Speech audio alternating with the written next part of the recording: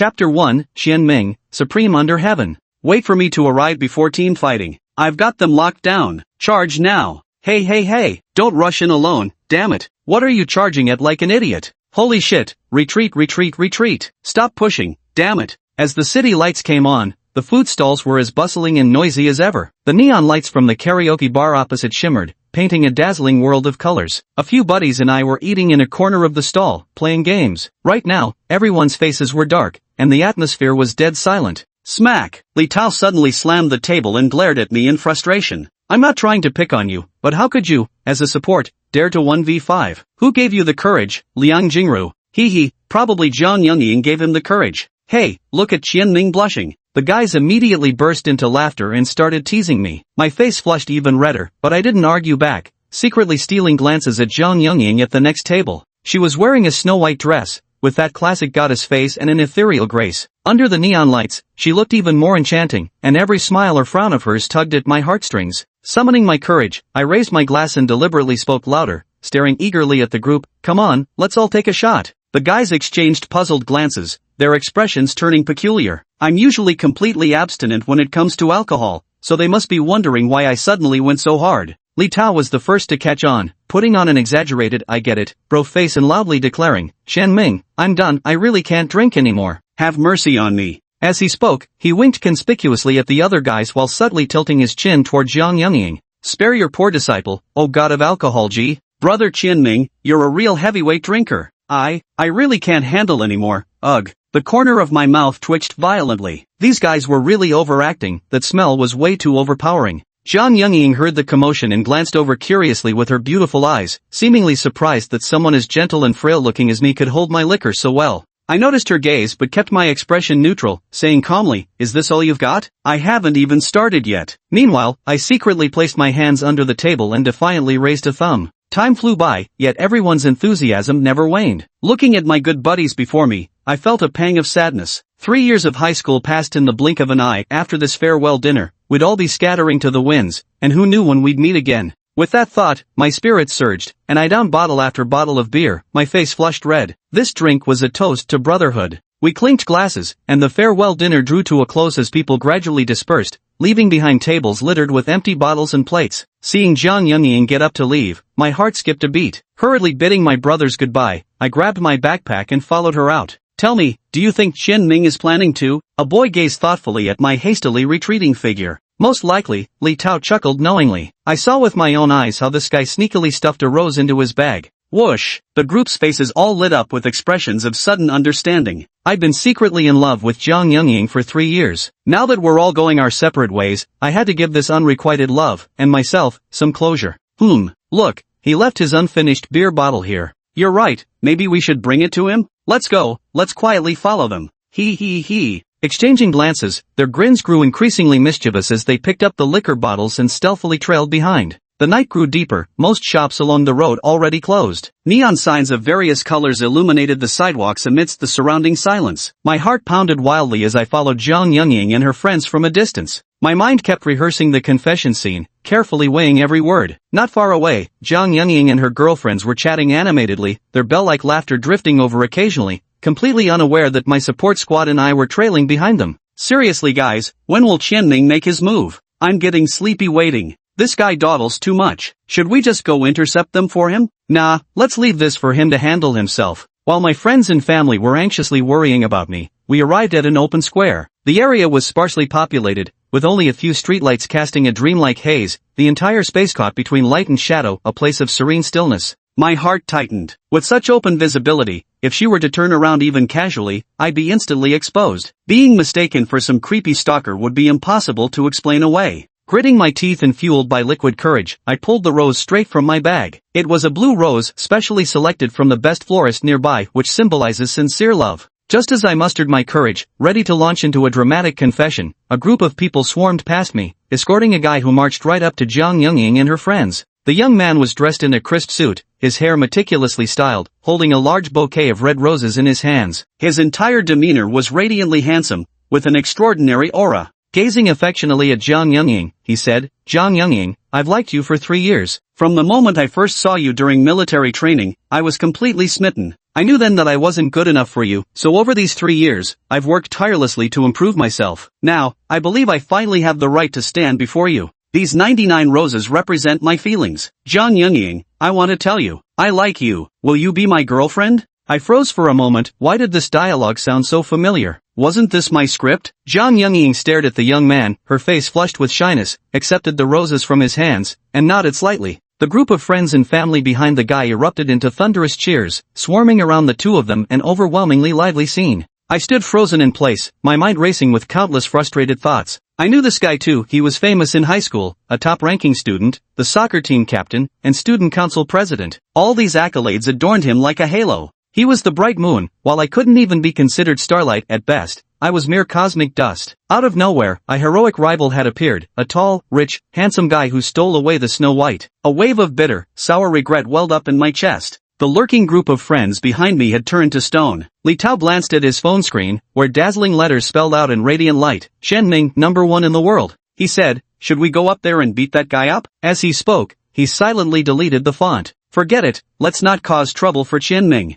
Just as the talented scholar and fair maiden happily tied the knot, with the whole world celebrating, Zhang Youngying suddenly spotted me standing alone. Ji Qianming, what are you doing here? Chapter 2, Blue Rose. All eyes turned to me, the one holding the blue rose, with peculiar expressions. After a moment's contemplation, I said, I see your bouquet has poor physiognomy, too much fiery energy. This blue rose can cool inflammation and harmonize the qi, allowing these 99 roses to achieve perfect unity and complete their cosmic cycle. With that, I decisively inserted my blue rose right into the center of the 99 rose arrangement before striding away. The entire motion was executed with such clean efficiency that it carried a faint aura of mystical mastery. Jian Youngying, golden boy, family and friends? You know this wise man, this lunatic? Jian Youngying gazed deeply at my receding figure and shook her head, lost in thought. Amidst the 99 vivid red roses in her hand, a single blue rose stood solitary. A gentle breeze passed by, lifting a petal into the air, sending it drifting far away. As I turned the corner, I broke into a sprint, bitterness welling up in the corners of my eyes and dissipating in the wind. Damn it, what bullshit about seeing things through to the end. I never should have bought into those feel-good platitudes. Did I really not know my own limits? Why did I have to go and humiliate myself? Misplaced affection. It was all wasted in the end. The street blurred past me in a frenzy. I had no idea how long or how far I'd run until, drenched in sweat and utterly exhausted, I gradually slowed to a stop. Bending over with hands on my knees, I gasped for breath. Well, I saw it through too, just not to a happy ending. As my breathing steadied, so did my emotions. Zhang Youngying was just a passing figure in my high school life. Better choices lie ahead. What's not meant to be shouldn't be forced. Why make things harder for myself? After resting for a while, I began observing my surroundings. The unfamiliar street lacked any open shops, with streetlights appearing only at long intervals, likely signs I was nearing the outskirts of town. Not a single taxi in sight, nor even a passing pedestrian. Wryly smiling, I had no choice but to retrace my weary steps. Suddenly, a sports car came speeding down the opposite side of the street. A lavishly dressed young man was driving with one arm draped around an alluring woman, his eyes frequently darting toward her cleavage. Hua Xiao, someone's ahead, the woman suddenly screamed. The young man jolted, turning his head to see me walking slowly on the pedestrian path before slamming on the brakes. Just as I heard the roar of the sports car's engine and turned my head, the blinding high beams rapidly expanded in my vision. It was going far too fast. Squeak! A screeching sound of tires scraping against the asphalt pierced through the night air, followed by a dull thud. My body was hurled through the sky, tumbled several times upon landing, and then lay motionless on the ground. Damn it! Where did this guy come from? The young man cursed as he stepped out of the car. His expression changed when he saw me lying motionless. Carefully, he placed his hand near my nose, only to collapse onto the ground moments later, his face drained of color. Hua Xiao, what's going on? A woman's voice called out from the car. It's over, someone's dead. He muttered dazedly several times, then scrambled back into the car and even slapped the woman. It's all because of you, you wretched excuse for a woman. He glared at her intently. Pretend you didn't see what just happened, or you know what I'm capable of. The woman was terrified, whether from the fatal accident or young Master Hua's threats, her crimson lips trembling uncontrollably as she nodded desperately. The sports car's engine roared to life again, speeding away into the distance, leaving only my lifeless body lying alone on the ground, dissolving into the night. They didn't notice that a silvery light was quietly spreading across my chest, where one of the intricate patterns was slowly taking shape, ancient and mysterious in its design. Ding dong! The sharp chime of the doorbell rang out. I had been resting with my eyes closed on the sofa, but at the sound, my eyes snapped open, a glint of cold vigilance flashing in their depths. Who is it? Room service, sir. A man's voice drifted lazily from outside the door. My brow furrowed slightly as I rose leisurely, crossed the opulent living room, and peered cautiously through the peephole. Outside the door stood a man dressed in waiter's attire, portly in stature with a kindly face, appearing amiable and good-natured as he waited by the door pushing a meal cart. After a few seconds of consideration, I opened the door anyway. "Sir, this is a complimentary midnight snack provided by our Hyatt Regency for guests staying in the presidential suite," the chubby man said with a smile as he wheeled the cart into the room. "Oh," I raised an eyebrow. "What dishes do you have?" The chubby guy reached out to lift the lid while saying, "We've got steamed lamb, steamed bear paw, steamed deer tail, roasted duck with floral patterns." I muttered to myself, "Are you doing stand-up comedy here? How could such a tiny plate hold this many dishes?" At that moment, the chubby guy lifted the lid on the food cart. My eyes focused sharply, and I retreated abruptly. It was a black handgun. I was quick, but the fat guy was quicker. Like lightning, he grabbed the pistol, raised his arm, aimed, and pulled the trigger all in one fluid motion. Bam! Bam! Bam! 3 gunshots rang out almost without pause. 3 high-speed bullets formed a triangular pattern as they shot toward me, sealing off all escape routes. A master. The 2 words flashed through my mind. Before I could think twice, the spiral patterns on the back of my hand shimmered, and a massive safe materialized out of thin air in front of me. The bullets ricocheted off the sturdy alloy door with a shower of sparks before being deflected elsewhere. Thud! The heavy safe landed on the ground with a dull thump. I steadied myself, fixing the fat man with an icy glare, not bothering to conceal the murderous intent in my eyes. The sinister pistol gleamed ominously under the light. The fat man twirled the gun, observing my surging killing intent, his grin spreading like a blooming chrysanthemum. Dreamweaver, Leaf Vein, Danger Level A, ranked 37th in the sequence. Truly a remarkable ability. Hearing the fat man casually expose my ability, I wasn't the least bit surprised. Instead, I studied him with growing interest. Interesting. So your Gauchian organization even ranked Leaf Vein? Are you an instructor? Take a guess? The fat man pulled a cigarette from his pocket. By the way, how did you figure out I wasn't a waiter? I paused, then slowly spoke. Guess what? The burly man chuckled darkly, took a deep drag of his cigarette, and blew out a smoke ring with an expression that said he'd seen through everything. You must have memorized all the hotel staff's faces at the front desk's shift schedule spot. Even a child could manage such a cheap trick. No, how could a high-end hotel possibly have staff this obese? Isn't it glaringly obvious? I laughed to spite myself and spoke up. The fat man's cigarette-laden hand trembled, his face turning as if he'd eaten dirt, shooting me an annoyed glare. You're done for, little buddy. The fat man took a deep breath, his entire demeanor growing profound. Darkness spread from beneath his feet, devouring all light and shadow. Instantly, the room plunged into an icy abyss, filled with bone-chilling cold.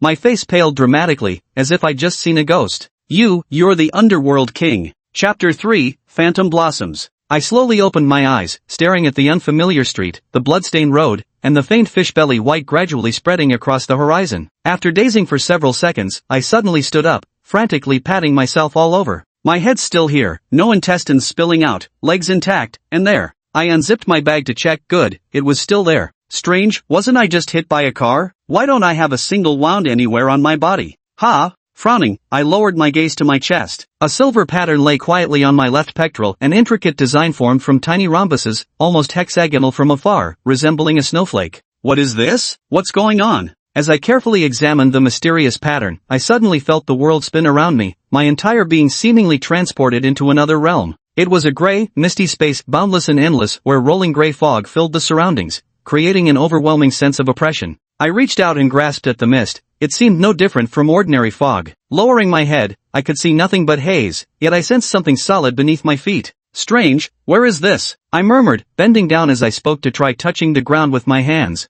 The instant my hand touched the ground, a blinding light erupted from beneath my feet, or more accurately, from every inch of this space's surface, flooding everything with radiance. Within moments, the churning gray mist evaporated upon contact with this light, dissolving until not a wisp remained in the entire space. This is... As the brilliance faded, I forced my eyes open, my heart pounding violently. Beneath my feet lay a massive mirror, its surface free from even a speck of dust or scratch, pristine as crystal, clearly reflecting my stunned expression. What's going on? How could there be such a mirror inside my mind? Is this a dream? Just as I was utterly baffled, I noticed small words appearing on the mirror's surface beneath my feet. Initial soul energy collection complete. Mirror flower activated. Basic ability false bloom initiated. Innate ability replica activated. Soul manifestation function enabled. I carefully read through those few lines of small text, froze for a few seconds, then burst into ecstatic joy. System. This must be the system. The protagonist's standard golden finger and ultimate chick magnet tool.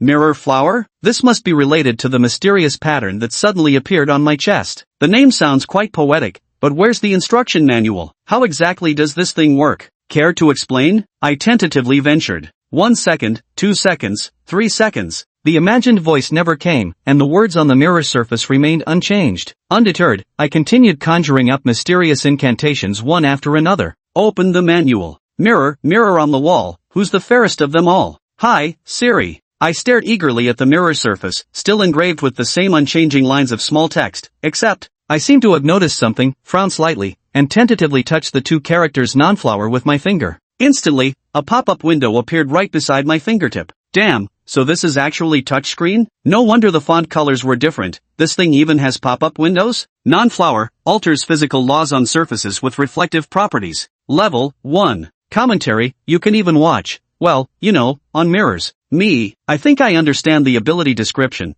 but what the hell is this commentary? How would someone as innocent as me understand? Hiss, that's kinda interesting. I pouted. Everyone else's abilities were all cool stuff like fire, lightning, or teleportation, while mine felt so underwhelming. At least I still had my innate ability. Innate ability, just the name alone sounded powerful. Excited, I tapped replicate with my little finger, and another pop-up window appeared. My pupils contracted as I drew in a sharp breath. Replicate, after sustained contact with a pattern for a certain duration, replicate its ability. Note 1, replication time varies with the complexity of the pattern. Note 2, after replication, the ability resets to the current system version level. Note 3, each level of this ability unlocks one replication slot, with a maximum of 6 leaf patterns that can be replicated. Note 4, when the system version is upgraded, replicated abilities will also be upgraded accordingly. Level 1. Comment, damn, how did you manage to stumble upon such a godly skill? The ability to replicate, that sounds like a divine skill. But what exactly is a leaf pattern? Does it refer to the markings on my chest? I suppressed the excitement in my heart,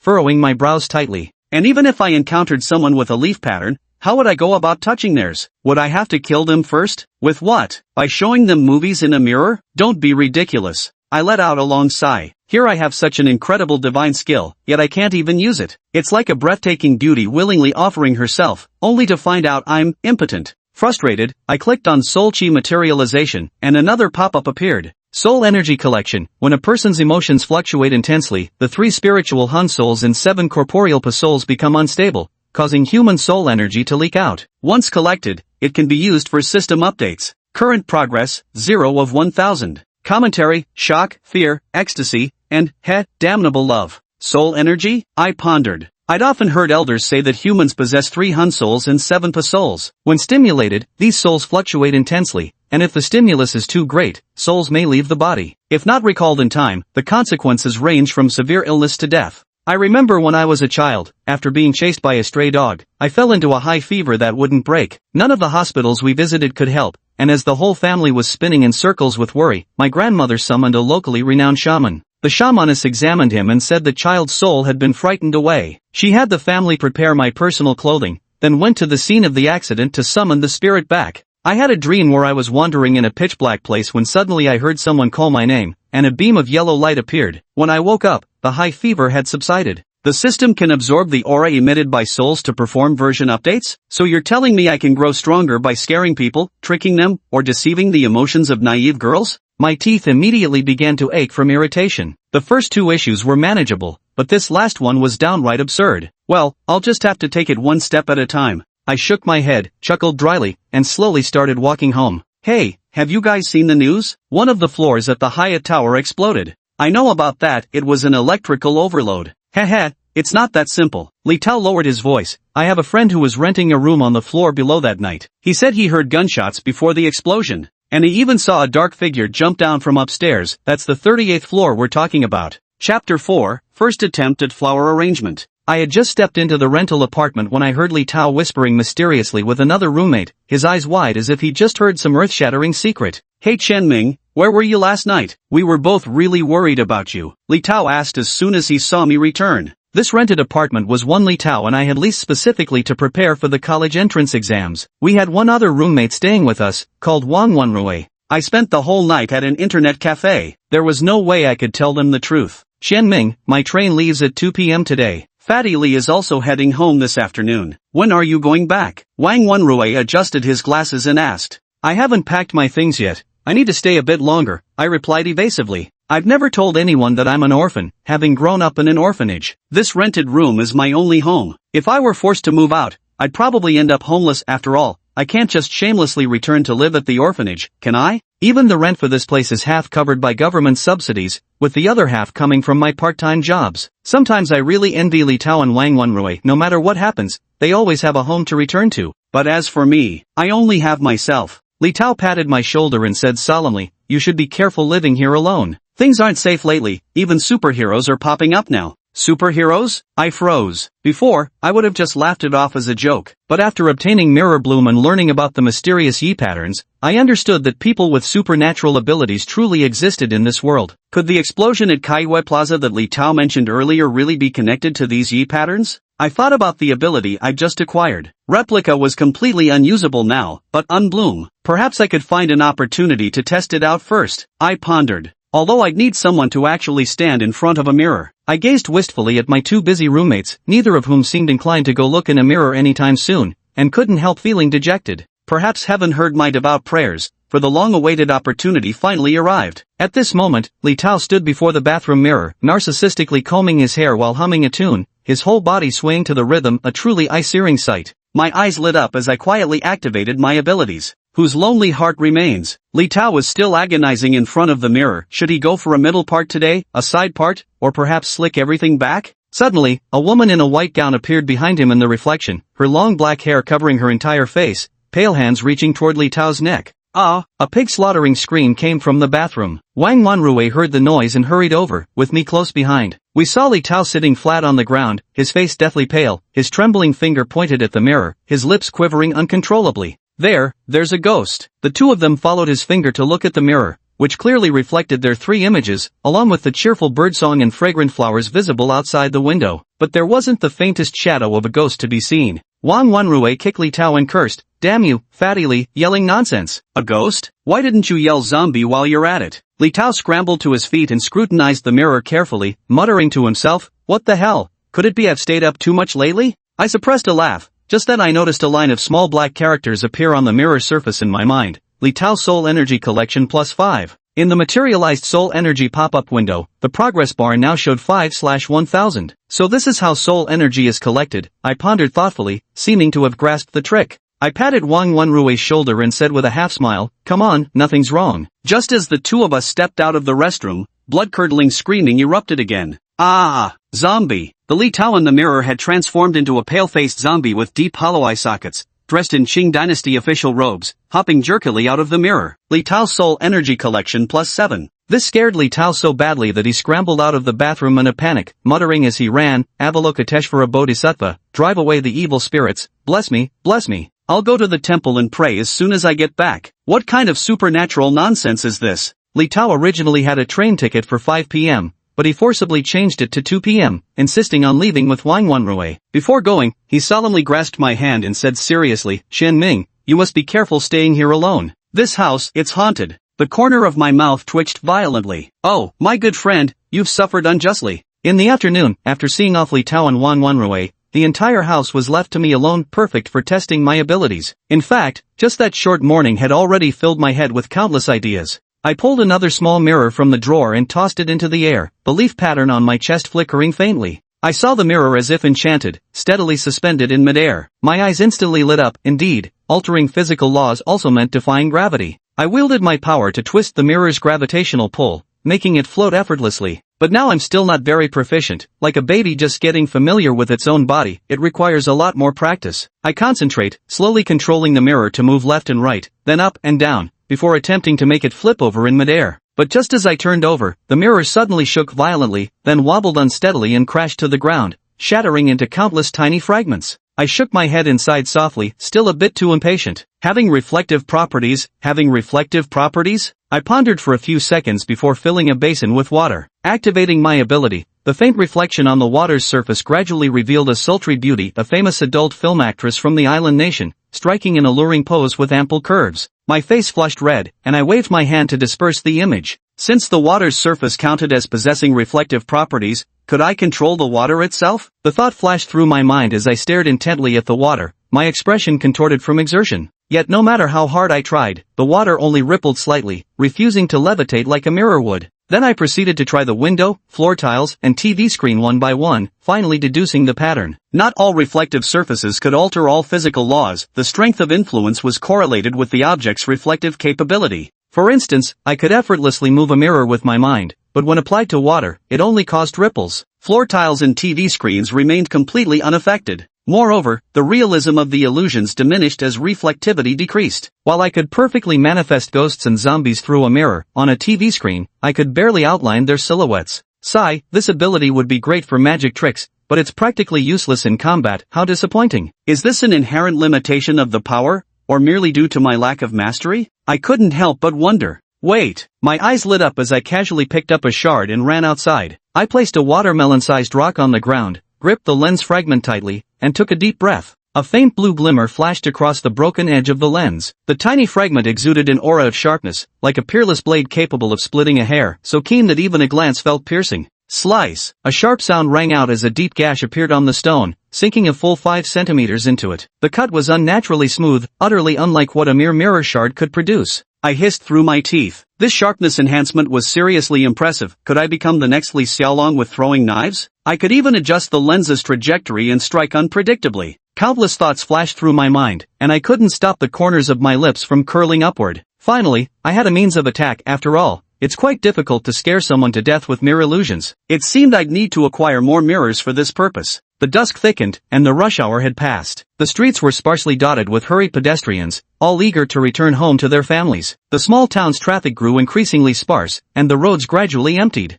Cough. Damn it, who would have thought that fat bastard was actually the Infernal Lord? If I don't find a place to treat this wound soon, I'll really die. In this moment, from a secluded alley, a figure clad in black staggered out, his brows furrowed tightly. The inner lining of his dark coat was soaked with large patches of blood, blending into the black fabric so seamlessly that it was nearly impossible to notice. His name was Rene. With the streets crowded during the day, the risk of exposure had been too great. Gritting his teeth, he had endured the pain in a hidden corner of the alley the entire day, only daring to emerge now that the opportunity had finally come. He surveyed his surroundings, picked a direction, and staggered off along the shadowed street. Meanwhile, I was walking with 2 large bags in hand, bouncing along and humming happily. Oh, descendants of the mountains love the sun, in an excellent mood. The college entrance exam was over, and I possessed extraordinary abilities. My glorious future seemed right before my eyes. I felt like I was floating on air. A dilapidated little building came into view. Just as I reached the foot of the stairs, a shadowy figure darted out from the darkness and pressed close behind me. Before I could react,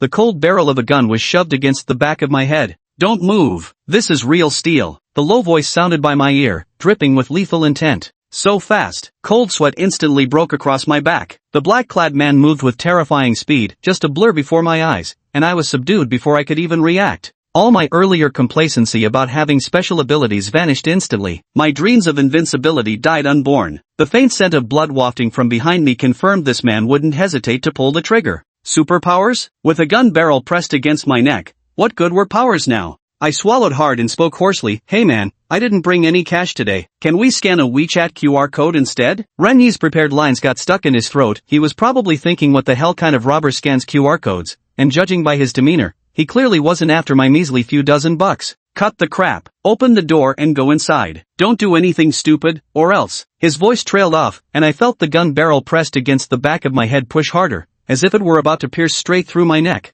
Okay, easy there, man, don't get trigger happy. I crawled up the stairs stiffly, not daring to make any unnecessary movements. By the time we reached the door, my hands were shaking so badly I couldn't get the key in the lock after several tries, which clearly pissed Rene off. With a creak, the door finally opened. We stepped inside one after the other. Rene closed it behind him, locked it tight, quickly drew all the curtains, and cut the phone line. His gun never wavered from pointing at me. When everything was done, he glared at me fiercely and demanded, "Alcohol and gauze? Get them here now." Hardly daring to breathe, I frantically rummaged through drawers and cabinets, finding alcohol, gauze, a bottle of Yunnan Baiyao, and a bottle of trauma-relieving medicinal liquor. Rene raised his eyebrows, probably thinking my supplies were better stocked than his own. Silently, I thanked Li Tao for leaving these items behind. As a football team member, he often got injured during training and kept his home well prepared. Without what this man needed, who knows if he might have silenced me permanently. Stay put and behave, I'm warning you, no tricks. Watching me nod like a pecking chicken, Rennie gradually let his guard down and began tending to his wounds. As he focused on treating his wounds, the submissive look on my face vanished instantly, replaced by calm. My earlier cowardice had been 3 parts genuine and 7 parts feigned, all to make Rennie lower his guard.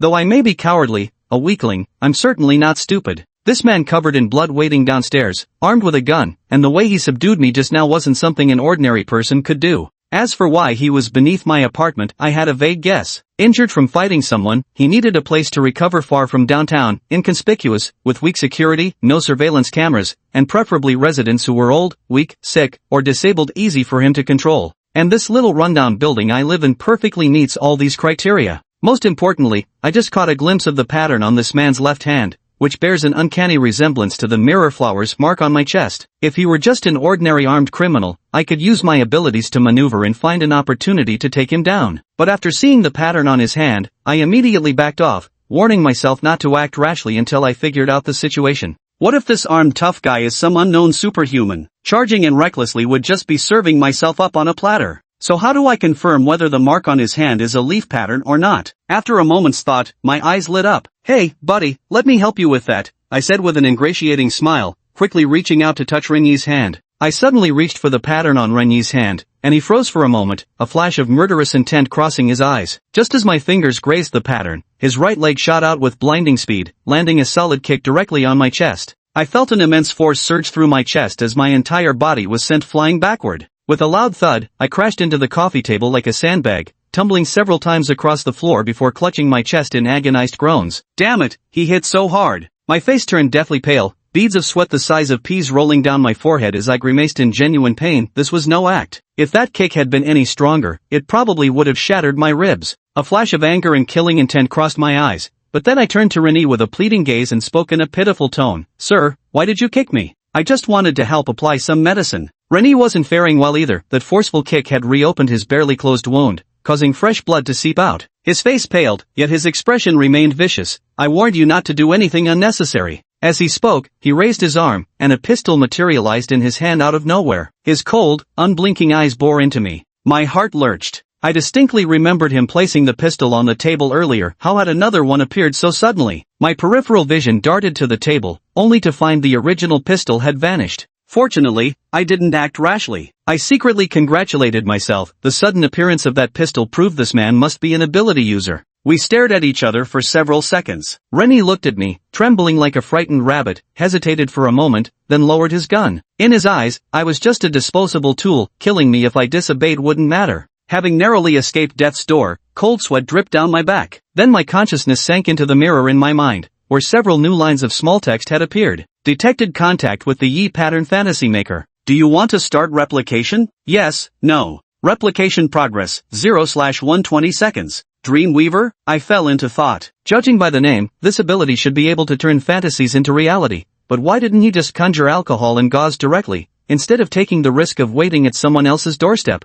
Moreover, considering how the pistol disappeared and reappeared, perhaps he could only materialize one item at a time. When one appears, the other vanishes. Suddenly, another thought struck me. If this man in black is a superhuman, then who beat him up like this? Another superhuman? Superhuman battles, the explosion at Hyatt Tower, gunshots, the figure jumping from the building. Everything seemed to connect, but I needed to observe further. At this moment, Rennie finished treating his wounds and slowly stood up. Peering through the curtain gap at the outside, he asked me, "Do you live alone?" "Yeah. Where were you earlier?" "I'm going to the supermarket to get some stuff." "Where's the stuff?" I pointed at the 2 large plastic bags on the floor. Rennie crouched down and rummaged through them for a while before asking in bewilderment, "Why did you buy so many mirrors?" My heart skipped a beat. Lowering my voice mysteriously, I said, "Let me tell you, this place, it's weird." Rennie wore an odd expression. "Could this house be haunted?" "Dude, you better believe it," I said with exaggerated alarm, lowering my voice as fear filled my eyes. "I rented this place dirt cheap because people died here, not just one, but multiple. Story goes a family of 3 lived here. On Christmas Day while they were having dinner, someone knocked. The husband answered, and a deranged killer barged in, stabbing both parents to death, then skinned them alive right in front of the kid. Grisly stuff.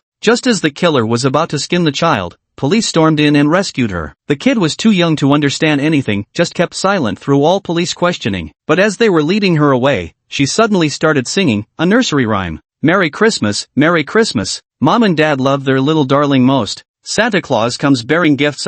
Mom and Dad go to open the door. Dad turned into Santa Claus, Mom turned into Santa Claus too. Wow! And little Ñoño became Santa Claus too. Rennie shuddered all over and asked, and then what happened? I glanced at the mirror. Rennie's spiritual energy was steadily gathering. The police didn't understand and took her to the station. The next morning, Ñoño vanished. Guess what happened? Later, the police found Ñoño's body at home, bloodied and flesh-torn, with half her skin peeled off. Only her own fingerprints were on the fruit knife beside her. So she skinned herself? Rennie chimed in before realizing the absurdity, his face full of disbelief. You're making this up, right? How could someone possibly skin themselves? Put away your petty thoughts. He snorted coldly and sat on the sofa to meditate. I stayed silent, quietly getting up to take out a mirror from my bag and hanging it on the wall. As I did so, I muttered, a bright mirror wards off evil spirits, demons and ghosts. Stay away. Ñoño, oh Ñoño, your family of 3 died so tragically. I'm just an ordinary person. Don't come looking for trouble with me. This infuriated Rennie, who was on the verge of entering deep meditation. He shouted, shut up. Oh. As time passed, Rennie slowly opened his eyes, a flicker of anger flashing through them as he cursed inwardly, that damn fatso. If not for the residual lean energy the fat man left in his body, he might have regained some of his strength. But this brutal lean energy had locked away 80% of his abilities, and even meditation couldn't break its grip. As he cursed, he suddenly froze when he saw over a dozen mirrors of various sizes hung inside the room, round ones, square ones, even Hello Kitty ones. What's with all these mirrors? I was on my hands and knees, scrubbing the marble floor tiles with a rag, sweating profusely like a diligent bee, polishing the once misty marble tiles until they gleamed. Wiping my face, I replied naively, oh, I heard mirrors can ward off evil spirits, so I hung up a few extra. Rennie's eyelids twitched. The Hello Kitty mirror was just too much, and here I was, cleaning so industriously. He stared coldly at me before finally speaking in a low voice after a long pause, just stay put quietly. I'll leave once I've rested, I won't hurt you. Consider this your compensation. As he spoke, with a wave of his hand, a glittering gold bar materialized in his palm, shining brilliantly under the light. I gulped, my eyes fixated. This ability was just too damn cool. I had to get my hands on it. Deep down, I knew a desperate man like Rennie wouldn't spare my life once he recovered from his injuries. The moment he healed, I'd be the first to die. Who lives and who dies isn't set in stone yet, I sneered inwardly, rubbing my hands together with even greater force. Meanwhile, on the rooftop of a building not far from the small house, a portly figure stood with hands clasped behind his back, scrutinizing the surroundings intently. Damn it, that bastard got away. The Netherforce can only track to this general area. How the hell are we supposed to find him now? The fat man stared at the densely packed residential buildings below with a pained expression. Far over the hills where the bluebirds fly, lives a group of happy smurfs so spry. A melodious ringtone echoed through the night as the fat man pulled out his flip phone and pressed answer. Your Majesty, I lost him. Chapter 7, Murderous Intent in the Dead of Night. I've told you many times, don't call me Your Majesty. A deep voice came from the other end of the phone, sounding somewhat helpless. Ha. The fat man grinned mischievously before turning serious. Old Zhang, my Netherforce tracking has pinpointed a residential area. I'm afraid he might take hostages, and if not handled properly, ordinary lives could be at risk. There was a thoughtful pause on the other end of the line before the reply came. The Sky Eye isn't in your area right now, so we can't pinpoint his exact location for you. You'd better proceed with caution. Wait 26 hours until the Sky Eye reaches your airspace before taking action. The fat man furrowed his brows, worried that Rinshu might not survive the full 26 hours. He had some understanding of Rennie's character, ice-cold and ruthless, stopping at nothing to achieve his goals. There was a real fear he might silence the witness before the surveillance drone even arrived. By the way, head straight to Zhenjiang once this is done. Someone needs to hold down the fort there. I probably won't make it for another 2 days. Zhenjiang? Is that thing about to emerge? Yeah, we must hurry. The malignant tumors from Shangxie are already here. Got it, the chubby man answered readily. Oh, by the way, the man on the other end of the conversation suddenly remembered something. Last time when the Sky Eye reached your location, it detected new fluctuations, likely indicating the emergence of a new leaf pattern bearer, seemingly a young man. Go check it out. If his temperament proves suitable, bring him to our academy. The Sky Eye is currently verifying his identity. I'll send you the details shortly. Counting the previous one, this is already the second one in such a short time. Who would have thought such a small place could produce 2 in one go? Interesting. The fat man hung up the phone with a strange expression. 2 leaf pattern relics appearing in the same place, such a thing was truly rare. He shook his head. Now wasn't the time to dwell on this. The most urgent matter was tracking down Ren the rat before he could silence all witnesses. The biting cold wind howled as a lone figure sat silently in the night, gazing down upon the mortal world like some guardian deity incarnate. Turn off the lights. Rennie glanced out the window and spoke calmly. It was already midnight, and their home was the only one with lights still on in the entire shabby little building, making it conspicuously noticeable. Rennie thought for a moment, then pulled out his phone from his pocket and made a call. No, the underworld lord appeared, and I got hurt. I've found a place to recover now. Junjiang, that thing is about to emerge? I understand. I'll set off as soon as possible. These brief words provided Ji Qianming with an overwhelming amount of information. Lord of the Underworld? Sounds quite impressive, must be the one who injured him. When Ji Qianming heard about Junjiang, he froze. Wasn't that just the neighboring city? What were they going there for? What was about to emerge? He vaguely felt that he had begun to touch that world, yet there was no joy in his heart. The fact that the other party made this call without regard for his presence only confirmed his initial judgment. The day they left would be the day of his death. No more delay. Ji Qianming huddled in the corner, his eyes gleaming with intensity. Just as Rennie hung up the phone, his peripheral vision caught a flash of red flickering past. He leapt up from the couch in an instant. Who's there? He asked cautiously. His gaze slowly swept across the room, searching meticulously inch by inch in the dim moonlight, terrified of missing any detail. Suddenly, his pupils contracted sharply, and every hair on his body stood on end. There, in the full-length mirror of the bedroom, stood a figure covered in blood, short in stature, with most of its skin flayed away, flesh and a small dress clinging together. One eye bulged grotesquely, while the other was a dark, empty socket, leaving nothing but the hollow orbit. The little girl's mouth twisted into something resembling a smile, except the corners of her lips stretched all the way to her temples. Her single remaining eyeball popped out of its socket as white maggots crawled frantically from the empty eyehole, an utterly horrifying sight. Rennie felt a chill shoot up from the soles of his feet to the top of his head. His heart pounded so violently it seemed ready to leap out of his throat. Damn it, that kid was actually telling the truth. He was no ordinary man either. The leaf patterns on his hand flickered as he materialized a pistol. Without caring about exposure, he fired 3 consecutive shots, reducing the mirror to smithereens. Gunshot! At this moment, the fat man sitting in the night suddenly sprang to his feet. Tilting his head slightly, he locked his gaze in one direction with unwavering intensity. I've found you. Yet there was no joy in the fat man's heart. What did that gunshot signify? Even though Rennie had most of his abilities sealed, dealing with ordinary people would never require such a conspicuous weapon as a gun. What the hell was happening there? Without another thought, he dissolved into an inky shadow, darting at blinding speed toward a single direction. Phew! Rennie let out a long sigh, his face immediately darkening like iron. The gunshot had gone off, that fat man would surely come running at the sound. This place was no longer safe. Just as he turned to leave, the bloodied little girl appeared again in the mirror across from him. This time, a man and a woman also emerged from the mirrors on his left and right, equally mangled, their mouths twisted as if mocking his helplessness. Damn, do ghosts really exist in this world? Rennie's scalp tingled as he watched the scene before him. Having roamed the martial world for decades, he had never encountered such a terrifying display, and fear involuntarily crept into his heart. Wait! His eyes suddenly lit up. The mirror. Where had that young man gone? Rennie wasn't a fool. Those mirrors had all been bought by Ji Qianming and personally hung up. The story about Nyo had also come straight from his lips. Yet these apparitions just happened to appear tonight. Since when were coincidences so convenient? That boy was definitely suspicious. Having guessed the truth behind these events, the illusions no longer affected him in the slightest, though he couldn't help regretting his impulsive gunshot moments ago. It wouldn't be long before that fat man tracked him down.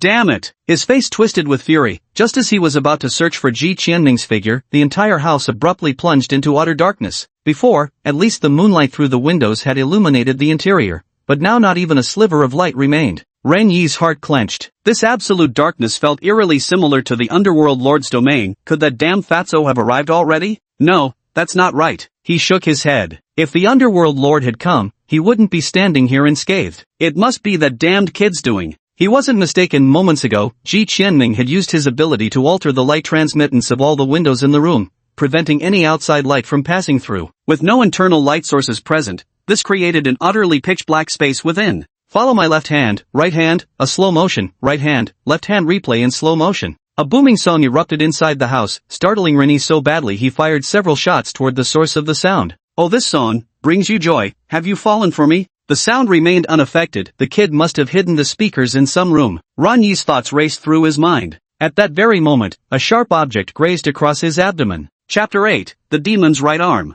Ren Yi jerked sideways the instant his skin touched the razor edge, narrowly avoiding being gutted. Clutching his wound, he immediately dropped to the ground without a second thought. Whoosh! 2 lethal edges grazed perilously close over his scalp, severing a lock of hair. Damn it, what the hell was that? Razor blades? His mind raced furiously. This was a long-planned ambush. Ji Qianming used phantom shadows to divert his attention, and the moment he realized something was wrong, an absolute dark space was immediately created. Music was then used to mask the sounds of movement and the hum of hidden weapons cutting through the air. While the enemy had long since pinpointed his location, yet he still had no idea where they were hiding. He finally understood the principle behind it and began crawling slowly across the ground. Whoever reveals themselves first will die. This is a dark jungle. Follow my nose and eyes, wiggle your ears acting cute or playing cool, constantly switching styles. Ji Qianming frowned deeply, listening carefully for a moment but hearing no sound from the other side. Either he was already dead, or the other party had guessed his intentions. Judging from his observations of Rennie during this time, it was most likely the latter. He dared not make any rash moves, leaving the two of them deadlocked in this stalemate. Ji Qianming could afford to wait, but Rennie couldn't. The king of the underworld was already on his way and could appear at any moment. Gritting his teeth, Rennie watched as spiral leaf patterns flickered, conjuring a luminous sphere in his palm that instantly illuminated every corner of the room.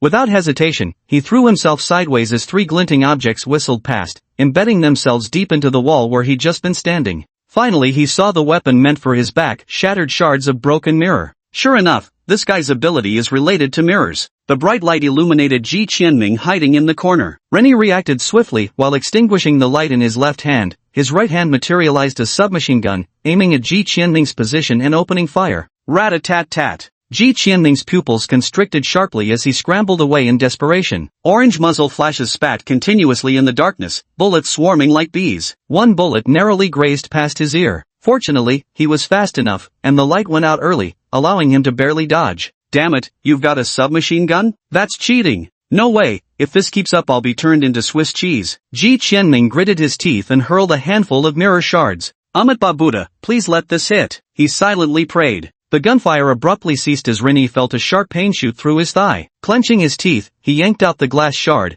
blood gushing down his leg as his face turned deathly pale. I can't delay any longer. If this continues, I'll die at this kid's hands before that fat bastard even gets here. Ran Yi's eyes burned with rage and resentment. As a dignified third-tier ability user, being bested by the underworld lord was one thing, but being humiliated by some brat, this was utterly unacceptable. Suddenly, the leaf pattern on his hand blazed with intense light. Ji Qianming had just caught his breath when he saw dense clusters of deep blue lightning suddenly erupt across Ran Yi's right arm, crackling wildly until it completely enveloped his entire limb. At this moment, Ran Yi's right hand was wreathed in crackling electricity, his hair standing on end like bristles, his furious expression making him resemble a thunder god descended to earth. But that wasn't all. Thin threads of black began to emerge from the electric radiance, coiling around his hand, accumulating into strands, the strands gathering into clusters. A black glove slowly took shape before creeping up his arm. When it reached his elbow, Rennie suddenly spat out a mouthful of blood, and the black expansion came to an abrupt halt. The black arm, entwined with flickering lightning, looked utterly ferocious, its brilliant electric glow completely dispelling the surrounding darkness.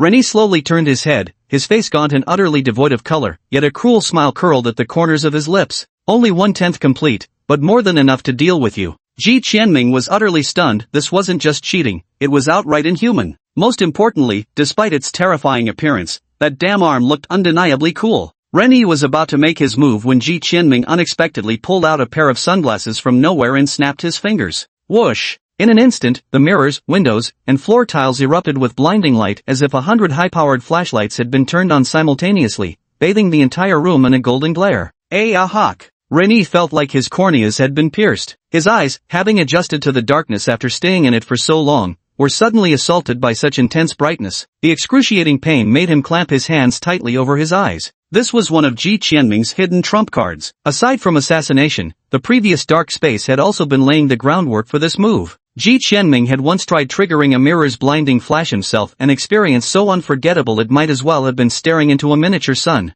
Thought you were strong? Thought you had skills? Well, let's see you fight blind. At this moment, Rennie sat writhing on the ground, twin trails of bloody tears streaming from his eyes. He already knew he'd gone completely blind. There's almost no chance for him to escape from the hands of Hades again now. He can faintly smell the stench of the underworld. Hades is nearly upon him. He's reached the end of his rope. Damn it! Damn it! That little bastard! He roared like a madman as lightning surged violently along his demonic right arm. A black orb of crackling electricity condensed in his palm, its terrifying aura rapidly spreading outward. Screech! the television, computer, and other appliances in the room all malfunctioned simultaneously, while sheets of white paper fluttered into the air from the desk. Every metallic surface crackled with static electricity, sending sporadic sparks flying. If you're so eager to die, then let's perish together. Ranyi's face twisted with madness, his entire being consumed by frenzy. Holy crap! Ji Qianming felt the aura emanating from the black sphere, his hair standing on end literally, as the static electricity made each strand stand upright. Without a second thought, he bolted to the bathroom, tore down the mirror that was roughly half a person's height, and desperately sprinted toward the balcony. He. The black sphere had already grown to the size of a walnut. Rennie coughed up several mouthfuls of blood, which contained faint wisps of black energy. His hair had turned gray, and his face was haggard. Regardless of the cost, he desperately pushed his abilities to the limit. His mind was already being corroded by the power of the netherworld, and his life force was severely overdrawn. Rennie laughed maniacally, lightly clenching his right hand. Boom, boom, boom, boom. The blinding white light illuminated the night, followed by a thunderous explosion. At the moment of detonation, the terrifying energy instantly reduced the furniture inside the room to splinters. The shockwave spread in visibly discernible form, rustling the trees downstairs with an audible whoosh. The walls of the shabby little building directly cracked open with a horrific fissure, while massive flames surged from the balcony, staining a portion of the sky crimson. Cough, cough, cough. The sound of coughing rose from the lawn as a soot-blackened figure struggled to stand up. It was Ji Qianming. He maximized the hardness of the mirror in his hand at the very last moment before the explosion and leaped directly from the balcony, avoiding direct exposure to the blast's full force. Even so, his organs felt as if they had been shattered by the shockwaves, leaving him in extreme discomfort. Looking at the mirror fragments scattered beside him in several pieces, his darkened face was filled with lingering fear. Had he been even a fraction slower, his life would have been finished right there? Suddenly, his gaze caught sight of something not far away, and his eyes instantly gleamed with intense focus. Ranyi's right arm. Chapter 9, Replica, The Dreamer. In the midst of the recent explosion, Renyi was right at the epicenter, bearing the brunt of the force. If he hadn't been shielded by the demon's right arm at that moment, his hand would have been utterly annihilated. Though his abilities dissipated after his death, his arm remained intact. On the back of the severed arm, a spiral leaf pattern lay quietly. Ji Qianming trotted all the way, picked up the severed arm, and covered its surface with his right hand. Detected contact with the leaf pattern fantasy maker. Initiate replication? Yes, no. The small text appeared once again on the mirror's surface, and Ji Qianming didn't hesitate for a second before choosing yes. The moment his finger touched the mirror's surface, a progress bar appeared beneath the pop-up window, inching forward bit by bit. Gag! Ji Qianming finally couldn't hold it any longer and vomited violently while clutching the severed arm. He was just an ordinary teenager who had never even killed a chicken, let alone witnessed such a gruesome scene. Not to mention now being in intimate contact with this bloody dismembered limb, the metallic stench alone made his stomach churn. Just minutes ago, this arm had been attached to a living, breathing man. Yet despite this, he kept gripping the severed arm tightly in his arms. The replication process took 2 minutes, no matter what, he had to endure. At that moment, he felt the surrounding temperature plummet abruptly as a mass of darkness streaked toward him like a meteor. The dark silhouette morphed gradually, and from it emerged a rotund figure. Ji Qianming's pupils abruptly constricted. The umbral aura sent a shiver down his spine. Another ability user. Moreover, judging by this ability, it was highly likely the Nether King who had beaten Renyi senseless, though this Nether King's appearance differed significantly from what he had imagined. TSK, still a step too late. The chubby man surveyed the chaotic scene strewn across the ground and the raging fire upstairs, his face etched with frustration. Just as he turned his head, his entire body stiffened in shock. A grimy young man clutching a severed arm was half kneeling on the ground, retching violently while occasionally glancing in his direction between heaves. Fatty Chui had wandered the martial world for many years, but this bizarre spectacle was a first even for him. He couldn't help but burst out laughing. Kid, what are you doing hugging that broken hand? Oh, I'm scared. Holding something gives me a sense of security, Ji Qianming replied earnestly, wiping some unidentifiable fluid from the corner of his mouth. Fatty Chui's mouth twitched. If you're fucking scared, why don't you hold something else? What's with clutching that bloody severed hand? You might not be scared, but others will freak out looking at it. God damn it. You must be that newly emerged leaf pattern bearer, right? But how the hell did someone as weak as you take down the fantasist? Fatty Chui eyed the fragile-looking Ji Qianming and asked curiously. Even though Renyi was cautious, he was still a genuine third-tier ability user and one ranked near the top at that. Even with most of his powers sealed by me, he shouldn't have been someone a rookie leaf pattern bearer could defeat. Ji Qianming's heart skipped a beat. He hadn't mentioned this to anyone, not even Renyi had been able to detect it before. How did this man know? Although his greatest reliance had been exposed, Ji Qianming's expression remained utterly innocent. Uncle, what are you talking about? I'm just an ordinary member of the Communist Youth League. With this bizarrely peculiar fat man's intentions still unclear, friend or foe, there was no way he'd admit anything outright. Fatty Chui rolled his eyes and said, "How about you put down that severed arm in your hand first, huh? And also that lens you're clutching in your other hand. An ordinary Communist Youth League member? Who do you think you're fooling?" Oh, Ji Qianming, seeing that Fatty had seen through him, simply tossed aside the severed arm and the lens in his hands. If the opponent managed to beat the formidable Renyi into such a wretched state, then wanting to kill him would leave him with absolutely no chance of winning. Most importantly, the 2 minutes were already up. Don't worry, I'm not a bad guy. Chui Pingzi glanced around. Figures could already be seen approaching from the distance. This isn't a safe place to linger. Let's talk somewhere else. Ji Qianming rolled his eyes. People who said lines like that usually weren't good guys, but nonetheless followed obediently. His consciousness flicked toward the mirror's surface, and a glimmer of delight flashed in his eyes. The fantasist has been replicated successfully. Current level, LV1. The progress bar on the mirror's surface had completely filled. Above the replication pop-up window now hovered an intricate, slowly rotating pattern, none other than Renyi's fantasist crest. Whoosh, whoosh, whoosh. The water rippled gently as steam rose in wisps from the pool, condensing into droplets upon reaching the ceiling. The entire bathhouse was enveloped in a warm, humid mist. Glug, glug, glug. A burst of bubbles surfaced from the bath, followed abruptly by a pale, fleshy mass shooting up from the depths, or rather, a person who dramatically flung back their hair and wiped their face with a flourish. Nothing beats soaking in a public bath for pure relaxation, they sighed. Chubby Chui moaned with pleasure, his face full of bliss. So when you said let's go somewhere else, you meant dragging me to a bathhouse? Ji Qianming, sitting nearby, rolled his eyes and said helplessly, "Don't even talk." Chubby Chui shot him a disgusted look. "Did you see how filthy you were before? Covered in dust and reeking of blood, I couldn't stand it anymore." Ji Qianming pondered for 2 seconds before pointing at the pool and slowly saying, "Then why did you drink my bathwater?" Fatty Chui froze, then turned deathly pale. He abruptly stood up and frantically clawed his way toward the shore, splashing enormous waves of water. Gag! Is this guy really the underworld king? Ji Qianming began to seriously doubt his earlier judgment. Fatty Chui retched for a long while before slowly sitting down by the poolside, refusing to get back in the water no matter what. He lit a cigarette, took a deep drag, and then blew out a smoke ring. "Kid, I know you've got a lot of questions. Go ahead, ask. Why did you drink my bathwater? Can we just drop it already?" Ji Qianming clearly saw Fatty Chui's massive body tremble, followed by a fierce glare shot his way. He couldn't help but find it amusing. At least the guy bore him no ill will, he thought. Yet soon after, his brow furrowed slightly. He had too many questions and couldn't decide where to start. What exactly are leaf patterns? After some contemplation, he finally voiced his most pressing question. Fatty Chui chuckled slyly, turned around, and pointed at his own pale, plump buttocks. "Look what this is?" Ji Qianming's face darkened, instantly overwhelmed by the urge to stand up and leave. "Who would have thought you were this kind of fat guy?" "Sorry, wrong spot." The fat guy also sensed something was off and slightly raised his finger, pointing to his final coccyx bone.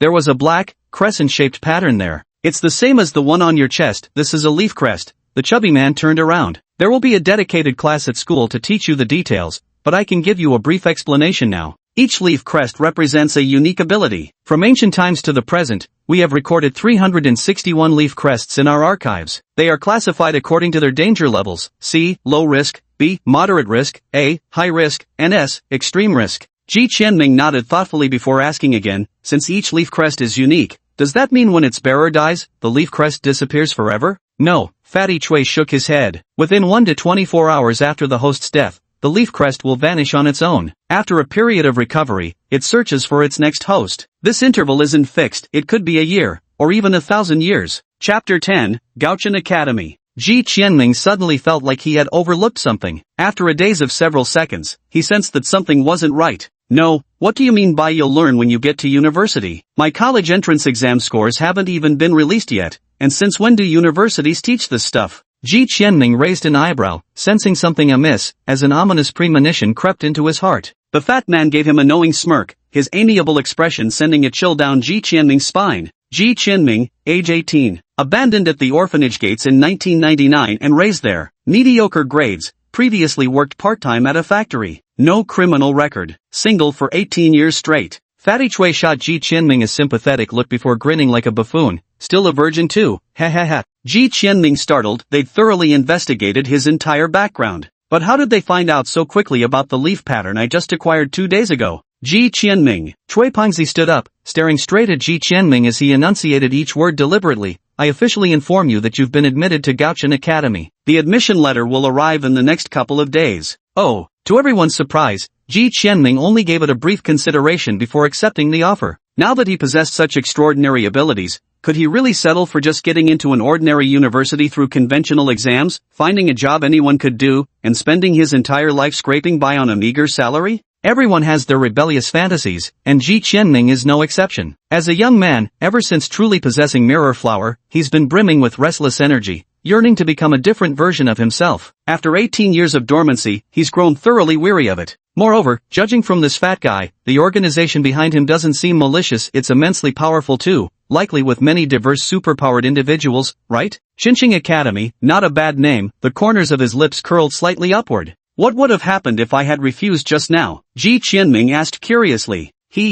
Fatty Chui smiled mysteriously. Trust me, you don't want to know. Ji Qianming's lips twitched slightly, and immediately scenes of bloodshed surfaced in his mind. He couldn't help but shudder. By the way, what's your ability? Seeing Ji Qianming nod, Fatty Chui finally asked the question he'd been holding back for so long. Just what kind of heaven-defying ability had allowed him to take down a third-rank illusionist at level 1? With a wave of Ji Qianming's hand, a series of images appeared on the shimmering pond surface. In the scenes, each female protagonist was dressed seductively, striking alluring poses that set pulses racing. Chui the fatty stared fixedly at the pond surface. With his vast viewing experience, he could practically recognize every name, nearly getting a nosebleed. Qianming, Chui murmured in awe, your ability is just too damn cool. Ji Qianming rolled his eyes dismissively and waved his hand to disperse the unsuitable for children images shimmering on the pond surface. As Fatty Chui watched the images vanish, his enthusiasm immediately waned, and the suspicions in his heart grew heavier. Is that all? Don't tell me he got so overwhelmed with passion that he literally exploded from excitement. Of course not. Ji Qianming nearly burst out laughing. He had to admit that for a fleeting thousandth of a second when devising their battle plan, he had indeed entertained that thought. My ability is to manipulate the physical laws governing mirror surfaces, including controlling their trajectories.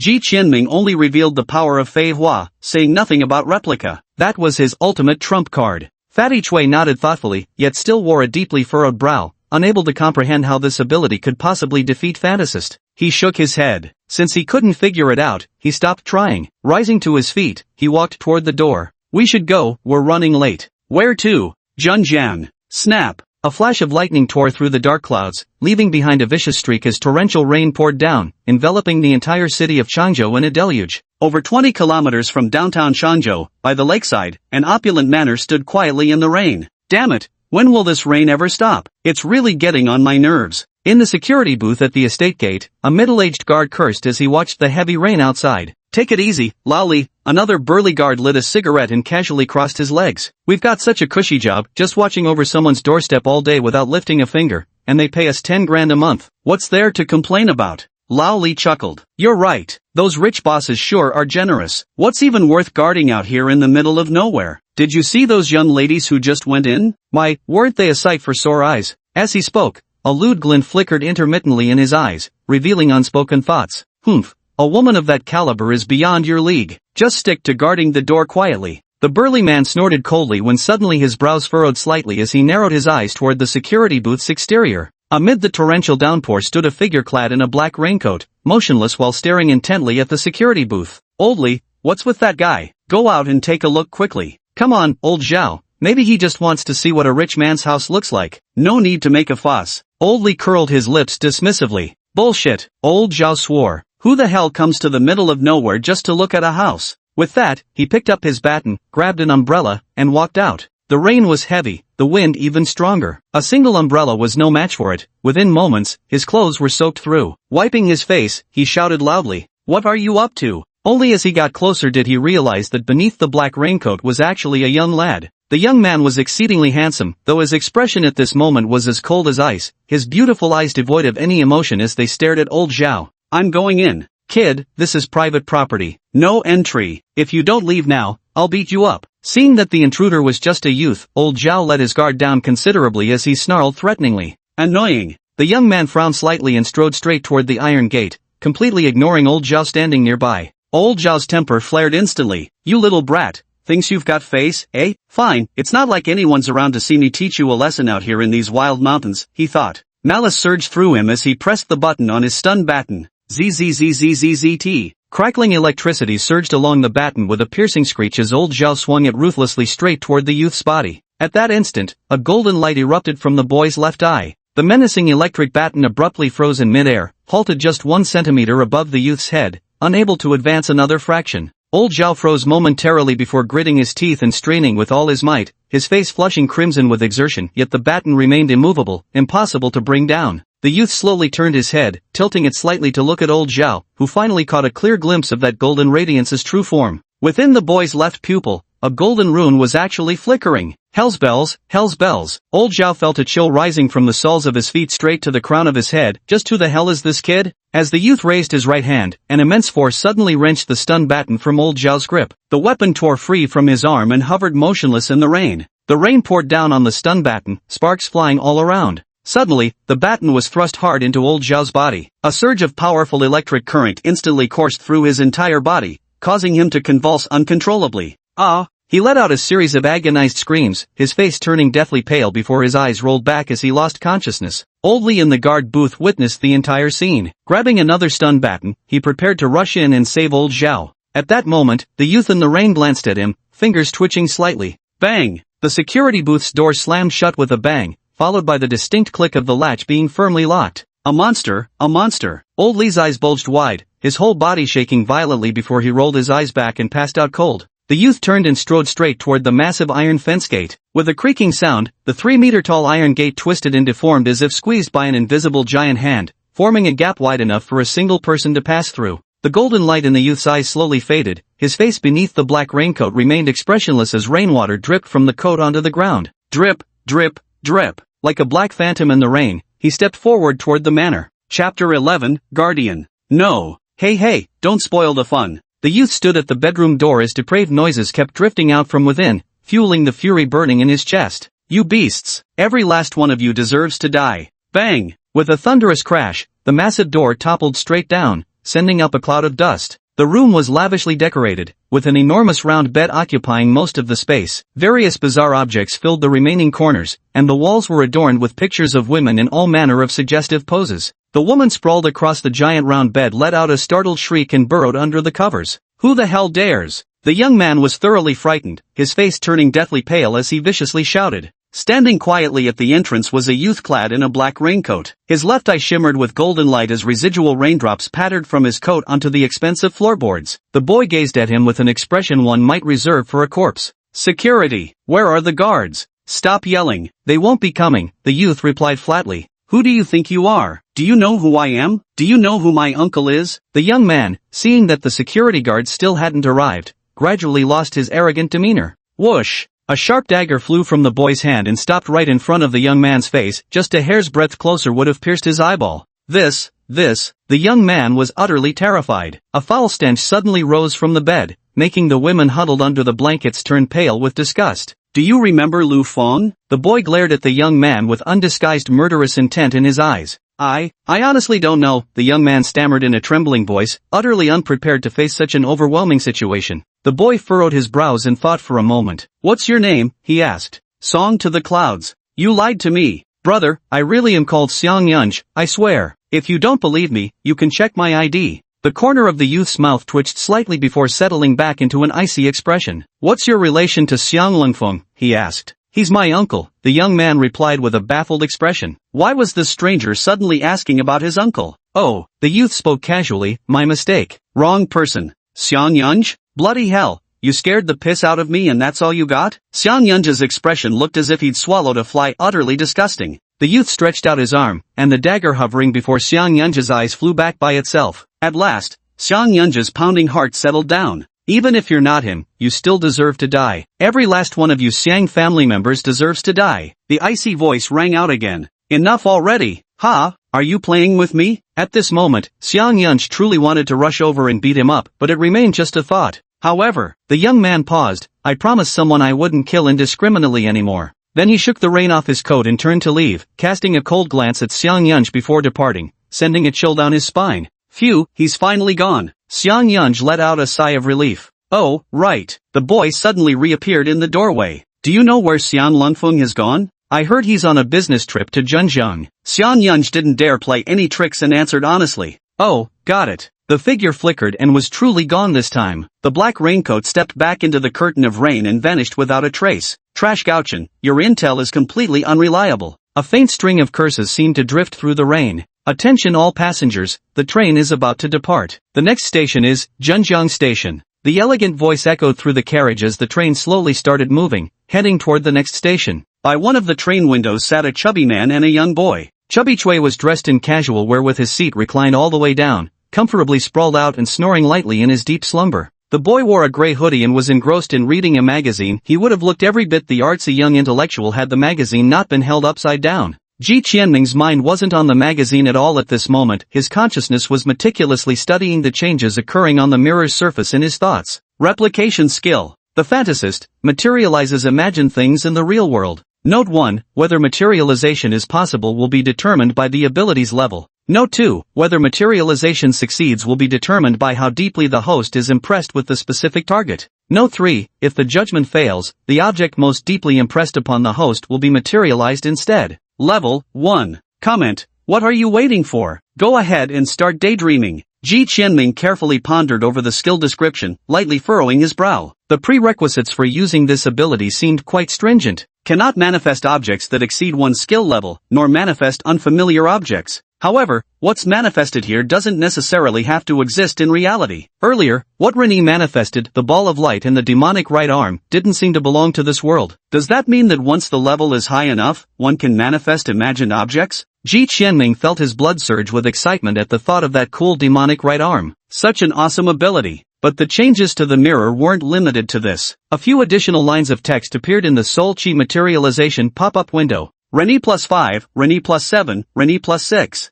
Over 20 messages about Rennie's soul energy surged in, providing Ji Qianming with nearly 200 points worth. However, the font colors varied. A few were black, most were red, and one even appeared in deep red. Just that single deep red message alone contributed a whopping 50 points to Ji Qianming. Ji Qianming pondered. Previously, when scaring Li Tao, the messages had all been black. Black must represent fear. So red probably represents anger? Ji Qianming carefully analyzed Rennie's emotional fluctuations at the time and came to this conclusion. As for crimson, it was probably the dissipated soul energy released when his spirit left his body before death? Seeing the progress bar only 1/5 complete, Ji Qianming couldn't help but laugh bitterly. Rennie alone had only provided 1/5. When would the system ever level up? Ji Qianming exited the mirror world and gave the sleeping fatty Chui a couple of pats. After squirming for a while, the fat man slowly opened his eyes. Almost there?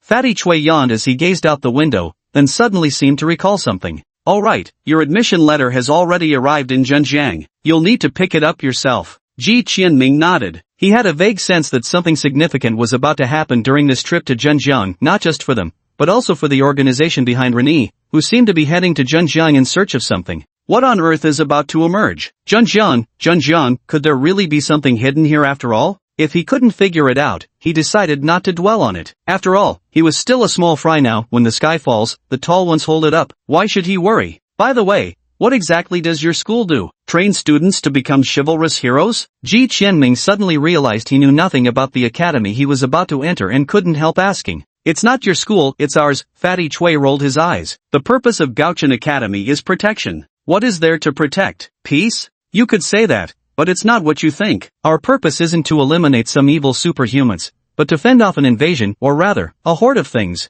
Fatty Chui seemed to recall something, his eyes suddenly filling with rage as he clenched his fists tightly. The temperature inside the entire carriage instantly dropped several degrees. Ji Qianming swallowed hard, unconsciously growing tense. Defend against what? Chui the fatty also realized he had lost control of his emotions. Taking a deep breath, he gradually let the cold tension in the carriage dissipate. He looked at Ji Qianming with an unprecedented seriousness in his eyes. For you right now, it's still too early to be exposed to all this. All you need to know is that protection is the very purpose of our existence, the reason why the leaf mark came into being. This is something worth dedicating our lives to. Ji Qianming nodded half understandingly. What was the true origin of Leaf Pattern's birth? And what exactly was Gauchin shielding all of humanity from? The train gradually came to a halt, and passengers began gathering their luggage to disembark. Fatty Chui was standing in line with his bags when, just then, Ji Qianming caught a glimpse of something out of the corner of his eye. On the food cart used by Fatty Chui moments ago, there was a tiny character carved into its surface. It was unclear whether Fatty Chui had intentionally engraved it or if it had been scratched unintentionally in his emotional outburst. Ji Qianming narrowed his eyes. It was a character everyone would recognize. God. Chapter 12 Maiden End.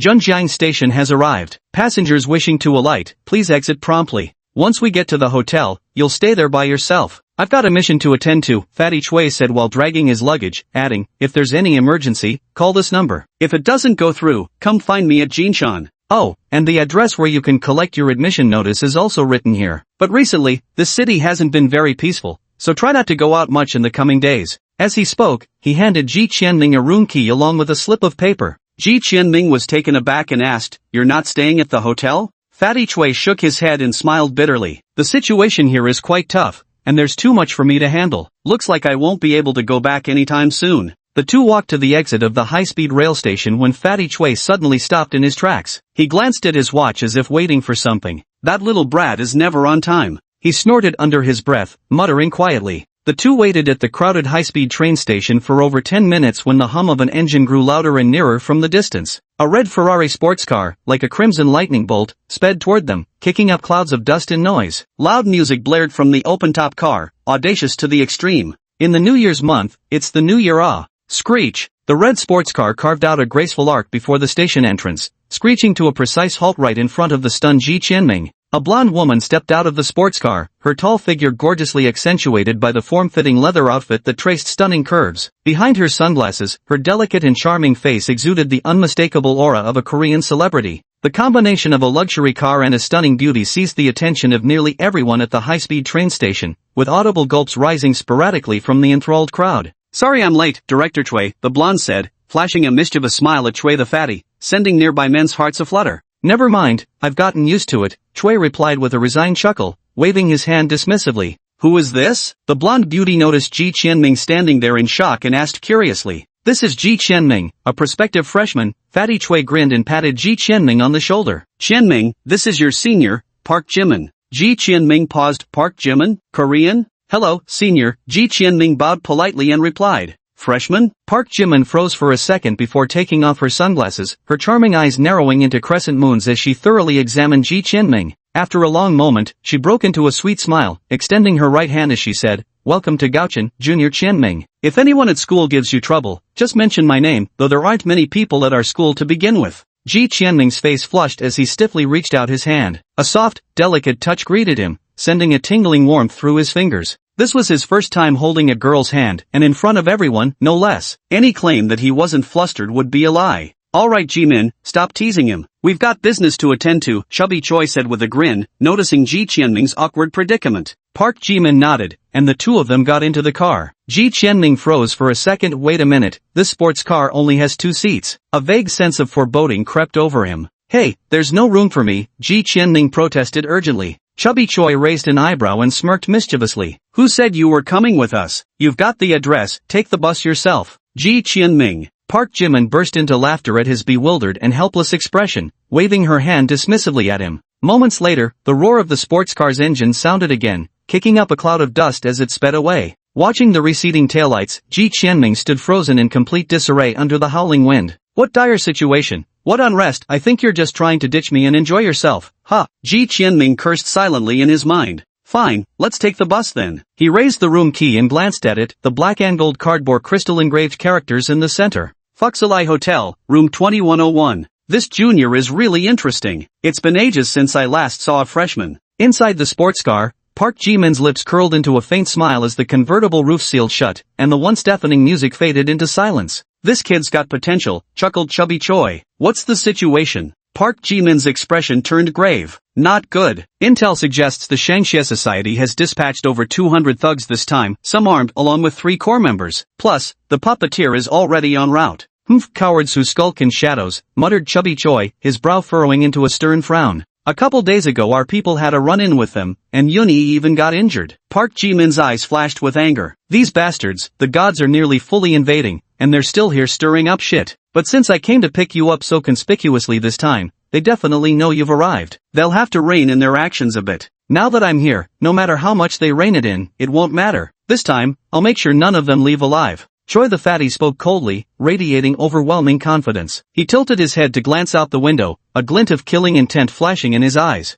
Ji Qianming tilted his head back, gazing up at the towering hotel before him with a sigh of awe. Seems like Gaochen Academy is filthy rich, sports cars, top-tier hotels. When will I get to live this kind of lavish life? After an hour of bumpy road torture that nearly shook his guts out, he finally reached the Fuxalai Hotel, mentally cursing Fatty 1,000 times along the way. Passing through the grand lobby, he pressed the elevator button for the 21st floor. As the elevator ascended rapidly, Ji Qianming felt his ears holding their breath in the mounting pressure. 21st floor, arriving. A sweet female voice announced as the elevator doors slid open. There were only 6 rooms along this entire floor. Ji Qianming spotted the innermost unit, 2101, just as he was about to swipe his card to enter. Suddenly, the door to the neighboring room, 2102, swung open. Turning his head, Ji Qianming froze where he stood. A young girl emerged from within, not particularly tall, but with long silver-white hair cascading down to her waist like a silver waterfall. Ji Qianming had seen girls with dyed silver hair before, but this girl's locks were so natural, so silky, as if they were born that way. The girl seemed to sense his gaze and turned slightly. Ji Qianming felt his breath catch and his heart skip a beat. With snow-white skin and a face sculpted like ice-carved jade, she seemed like a divine gift to the mortal world, a silver-haired fairy who instantly ensnared Ji Qianming's heartstrings. The girl just gave him a cold glance before turning her head away,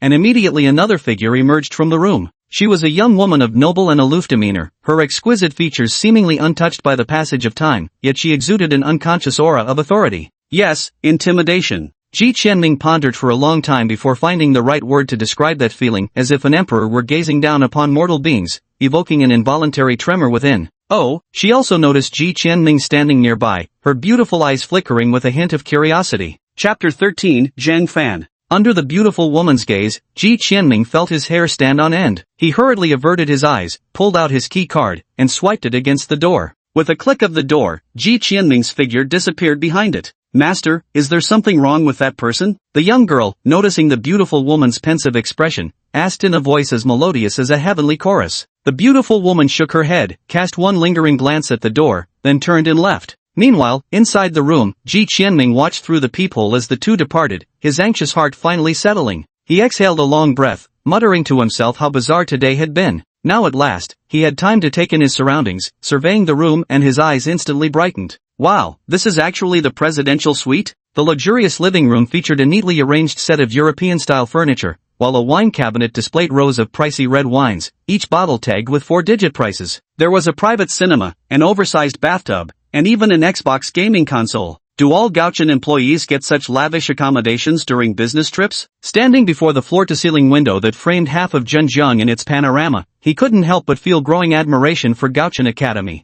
An exhilarated Ji Qianming kept darting about, touching this, examining it, completely absorbed in his joyful exploration. When he'd had his fill of fun, he slumped onto the oversized round bed and closed his eyes comfortably. As an orphan, the most luxurious place he'd ever stayed was a 3-star hotel, back when he and Li Tao had split a room to attend some academic competition, costing a full $50. Right, I haven't tried the Dreamweaver ability yet. Ji Qianming suddenly remembered. He sprang up from the bed, shut his eyes, and silently activated the Dreamweaver leaf grain. Within one's capability and familiarity. After pondering for a while, Ji Qianming began to visualize the shape of an object in his mind, while the glowing leaf pattern of the dreamer flickered in the pop-up window. Suddenly, his hand grew heavy as an object materialized out of thin air. Opening his eyes, he saw a school bag lying quietly in his arms. Success! Ji Qianming's face lit up with joy. Having just endured the grueling days of high school, he was all too familiar with his backpack. Manifesting it this time required almost no effort at all. Suddenly gripped by playful curiosity, he began manifesting items one after another: pens, pillows, desk lamps. Yet each time a new object appeared, the previous one vanished, just as he'd suspected.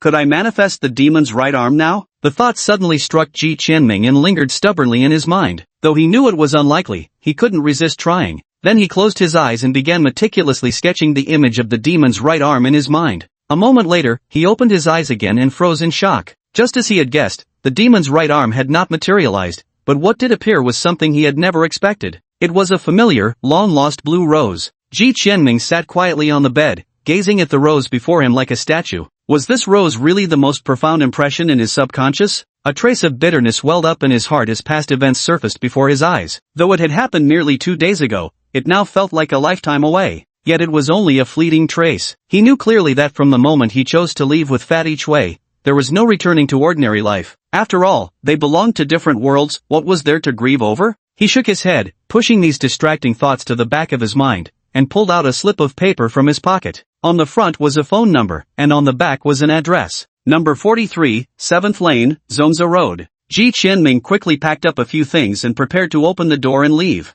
Suddenly, he paused as if remembering something, turned around to pull out 3 small mirrors from his backpack, and stuffed them into his pocket. Only then did he leave the house with peace of mind. With a click, the door closed, plunging the entire room into silence. Evening approached. Pale yellow sunlight spilled onto the streets, where a tide of pedestrians hurried along, and the roads were jammed to a standstill. The blaring of car horns incessantly rose and fell. A young man stood at the entrance of an alley, gazing up at the street sign. Shili Lane. This is the place. Ji Qianming walked down the alley, counting the house plaques one by one. The alley was extremely old, with uneven gray bricks on the walls and large patches of vines tangled everywhere. Few shops remained open in the alley, mostly just shabby liquor and hardware stores. The rest had their roll-up shutters tightly sealed, patches of moss growing on the doors, clearly untouched for a long time. Hardly any pedestrians were seen along the way. The entire alley appeared lonely and desolate under the dusk light. Suddenly, Ji Qianming stopped in front of a shop. A small metal plate at the entrance was covered in thick rust, but the numbers 43 could faintly be made out. The shop door was tightly shut, with a large piece of gauze covering the transparent glass. Behind the gauze, a faint pink glow could be seen emanating from within. On either side of the shop door, 4 large characters were boldly displayed in bright red. Adult healthcare, sex toys. Ji Qianming felt 10,000 mental grass mud horses galloping through his mind. Pale-faced with fury, he just wanted to give a certain fat guy a good thrashing. What the hell is this? Why would my admission letter be in a store like this? Damn it. Suppressing the urge to turn and leave immediately, Ji Qianming wrestled with himself before finally summoning the courage to step inside.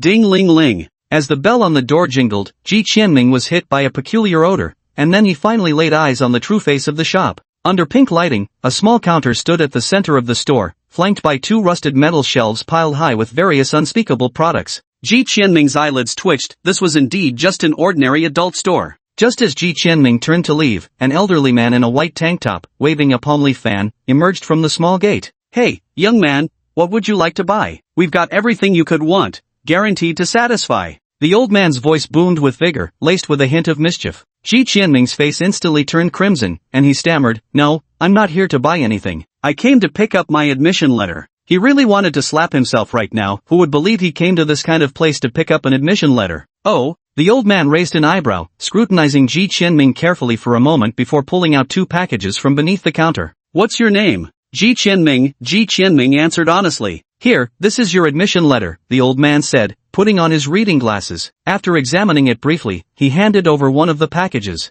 Ji Qianming. So there really is such a thing? Putting admission letters in an adult toy store? What kind of godforsaken school is this? Gripes aside, Ji Qianming obediently took the package. Young man, good on you. Keep at it. The old man patted his shoulder. Come to me if you need anything in the future. I'll give you a discount. The old man winked at Ji Qianming with a sleazy smile, wearing an expression that said, "You know what I mean. Thank you, uncle." Ji Qianming was at a loss for words, struggling for a long moment before finally forcing out a thank you. So awkward. Ji Qianming felt his embarrassment reaching terminal levels. All he wanted was to escape immediately. Just as he turned to leave, the bell on the door chimed again. Ding-ling-ling. Both of them looked up simultaneously to see a handsome young man walk in. His cold expression remained unchanged as he glanced around the shop. This guy's something else. Keeping a straight face while entering this kind of shop takes skill, Ji Qianming thought to himself. I'm here to collect the admission letter, the youth said calmly. The old man raised his eyebrows. Name? Zhang Fan. Chapter 14 The Puppeteer. The old man nodded and handed over another package, his eyes firmly fixed on the youth's left eye.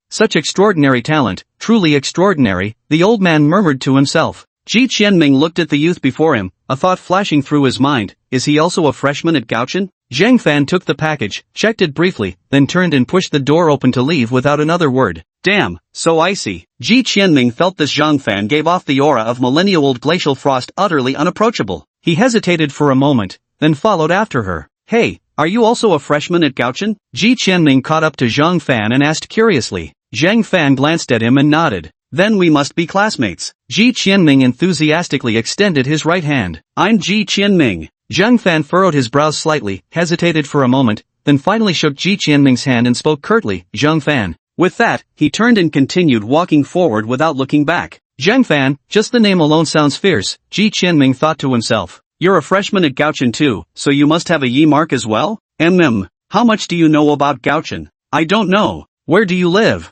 Ji Qianming followed closely behind Zhang Fan, peppering him with question after question, his face brimming with childlike curiosity. Zhang Fan's eyelids twitched uncontrollably before he suddenly stopped in his tracks. He looked Ji Qianming squarely in the eyes and spoke with grave seriousness. You'd better stop following me. Where I'm going is extremely dangerous. Fine. Ji Qianming sighed and halted his steps. It seemed impossible to extract more information from Zhang Fan now, but what exactly was he planning to do? Watching Zhang Fan's retreating figure, he sank into contemplation. Downtown. A skyscraper stood quietly in this prime location, its entire exterior surface covered with reflective glass resembling a massive mirror that glittered brilliantly under the sunlight. On the rooftop of the building, 4 characters were displayed, Cheng Yuan Group. Creak. The conference room door emitted a dull groan as a man wearing a dark blue mask slowly entered. The mask depicted a menacing demon with bared fangs, creating an eerie and unsettling impression. You're late, Xing Liao, a man on the sofa in the meeting room rasped. This man also wore a dark blue mask, with a hexagram on it.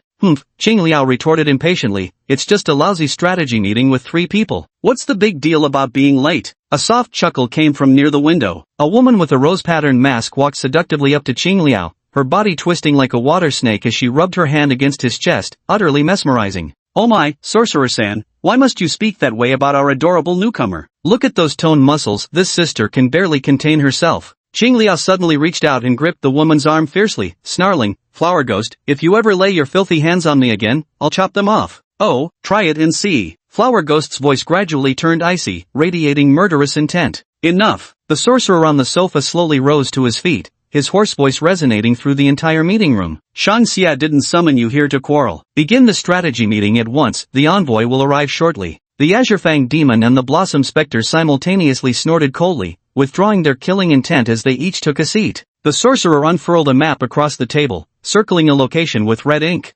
According to headquarters calculations, that thing will emerge at this location. Gold Mountain? The Blossom Spectre murmured in surprise, isn't there a Golden Mountain temple there? The sorcerer nodded and said, indeed, this Golden Mountain temple is no ordinary place. Legend has it that it was built by an ancient master who designed it to gather the dragon vein energy of the entire Jiangnan region, specifically to suppress that thing. The scouts from Gochun have already begun setting up barriers around Golden Mountain. To complete our mission, we must strike on 2 fronts. First, we need to stir up chaos in the city center. This task falls to you, Xing Liao. Xing Liao snorted coldly. Can't we just let those mindless rioters handle such trivial matters? I have no interest in doing something so pointless. Heh, of course it's because you're the weakest newcomer. With only second-tier strength, do you really think you'd stand a chance at Golden Mountain? You'd just be delivering yourself to their doorstep. The Flower Ghost lazily spoke up, their tone dripping with sarcasm. You! Xing Liao's fury surged, glaring fixedly at the Flower Ghost. Woman, do you wish to die?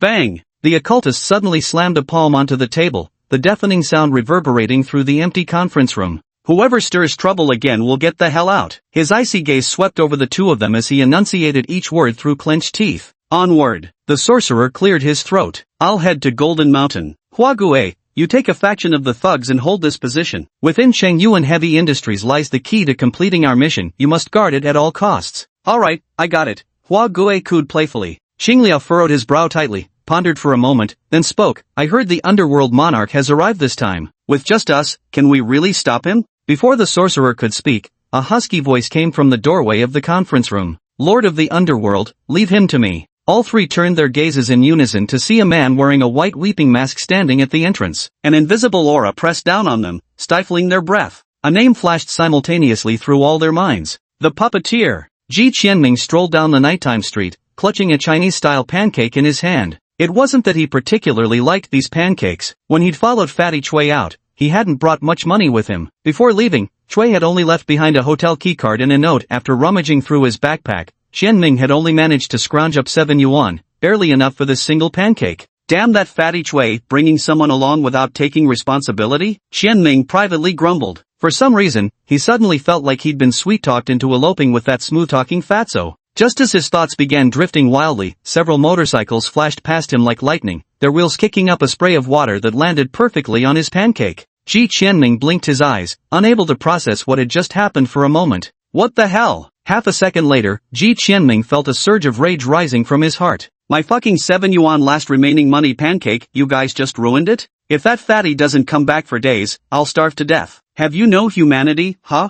Don't you dare run away, come back here you cowards. Ji Qianming suddenly turned his head and flashed a massive middle finger at the nearly vanished motorcycle, yelling curses at it. Suddenly, the motorcycles came to an abrupt halt, exchanged a few words among themselves, and then turned back in unison. Ji Qianming was utterly dumbfounded. Seriously, dude, you guys can hear me from that far away? Seeing the motorcycles getting closer, Ji Qianming turned and ran. Yet within seconds, the bikes effortlessly caught up to him, executing a drift that blocked his path. The long-faced man dismounted, glaring at Ji Qianming as he snarled, "Kid, was that you yelling just now? Brothers, what are you talking about?" Ji Qianming blinked his eyes innocently at the long-faced man. "Boss, I'm not mistaken, I clearly heard someone calling us cowards." A blonde punk stopped his bike and spoke with a hoarse, duck-like voice. "Maybe we should just let it go. Have you forgotten about that kid this afternoon? The one who took down over 80 of our guys alone. It was downright eerie, I get chills just seeing kids around that age now." The burly man covered in tattoos tried to persuade them, casting a fearful glance at Ji Qianming as he spoke. Chapter 15 I have a bold hypothesis. Ji Qianming was taken aback. For some reason, Zhang Fan's figure suddenly surfaced in his mind, and as if possessed, he found himself speaking out.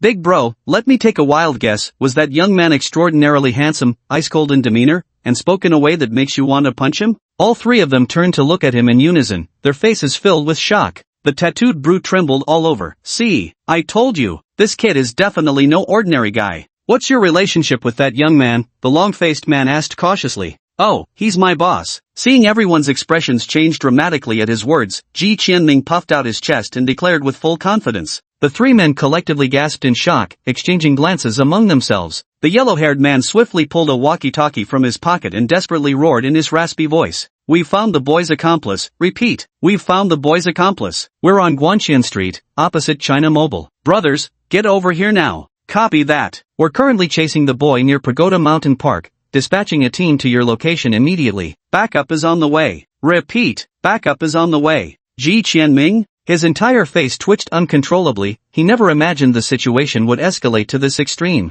The three men watched him warily, somehow producing steel rods, brass knuckles, and a golf club, slowly forming an encircling perimeter. "This has gone too far. I'm no Zhang Fan, I can't just casually knock out a whole group of people, goddammit." Ji Qianming gritted his teeth. At this point, there's no turning back. Fight! The three of them barely had time to blink before a mirror flew before their eyes, hovering in midair while slowly rotating. Before they could react, the mirror suddenly erupted with a blinding golden light. Their eyes felt like they were about to be seared shut. They crouched down, covering their eyes while howling in pain. "Ah, what the hell is this? My eyes. Wah, Mom." A wooden stick materialized in Ji Qianming's hand as he swung it fiercely at the three men's heads. After the frenzied beating, all three lay on the ground clutching their heads and rolling about, especially the tattooed brute whose tears and snot now smeared Ji Qianming's wooden stick. Ji Qianming felt a chill run down his spine as he stared at the wooden stick and immediately dispelled its materialization. Just then, he faintly heard the roaring of numerous motorcycle engines approaching the area. Scanning the distance, he saw a dark swarm of bikers charging towards him,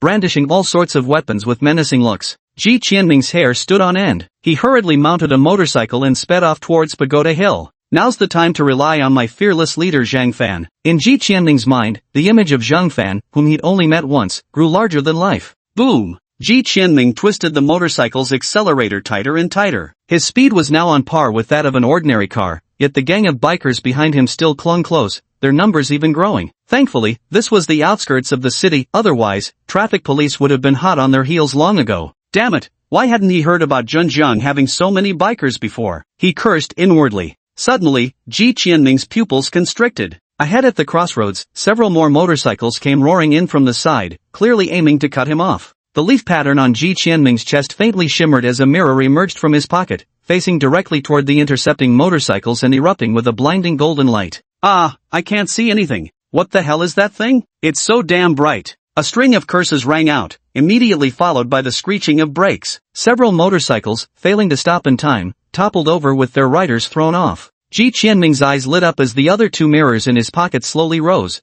the three mirrors encircling him in a dazzling golden radiance. "My sunglasses! Where the hell are my sunglasses? Mom, I can see the sun. Ah, my eyes." Ji Qianming was like a sun in the darkness, streaking through the streets like a meteor, with the motorcycle gang only daring to trail far behind him, afraid of being blinded by his radiance. Just as Ji Qianming began to relax, he suddenly realized a serious problem. "So, where on earth is Bada Mountain?" "Chengyuan Heavy Industries. A vibration sounded, and the sorcerer slowly rose to answer the call. What's the matter, young man? Alright, got it. After coldly replying a few words, he hung up the phone, resting his head in his hand as if pondering something. What's the matter? Huague asked curiously, noticing the sorcerer's silence. Something's happened with the rioters. The sorcerer's hoarse voice carried a hint of bewilderment. They say a teenager barged into their gathering spot and took out half their men. Now the fight's flared up again over near Pagoda Hill. Pfft, the flower ghost burst into laughter, her blossoms trembling wildly, the surging waves of her mirth setting hearts aflutter. A bunch of losers, Qing Liao scoffed. Over 200 men couldn't even capture a single boy, and they still dare call themselves thugs? Don't they have guns? The wizard gave him a glance as if looking at a fool. Use guns? The moment gunshots ring out, the situation changes completely. Right now it's just street thugs brawling, but gunfire would make it a terrorist attack.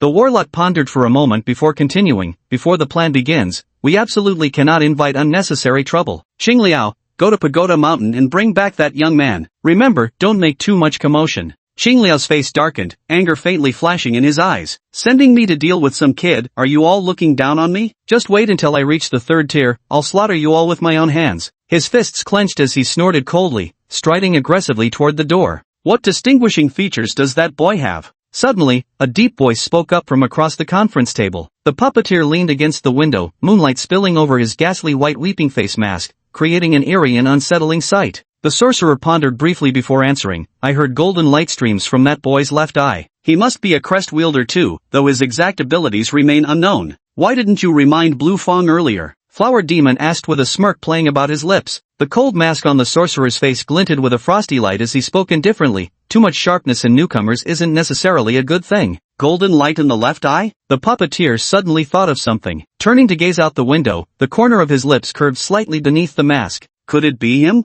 Ji Qianming felt extremely frustrated. The motorcycle's fuel was running dangerously low, yet a dark swarm of bikers still trailed behind him. If this dragged on, he'd soon be surrounded and pummeled. Fortunately, he remembered glimpsing a distant mountain from his hotel vantage point overlooking Zhenjiang. A pagoda's faint silhouette had crowned its peak. Turned out Ji Qianming might lack many skills, but his sense of direction was impeccable. The mountain's outline now loomed ahead, its pagoda tracing charcoal strokes against the twilight. When the motorcycle reached Pagoda Mountain's base, Ji Qianming abandoned it without hesitation, sprinting uphill like a man possessed. More than 80 motorcycles followed close behind, disgorging a crowd of fierce-looking, burly men wielding all kinds of weapons. That kid went up there. One of the burly men, carrying a hoe, shouted while pointing at Ji Qianming's retreating figure. Daring to run up the mountain, what a fool with a death wish. A skinny man twirling a butterfly knife sneered. Charge, all of you. If we don't catch that bastard today, none of us are going back. With a collective roar, the dark mass of men surged up the mountain slope. Ji Qianming couldn't help but shudder at the deafening shouts behind him. Oh boss, you've really screwed me over this time, Ji Qianming thought with tears of frustration. This had become a battle of physical endurance. Given Ji Qianming's naturally weak constitution and the motorcycle gang's adrenaline-fueled pursuit behind him, the gap between them was rapidly closing. Just as Ji Qianming was nearing despair, the stone staircase finally reached its end. At the entrance of a park stood another dense mass of shadows, yet another group of bikers, their numbers easily double those trailing behind Ji Qianming. Before them stood a strikingly handsome youth, surrounded by fallen bikers clutching their heads or stomachs, their cries of pain rising and falling like tides. Beneath the moonlight, the young man stood with his left eye gleaming like a star, casting his gaze over the world below. Chapter 16, One Man Holds the Pass. Everyone on the mountain heard the noise and turned their heads in unison to look at Ji Qianming. Under the fierce glare of over 100 pairs of eyes, Ji Qianming broke out in a cold sweat, swallowed hard, and immediately sprinted toward Zhang Fan. Classmate, no, boss. What kind of people have you gotten involved with? Seeing Zhang Fan, who seemed like a celestial being descended to earth, Ji Qianming felt as if he had found his lifeline. In this hostile environment where enemies surrounded them on all sides, Zhang Fan, his future fellow student, was the only one he could fight alongside. Zhang Fan was taken aback to see Ji Qianming, never expecting to reunite under such circumstances. Ji Qianming dashed to his side, gazing at him with eager eyes. Zhang Fan was utterly confused, since when had he become the boss? Just as he was about to ask, he turned his head and saw another group of bikers charging menacingly up the stone steps. Humph, so the two of you are in cahoots. You're the boss, huh? Let's see what you're capable of, sneered the gaunt man, ignoring Ji Qianming entirely. Zhang Fan's gaze turned sharp, the golden light in his left eye intensifying. Since they've all come, none shall leave. An overwhelming confidence radiated from Zhang Fan's presence. Facing over 200 bikers, his aura didn't waver in the slightest. If anything, it subtly overpowered theirs. Several bikers gulped, intimidated by the demonic aura of this teenage boy. "What are 200 of us afraid of, just two brats? Charge, you bastards," shouted a skinny man wielding a butterfly knife. With roaring engines, the bikers surged forward in a murderous wave. Ji Qianming had never seen such a ferocious scene before. His face turned deathly pale as he whispered, "There are too many of them. Let's run." Zhang Fan stared coldly at the mob before them and shook his head. "There's no escaping. With their motorcycles waiting at the foot of the mountain, our only option is to eliminate them all right here on the slopes." With those words, his figure shot forward like a phantom, charging straight into the heart of the crowd. Zhang Fan's left hand made a grasping motion through the air. The butterfly knife in the lean man's hand suddenly froze before flying uncontrollably toward Zhang Fan. The butterfly knife spun rapidly through the air, swirling around Zhang Fan, startling the lead bikers into stumbling backward. "What kind of cursed trick is this?" Zhang Fan charged into the crowd with the spinning butterfly knife, its gleaming blade dancing up and down, painting arcs of crimson in its wake. My fingers. I'm disfigured. My face is ruined. Damn it, don't fly down there." Wailing rose and fell in waves, echoing through the empty park. A burly, muscular man brandished a thick iron rod, bringing it down viciously towards Zhang Fan's head with a ferocious snarl. Zhang Fan tilted slightly to the side, the golden runes in his left eye flickering. The burly man suddenly felt the iron rod in his hand uncontrollably shift sideways by a fraction, completely missing Zhang Fan's body and slamming heavily onto the ground instead. A tremendous recoil shot through the iron rod, numbing his tiger mouth grip. His vision blurred for an instant as a fist rapidly expanded before his eyes. Bang! Before his fist even made contact, an invisible force slammed into the bridge of his nose. With a dull crunch, the nasal bone snapped clean in two. Blood gushed forth as the burly man let out a shriek, clutching his nose before collapsing to the ground. A burly man fell, and countless more surged forward with wild cries. Zhang Fan let out a cold snort as the leaf pattern in his left eye suddenly erupted with intense radiance. With a fierce flick of his right hand, dozens of weapons flew skyward from the hands of the attackers. Baseball bats, beer bottles, machetes, bayonets. Countless weapons hovered in perfect formation before Zhang Fan, all aimed at the swarming crowd. The thugs stood dumbfounded where they were, momentarily stunned into paralysis. "Holy shit, run," someone suddenly shouted, their voice trembling. Only then did the crowd snap out of it, scattering in all directions. "Go!" Zhang Fan's expression was icy as he barked the command, swinging his right arm forward. Whoosh, whoosh, whoosh. Swishing sounds filled the air as the levitating weapon shot toward the crowd like streaks of lightning. Blood-curdling screams erupted amidst the crowd. Torrents of blood sprayed onto the ground, pooling into a crimson stream that cascaded down the stone steps. The handsome youth stood silently in the growing pool of blood, his cold, emotionless golden left eye watching the fleeing rioters with detached indifference. He slowly raised his right arm once more, like a ferocious demon lifting a slaughtering blade. The crowd was utterly terrified, their faces deathly pale as they dropped their weapons right then and there and bolted down the mountain in panic. Beside them, Ji Qianming stood dumbfounded. He had known Zhang Fan was strong, but this level of strength was downright absurd.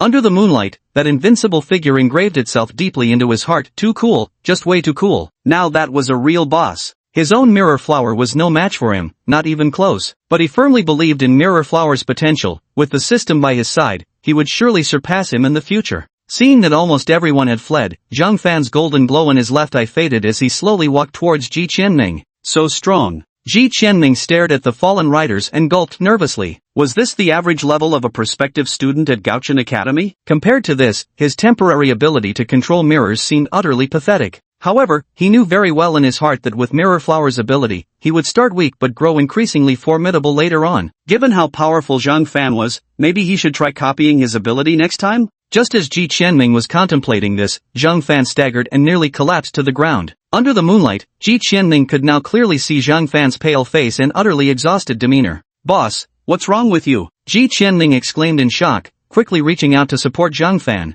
"It's nothing. Just a slight overexertion of mental energy." Zhang Fan frowned slightly, beads of sweat appearing at his temples. "Hurry and run, they'll be back soon." No matter how strong he was, he remained just a first-tier ability user. Controlling so many weapons simultaneously had strained him to the limit, and raising his arm again afterward was merely an act to intimidate those remaining. Otherwise, both of them would have been in real danger. Besides, even after such fierce combat, they had only managed to kill 70 or 80 people, while over 100 thugs remained. They were momentarily terrified by the imposing momentum Zhang Fan had created, but once they snapped out of it, they would surely retaliate. Ji Qianming nodded repeatedly as he supported the weakened Zhang Fan, steering them both toward another mountain path. "TSK, what a bunch of useless fools, they couldn't even take down two kids." At that moment, a disdainful voice came from afar. Ji Qianming's heart skipped a beat, and both of them looked over simultaneously. In the darkness, a man wearing a deep blue mask slowly approached. The mask bore the terrifying visage of a fanged demon, ghastly under the moonlight.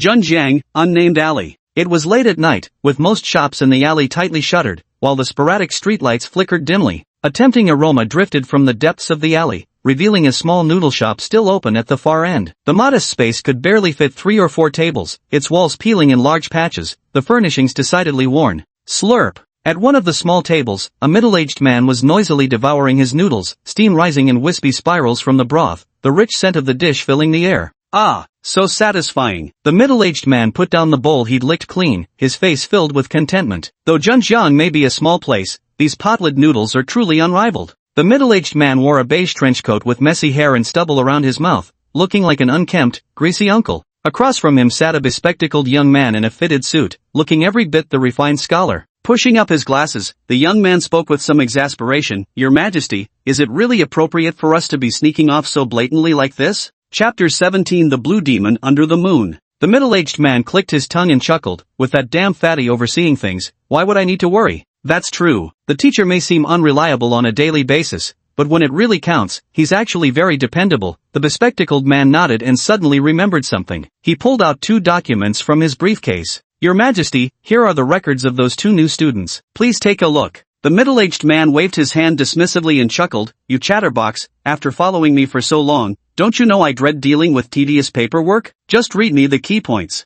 Yes, sir, the bespectacled man replied respectfully, clearing his throat before continuing. Zhang Fan, age 20. His father passed away when he was 3, and he was raised by his mother, Lu Feng. Once hailed as a once-in-a-century prodigy, he received an exceptional admission offer from MIT at the age of 16. The bespectacled man raised an eyebrow slightly. Such a gifted youth was indeed extraordinarily rare. That same year, he was diagnosed with an unusual and rare illness. His family exhausted their savings on his medical treatment, forcing him to put his studies on hold. At 19, unable to endure the excruciating pain and unwilling to burden his family further, he jumped from a hospital window on September 4th when the nurse wasn't looking. Hiss, the bespectacled man sucked in a cold breath. Suicide by jumping? So is it a ghost applying to enter the school now? Suppressing his curiosity, he continued reading. Early on the morning of September 20th, the graveyard keeper discovered an open coffin, but the interior was completely empty. According to descriptions, the coffin lid was found over 20 meters away from the coffin itself. Zhang Fan, who returned from death, came home to find his mother Lu Feng missing. According to his uncle, Lu Feng disappeared after going to borrow money from her high school classmate Xiang Lengfeng. Subsequently, black lines were drawn across Zhang Fan's documents as if someone had redacted them. The bespectacled man narrowed his eyes. Typically, such handling methods were employed by higher-ups to conceal classified information, but encountering it on a freshman's records was a first for him. What could they possibly be hiding? What had this Zhang Fan done to warrant being classified as top secret? Xiang Lengfeng. Why does that name sound so familiar? The bespectacled man pondered for a moment before suddenly realizing something. Xiang Lengfeng. He's one of the Shangxia Society's envoys, the puppeteer, Xiang Lengfeng. The bespectacled man glanced at the middle-aged man and hesitated briefly before speaking. Your Majesty, this Xiang Lengfeng. The middle-aged man's expression remained unchanged throughout. He abruptly interrupted the bespectacled man, calmly saying, no need to read Zhang Fan's file. Read the other kids. Seeing the middle-aged man's demeanor, a thought flashed through the bespectacled man's mind, but he didn't voice any questions. Having worked with this superior for so long, he knew exactly what to ask and what not to. Ji Qianming, age 19, found abandoned at an orphanage gate in 1999. Ordinary high school graduate, average academic performance with no misconduct records. A lengthy silence followed. The middle-aged man seemed stunned for a moment before tentatively asking, that's it? Nothing else? The bespectacled man looked rather bemused, flipping through the documents repeatedly, only to find just this one sentence staring back at him. They've already been to see Old Man Qin? They have. What did Old Man Qin say? Professor Qin's evaluation of Zhang Fan was, exceptionally gifted, exceptionally gifted. The bespectacled man earnestly imitated Professor Qin's tone. What about Ji Qianming? The bespectacled man's mouth twitched. Professor Qin said about him, good kid, keep working hard. Alright, I get it. Staring at the eerie masked man before him, Ji Qianming felt an icy chill surge up from his feet, every hair on his body standing on end. Run! Zhang Fan turned even paler at the sight of Qing Liao. Damn it! Why did they have to encounter a core member of Shangxia at a time like this? Snapping back to his senses, Ji Qianming didn't hesitate for a second. The two immediately took off running as fast as their legs could carry them. A fierce gust of wind swept past his ears, kicking up a swirl of sand and stones. Ji Qianming only saw a blur before his eyes as suddenly, a grotesque mask of fanged demons appeared right in front of him. "Run? Do you really think you can escape?" The mocking voice came from behind the mask, and in the blink of an eye, a ghostly pale arm suddenly thrust out from beneath a cloak. Ji Qianming's pupils constricted violently as his entire body jerked backward. Simultaneously, a glow illuminated the illusionist's rune on the mirror-like surface of his mind. A steel rod abruptly materialized in his grasp, swinging slantwise toward the ghastly arm. The blue arm was slightly deflected by the blow, grazing Ji Qianming's abdomen as it swept past. Having overexerted himself, Ji Qianming completely lost control of his balance and fell straight to the ground, kicking up a cloud of dust. Cough, cough, cough. Ji Qianming coughed once and quickly scrambled to his feet, his eyes fixed intently on the man before him. By the moonlight, he finally got a clear look at the arm that had just attacked him. The arm was entirely greenish-blue, slim yet elongated, with dense muscles clustered together. Sharp barbs protruded from the joints at the palm and elbow, making it grotesquely terrifying. "He's Qing Liao, a core member of Shangxie." The weak voice came from the ground as Zhang Fan propped himself up with one hand, staring fixedly at the deep blue mask. "Shangxie?" Ji Qianming was startled. This was the first time he'd heard that name. "The Jackal's Den," Zhang Fan said coldly, making no effort to conceal his killing intent. "The core members inside are all ability users, each at least at the second tier, every one of them responsible for at least a dozen lives. They deserve to die. This Qing Liao is a newcomer to the Shangxie Society, only a second-tier ability user. It's not like we don't have a chance." A second-tier ability user. Ji Qianming frowned deeply, treating the situation as if facing a formidable enemy. Admittedly, he had previously indirectly killed the third-rank illusionist Rini, but that was 99% due to sheer luck. Even then, he hadn't truly defeated the man. If Rini hadn't sensed Fatty Chui's approach and chosen to self-destruct, it would have been him who died without a doubt. But the man standing before them now was a genuine second-rank ability user at the peak of his strength, a ruthless killer who had taken countless lives. How could two first-rank teenagers possibly stand a chance against him? Not without a chance? You too? Qing Liao sneered. "That last attack wasn't even a tenth of my full power. Where does your confidence come from?" As soon as he finished speaking, his body began to twist and warp. Large patches of his skin turned a sickly green, and bulging masses shifted beneath his clothes. His originally frail frame swelled with muscle, and his height abruptly increased by half a meter. Click! A crisp sound came from the mask on his face as a crack swiftly spread down its center. In the blink of an eye, the entire mask split cleanly in two and clattered to the ground. Moonlight fell upon Qing Liao's face, revealing a ghastly, bluish visage before the two, a demonic countenance with two long fangs jutting from its mouth. From a distance, it looked like a monstrous fiend straight from the depths of hell, chilling and horrifying.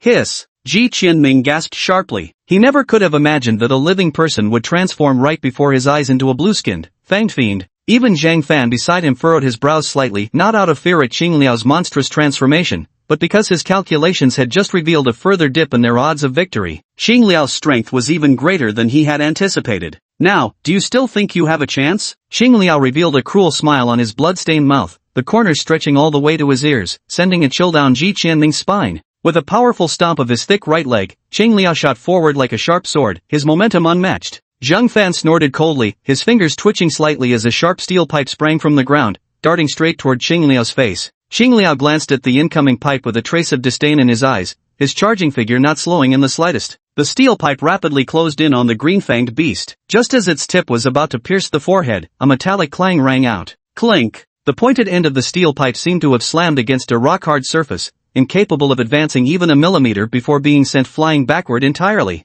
In the blink of an eye, the green-fanged creature had already charged right in front of Zhang Fan. Chapter 18 Fierce Battle. With a savage grin, Green Fang twisted his torso and lashed out with a vicious cyan-colored leg kick aimed straight at Zhang Fan. Too fast. Zhang Fan's pupils constricted violently. After transformation, Green Fang's speed, strength and defense far surpassed anything an ordinary human could match. No matter how capable Zhang Fan was, he couldn't bridge this physical gap, their power levels weren't even in the same league. In his urgency, he crossed his arms to protect his chest as a golden leaf pattern flashed in his left eye. An invisible surge of mental energy enveloped his body. Bang! A dull thud resonated through the air as a figure was sent flying like a cannonball, crashing straight into a thick tree with such brutal force that the trunk snapped cleanly in half. Cough, cough, cough. Zhang Fan struggled to rise from the ground, spitting mouthfuls of blood. His handsome face had turned deathly pale. The green tusk's strength was truly terrifying. Had he not desperately channeled his ability to shield his body, that single strike would have either killed him or shattered multiple bones. Boss! Ji Qianming shouted desperately as he rushed towards Zhang Fan.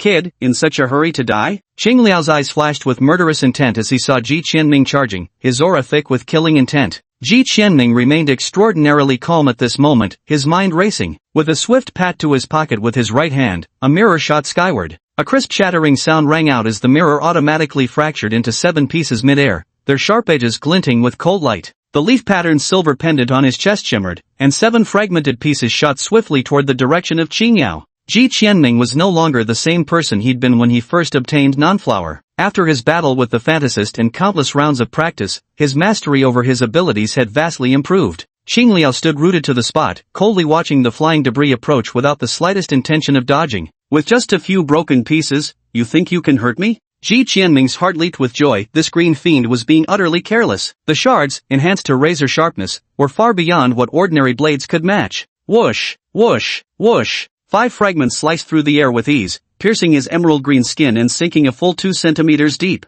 The green fiend's face twitched slightly, but he had no time to pull out the embedded glass. The remaining 2 shards were already shooting straight toward his eyes. Ruthless little beast. Damn it, Qingliao cursed under his breath. If that strike had hit him, he'd have surely been blinded. No matter how much he enhanced his abilities, his eyes could never be strengthened. They remained his fatal weakness. He didn't dare to underestimate the situation. The nails on his right hand rapidly elongated, becoming like 5 sharp military daggers. His right hand tensed, muscles taut, and with 5 flashes of cold light, the 2 lenses were sliced into several fragments, scattering unseen into the void. You dared to hurt me? Qingliao pulled fragments deeply embedded in his muscles out one by one, speaking fiercely as red light flashed in his eyes, clearly enraged. Seizing the opportunity, Ji Qianming swiftly ran to Zhang Fan's side. Boss, are you okay? Cough, not too bad. Zhang Fan wiped the blood from the corner of his mouth and spoke weakly, his eyes fixed firmly on the furious Qingliao. Ho ho ho ho! With a roar to the heavens, Qingliao's eyes turned completely crimson as his body swelled yet again, bursting through his shirt. His massive, bluish muscles bulged like boulders, radiating explosive power. Not only that, but his forehead suddenly bulged as 2 crimson horns pierced through his skin, faint traces of red light shimmering around them. Damn it, this guy can actually enter a second transformation stage? The 2 of them paled in unison. Very well, you've completely enraged me. Frosty air streamed from Qingliao's mouth as he spoke with venom dripping from his words. I'll cut your bodies to pieces before your very eyes, then devour your heads one bite at a time. With blistering speed, overwhelming strength, and skin-crawling defense, how were they supposed to fight this? Only 2 mirrors remained in his pocket, and his most powerful strike seemed barely effective. With the boss severely wounded too, what could they possibly do next? Ji Qianming stared fixedly at Qingliao, his entire being locked in absolute calmness while his mind raced at lightning speed. Zhang Fan noticed that Ji Qianming seemed like a completely different person now, a stark contrast to his carefree self during the day. His eyes now burned with the intensity of a lone wolf. A wolf, patient yet vicious, always seeking the chance to tear its prey apart. Boss, can you still control those machetes and liquor bottles? I can.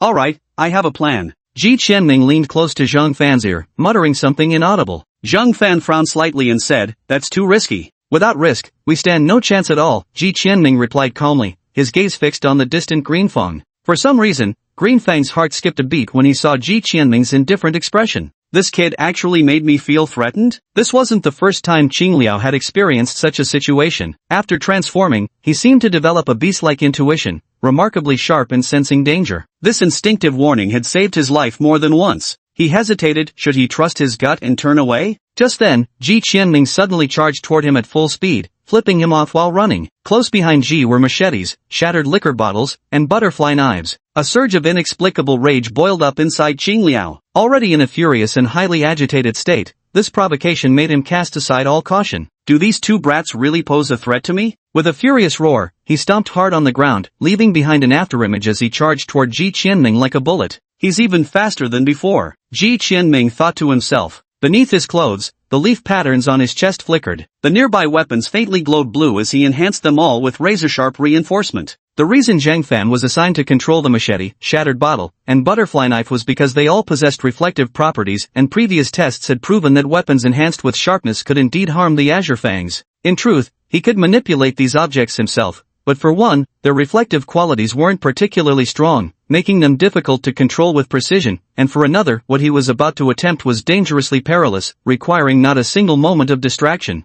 Zhang Fan sat pale-faced on the ground, golden light spilling from his left eye as he meticulously manipulated the 3 weapons. Ji Qianming, success or failure hinges on this one desperate gamble. His fingers twitched slightly, and instantly the three weapons accelerated, forming a straight line as they flew past Ji Qianming toward the ferocious Qingliao. This time, Qingliao didn't dare to underestimate the threat. Swinging its sharp claws fiercely, it slashed at the shattered bottle spearheading the assault. Whoosh! The razor-sharp claws sliced through the air at high speed, leaving behind trails of sonic booms. With a flash of afterimages, the shattered bottle was cleaved into several fragments. Then, the green arm swung again, yet even the butterfly knife suffered the same fate. Percent. Yet just as the claws were about to slash the machete, the weapon suddenly vanished into thin air. Qingliao's pupils constricted violently. His arm swept through empty space as his momentum carried him forward uncontrollably. Ji Qianming instinctively sidestepped, his right hand clenching imaginary steel as he swung with all his might towards Qingliao's neck. In his mind, the fantasist's leaf grain erupted with dazzling radiance. At the exact moment of Qingliao's disorientation, the machete materialized back in Ji Qianming's grasp. A surge of deep blue light enhanced its razor edge to terrifying perfection.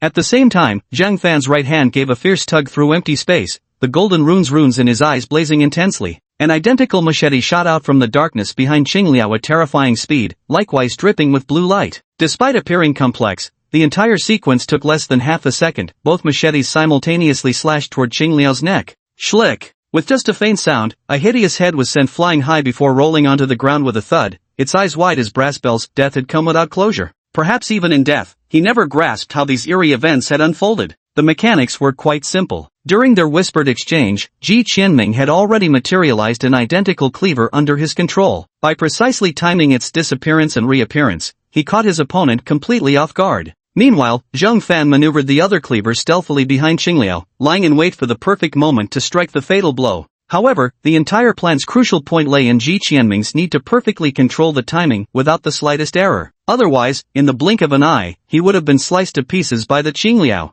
Seeing the Qingliao thoroughly slain, Ji Qianming's tense nerves finally relaxed, and his entire body went limp as he collapsed onto the ground. I was wrong, fatty. I was really wrong. I should have listened to you and stayed safely in the hotel. Ji Qianming recalled Cui Pingzi's reminder and nearly burst into tears. What a damn mess. Truly a damn mess. Just for a damned pancake, I danced at death's doorstep. This was nothing but sheer trouble-seeking. A faint smile tugged at the corner of Zhang Fan's lips, but before he could speak, another mouthful of blood spilled forth. Boss, are you alright? Should I call 120? Ji Qianming scrambled to his feet and hurried over to Zhang Fan's side. I'm fine. Zhang Fan waved his hand dismissively. I just need somewhere quiet to rest and recover. Ji Qianming nodded, helping Zhang Fan up while grinning excitedly. Then come to my place. Not to brag or anything, but I've got this presidential suite. After a night of bitter combat, the two youths supported each other as they slowly made their way down the mountain. The eastern sky began to brighten. Chapter 19, The Chosen Four Sovereigns, a legacy passed down through generations. Much later, a figure suddenly emerged upon the stone steps on the other side. He gazed at the messy ground and the decapitated Qingliao corpse beside it, resting his chin on one hand as if deep in thought. In the morning sun, the white crying face mask gleamed brilliantly. Golden Mountain Temple. A group of people in white uniforms bustled about, some scanning the area with instruments, others exchanging data under temporary canopies, and yet others planting small flags in the soil. Atop the temple, a rotund man with a plump figure surveyed the orderly crowd below, holding a ceramic teacup in his hand and occasionally yawning. Clip-clop, clip-clop. The rapid clicking of high heels announced the arrival of a blonde beauty in a fiery red gown, appearing on the tower's summit with a furrowed brow and anxious expression. Master, something's wrong, she said gravely, handing her tablet to Fatty Chui. Ah, young people are just so impatient. Whatever it is, take your time explaining. Fat Chui took a sip of tea and began speaking leisurely. The folks in the tech department calculated that the arrival of that thing has been moved up by 48 hours. What? Fat Chui's hand trembled, nearly dropping his teacup, his face turning pale. 48 hours. How long do we have left until then? 14 hours and 26 minutes remaining. Park Ji-min reported the time with precision. The stocky man's face turned ashen as he muttered to himself, this shouldn't be happening. It's not scientifically possible. How could it be so far ahead of schedule? Professor, what do we do now? The three talents mazed array is set up, but the four symbols chaos array is only half complete. The 6 harmonies barrier array for containment and the 7 stars killing array haven't even been started. At this rate, Park Ji-min didn't finish his sentence. He trusted his teacher understood exactly what consequences would follow. Fat Chui pondered for a few seconds and quickly said, pass the order immediately. Everyone must stop what they're doing. Forget about setting up the 4 symbols chaos array. Everyone is to prepare the 7 stars array instead. Ensure it's completed before it emerges. Yes, teacher. Park Jimin received the order without a moment's hesitation and swiftly went downstairs to arrange the task. This time, trouble has come, Fat Chui murmured with furrowed brows, staring into the distance as if lost in thought. Lucky Happiness Hotel, room 2101. Ding ding, the bell rang. The alarm clock rang, and a hand emerged from under the blanket, fumbling around blindly before finally silencing the alarm. After what seemed like ages, a teenager slowly sat up in bed, looking around dazedly, his messy hair resembling a bird's nest. Ji Qianming remained dazed for quite some time before finally snapping awake, wiping the drool from his mouth with his sleeve as he gradually got out of bed to wash up. Boss, why are you sitting on the floor? Ji Qianming walked into the living room and saw Zhang Fan sitting cross-legged on the floor, eyes closed, breathing slowly with a peculiar rhythm. A few seconds later, Zhang Fan opened his eyes and said calmly, I was meditating. Meditating? Ji Qianming was startled, suddenly remembering that Rennie had done the same thing before. What's that for? Meditation can quickly restore your mental energy and also train it. Persisting in it is beneficial for breaking through the limits of leaf pattern abilities. Zhang Fan answered succinctly and clearly. Ji Qianming nodded, so it was a cultivation method to enhance abilities. His eyes lit up. Can you teach me? Ji Qianming pleaded, staring at Zhang Fan with hopeful eyes. Sure, Zhang Fan nodded. Meditation is actually quite simple. Sit cross-legged, empty your mind, and visualize a crystal-clear gem in your thoughts. At the same time, control your breathing, don't use your lungs, but switch to abdominal breathing. Inhale for 7 seconds and exhale for 8 seconds each time. Ji Qianming followed Zhang Fan's instructions, sitting cross-legged, emptying his mind, emptying it. A few seconds later, Ji Qianming's entire body began to sway slightly, his head uncontrollably drooping, with faint snoring sounds emerging. Zhang Fan's mouth twitched, and he coughed loudly. Ji Qianming suddenly jolted awake, looking at Zhang Fan earnestly and declaring, I successfully dreamed of crystal-clear crystals. Zhang Fan, I told you to meditate on the crystal, not to dream about it. Zhang Fan suddenly felt a headache coming on. Was this idiot really the same Ji Qianming who had meticulously outmaneuvered a second-tier superpowered individual just last night? I've always had a question. Zhang Fan hesitated for a moment before speaking up. Why do you keep calling me boss? Ji Qianming cleared his throat awkwardly. Well, it's kind of a complicated backstory. But think about it, if I just called you Zhang Fan or classmate, wouldn't that sound too distant? Calling you Little Fan or Little Zhang would be too cringe. Where I'm from, boss doesn't necessarily mean you're the big brother. Friends call each other that too. Makes the relationship feel closer. Hearing the word friend, Zhang Fan's heart tightened slightly. He glanced at Ji Qianming before turning away, saying indifferently, I've never had much interest in interpersonal relationships. Call me whatever you like. Only then did Ji Qianming breathe a sigh of relief. After all, he couldn't just admit that he called him boss because he had tricked him earlier, could he? Oh, right. Ji Qianming suddenly remembered something. How did you end up clashing with those bikers last night? They weren't ordinary bikers, they were low-level thugs from the Shangxie Society, calling themselves the hooligans. Zhang Fan paused, an uncharacteristic trace of embarrassment flashing across his face. I originally meant to find some enemies, but took a wrong turn and accidentally barged into their hideout, ended up beating them up on the spot. Ji Qianming was dumbfounded, getting lost and stumbling upon their base, then casually thrashing over 200 people in the process. That was next-level badass. I heard Yi Wen's threat levels are divided into 4 ranks. Boss, you're so strong, your ranking must be pretty high, right? Ji Qianming gazed at Zhang Fan with exhilaration, eyes brimming with admiration. After all, the way he single-handedly took on hundreds last night was downright legendary. I'm not sure about that. Zhang Fan pondered for a few seconds. Part of my abilities seem to be sealed. I have no specific information about Yi Wen in my mind. All I know now is that I can control objects with mental power, probably B98, telekinesis.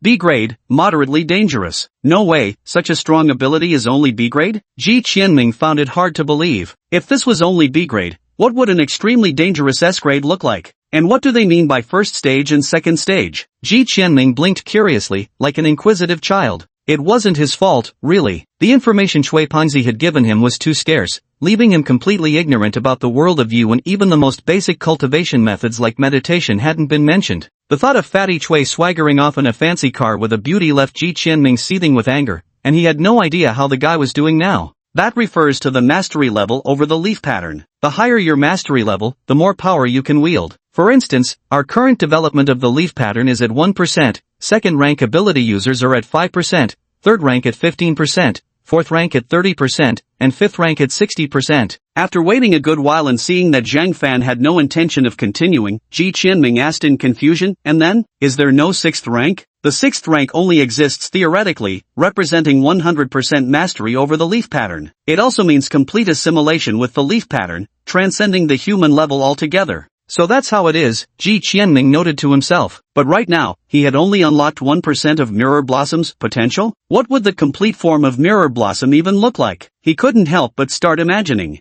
Wait, strictly speaking, his Mirror Blossom was brought by the system. So was Mirror Blossom recorded among the known leaf pattern types? If it was, who was its previous owner? If not, where did it even come from? The more he thought about it, the more perplexing it became. The enormous mirror surface in his mind was just too mysterious. Although the 6th tier only exists in theory, 5th tier leaf pattern wielders do exist in reality. Seeing Ji Qianming remain silent, Zhang Fan thought he was disheartened. After hesitating for a moment, he continued speaking. The 5th order is also known as the imperial rank, though those who reach this level are exceedingly rare. There are fewer than 10 such individuals across the entire planet. The entire planet? Less than 10? Ji Qianming's eyes widened in disbelief. The sheer improbability of the ratio left him questioning reality. How many people lived on Earth? And yet, only 10 imperial rank exist? How many does our Huaxia have? Ji Qianming pressed urgently. Zhang Fan slowly raised 4 fingers and said, our Huaxia is the chosen land, home to half the world's imperial rank powerhouses. These 4 are known as the Flame Emperor, the Ice Sovereign, the Wind Ancestor, and the Thunder God. Fiery Emperor, Ice Sovereign, Wind Ancestor, Thunder God. Ji Qianming muttered to himself, etching these names deeply into his mind. Unlike the royal-level powerhouses of other nations, these 4 sovereign-level emperor seals possess their own consciousness and will never fade away. What does that mean? Ji Qianming was puzzled. Could emperor seals have thoughts? And what did he mean by never fading? These 4 emperor seals have existed since 1,000 years ago. Their purpose is to protect China, passed down through generations, and they are extraordinarily unique. Firstly, ordinary leaf marks would return to nothingness to recuperate after their host's death, but these 4 imperial marks require no recovery, they immediately appear on the next host the moment the previous one dies. Secondly, even if ordinary leaf marks reappear after many years, the new host still starts from level 1, but for each of the 4 emperors, from the moment they obtain an imperial mark, they immediately enter the emperor rank. Although the inheritance methods of each imperial mark differ, all inheritors share one common trait: they are willing to sacrifice their lives to protect something. The chosen 4 emperors, passed down through generations. Ji Qianming was utterly astonished. The powerful and enigmatic image of the 4 emperors lingered in his mind, leaving him with a vague sense of having glimpsed the true nature of this world. The ancestors decreed that all descendants of Huaxia must use honorifics when addressing the 4 emperors. Honorifics? Ji Qianming tilted his head. What honorifics? Respect them with the rights befitting ancient emperors, and address them as Your Majesty. Chapter 20, The Enemy Emerges. Your Majesty. What a majestic title, Ji Qianming thought to himself. Zhang Fan glanced at his watch, then slowly stood up and walked toward the door. Where are you going? Ji Qianming hurriedly rose to his feet when he saw Zhang Fan preparing to leave. It's not safe outside, don't forget there are still rioters hunting us down. Zhang Fan took his black coat from the rack by the door and said lightly, I need to find someone. An enemy? Whom? I'll go with you. Zhang Fan was taken aback. He turned to see Ji Qianming looking at him with utmost seriousness. We're friends, and you're my boss. After last night's life and death struggle, the two had formed a bond forged in blood. Ji Qianming had long regarded Zhang Fan as a friend in his heart. Though he was usually a bit erratic and never took things seriously, he had always valued loyalty. Just yesterday, Zhang Fan had shielded him from a group of attackers. If he backed down now, he'd despise himself. A surge of passion suddenly welled up in Ji Qianming's chest, filling him with heroic fervor. He couldn't wait to follow Zhang Fan out to wreak havoc, to honor their brotherhood with the blood of their enemies. I don't need friends. Zhang Fan remained silent for a long time before speaking coldly. Ji Qianming. Ji Qianming never expected to hear such a response. It felt like a bucket of ice water had been poured over him from head to toe, instantly extinguishing his fervent fighting spirit. Zhang Fan opened the door and walked out without looking back. Faintly, another sentence drifted through the air. My enemy is very powerful. You'll get yourself killed. Ji Qianming stood frozen in place, staring in the direction Zhang Fan had departed. After a long while, a brilliant smile spread across his face. Chengyuan Heavy Industries. The click of high heels echoed through the long corridor as an enchanting woman approached from its far end. By the enormous floor-to-ceiling window, the man wearing a hexagonal star mask turned around, his raspy voice emerging from beneath the mask. Everything arranged? He. Flower Ghost let out a light chuckle. I've already arranged everything. All 51 floors of Chengyuan Heavy Industries are guarded by armed thugs, not even a fly could slip through. Where is that place? Of course, I'll personally guard that place myself. The sorcerer nodded lightly and spoke calmly, judging by the timing, it's nearly there. The folks at Gaochen must be scrambling right now. I'll be departing soon, make sure you hold that place tight. Oh dear, our little newcomer seems to have failed to return, Hua Gui suddenly remarked, her voice dripping with melancholy. I'd been craving a taste of him for so long. Humph, that useless trash, the sorcerer snorted coldly. Don't bother with him, though that boy isn't ordinary, completing our mission takes priority now. Just then, the brows beneath the mask furrowed slightly as a flicker of doubt passed through their mind. Strange, where has the envoy gone? He hadn't seen a trace of the envoy since the last meeting, which made him slightly uneasy. After all, venturing alone into the heavily guarded Golden Mountain would be somewhat difficult. With the envoy present, their chance of success would have been 99%. He shook his head. The envoy's task was only to stop the Lord of the Underworld. As for anything else, he neither had the need nor the authority to intervene. Noon. The bustling city was scorched by the blazing sun. The streets were flooded with pedestrians, and cheerful music blaring from some unknown shop filled the lively avenue. In the shade by the roadside stood a handsome young man, quiet and out of place with the world. Zhang Fan glanced at his phone, where a message received 2 days earlier remained. At 2:43 and 19 seconds p.m. on July 26, the eye observed the puppeteer. Location, number 8 Shuafu Road, Zhenjiang. Next observation in 72 hours. He looked up at an ordinary cafe, small and visibly aged, with large brown characters painted above its glass door. Man-Cat Cafe. Zhang Fan observed from the entrance for quite some time before pushing the door open. Ding, welcome. An electronic voice sounded as a rich aroma of coffee beans instantly wafted through the air. The interior decor followed standard Western cafe style, brown color scheme, scattered wooden tables, with a few patrons currently seated here and there. A man in a suit reading a magazine, a programmer in a green checkered shirt, and 3 female university students chatting and laughing. Zhang Fan scanned the room, slowly relaxing his grip on the blade in his pocket. He casually took a seat by the window and let out a faint sigh. This was really just an ordinary coffee shop. Perhaps he was merely passing by when the surveillance spotted him, or maybe he stopped to buy a coffee. The odds of this being the puppeteer's safe house were far too slim. Creak. The old bar door made a sound as the young server walked straight over with a smile and asked, "Sir, what would you like?" "A latte, no sugar," Zhang Fan said plainly. "Okay." The server acknowledged and walked away, while Zhang Fan stared blankly out the window, lost in thought. Time passed minute by minute. Countless pedestrians had come and gone outside the window, and all he saw was the sun gradually sinking westward as dusk approached. Wrong. Zhang Fan suddenly snapped back to reality. Why hadn't his coffee arrived after so long? Why had no one come in or out for such a lengthy period? When exactly had the bustling cafe fallen into this dead silence? He turned around, his pupils abruptly contracting. The only 6 people in the room had unknowingly risen to their feet, their dull, lifeless eyes uniformly fixed on Zhang Fan. Their expressionless faces were as rigid as puppets. Every hair on Zhang Fan's body stood on end. He sprang to his feet, clutching the razor blade in his hand with a death grip. Puppet master. Boundless fury burned in his eyes as killing intent radiated from his entire being. Every word dripped with venom as he spat them out. "You finally noticed," the suited man spoke mechanically, his voice utterly devoid of emotion. "Was this really your safe house all along?" "Safe house?" The programmer's face stiffened into a smile. "Knowing your Gauchin has the eye of providence, who would dare use a safe house?" Zhang Fan frowned slightly. "Then how did you find me?" "I've been following you ever since you left the hotel," the waiter said in a low voice. "And you haven't been looking for me?" The 3 female college students spoke in succession, and all 6 of them grinned viciously simultaneously, a sight that made one's scalp crawl. "Come out here." The golden runes in Zhang Fan's left eye suddenly blazed to life. He stomped his right foot down violently, causing all the tables in the room to slide backward 3 feet, clearing a bare expanse of floor. "Only daring to speak to me through puppets, is this what one of Shang Xie's famed 4 special envoys has been reduced to?" Zhang Fan roared, his murderous aura flooding the space around him. At that moment, the kitchen door curtain shifted slightly, revealing the faint outline of a man wearing a white crying face mask standing there. A rank 1 ability user with quite the attitude. "As you wish." An indifferent voice emerged from behind the mask. "Xiang Lungfeng." Zhang Fan's breathing grew rapid, the fire in his eyes intensifying. "Do you still remember Lu Feng?" The puppet master tilted his head slightly, as if recalling something. After a long pause, he murmured, "You mean that woman who chose money over her life?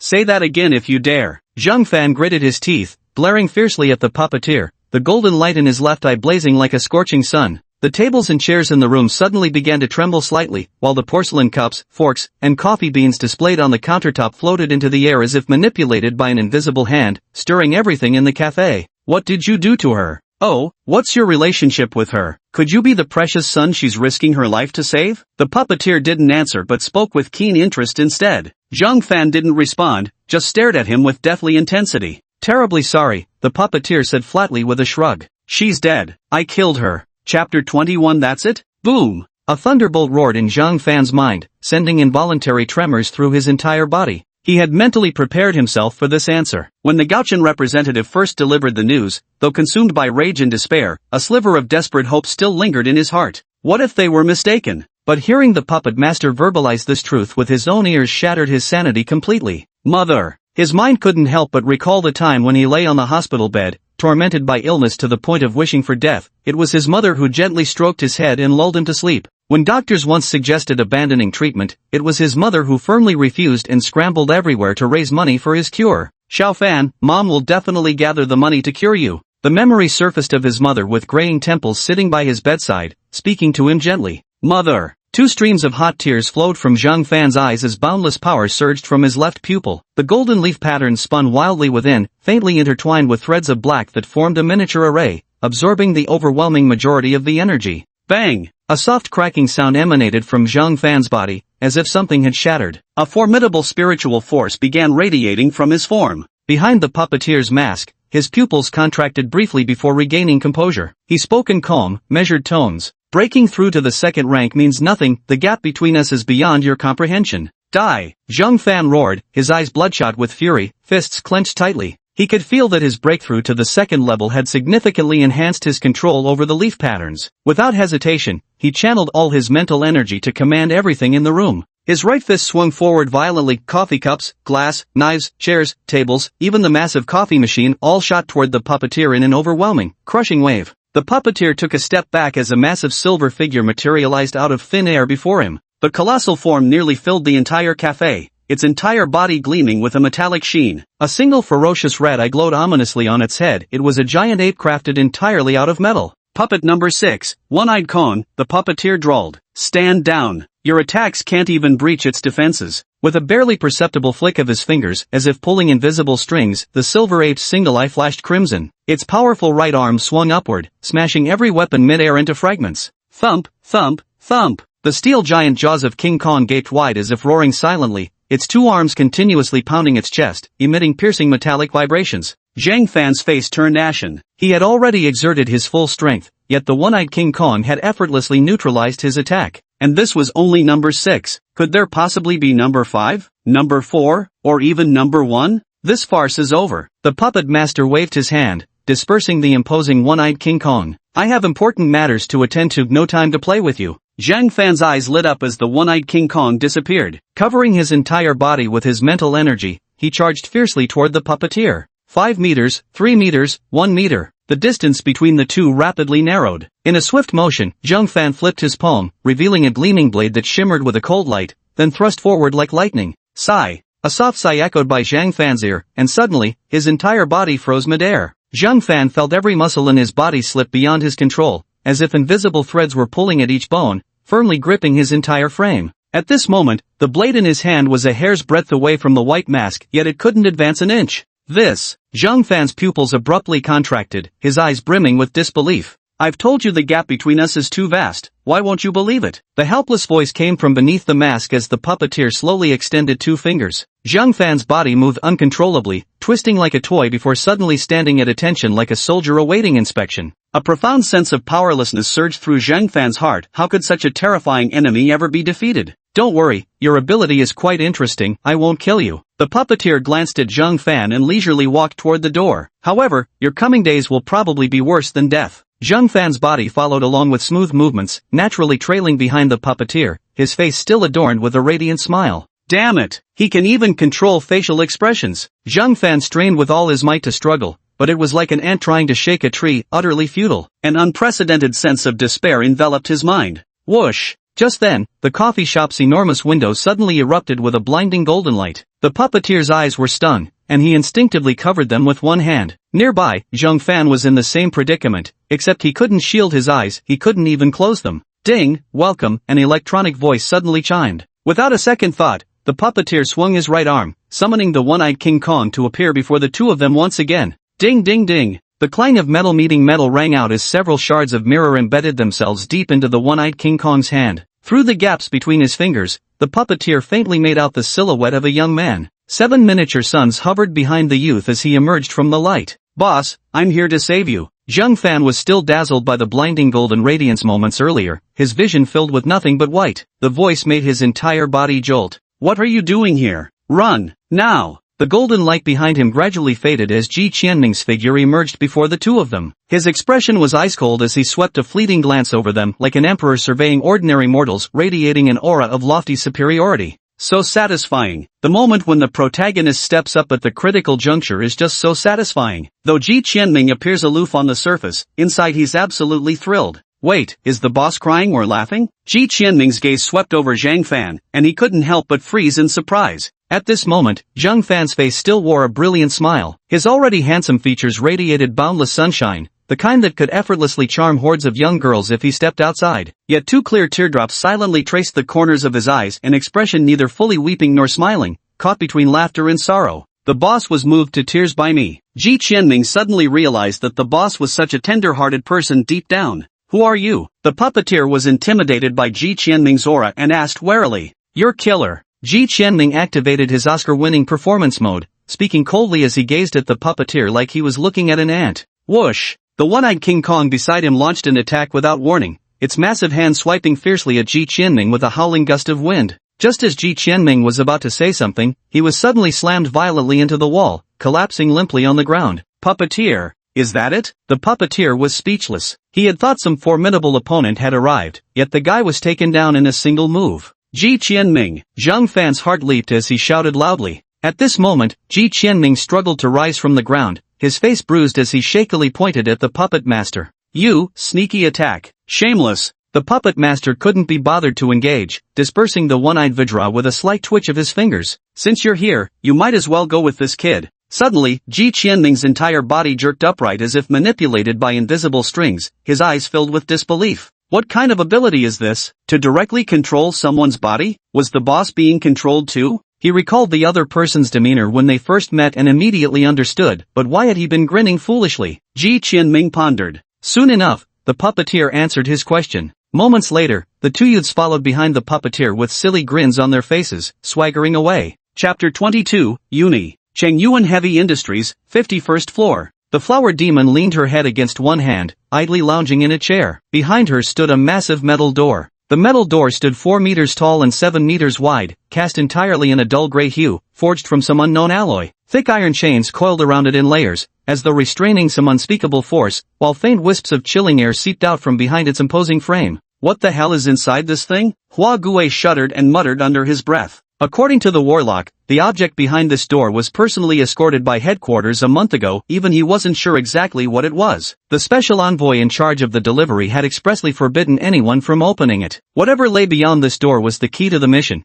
and under no circumstances could it be lost. Could it be some kind of treasure? Her eyes beneath the mask darting about, she slowly rose and tentatively extended a finger toward the colossal metal gate. A piercing chill rapidly spread from her fingertip through her entire body, as if she'd plummeted into an icy cellar. Huague shuddered, stumbling backward several steps before exhaling a frosty breath. Why is it so icy cold? Creak! Just as she was pondering, another hidden door slowly opened. Huague whirled around to see the puppeteer entering, followed by two youths grinning foolishly. Emissary, who are these two? The flower demon was stunned by this bizarre scene. The youngsters who took down the blue tusk, the puppet master spoke lightly. Their abilities are quite intriguing. Keep an eye on them for me until I return. I'll take them back to headquarters for research. The flower demon examined the two boys with keen interest, her eyes briefly sweeping over the grinning Ji Qianming before locking onto the handsome and sunny Zhang Fan. Little brother, aren't you a handsome one? The flower demon stepped closer to Zhang Fan, raising a hand to tilt his chin up as she spoke in a teasing tone. A flash of anger crossed Zhang Fan's eyes as he forcefully turned his head aside, feeling a surge of disgust in his heart. Seeing his resistance, the flower demon grew even more excited, roaming hands wandering over his body like a child exploring a new toy. Her ample bosom pressed against his firm chest, leaving Ji Qianming staring slack-jawed at the scene.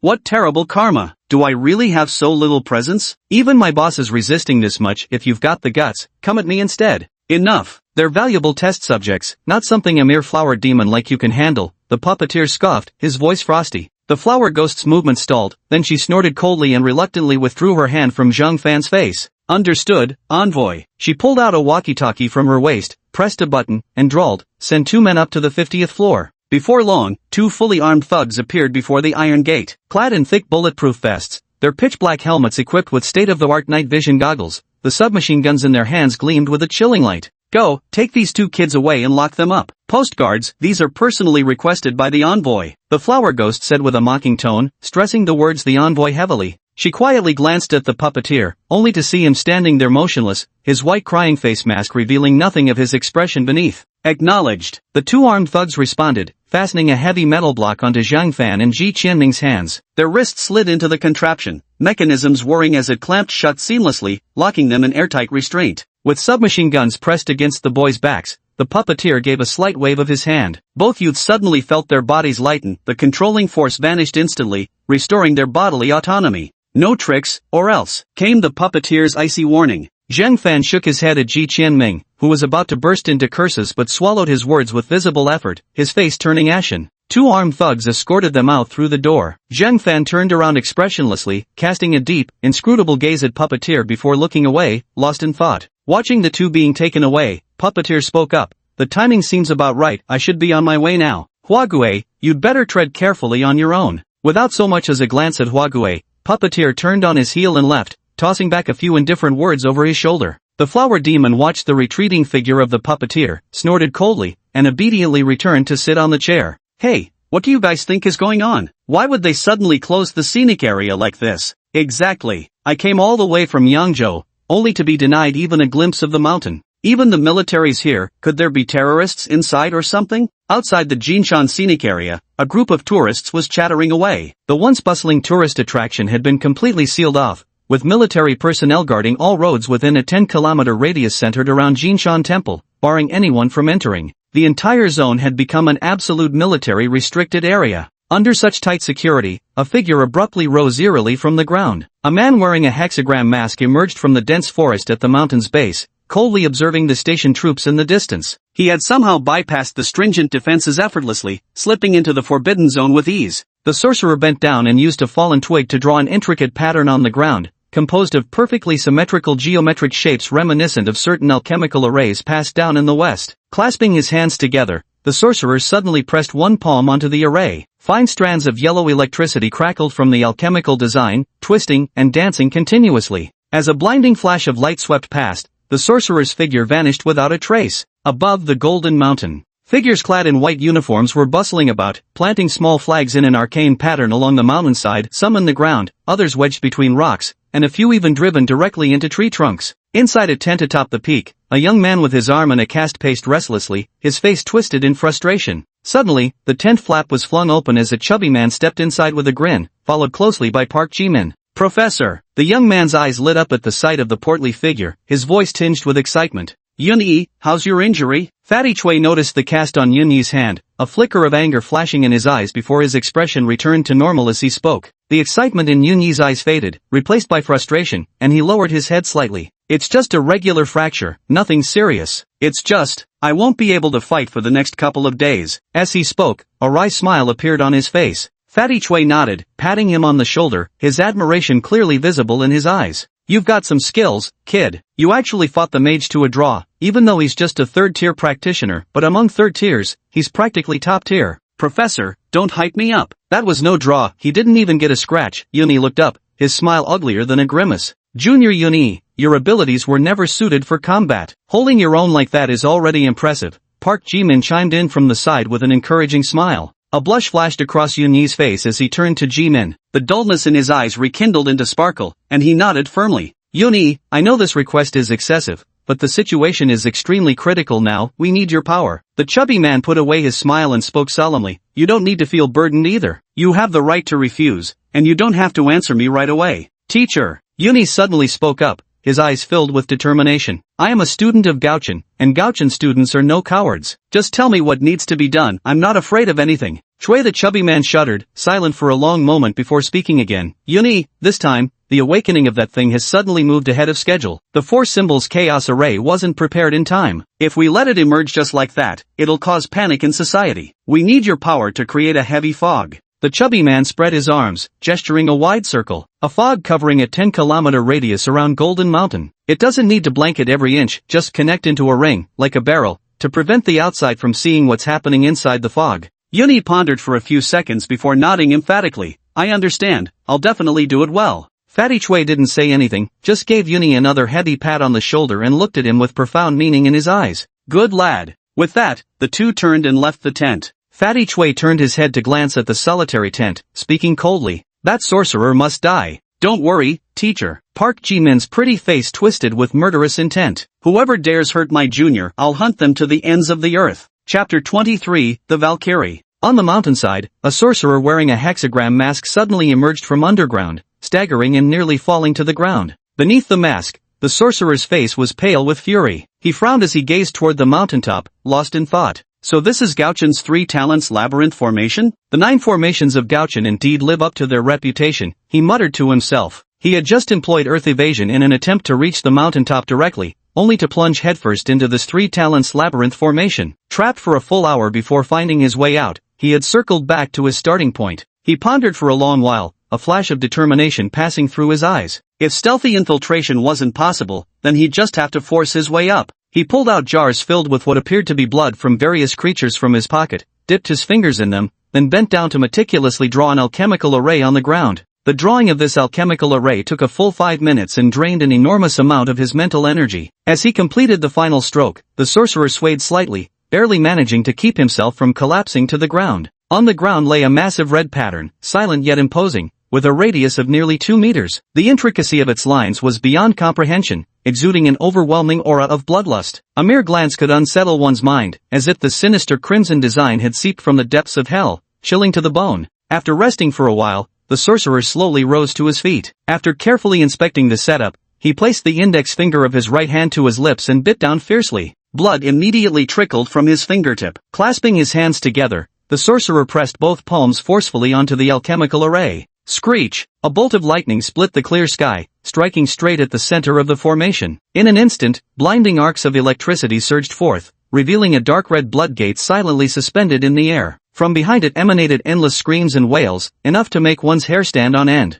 The brutal Hell Guardian, the deity of blood and darkness. With the blood of 61 creatures, I summon. Pray, unleash disaster upon the world once more. Let the ignorant mortals offer you their fear. Great Cerberus. The sorcerer's maddened roar echoed as he knelt on one knee, arms outstretched like a devout worshipper. Thump, thump, thump. A dull thud came from behind the blood-red gate, as if something kept pounding against it in response to the sorcerer's summons. Boom! The crimson gate burst open with a thunderous crash, and a massive black figure leaped out from behind it, landing heavily on the ground. It was a creature towering 6 stories high, its enormous body covered with steel needle-like fur, resembling both a dog and a wolf. Its 3 ferocious heads snapped upward simultaneously, unleashing a piercing howl. Ruawayer! The deafening sound echoed all the way to the mountaintop, where the crowd collectively raised their heads, exchanging bewildered glances with one another. Inside Jinshan Temple, Chui the Fatso and Park Ji-min, who were discussing countermeasures, suddenly turned their heads and fixed their gaze in one direction. Teacher, let me handle this, Park Ji-min said, a flicker of killing intent flashing in her eyes as she turned to face Chui. Chui frowned slightly and was about to say something when Park Ji-min's delicate face broke into a radiant smile. Teacher, don't you have more important enemies to deal with? We're not the same students who needed you to worry about every little thing anymore. Go ahead, leave this to me.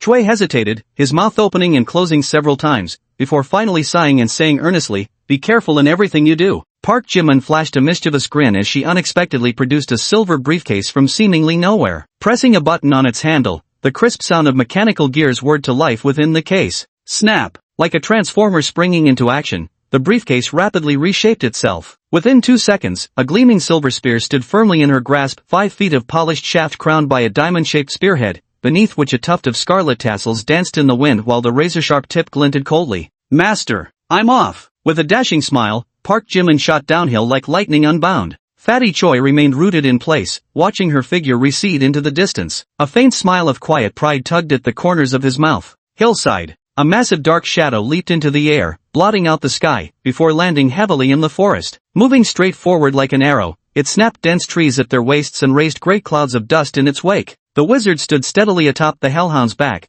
gazing up at the barely visible mountaintop. Yet beneath his 6-pointed star mask, his brows furrowed tightly. At the hellhound's speed, traversing from hillside to summit should have taken mere seconds. But now, after nearly 5 minutes of full-speed charging, the mountaintop remained firmly fixed above them as though they hadn't advanced at all. This 3 talents maze formation is truly troublesome. The sorcerer cursed under his breath. Without a doubt, it must be that accursed spell array causing all these problems. His mission was to foil Gauchen's plans, but if he couldn't even reach the mountaintop, what use was this mission? He couldn't afford to lose face like this. Just as he prepared to take action, a streak of cold light pierced toward him from the mountaintop. The three-headed hellhound seemed to sense something. Its front paws smashed violently against a massive boulder, instantly reducing it to powder, but this also allowed the beast to successfully change direction by leveraging the force. Bang! A silver spear flashed down like lightning onto the path the hellhound had just taken. With a thunderous boom, it left a crater over 5 meters deep in the ground. Such terrifying strength. The warlock's pupils contracted sharply. If not for the hellhound's beast-like intuition, he would have been severely wounded on the spot by that single strike. At that moment, a slender figure leaped down from the sky right after, landing lightly on the ground. Spear, come! With a soft cry from that graceful figure, the silver spear deeply embedded in the ground suddenly trembled violently, then transformed into a flash of silver light as it returned to her grasp. Park Ji-min, dressed in a flowing red gown with her golden hair billowing in the wind, pointed her spear downward. Gone was her earlier playfulness, she now regarded the sorcerer with icy detachment, emanating formidable martial spirit. You're the Valkyrie of Gauchen. The sorcerer suddenly realized something and cried out in astonishment.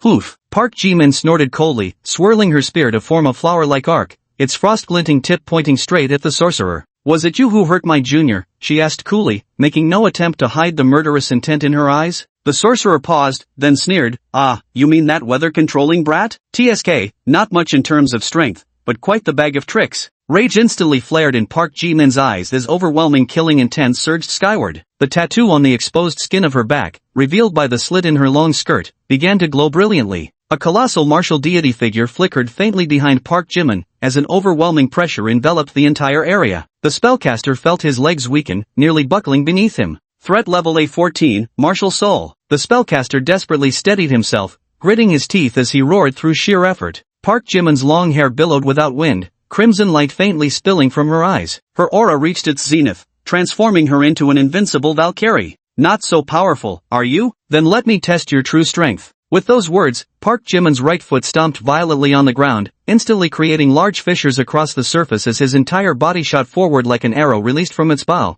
charging straight at the hellhound. Roar! Feeling the impending danger, the hellhound let out a furious howl from its 3 savage heads, its menacing claws swiping viciously toward Park Ji-min. The hellhound's massive frame was nearly 10 times Ji-min's size, yet at this moment, he showed not the slightest hesitation as the two figures closed in on each other at breakneck speed. Park Ji-min planted her left foot, pivoted at the waist, and with a sweep of her silver spear that left afterimages in its wake, she lunged straight toward the claws, her thrust swift as a dragon's strike. Clang! The piercing crash of metal echoed across the mountainside. The ground beneath the combatants buckled under the tremendous force, instantly cratering. A howling gale erupted between the claws and spear, rustling the surrounding leaves into a furious chorus. The hellhound staggered back several paces from the impact, while Park Ji-min regained her footing after merely 2 steps. In this contest of raw strength, she had unexpectedly come out on top. The warlock had dismounted from the hellhound at some unknown moment, the corner of his mouth beneath the mask twitching slightly. What kind of monster was this woman? She actually dared to compete in strength with Cerberus, and won. Park Ji-min raised her spear, a trace of disdain flashing in her eyes. She spoke coolly, your strength is merely a so-so. Chapter 24, Martial Soul Possession. He. The sorcerer's hoarse laughter emanated from behind his mask, like a venomous serpent hissing, making one's hair stand on end. What's a Valkyrie to me? I haven't even made my move yet. As he spoke, he leisurely withdrew a pair of white gloves from his pocket and slipped them on. Each glove was inscribed with a mysterious and arcane alchemical array on the back, 2 different designs glowing faintly. Park Ji-min's eyebrows arched slightly, her spear humming in her grip. With her back slightly arched and gathering momentum, she launched into another charge. The sorcerer remained stationary, muttering something under his breath. The crimson array on his right glove flashed brightly as a fireball the size of a football materialized in his palm. The flames on the fireball's surface churned incessantly, its radiant glow casting a crimson hue on the hexagram-patterned mask. With a swift motion of his right hand, the sorcerer sent the fireball hurtling toward Park Ji-min. Before the first attack could settle, after a brief incantation, 2 more fireballs materialized, forming a triangular formation that sealed off all her escape routes. Park Ji-min responded with a cold snort. Channeling force into her right hand, she thrust her silver spear 3 times in rapid succession, leaving behind triple afterimages as each precise strike pierced the core of the approaching fireballs. Bang bang bang!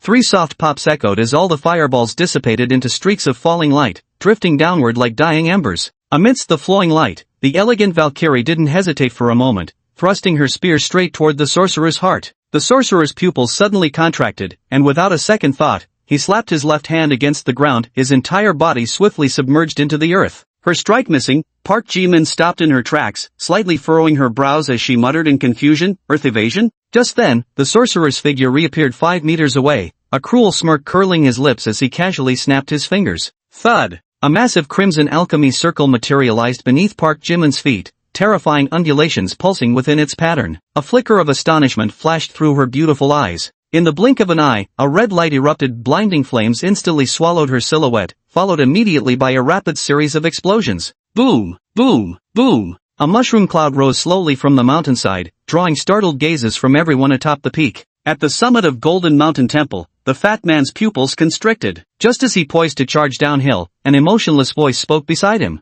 "I'd advise you not to move recklessly." Chui the fatty turned pale as he slowly turned his head, catching sight of a young man in Gauchen's white uniform standing beside him, speaking mechanically. "Puppeteer." Chui the fatty's voice was icy as if emerging from the netherworld, the words gritted between his teeth. "How did you break through the 3 talents labyrinth formation?" "Who said I passed the 3 talents labyrinth formation?" The young man's lips twisted into a stiff grin. "I just controlled one of your subordinates from another mountaintop and had him sneak in directly." Fat Shui snorted coldly and said calmly, "That's meaningless. Your real body is too far away, you can only control this one puppet. You're no match for me." "Oh," the young man swiftly drew a pistol and pressed it against his own temple. "Even if it means your subordinate loses his life, that doesn't matter to you?" Watching Fat Shui turn pale, the young man, controlled by the puppet master, burst into laughter. "I don't even need to fight you. As long as I hold your weakness, you'll have no choice but to submit. And your greatest flaw, Lord of the Underworld, is your damned soft heart. Shameless coward, hiding your head and showing your tail." Anger surged from Fatty Chui's heart, his eyes filled with torment as he clenched his fists tightly. Meanwhile, absolute darkness spread from beneath his feet, instantly transforming the temple roof into an icehouse, freezing to the bone. After a long while, he slowly relaxed his fists. As the darkness gradually receded, he gazed in the direction of the explosion, his eyes brimming with worry. "Jishin, you must be safe." The warlock gazed at the ruins left by the explosion and let out a chilling chuckle. "What good is a Valkyrie? Still nothing more than a plaything in my hands." Just as he was reveling in his triumph, he noticed the nearby 3-headed hellhound still staring fixedly ahead, every muscle taut as if facing a deadly foe. A sudden dread gripped the warlock's heart. He immediately turned back toward the ruins, an ominous premonition creeping over him. The sky filled with swirling dust appeared to be stirred by an invisible giant hand, gradually rotating faster and faster until it formed into a full-fledged tornado. The tremendous centrifugal force rattled the surrounding leaves violently, while tiny stones along the ground were swept upward and swallowed into the swirling vortex. Standing calmly within the tornado was a graceful figure in a red dress, gripping a silver spear. With a single upward flick of her weapon, a faint dragon's roar resonated from its tip, causing the entire tornado to abruptly disperse. The gale snapped robust trees at their middles, and even tore a massive hole through the clouds above, as though the sky itself had been pierced by a single strike. The howling winds raged as the ferocious 3-headed hellhound crouched low,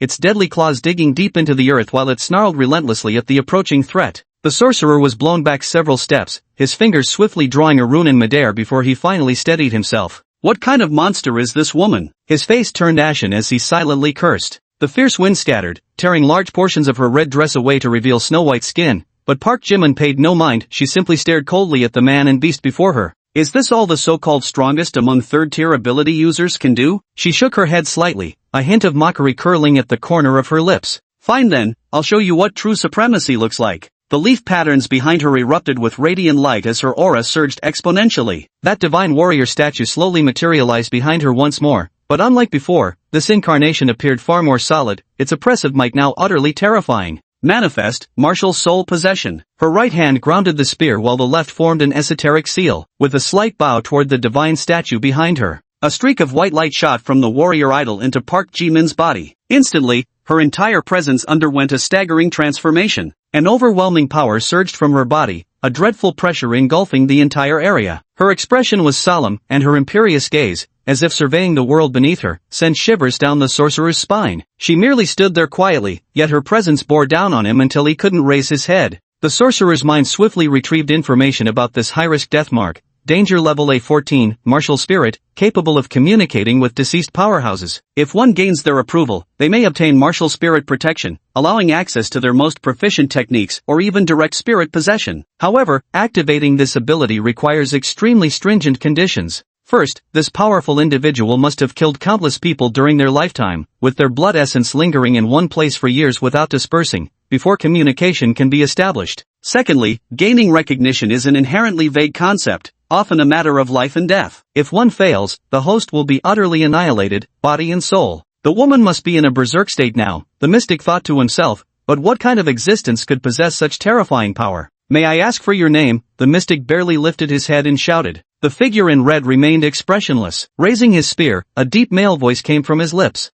Zhao Zilong of Changshan seeks battle. Chapter 25 Gunshot through the clouds. Zhao Yun? The sorcerer's face beneath the mask twitched violently. Had she actually found the martial soul of Zhao Yun, one of the 5 tiger generals, and gained his recognition? Before the sorcerer could speak, Park Jimin's figure blurred and vanished on the spot. So fast. This was on an entirely different level than before. The sorcerer's pupils abruptly contracted. The hellhound beside him roared and was about to move, but suddenly, its left head exploded. A spear shot out from the bloody mist. Blood splattered on Park Jimin's face, yet her expression remained blank, as if she were a cold-blooded, blood-soaked Azura. Roar! Roar! Roar! The other 2 heads howled madly, their savage fangs viciously snapping toward her. Yet, all they caught was a flash of red as her figure flickered, leaving behind streaks of afterimages in the air, flawlessly dodging every attack. 2 dragon roars echoed as Park Jimin thrust her spear twice with lightning speed. 2 chilling flashes of cold light struck the howling heads, causing another 2 bursts of bloody mist to explode.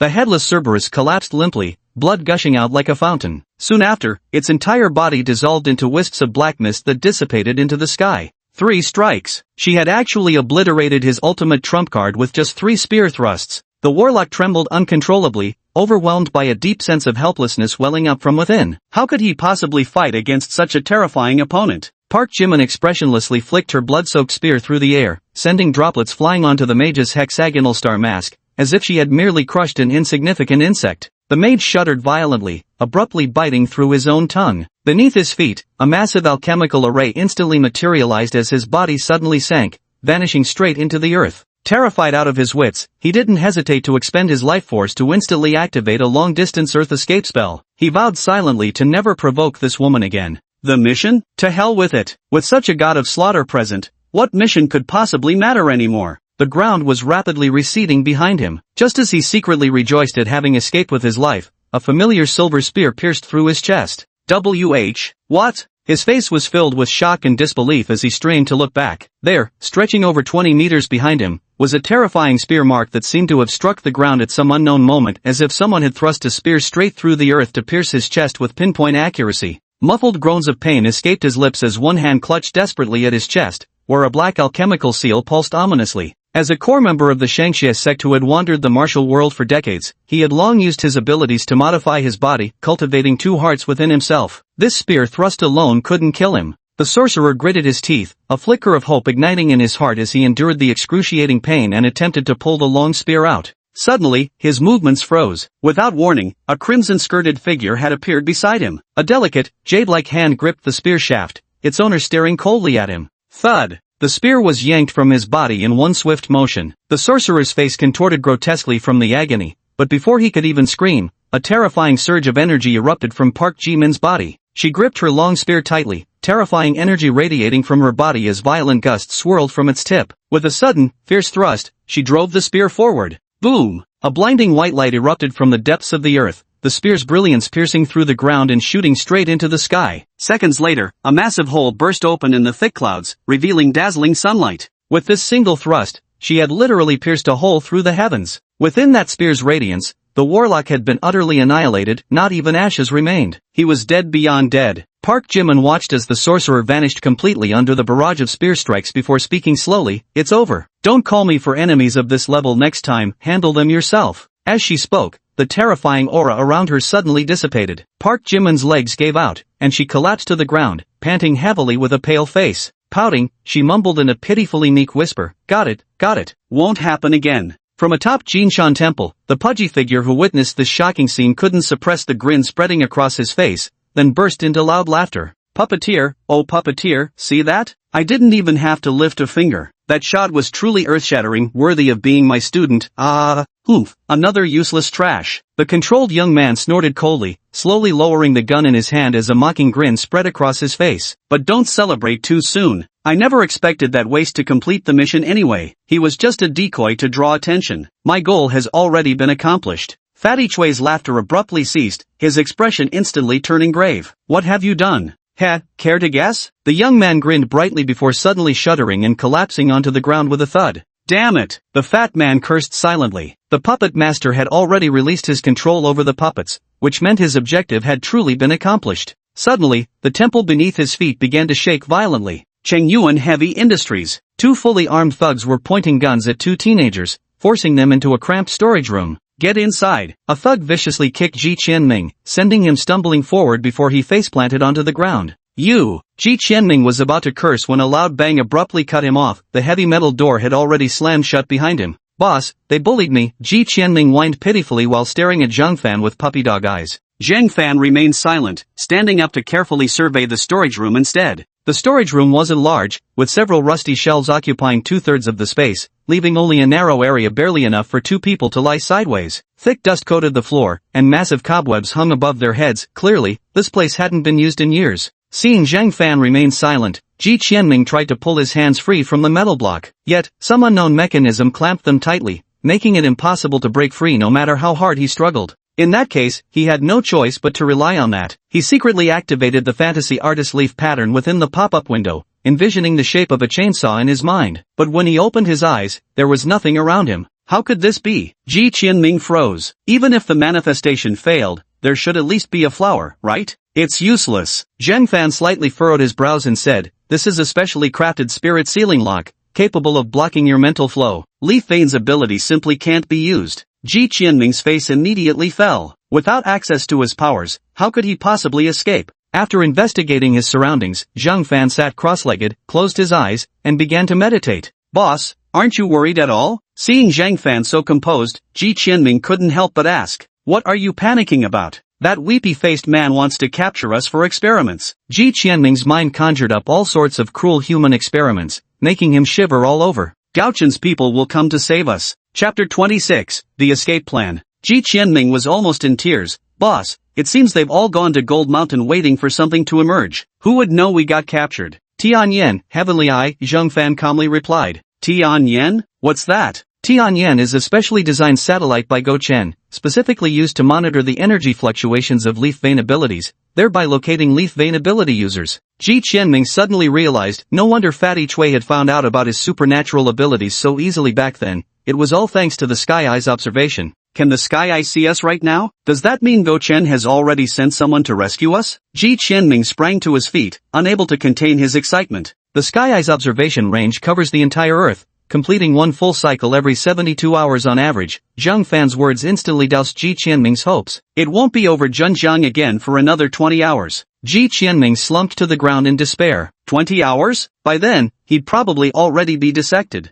If the Heavenly Eye can observe all movements of the leaf patterns, then why doesn't Gochen just locate the stronghold of the Shangxia Society and wipe them out in one fell swoop? Ji Qianming suddenly thought of something and asked. The Heavenly Eye's observation depth is limited. Once they hide deeper than 5 meters underground, it becomes impossible to observe, Zhang Fan explained. Moreover, we have no obligation to eliminate the Shangxia Society, that's the Zero Organization's responsibility. We have more important enemies to deal with. The Zero Organization? Ji Qianming blinked, waiting for Zhang Fan to give an explanation. Zhang Fan shot him a helpless glance and slowly replied, where there are superpowered terrorist organizations, there will naturally be superpowered counter-terrorism units. The Zero Division is an agency specifically designed to deal with the Shangxia Society. The National Anti-Terrorism Capable, Zero Agency. Ji Qianming murmured to himself, sounds pretty good too. Ji Qianming was just about to open his mouth to ask something more when Zhang Fan closed his eyes directly, showing no intention of continuing the conversation. Being this guy's science explainer is exhausting, it's like dealing with a walking encyclopedia of endless questions. Ji Qianming pursed his lips, swallowing the question that had just reached his mouth, though his curiosity itched intensely. Just what was the boss's real identity? They were both freshmen, so how did he know so much? After pondering for a long time without reaching any conclusion, he simply closed his eyes and let his mind sink into the mirrored surface within his consciousness. Everything else remained unchanged, except for the large chunks of tiny text now filling the pop-up window labeled Soul Chi Materialization. Li Go's egg collected +4 Soul Chi. Wang Tieju's Soul Energy Collection +7. Zhang Wei's Soul Energy Collection +6. Ji Qianming swiped the touchscreen for what felt like ages before reaching the bottom. Each entry was uniformly red. His heart brimmed with confusion. Who were these people? Why didn't he recognize a single one? And with such vast amounts of angry soul energy, when had he managed to offend so many without even remembering? He turned to the last entry with puzzlement, a deep crimson record. Azure Fong soul energy collected plus 50. This must be that man with the cyan ghost mask, rather fitting name. When had I offended so many people before killing him? Suddenly, the image of him leading a motorcycle gang on a merry chase flashed through his mind, making his lip twitch. I've finally found you, my benefactors. Ji Qianming roughly estimated that this group had provided him with nearly 400 points of soul energy. The progress bar, originally only 1/5 full, had instantly jumped to 3/5. Such kind souls. Ji Qianming faintly sensed he might have discovered a shortcut for farming soul energy. Single target attacks were too inefficient, area of effect attacks were definitely the way to go. Exiting the mirror world with joy, a sudden thought flashed through Ji Qianming's mind. The God Sealing Lock could suppress Yuan's abilities, but his own powers came from the system. His heart pounded wildly as he silently activated Feihua on the metal block. Instantly, the surface of the metal displayed a close-up portrait of a beautiful woman. As expected, the God Sealing Lock couldn't restrict his Feihua ability. Ji Qianming was overjoyed and grew even more curious about the origin of the mirror in his mind. This mirror had carved out a space in his consciousness, granting him abilities that resembled Yuan's but surpassed them, along with the mysterious soul energy collection system. But what if I could use Forget-Me-Not? This damn place doesn't have a single mirror, and the reflection ability of the divine shackles in my hand isn't strong enough for direct manipulation. Should I really call the thugs guarding outside and tell them I want to look in a mirror? Ji Qianming calmed down and began to think carefully. A mirror, where could I find one? Suddenly, a stroke of inspiration flashed through his mind. He still remembered the full view of this building when he was manipulated by the puppet master. Its exterior was almost entirely covered in highly reflective glass, which meant... Ji Qianming's eyes lit up with excitement. Boss, I figured out how to make Gaochen come rescue us right away. Zheng Fan opened his eyes and looked at Ji Qianming in confusion. What's your idea? He. Ji Qianming chuckled mischievously. You'll find out when the time comes, but I definitely need to leave this room. My ability won't work if I'm too far away. Zhang Fan's eyes lit up. Your ability can actually be used? Ji Qianming nodded, tilting his head toward the outside while throwing Zheng Fan a meaningful glance. Help! Someone, come quick! This metal block is about to explode. A scream echoed from inside the storage room, startling the two thugs standing guard outside. They exchanged alarmed glances before wrenching the door open and barging in. What the hell are you screaming for? One of the thugs snarled viciously. They saw the metal block in Ji Qianming's hands gradually turning red-hot, like a branding iron being seared in fire, as if it might explode at any moment. This metal block suddenly started doing this. It's burning from inside. My hands are getting scorched. Ji Qianming was frantic, hopping around like an ant on a hot pan and wailing. Why are you just standing there? Hurry up and open it. I'm a valuable test subject. You can't possibly take responsibility if something happens to me. The two thugs stared dumbfounded at the glowing red metal block in his hand, exchanging bewildered glances. What's going on here? Never heard of divine shackles exploding before? Just endure it for now. I'll request instructions, one thug spoke up, immediately reaching for the walkie-talkie at his waist. Suddenly, he heard a whooshing sound behind his ear, then a solid, heavy object struck the back of his head with tremendous force. His eyes rolled back as he collapsed into instant unconsciousness. Another thug turned at the sound, only to see a handsome youth standing coldly behind him, gripping a metal object in his hand. You! He barely had time to react, shouting as one hand swiftly reached for his waist. Bang! Another swift and decisive strike followed, and this thug also collapsed with a thud. Tisk! Just open it when told. No need for requests. Ji Qianming glanced at the two unconscious men inside leisurely. Chapter 27. Could you tell if I were male or female? Let's hurry up and go. They report in periodically, so we don't have much time left. Zheng Fan didn't even glance at the two of them, directing his words to Ji Qianming instead. Ji Qianming thought for a moment, then used his mouth to pluck a walkie-talkie from a thug's belt, tucking it under his arm. The two of them crouched low and crept along the wall toward the exit. Outside the storage room stretched a long corridor, lined on both sides with tightly shut metal doors similar to this storage room. Apart from the two fallen thugs, there was no other guard in the entire hallway. How far away does your ability need to be to activate? Zheng Fan squinted his eyes as he observed, then asked in a low voice. Ji Qianming pondered for 2 seconds before replying, about 10 meters or so. He had never actually tested the maximum range of his ability. He only recalled that time in the rental apartment when he frightened Li Tao. The distance to the mirror on the bathroom counter had been roughly 10 meters. In this situation, it was better to be conservative. Zheng Fan nodded slightly, and the two of them quietly moved toward one end of the corridor. Ahead lay a vast office space, with rows of desks neatly arranged. However, not a single employee was present, only 5 armed assailants standing at different positions, slowly scanning their surroundings. Ji Qianming's eyes lit up as he noticed the partition between the manager's office and the general work area was made of highly reflective glass. Moreover, the floor-to-ceiling windows of the manager's office were part of the building's exterior glass facade.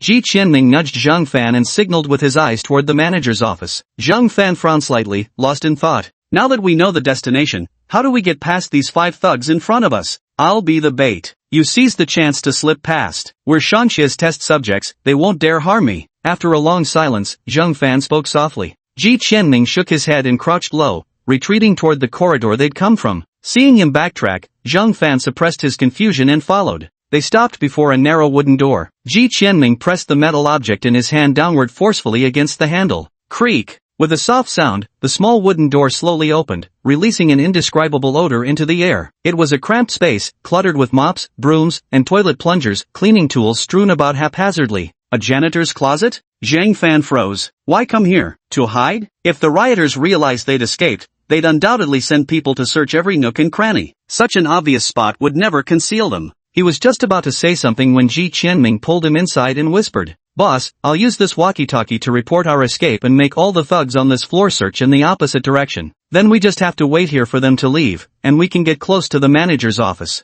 Zhang Fan's eyes lit up, and he nodded. He had to admit, Ji Qianming had way more tricks up his sleeve than he did. Ji Qianming cleared his throat, pressed the talk button on the metal device in his hand, and said in a low voice, "The 2 youths on the 50th floor have escaped." Repeat, "The 2 youths on the 50th floor have escaped. They're moving toward the northern staircase. All brothers on the 50th floor, come support immediately." Got it, coming right now. Ji Qianming felt a surge of joy in his heart and smirked smugly. Wait a minute, number 8, when did you turn into a man? Just then, a puzzled voice came through the walkie-talkie. Ji Qianming, Zhang Fan. It suddenly occurred to them that one of the thugs hadn't said a word the entire time, and they were all armed from head to toe, not even a single strand of hair visible. Who the hell would have thought she was actually a woman? Alert, numbers 8 and 9 have been taken out. All units on the 50th floor, go on high alert. Immediately conduct a thorough search, we must find those 2 at all costs. A deep-voiced man swiftly issued the command over the walkie-talkie, followed by a chorus of acknowledgments. Ji Qianming could vaguely hear someone running toward their direction and immediately panicked. Boss, what do we do now? Zhang Fan's eyes were fixed on the wooden door before him, his entire body tensed as he swiftly entered combat readiness. We'll cross that bridge when we get to it. Ji Qianming swallowed hard. The other side had a submachine gun, for crying out loud. A single burst from that thing would wipe a person out completely. The footsteps grew nearer. Zhang Fan's body tensed slightly, his ears twitching like a hunter poised to strike, waiting for his prey to arrive. Now is the time. Suddenly, a fierce light flashed in his eyes as he hurled himself violently toward the wooden door. Bang! The door burst open with a crash. A gun-wielding thug had just rushed past it and whipped around at the sound. Before the wooden door even hit the ground, Zhang Fan twisted his body with lightning speed as if he'd already predicted the assailant's position without even glancing at him. The metal chunk whistled through the air in a savage arc, smashing toward the man's face. A blood-curdling scream tore through the air as the mask shattered under the impact, its fragments embedding deep into the thug's mangled flesh. He collapsed like a sack of meat, his face reduced to a gory mess. Ji Qianming stood frozen nearby, his mind reeling. This was sheer brutality. Even without his powers, Zhang Fan remained terrifyingly formidable. Move! Zhang Fan barked when he saw Ji Qianming rooted to the spot. Ji Qianming reacted instantly, sprinting toward the office area. Only one assailant remained in the office area at that moment. Spotted the 2 men charging toward him, he faltered for a split second before abruptly raising his gun and pulling the trigger. Rat-tat-tat-tat-tat. The submachine gun spat fire, bullets streaking toward Ji Qianming and Zhang Fan. Both men instantly dove to the ground, rolling swiftly under the clustered office desks for cover. Go now! I'll handle him! Zhang Fan shouted, simultaneously swinging the metal block in his hand upwards. A barrage of bullets struck the metal, emitting a piercing clang. Darting swiftly beneath the office desks, Zhang Fan glanced at the metal block in his hand. Astonishingly, not a single bullet mark scarred its surface. Whatever material it was made of, it was incredibly tough. Ji Qianming heard Zhang Fan's yell. Gritting his teeth, he slightly rose from his crouch and dashed madly toward the manager's office door. The glass room loomed closer. Just then, one of the assailants tangled with Zhang Fan seemed to notice him. The man abruptly turned and sprayed bullets in his direction.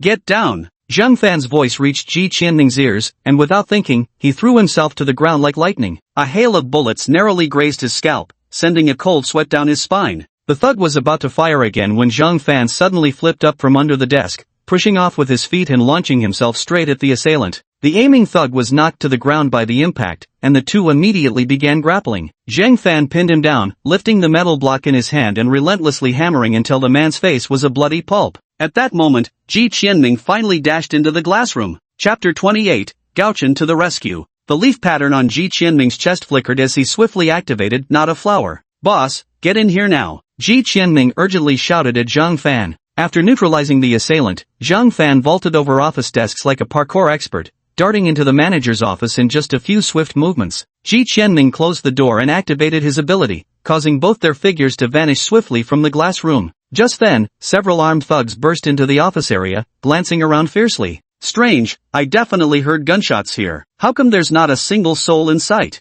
Number 3. One thug spotted the bloodied and mangled body of the third thug lying on the ground, exclaiming in shock, "They've been here." The man at the rear frowned and spoke up. "They must have fled to another floor by now. Immediately notify our brothers on the 49th floor to be on high alert." "Shouldn't we inform Lord Huague on the 51st floor? Lord Huague already knows, and if they dare go up to the 51st floor, that'll be their death sentence." The thug sneered. Inside the glass room, Ji Qianming plopped down onto the floor, panting heavily. That had been way too close. In his wildest dreams just a short while ago, he never would have imagined he'd one day be chased by men wielding submachine guns. "Can they not see us anymore?" Zhang Fan noticed the thug's gazes sweep past them before turning elsewhere, as if they were completely invisible. It was his first time witnessing Ji Qianming's mirror mirage ability, and he couldn't help feeling puzzled. Ji Qianming grinned and explained, "My ability manipulates the physical properties of reflective surfaces. By partially absorbing the light on the glass surface, we naturally become invisible to them." Zhang Fan nodded, then asked anxiously, "Has the distress signal been sent? Will they be able to see it?" Ji Qianming flashed a bright smile. "Don't worry boss, they'll definitely see it." "Hey, look over there, what's that? This building has a display screen too? I'm seeing it for the first time." "Gao Chen save us? What does that mean?" "Probably just advertising. It seems to be a heavy industry company, and Gao Chen must be the name of a new product." "Oh, I see." On the massive glass facade of Chengyuan Heavy Industries in the city center, enormous crimson characters gleamed brilliantly under the sunlight. "Go Chun, save me." Each character stood almost 5 stories tall, with the final exclamation mark spanning a full 8 floors. The vibrant crimson hue made the entire downtown area instantly notice this peculiar building. By a roadside in the city center, 2 figures stood frozen, staring up at the giant characters with their lips uncontrollably twitching. "Your Majesty, is this?" The bespectacled man carrying a long wooden case on his back gaped in undisguised shock. After a prolonged pause, the middle-aged man in the beige trench coat beside him suddenly burst into laughter. "How intriguing, truly fascinating. This is the first time our Gao Chen's reputation has been so boldly displayed before the world." The bespectacled man opened his mouth but found himself at a loss for words. This was truly a once-in-a-lifetime spectacle. He reckoned even those notorious troublemakers at Gao Chen Academy would feel like they'd found kindred spirits if they witnessed this scene. "Qing Dao Dao, it seems our 2 young friends are in trouble. Go lend them a hand," the middle-aged man said with a faint smile playing on his lips. "But your Majesty, if I'm not here?" The bespectacled man hesitated, gesturing toward the wooden case on his back. "Just come find me when you're done." "What? Don't trust my skills?" The middle-aged man raised an eyebrow with a mocking laugh. The bespectacled man quickly shook his head and replied respectfully, "Your Majesty, please be careful. I'll wrap things up as quickly as possible." With that, he hoisted the enormous wooden case onto his back and dashed toward Chengyuan Heavy Industries. The middle-aged man stared quietly at the crimson Gao Chen help sign, lost in unreadable thoughts. "Master, look over there. Fuxilai Hotel, room 2102. A silver-haired girl pointed at the building not far away as she spoke to a young woman. "Gao Chen calling for help?" The young woman raised an eyebrow. Which junior from Gao Chen's lineage did this? How outrageously bold. The silver-haired girl smiled faintly, her crescent-shaped eyes narrowing as she gazed at Chengyuan Heavy Industries. Lightly, she said, "I actually find this quite interesting. I wonder what kind of person could have come up with such an idea." The young woman pondered for 2 seconds before speaking. "Let's go take a look. After all, they're from Gao Chen. If we can help, we should." "Yes, master," the silver-haired girl replied, her eyes brightening. "Chengyuan Heavy Industries, 51st floor." Hua Gui raised an eyebrow and spoke coldly. "Are you telling me you've searched the entire building and still couldn't find them?" "Yes, my lord." The voice on the walkie-talkie trembled slightly. "We've deployed all personnel for a thorough search. I believe." "Useless." Hua Gui turned ghastly pale with fury. If the emissary discovered not only that she'd lost 2 teenagers but also remembered her previous disrespect, returning to headquarters would mean severe consequences. she scoffed, rising from her chair. Behind the mask, her eyes gleamed with calculation as she glanced back at the sealed metal door. Will it be alright to leave for a while? After pondering for a few seconds, she silently made up her mind and walked straight toward the hidden door. 50th floor. Ji Qianming lounged leisurely in the comfortable executive chair, his legs propped up on the desk. Watching the frantic thugs outside anxiously searching for their traces, he felt thoroughly amused. At the same moment, he noticed strings of tiny red text scrolling across the mirror. Lia Feng's soul energy collected +3. Kai Shukuan's soul energy collected +5. Lu Han's soul energy collected +4. What a good bunch of people. Ji Qianming really wanted to rush out and shake hands with each of them, thanking them for their contributions to his soul energy. Zhang Fan stood quietly to the side, carefully observing the situation outside the window. Suddenly, a petal drifted in through the ventilation duct, spinning several times in midair before wafting down to land on Ji Qianming's nose. Ji Qianming casually flicked it aside, then froze in sudden realization. That can't be right. From 50 floors up, how could flower petals appear in the ventilation ducts? Just as Ji Qianming was puzzled, an alluring figure wearing a rose-patterned mask slowly walked into the office area from the corridor. "Milord," several thugs chorused upon seeing the newcomer, bowing their heads respectfully. Hua Gui, stepping in high heels, abruptly kicked one of the thugs in the head, puncturing his skull with the sharp heel of her shoe. The thug trembled all over before collapsing limply to the ground, blood mixed with brain matter spilling everywhere. The gruesome sight sent shockwaves through the remaining thugs. Ji Qianming's face paled, the bloody scene nearly made him vomit on the spot. Zhang Fan's brow furrowed deeply as he stared fixedly at Flower Ghost. "A bunch of useless trash, couldn't even find someone hiding right in front of you," Flower Ghost said coldly. Then, she slowly turned her head, the rose-patterned mask gazing directly toward Ji Qianming's direction. Chapter 29 Farewell. Ji Qianming's cold sweat instantly broke out as he leaped from his executive chair like a man facing imminent peril. "Interesting. Is this an illusion type mark?" Hua Gui narrowed her eyes. From her perspective, this appeared to be completely an empty office space after all. With the manager's office being so transparent-looking, no one would think to push the door open for verification. With a flick of her right hand, Hua Gui sent several crimson petals shooting forth like lightning, their velocity utterly comparable to bullets. Ding ding ding! A piercing impact echoed as several petals were flung backward the moment they touched the mirror-like surface, leaving only faint white streaks on the glass. Hua Gui frowned slightly. No one knew better than her the destructive force behind that strike. It was easily on par with a rifle bullet. How could this mundane office glass in a manager's room withstand it? Was it bulletproof glass, of all things? One of those boys must possess a power tied to mirrors, she quickly concluded. Indeed, Hua Gui's guess was spot on. The instant she raised her hand, Ji Qianming had already sensed danger and immediately reinforced the glass to its utmost hardness, barely managing to block the attack. The flower demon let out a cold snort, the leaf patterns on its calves flickering. Rose petals as dense as crimson clouds suddenly appeared, racing frantically toward the manager's office. The densely packed petals slashed like sharp blades, incessantly cutting into a small area of the glass, leaving trails of white scratches within moments. "Boss, I can't hold on any longer." Ji Qianming gritted his teeth, pushing Fei Hua to its absolute limit. Yet the sheer number of petals, all deliberately concentrated into one area, was overwhelming. Even the armored exterior of a tank wouldn't withstand such an onslaught for long. With a tremendous shattering sound, the entire glass pane was completely smashed, revealing Ji Qianming and Zhang Fan standing before everyone's eyes. The thug's eyes widened in shock. They hadn't understood what Hua Gui meant by right before your eyes until now. Seeing the two appear out of thin air, they collectively drew a sharp breath. So we've been busy all this time while these two were just watching from the sidelines?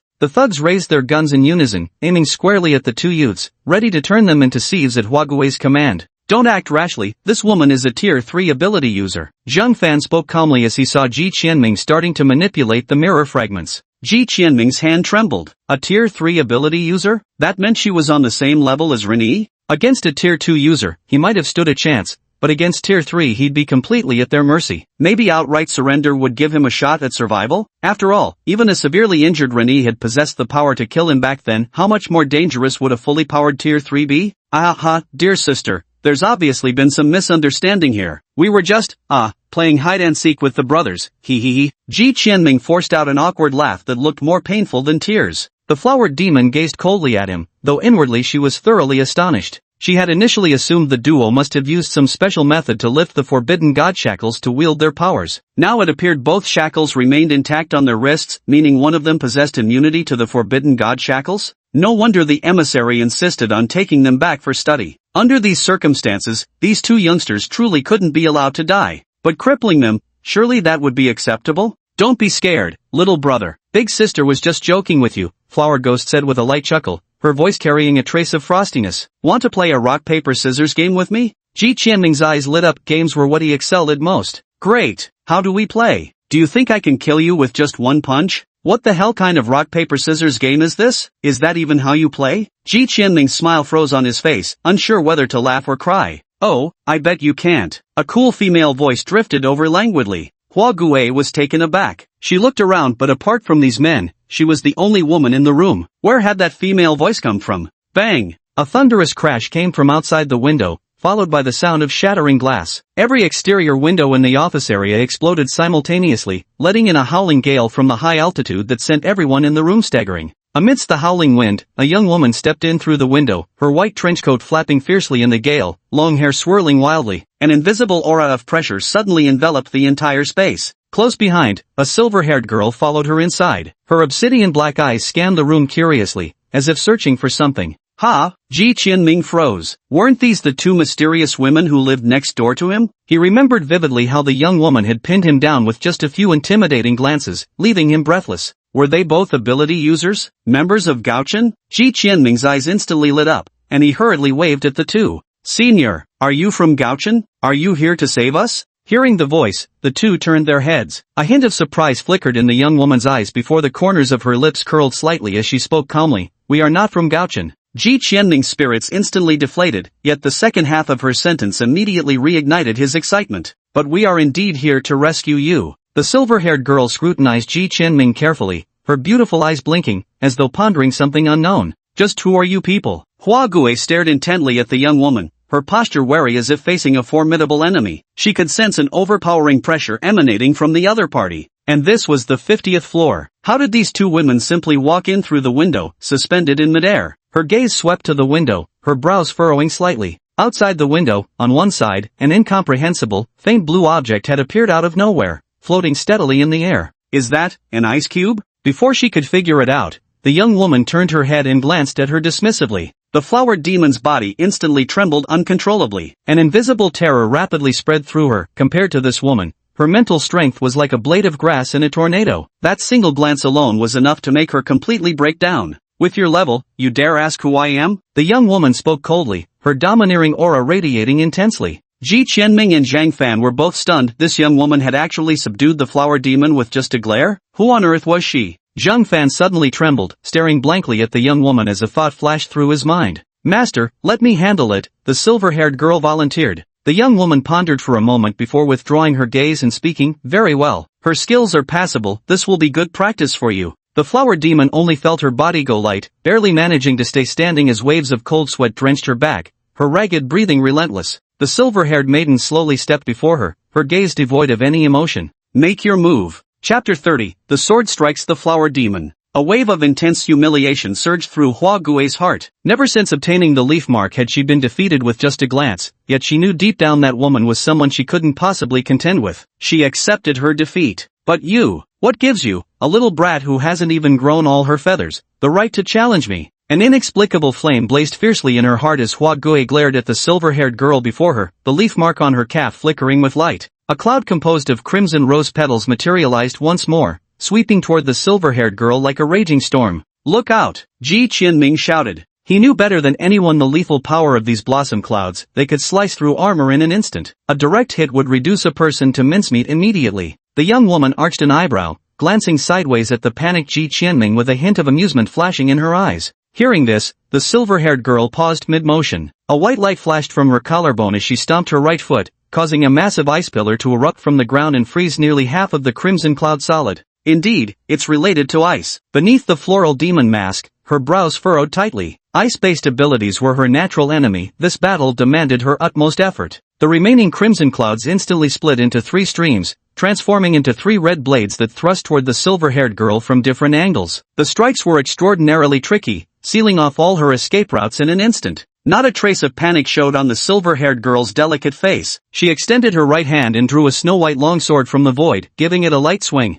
A crystalline frost dragon erupted from the blade, its elongated body coiling protectively around the girl. The 3 crimson streams collided with the dragon's form but failed to leave even the slightest mark. The frost dragon's body trembled slightly, and instantly a wave of white frost began to spread across the red clouds. The cutting speed of the red clouds visibly slowed, and within a few breaths, they were completely frozen into ice blocks. What kind of power is this? Hua Gui's eyes were filled with shock as she stared at the frost dragon. She had never heard of any elemental ability user who could materialize a living creature. Frostborn Construct, the silver-haired girl spoke softly amidst the howling wind, wielding a snow-white longsword as her hair fluttered behind her. Ji Qianming was utterly dumbfounded. Hua Gui was a third-tier ability user, yet this mysterious girl had completely dominated the fight. Did that mean this seemingly frail girl was also a third-tier ability user? Frost Creations, Ghostflower muttered to herself, then suddenly realized something and turned sharply to look at the young woman silently standing nearby, her eyes filled with astonishment. I get it. You're, beep. At that moment, the walkie-talkie at Ghostflower's waist suddenly lit up, and a panicked male voice came through. Lord Hanagaki, a glasses-wearing young man carrying a wooden case just barged in through the main entrance on the first floor. He said he's looking for his junior. We couldn't stop him at all, he's already fought his way up to the 6th floor. Hanagaki could no longer comprehend what the walkie-talkie was saying. Her heart had turned to ashes, her eyes behind the mask brimming with despair. The young woman smiled as she looked at Ji Qianming and spoke. Someone from Gaochen has come looking for you. Ji Qianming's eyes lit up. Finally, the wait was over. And from the sound of it, the senior of theirs seemed exceptionally fierce. Boss, did you hear? The people from Gaochen are here. Zhang Fan nodded absent-mindedly, his eyes darting back and forth between the young woman and the silver-haired girl, lost in thought. The silver-haired girl frowned slightly, pointing her sword tip at the despondent Flower Ghost as she asked, why did you stop fighting? Fight? Flower Ghost let out a self-mocking laugh before gesturing toward the young woman. Even if I could beat you, could I possibly defeat her? What difference would fighting make now? The silver-haired girl was about to say something when the leaf patterns on the flower demon's calves suddenly glowed. Bang! With a soft sound, the flower demon burst into a swirl of rose petals, swept by the fierce wind toward the outside of the building. Chishue, she's fleeing, the young woman said calmly, watching the flower demon dissolve into petals, her voice unhurried. In truth, even before the young woman spoke, the silver-haired girl's gaze sharpened. Without hesitation, she leaped after the petals carried by the wind, diving straight for the lower floors. Wait, this is the 50th floor. Ji Qianming was startled when he saw the girl jump straight off the building. The young woman said unhurriedly, don't worry, she'll be fine. Outside the building, the wind howled. A crimson streak streaked downward along the vertical surface of the skyscraper, followed closely by a sword-wielding girl. With every step she took on the glass facade, a small patch of ice would form beneath her feet, stabilizing her footing. The howling wind rushing up the vertical glass swept her silver hair into a billowing white cloud as two figures raced across the glass surface at blinding speed, the gap between them narrowing rapidly. By the 36th floor window, a bespectacled young man carrying a wooden case stepped over a rioter's corpse when two fleeting shadows caught the corner of his eye. A flicker of puzzled crossed his pale, clean-shaven face. She can't escape any further. If she gets too close to ground level, people will notice. This needs to end now. The silver-haired girl's brow furrowed, the leaf-shaped mark above her collarbone suddenly blazing with radiant light. With her long sword, the girl traced a white circle in the air before her. A sharp cry escaped her lips as a blinding white pillar of light erupted from the ring, streaking forward with terrifying velocity. In an instant, the crimson cloud was engulfed by the massive white beam of light, revealing a bizarrely vivid rose-red cloud trapped within the thick ice pillar, glowing eerily under the sun. The silver-haired girl never paused her movements. With one foot stamping forcefully on the glass, she shot toward the giant ice pillar like a meteor, her snow-white sword flashing multiple times mid-flight before she landed steadily on the vertical glass surface. Ding ding ding! Several sword streaks sliced through the air, causing the enormous ice pillar to explode into countless smaller shards. They drifted downward with the wind, while the rose-red cloud disintegrated into dust before vanishing completely. Why is there snow in the middle of summer? A pedestrian on the street wiped their face and muttered in confusion. Bullshit, it's probably just someone's air conditioner leaking. The pedestrian looked up at the sky, where a huge sun hung in the azure expanse, scorching the earth below. On the high-rise buildings he hadn't noticed, a silver-haired girl quietly watched the falling ice crystals dissipate, her long sword fading from her hand as the wind gently brushed her hair against her face. She turned and drifted away. 50th floor. Holy crap, that was insane. Ji Qianming watched the entire process of the silver-haired girl slicing through the flower demon, his face filled with shock. Is this the world of third-tier abilities? Compared to them, I'm just a little lamb. The girl lightly leapt in through the window, gazing at Ji Qianming's utterly admiring face. A faint blush brushed across her cheeks as she prepared to speak, when suddenly the electronic tone of the elevator sounded in the distance. Ding dong! The elevator door slowly opened, revealing a fair-skinned young man wearing glasses who glanced around before frowning slightly in one direction. After a brief hesitation, he strode straight ahead. Xingya, is that really you? The young matron's voice carried surprise as she watched the man emerge from the corridor. The young man froze in shock. Upon recognizing the woman, his expression turned to startled disbelief before he immediately straightened and performed a respectful bow.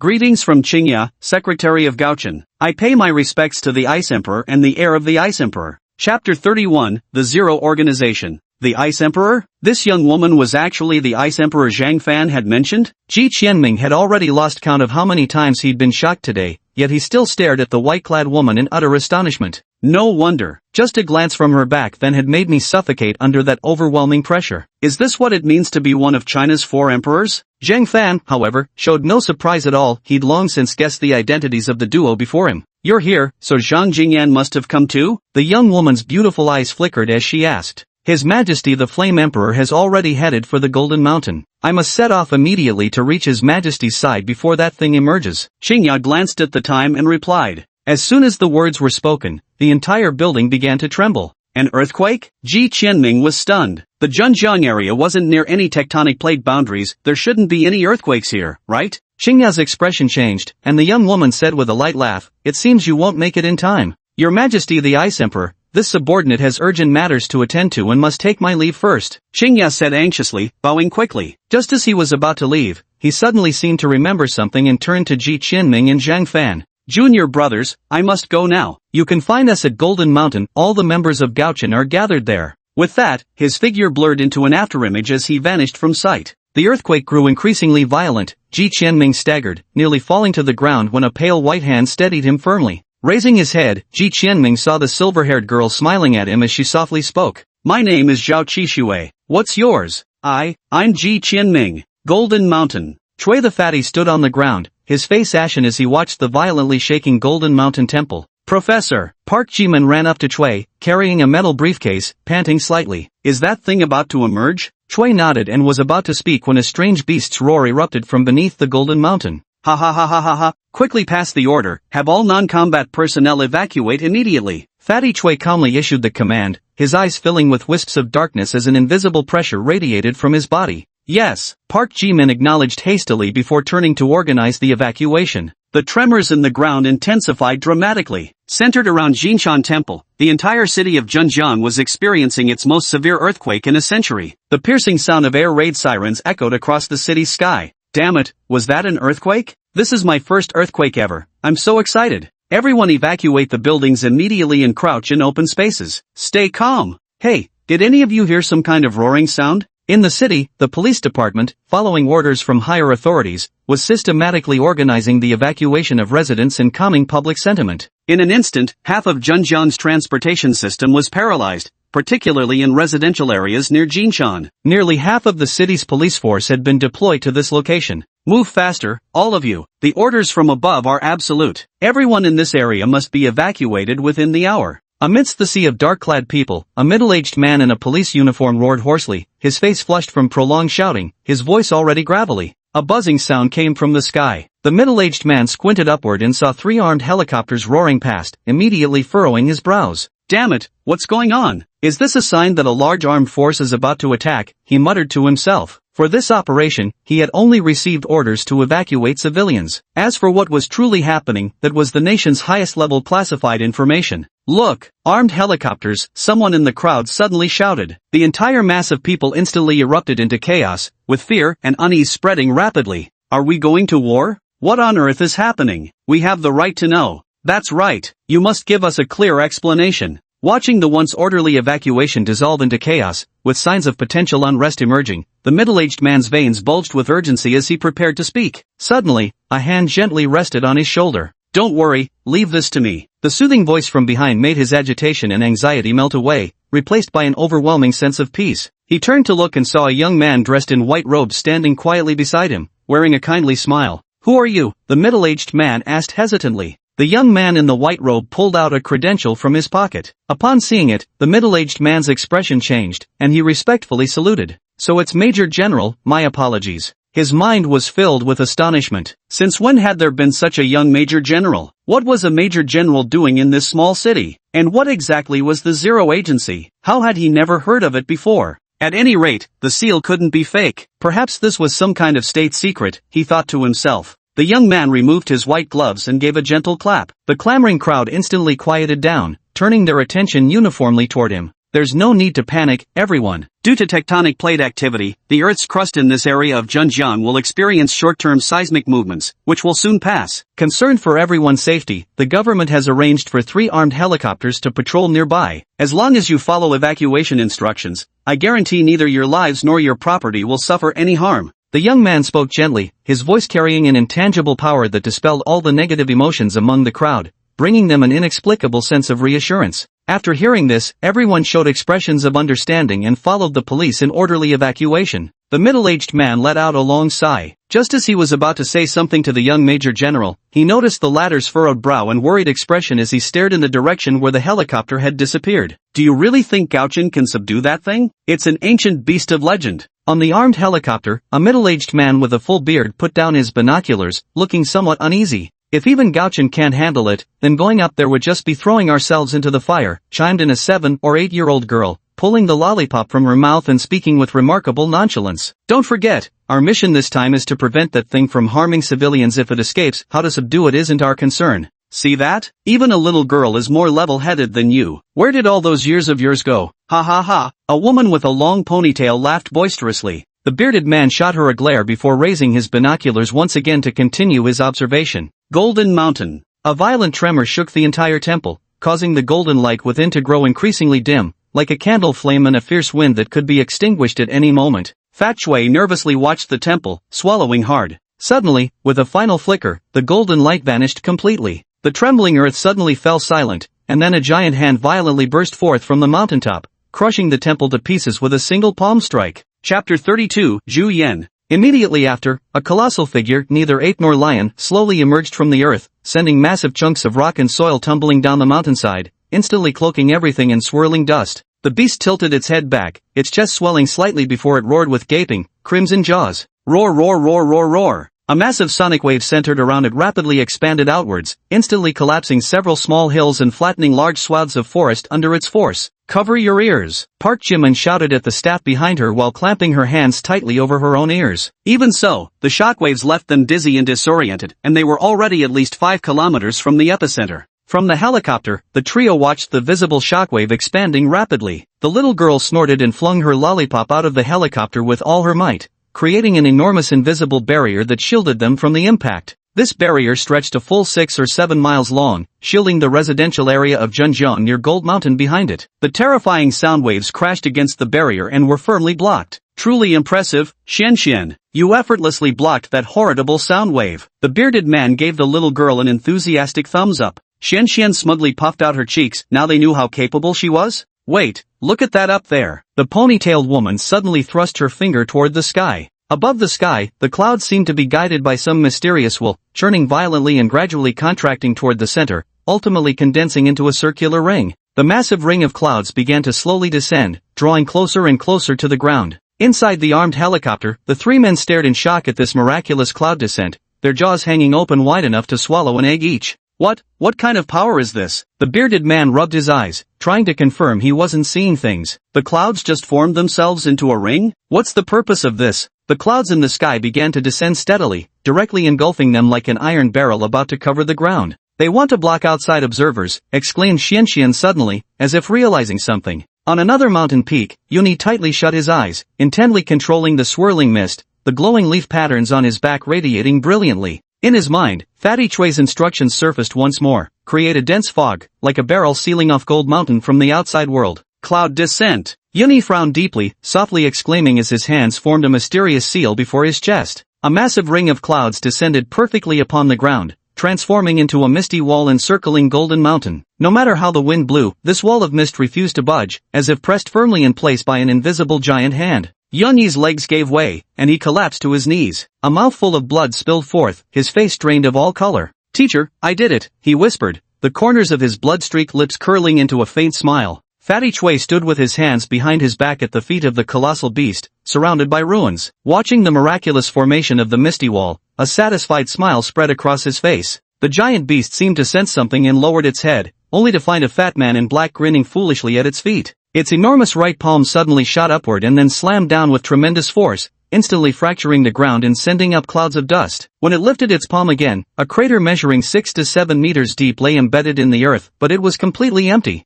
A shadow coalesced on the other side, where Fatty Chui nervously patted his chest, his eyebrows knitted in a frown as he muttered to himself. This is the Zhu Yan. Seeing that this despicable fatso was still present, Zhu Yan was about to take action when its massive head suddenly jerked upward, its gaze locking fiercely in one direction. Chui the fatty, who had been preparing to dodge, froze in astonishment. Zhu Yan's eyes were bloodshot, its face distorted with rage, as if driven to the extremity of fury. Roar! The crazed roar nearly ruptured Fatty Chui's eardrums, and he cursed inwardly. What the hell is this madness? Couldn't we just peacefully wait for His Majesty's arrival? After finishing its roar, the Zhu Yan slightly crouched its massive body before charging toward a particular direction like an arrow loosed from its bow, resembling an out-of-control monster. Fatty Chui froze momentarily before his face turned deathly pale. Oh no, that's the direction of downtown. Not just him, even the three aboard the armed helicopter were startled beyond belief. From their vantage point, the Zhu Yan was charging toward them like a frenzied beast. Not good. It's heading for the city. The bearded man was the first to react, shouting in alarm.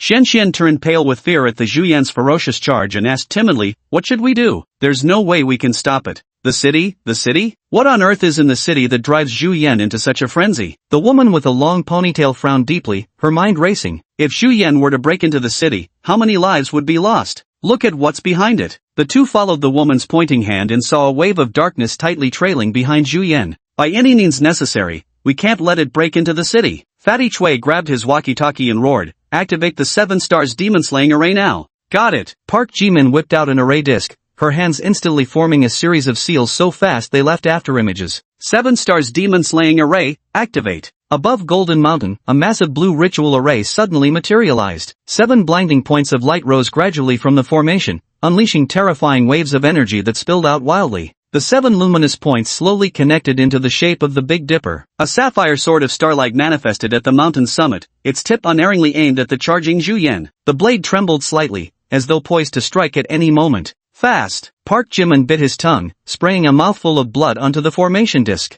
The massive starlight sword above Golden Mountain trembled and shot forth at a speed invisible to the naked eye, catching up to the Zhu Yan in the blink of an eye. The Zhu Yan seemed to sense the approaching danger. With a violent slap of its giant palm against the ground, its body lurched sideways, narrowly dodging the starlight sword, though its arm was still grazed by the blade. Seeing its first strike miss, the starlight sword swiftly pivoted midair. Streaks of starlight trailed behind it like meteors as it charged toward the Zhu Yan once more. Zhu Yan let out a furious roar and this time chose not to dodge. Crimson divine energy gathered in his hands as he lunged directly toward the starlit sword in a fearless grasp. Ding! In the blink of an eye, the starfire sword pierced through Zhu Yan's palm, drawing forth a fountain of blood, yet could advance no further. Zhu Yan's ferocious face twisted violently as excruciating pain shot through his hand. His agonized roar shook the heavens. Its eyes bloodshot, it forcibly tore a palm free from the sword's tip and violently struck the blade of the starlight sword. The blade vibrated with a resonant hum, its radiance instantly dimming somewhat, whereupon the Zhu Yan proceeded to deliver several consecutive palm strikes to the same spot. A faint snap echoed as the starlight sword was cleanly severed at its midpoint, dissipating into the air.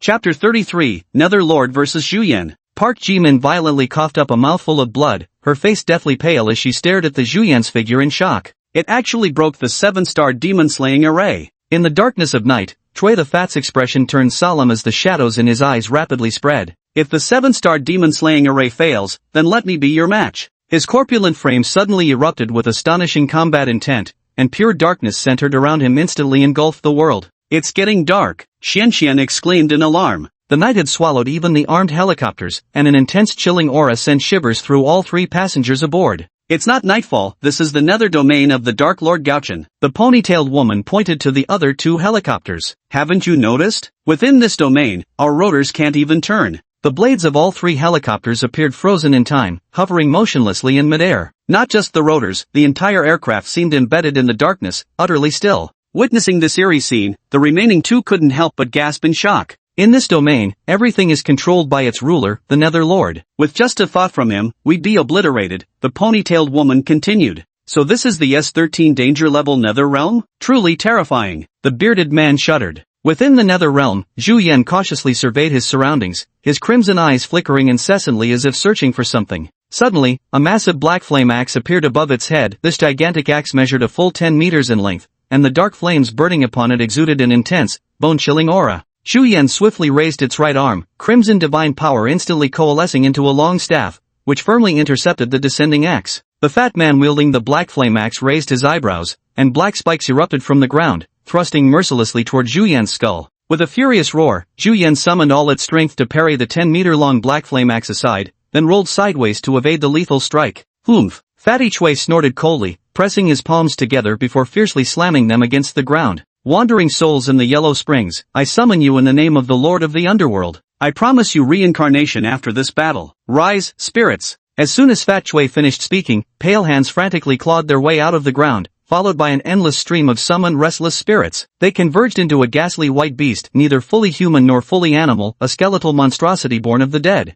What the hell is this? It's terrifying. Xian covered her eyes, nearly frightened to tears by this horrifying scene. The pallid skeletal beast let out a silent roar before charging swiftly toward Zhu Yan. Ghastly white hands emerged from its decaying body, an utterly chilling sight. Disgust flashed in Zhu Yan's eyes as he leaned back slightly. Gripping his massive crimson staff with his right hand, he raised it high, its tip morphing into a sharp spike. With a whistling sound that split the air, the red spear was hurled forth like lightning. Yet the vengeful spirits within the white skeletal beast scattered apart, forming a hollow at its center and evading the attack flawlessly. In the blink of an eye, the creature was upon Zhu Yan. A tidal wave of lost souls surged across his limbs, enveloping his entire body. Then, with jaws gaping wide, it struck down like a beast ready to devour its prey. The scene before them resembled a swarm of ants devouring an elephant. The Zhu Yan, engulfed by vengeful spirits, let out agonized roars, thrashing about in a desperate attempt to shake off the dense swarm of ghosts, yet to no avail. Fatty Chui's eyes gleamed with excitement as he strode forward step by step. With each stride, his stature grew larger, and after 9 steps, his body had swelled to match the Zhu Yan's size. The cloak of night draped over his shoulders as he raised his right hand high. Once more, a fiery black battle axe materialized in his grasp.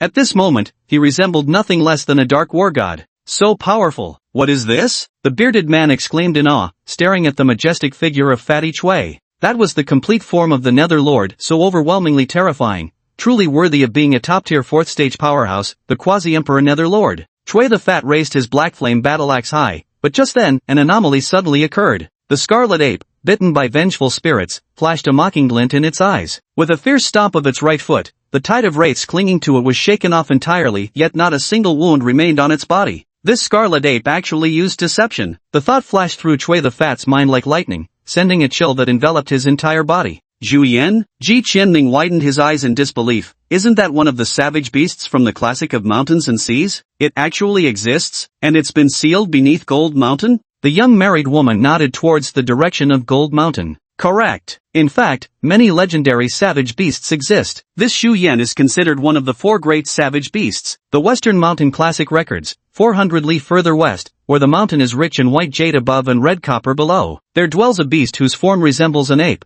with a white head and red paws, called Zhu Yan. Where this beast appears, great wars follow. Great wars? Ji Qianming was momentarily stunned. Does that mean foot soldiers? A major soldier signifies the emergence of large-scale warfare, meaning Zhu Yan's appearance portends an imminent catastrophic calamity. Zhang Fan explained calmly. War? With whom? The 3 froze momentarily, then spoke in unison. The divine realm. Gods, yet again gods. So it seems that the protection Chui the Fat mentioned was about guarding Earth from being breached by the divine realm? But what exactly is the divine realm? He was about to speak when the young woman said, "Let's go. We should see for ourselves what this legendary Zhu Yan actually looks like." Wait. Zhang Fan, who had been silent, suddenly spoke up. Everyone turned to look at him in bewilderment. Your Majesty the Ice Emperor, this Chengyuan Heavy Industries definitely has issues, most likely related to Zhu Yan, Zhang Fan said to the young woman with utmost seriousness. The young woman frowned slightly, reminded by Zhang Fan's words as she too noticed something amiss. Now that Zhu Yan had emerged, Shang Xia had deliberately left personnel guarding this Chengyuan Heavy Industries building, even deploying heavily armed thugs on every floor. Considering Shang Xia had always been a covert organization,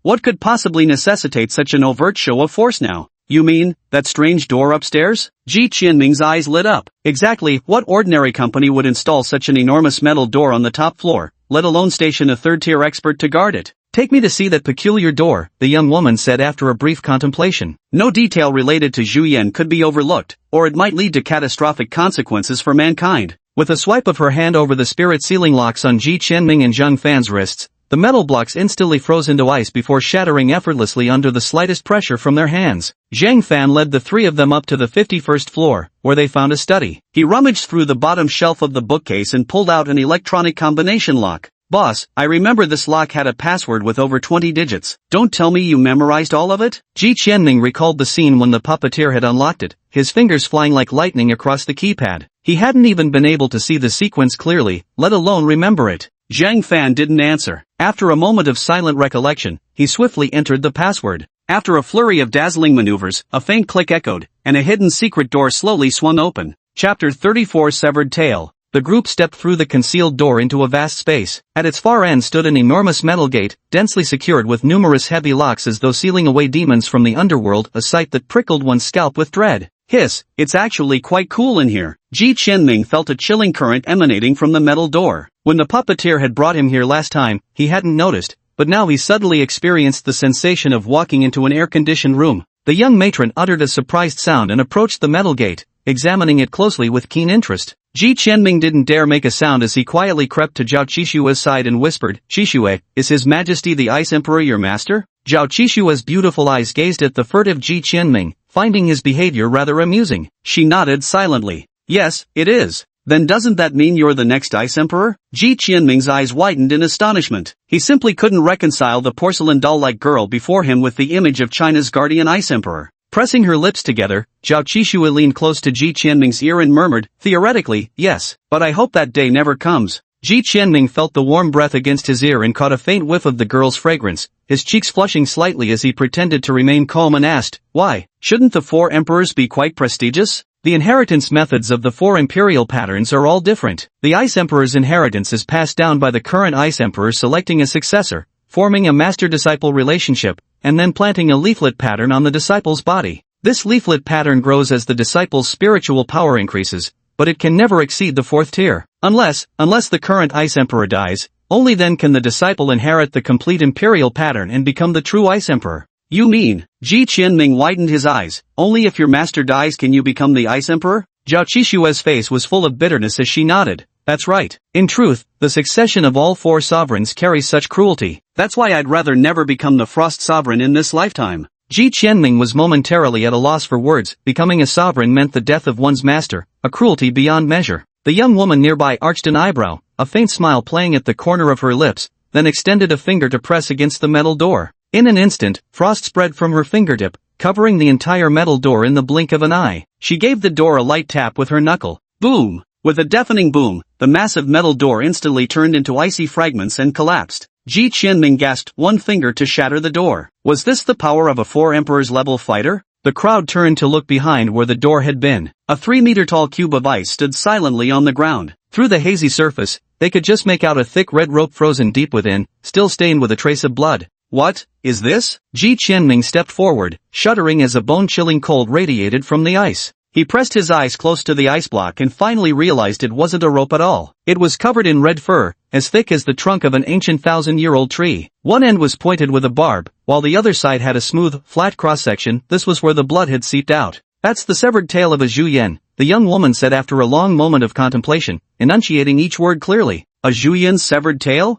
The three of them froze momentarily before turning their gaze back to the ice block. Now that they looked more closely, it did somewhat resemble a massive tail. Rumor has it that when that great sage fought the Zhuyan, he severed its tail with a single sword strike. Yet afterward, the severed tail on the ground mysteriously vanished. Someone must have stolen it. It's unclear whether the Shangxie organization already existed at that time or if the tail changed hands multiple times before being collected by them in later generations. If it's the former, then Shangxie's history would be astonishingly ancient. The young woman furrowed her brow. Why would Shangxie place the broken-tailed Zhuyan here? What was their purpose? Zhang Fan's eyes suddenly gleamed with an intense light. They're trying to lure the Zhuyan into attacking the urban area. Everyone's mind was struck simultaneously as all the puzzle pieces fell into place in their thoughts. From the very beginning, Lord Xie's intention wasn't actually focused on Zhuyan itself. Rather, they sought to use the newly born Zhuyan to shatter mankind's existing order. Their scheme had been carefully laid out long in advance. They'd deliberately purchased this downtown skyscraper, hiding in plain sight as the old saying goes. This allowed them both to conceal their activities and to draw Zhuyan into the urban area after its awakening. After that, things became much simpler. All they needed was to send people to disrupt Go Chen's defenses, ensuring they couldn't withstand Zhu Yan's unleashed fury. Once Zhu Yan appeared before the world, it would inevitably trigger societal, indeed, global, panic. Thus their goal would be achieved. Disaster. Hurry to Golden Mountain. The young woman pieced everything together in an instant, her face darkening with barely contained fury that seemed ready to condense into water droplets. With one vicious palm strike against the ice block, she instantly shattered both the frozen mass and the severed tail sealed within, reducing everything to glittering frost powder. With a flick of her right hand, a colossal ice phoenix materialized from thin air, its form agile and lifelike. Golden Mountain, the Nether Realm. Turbulent crimson divine power converged onto Zhu Yan's right palm as his scarlet eyes filled with mockery and disdain. His blazing fist struck Fatty Chui like lightning. Bang! A tremendous shockwave erupted from the point of impact, instantly shattering the night. Scorching sunlight poured in as darkness receded like tidewater. The enormous Fatty Chui was sent flying like a cannonball, crashing heavily into the Golden Mountain with such force that the entire ground trembled. Oh no, the Nether Realm has been breached! The bearded man exclaimed in horror as 3 helicopters plummeted straight down from the sky, the ground rushing up rapidly in their sights. At the critical moment, the air beneath them suddenly grew viscous. The 3 helicopters descended slowly toward the ground as if sinking into a swamp. The leaf pattern on Xuanxuan's nape flickered wildly, her delicate eyebrows nearly knitted together in concentration. Only when the 3 helicopters landed safely did she finally exhale in relief, her face pale with lingering fear. Xian, you're absolutely amazing. The woman with a long ponytail hugged Xian tightly, her tears and snot smearing all over her clothes. I really thought we were going to crash and burn just now. Woo. The bearded man remained grim-faced, his heart sinking rapidly as he watched the gradually fading Nether Lord. That strike was overwhelmingly powerful. Not only did it shatter the Netherworld domain, but the Nether Lord probably wouldn't last much longer either. Who would protect the city behind them now? Cough, cough, cough. The Nether Lord incarnation of Fatty Chui deflated like a punctured balloon, his body shrinking rapidly as the darkness around him melted away. He vomited mouthfuls of blood onto the ground. Damn it, this guy's IQ is actually so high, he even knows how to play dead. Now I'm really screwed. His face turned pale as he looked up at the massive creature approaching, unable to move a muscle. A trace of despair welled up in his heart. Roar! The Zhu Yan beat its chest with both fists and let out a savage cry, as if celebrating its victory. Its crimson eyes locked onto the paralyzed Fatty Chui on the ground, flashing a sinister grin before bringing down its enormous fist with brutal force. Chapter 35, Blaze. Sizzle, sizzle. Just as Fatty Chui succumbed to despair, a spark of flame flickered before Zhu Yan's face. His ashen gray features suddenly twisted into maniacal delight. Boom! That single spark abruptly exploded, transforming into a towering inferno that materialized directly in front of Fatty Chui, an impassable firewall that effortlessly blocked Zhu Yan's devastating fist. The wall of fire stretched from the east towards the west, its end lost beyond the horizon. Standing 100 meters tall, it resembled an ancient city wall looming imposingly before them, its intense heat distorting the surrounding airwaves, radiating an air of inviolable sanctity. Emperor Yen has come! The bearded man, witnessing this divine wall of flames, was overjoyed. Roar! Roar! Zhu Yan's arm was scorched, and with a furious roar, it turned its gaze toward the east. On the eastern firewall, a middle-aged man in a beige overcoat walked leisurely, a flame dancing in his palm. Without even glancing at the furious Zhu Yan, he strode straight to Fatty Chui's side. Your Majesty, you finally arrived. Fatty Chui nearly burst into tears at the sight of the newcomer. Apologies for being late, Zhang Jingyan said sheepishly, ruffling his messy hair. Fatty Chui, you've done well holding your own against Zhu Yan for so long. You've rendered great service, truly remarkable. As he spoke, he gave Fatty Chui a hearty pat on the shoulder, making the latter wince in pain. Stop patting me, Your Majesty. Every bone in my body is broken. Keep going and I'll shatter to pieces. Fatty Chui forced a grin that looked more painful than a sob. A fleeting murderous glint flashed through Zhang Jingyan's eyes before vanishing instantly, replaced by his usual jovial tone. After I deal with Zhu Yan, I'll treat you to drinks. Cough cough, I'll leave it to you then, Your Majesty. Zhang Jingyan slowly rose to his feet, his expressionless gaze fixed on the enormous Zhu Yan. An ominous aura radiated from him, his calm words brimming with unwavering confidence. Leave it to me. The colossal Zhu Yan subtly lowered its massive frame, its crimson eyes locked onto the middle-aged man before it. Every instinct screamed that this man was dangerous. Zhang Jingyan clenched his fist, the dancing flames in his palm instantly extinguishing as an even more intense fireball enveloped his knuckles. Let me witness the might of one of the divine realm's 4 great dire beasts, he remarked coolly as Zhu Yan tensed its entire body. With a sudden motion, his blazing right fist shot forward like a meteor. A ball of flame larger than the Zhu Yan's body erupted violently, resembling a burning meteor from a distance. It condensed into a massive fist, charging toward the Zhu Yan with overwhelming force. The Zhuyan let out a thunderous roar, its blinding crimson divine power converging onto its fist. A terrifying shockwave emanated from it. This strike was even more powerful than the one that had shattered the nether domain earlier. Its colossal body crouched, lowering its center of gravity as its right fist smashed upward to meet the meteor-like flaming fist. Bang! The surrounding earth trembled with a resonant hum, collapsing uniformly by several meters. A giant crater, 3 meters in radius, formed in the barren wasteland. At the center of the pit, beneath the Vermilion Calamity's feet lay a deep trench. It had been pushed back dozens of meters by the earlier impact, while Zhang Jingyan had retreated only 3 steps. Quite the strength, Zhang Jingyan remarked coolly, shaking his hand. The Vermilion Calamity fixed its gaze menacingly on the man who had punched it back, its crimson eyes gradually lighting up like 2 scarlet stars. Roa air. It hammered the ground with both palms, sending a tremor through the entire golden mountain. Crimson divine energy surged across its massive body as overwhelming bloodlust churned, transforming heaven and earth. Dark storm clouds drifted in from nowhere, shrouding the sky. Faint flickers of lightning could be seen weaving through them. Boom! Both palms smashed the earth again with a deafening roar. Immediately, fierce winds rose, whirling countless broken trees through the air while sand and stones flew about. Getting serious now, Zhang Jingyan narrowed his eyes. The gale whipped his trench coat violently, yet he stood unshaken like an immovable boulder. The Zhuyan, a beast that heralds calamity. Within the thunderclouds, flickers of lightning grew increasingly numerous, accompanied by a cacophony of crackling booms. With a flash of white light, a thick bolt of lightning violently descended from the thunderclouds, striking directly at the ground where Zhang Jingyan stood. Click!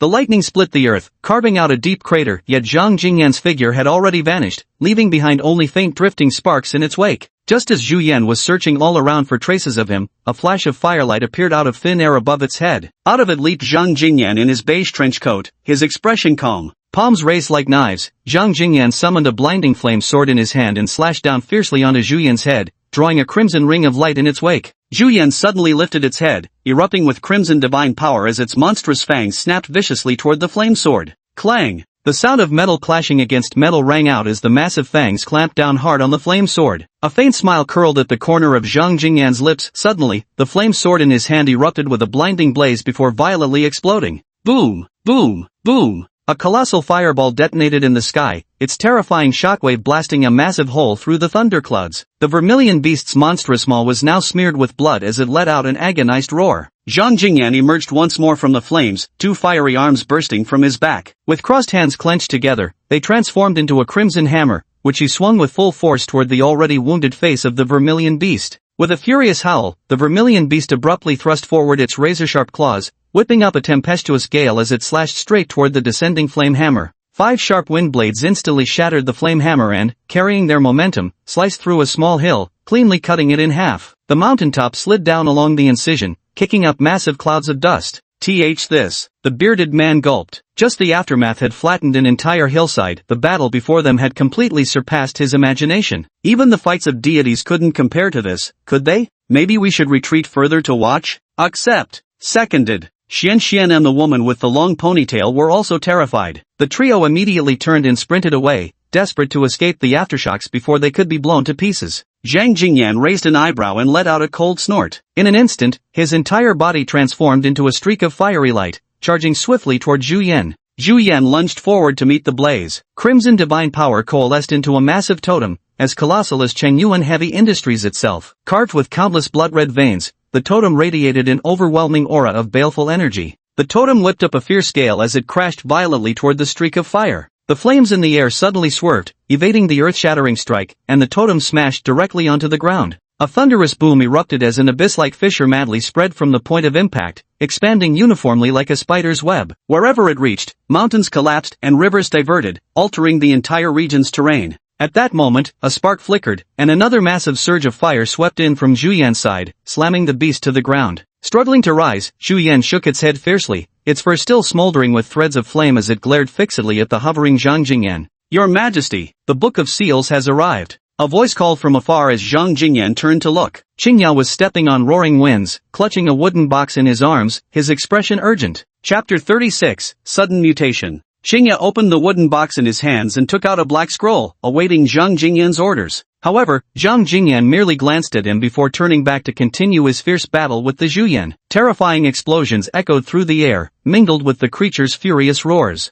Why, your majesty? Xingye was stunned. Wasn't the plan to weaken the Zhuyan first and then seal it? Why wasn't he following the script? The Zhuyan's totem came crashing down, flattening yet another mountain peak. Though now covered in wounds, its furious eyes still burned with savage fighting spirit as it brandished its emblem and charged once more at Zhang Jingyan. With both hands, Zhang Jingyan began tracing invisible patterns in the void, completely disregarding the enraged beast bearing down on him. Just as the massive totem was about to smash his skull, 7 flickering sparks suddenly materialized around the attacking creature. The crimson eyes of Zhu Yan suddenly constricted as overwhelming danger engulfed it, its entire body instantly cloaked in scarlet divine power. 7 points of starlight grew increasingly brighter, transforming into crimson stars in the blink of an eye before exploding with deafening force. Boom! Boom! Boom! Boom! Boom! 7 enormous fireballs engulfed Zhu Yan's massive body. The terrifying explosions generated visible shockwaves that flattened the few remaining mountain peaks nearby. The bedrock beneath vaporized within moments as extreme heat incinerated everything in its path. The trio from Agency Zero turned around to see small suns rising one after another in the sky, a wave of scorching heat rushing toward them. They swallowed hard in unison. Is this the might of the Flame Emperor? The terrifying explosion gradually dissipated, revealing the Zhu Yan at its epicenter. Covered in wounds, the beast knelt awkwardly on the ground, one eye completely blinded. It had clearly suffered severe injuries. Your Majesty, Xingye had barely opened his mouth when Zhang Jingyan summoned another flaming sword in his hand and swung it mercilessly toward the wounded Zhu Yan. At this moment, Xingye finally understood Zhang Jingyan's intention. He didn't want to seal Zhu Yan away, but aimed to slay it right there on the spot. Every swing of the flame sword triggered explosions. Zhu Yan, now immobilized, barely supported itself with its totem, its single remaining eye glaring fixedly at Zhang Jingyan. With an indifferent expression, Zhang Jingyan's beige coat fluttered in the wind as he held the flame sword tilted toward the ground, advancing step by step toward Zhu Yan. Who, man? Zhu Yan supported his battered body with difficulty, forcing out 2 strained words. Zhang Jingyan's footsteps halted abruptly as he exclaimed in surprise, "You can actually speak? Then why were you constantly roaring earlier? If not for my strength being only 30% restored," Zhu Yan enunciated each word slowly, as if unused to speaking, "someone like you, a half-step divine king." Whoosh! A massive fiery blade slashed through the air, cleanly severing Zhu Yan's right arm as blood gushed forth. The excruciating pain made Zhu Yan shudder, eliciting another roar from the beast. "I thought you were going to say something worthwhile." "How utterly boring," said Zhang Jingyan, gripping his flame sword with an impassive expression, his tone devoid of emotion. "I can aid you against the divine realm." Zhu Yan suppressed its rage, enunciating each word deliberately. "Oh," Zhang Jingyan arched an eyebrow. "Now that's intriguing. Aren't you a divine beast of the divine realm? Why would you help us oppose it?" "I was banished." Resentment. Zhu Yan's tongue seemed to stumble, fumbling for words before finally piecing together his meaning. "Are you saying you were exiled by the divine realm, so you hate them?" Zhang Jingyan said. Zhu Yan nodded slightly, about to say something when a fiery blade suddenly slashed across its throat. Blood gushed forth as the massive head slid neatly from the severed neck, thumping onto the ground with a dull roll. A crimson eye stared fixedly at Zhang Jingyan, never comprehending until death why this man had suddenly struck to kill. "Sorry, not interested." Zhang Jingyan glanced at it lazily before speaking. In the distance, a crystalline ice phoenix flapped its wings, piercing through the clouds as it flew straight towards Zhu Yan's corpse. What happened here?" Ji Qianming stared at the devastated land in shock. Though he'd never visited Golden Mountain before, he'd seen plenty of photos others had posted. It was hard to reconcile this apocalyptic wasteland with the famously picturesque Golden Mountain. "Look over there." The young woman pointed to one side of the ruins, where the faint outline of a giant beast's corpse and a man in a beige overcoat could be seen. "Is that Zhu Yan?" Zhang Fan stared at the beast's body, visibly surprised. The massive ice phoenix landed slowly, and the 4 figures leaped off its back one by one. Seeing who had arrived, Zhang Jingyan froze momentarily before exclaiming in astonishment. "Bai Cheng? What brings you here?" The young woman chuckled softly. "It seems I was worrying over nothing. I never imagined our Emperor Yan could single-handedly slay the Zhu Yan." Zhang Jingyan scratched his head somewhat sheepishly, bearing no resemblance to the domineering figure who had just beheaded the Zhu Yan with his sword. "Zhang Fan, a new disciple of Gaochen, pays his respects to Emperor Yan," Zhang Fan said with a slight bow, cupping his hands in greeting. Ji Qianming, a new disciple of Gaochen, pays his respects to Emperor Yan. Ji Qianming mimicked the gesture while stealthily observing the mighty Emperor Yan with the corner of his eye. A mop of messy hair, a beige trench coat stained with grease, and a scruffy beard, his appearance was practically identical to old Wang next door, showing no trace of imperial dignity whatsoever. "So you're Ji Qianming? Those Gaochen saved me words must be your handiwork?" Zhang Jingyan looked at him with a smirk, rubbing the stubble on his chin. Ahem, it was an emergency at the time. I had no choice but to resort to such desperate measures. Alarm bells rang in Ji Qianming's mind. Could Emperor Yan be holding him accountable for misusing Go Chen's name? Zhang Jingyan simply patted his shoulder and chuckled. That Fatso Chui was right, you really are a troublemaker. Work hard at Go Chen, you'll like it there. With that, he turned to Zhang Fan. And Zhang Fan, with great power comes great responsibility. When the time comes, guide Ji Qianming along. Zhang Fan nodded slightly, while Ji Qianming felt a flicker of confusion. Weren't they all freshmen? Why did it seem like they already knew each other? We found Zhu Yan's severed tail in the building under Shanxia's protection. Bai Qing suddenly remembered something, her brow furrowing slightly as she slowly revealed the secrets of Chengyuan Heavy Industries. Ji Qianming noticed the Zhu Yan corpse on the ground at this moment and curiously walked over to inspect it. That's Zhu Yan for you, terrifyingly huge. Ji Qianming stared at the Zhu Yan head larger than himself and sighed. Yet Emperor Yan still managed to behead it. Why are you glaring at me? Go glare at Emperor Yan if you dare. Ji Qianming stuck out his tongue at the blood-red eyes glaring wide as brass bells. What? You wanna get up and beat me? Think you can? The massive eyes fixed on Ji Qianming as if truly watching him, sending an involuntary shiver down his spine. Just as he was about to speak, the Zhu Yan's eyes seemed to suddenly shift in the haze. A chill shot straight from Ji Qianming's soles to the top of his head, draining his face of color. What the hell, its eyeballs can still move after death. He was about to shout when a flash of red lightning shot from Zhu Yan's eyes and directly pierced Ji Qianming's pupils. Chapter 37, The Realm of 3000 Mirrors. Boom! Ji Qianming only felt a crimson blur before his vision as an earth-shattering explosion erupted in his mind. The figure of Zhu Yan slowly materialized, grinning fiendishly as it strode deeper into the recesses of his consciousness. Pitiful human! Once this possession succeeds and my cultivation is restored, I'll tear the damn fire-wielding bastard to pieces. At that moment, Ji Qianming suddenly collapsed straight to the ground, drawing surprised glances from several people nearby. Ji Qianming! Zhao Qixue exclaimed in shock as she rushed to his side, her face full of anxiety. What happened to him? Zhang Fan reached out to check his breathing and examined his eyeballs, slightly furrowing his brow. Seems like he's fainted. Why did he suddenly faint like this? Zhang Jingyan and Bai Qing approached, using their spiritual senses to examine Ji Qianming's condition. Bai Qing also wore a puzzled expression. Strange, he really has passed out. Zhang Jingyan studied the Zhu Yan's head nearby, which showed no difference from before. After a moment of contemplation, he spoke. This Zhu Yan is a fierce beast from the divine realm. Its killing aura extremely potent. Perhaps he was harmed by the residual killing aura left after the beast's death, causing him to faint momentarily. He'll recover after some rest. The others nodded thoughtfully, though Zhao Qixue's face still carried a trace of worry. Bai Qing, I still need to take Fatty Chui back for treatment and won't have time to look after this youngster. I'll have to trouble you to take care of him temporarily, Zhang Jingyan said. When he wakes up, tell him Gaochen Academy starts on September 1st, he must make it there by then. Bai Qing's beautiful eyes sparkled with amusement as she replied with a half-smile, my apprentice and I were planning to spend a few days sightseeing around here. Besides, I've been quite exhausted lately, I'm afraid. Master, I'll take care of him, Zhao Qixue hastily interjected upon sensing Bai Qing's intention to refuse. Well, if my disciple insists, then so be it, Bai Qing said with subtle resignation, deliberately keeping her peripheral vision on Zhao Qixue's anxious expression as the hint of a smile played at her lips. Zhang Fan, you're coming with me. Zhang Jingyan suddenly turned to Zhang Fan and spoke. All right. The mist surrounding Jinshan gradually dissipated, revealing a devastated landscape and unrecognizable mountain peaks. Along with members of Gochen, Park Jimin found Zhang Jingyan and the severely injured Fatty Chui, rushing them back to Gochen. The chaos caused by the emergence of Zhu Yan had finally come to an end. On a mountaintop, three figures clad in white robes overlooked Jinshan. The bearded man lit a cigarette, hesitantly gazing at the shattered land, his brows furrowed tightly.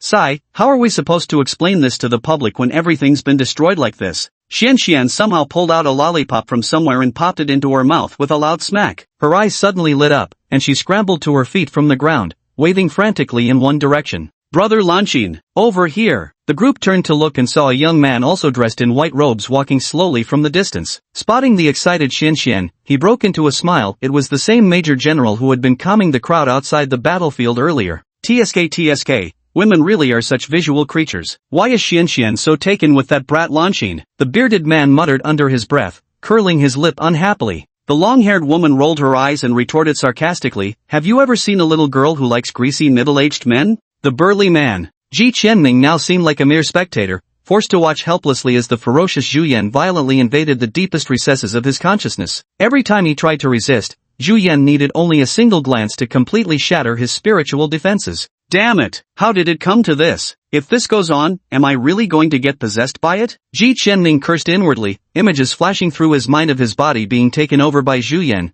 only for the Yan Emperor to immediately behead him. I don't even have a girlfriend yet. I don't want to die. Ji Qianming desperately mobilized his spiritual energy to block, yet couldn't hinder Zhu Yan's advance in the slightest. They simply weren't on the same level even though Zhu Yan was merely a remnant soul. Zhu Yan took a step forward and suddenly arrived in the mysterious space within Ji Qianming's mind. As Zhu Yan surveyed the mist-churning expanse, his grotesque face twisted in astonishment as he exclaimed, spiritual sense manifesting as mist, and such vast, dense fog at that. Just what kind of background does this kid have? After staring dumbfounded for a long while, he suddenly burst into deranged laughter. Truly, fate works in mysterious ways. My true form was shattered, yet by sheer accident, I possessed such a heaven-defying vessel. This truly is fate's jest. Ha ha ha ha ha. Watching from the side, Ji Qianming was utterly baffled. Spiritual sense manifesting as mist, was it referring to the dense fog here? From the way Zhu Yan spoke, it seemed extraordinarily impressive. Could it be that I'm actually a genius? The more Yu Xiang thought about Ji Qianming, the angrier he became. Did my exceptional talent just fall into your lap so easily? Suddenly, his eyes lit up.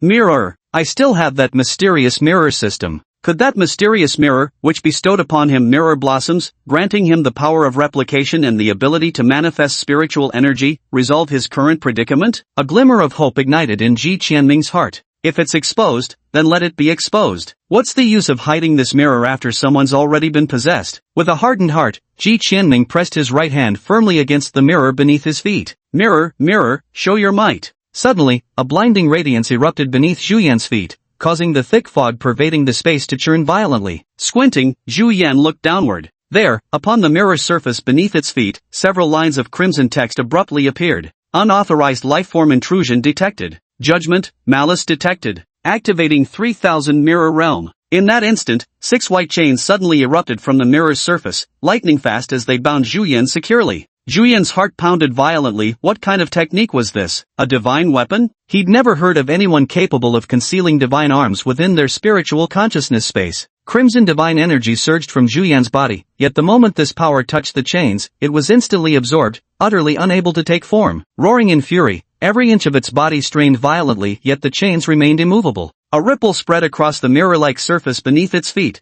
transforming it into a quagmire. The chains relentlessly dragged Zhu Yan's massive form deeper into the mirror's swamp, and deep terror flashed in its eyes. Damn it! What is this thing? Seconds later, Zhu Yan's head too was swallowed by the mirror. The ripples gradually faded, and the surface returned to stillness as if nothing had ever happened. Ji Qianming watched dumbstruck from the side. He walked over to where Zhu Yan had sunk moments before and tentatively poked at the mirror with his finger. It felt no different from an ordinary mirror surface. Suddenly, the roaring silhouette of a massive beast emerged from the other side of the mirror, startling Ji Qianming so badly he fell back onto the mirror's surface. Yet no matter how furiously Zhu Yan pounded against the reflective barrier, it couldn't break free. It was as if the creature had been sealed inside the mirror's world. Ji Qianming drew in a sharp breath. This mirror was truly bizarre. Could it actually imprison living beings directly inside its reflection? Is this mirror's reverse side the so-called 3000 mirror world? Chapter 38, Mirror Surface. Kid, let me out this instant. A surge of mental energy transmitted from behind the mirror startled Ji Qianming. You can still talk while imprisoned inside? Ji Qianming tentatively poked the Zhu Yan's head reflected in the mirror. The Zhu Yan opened its bloody maw to bite, but was firmly blocked by the mirror's surface.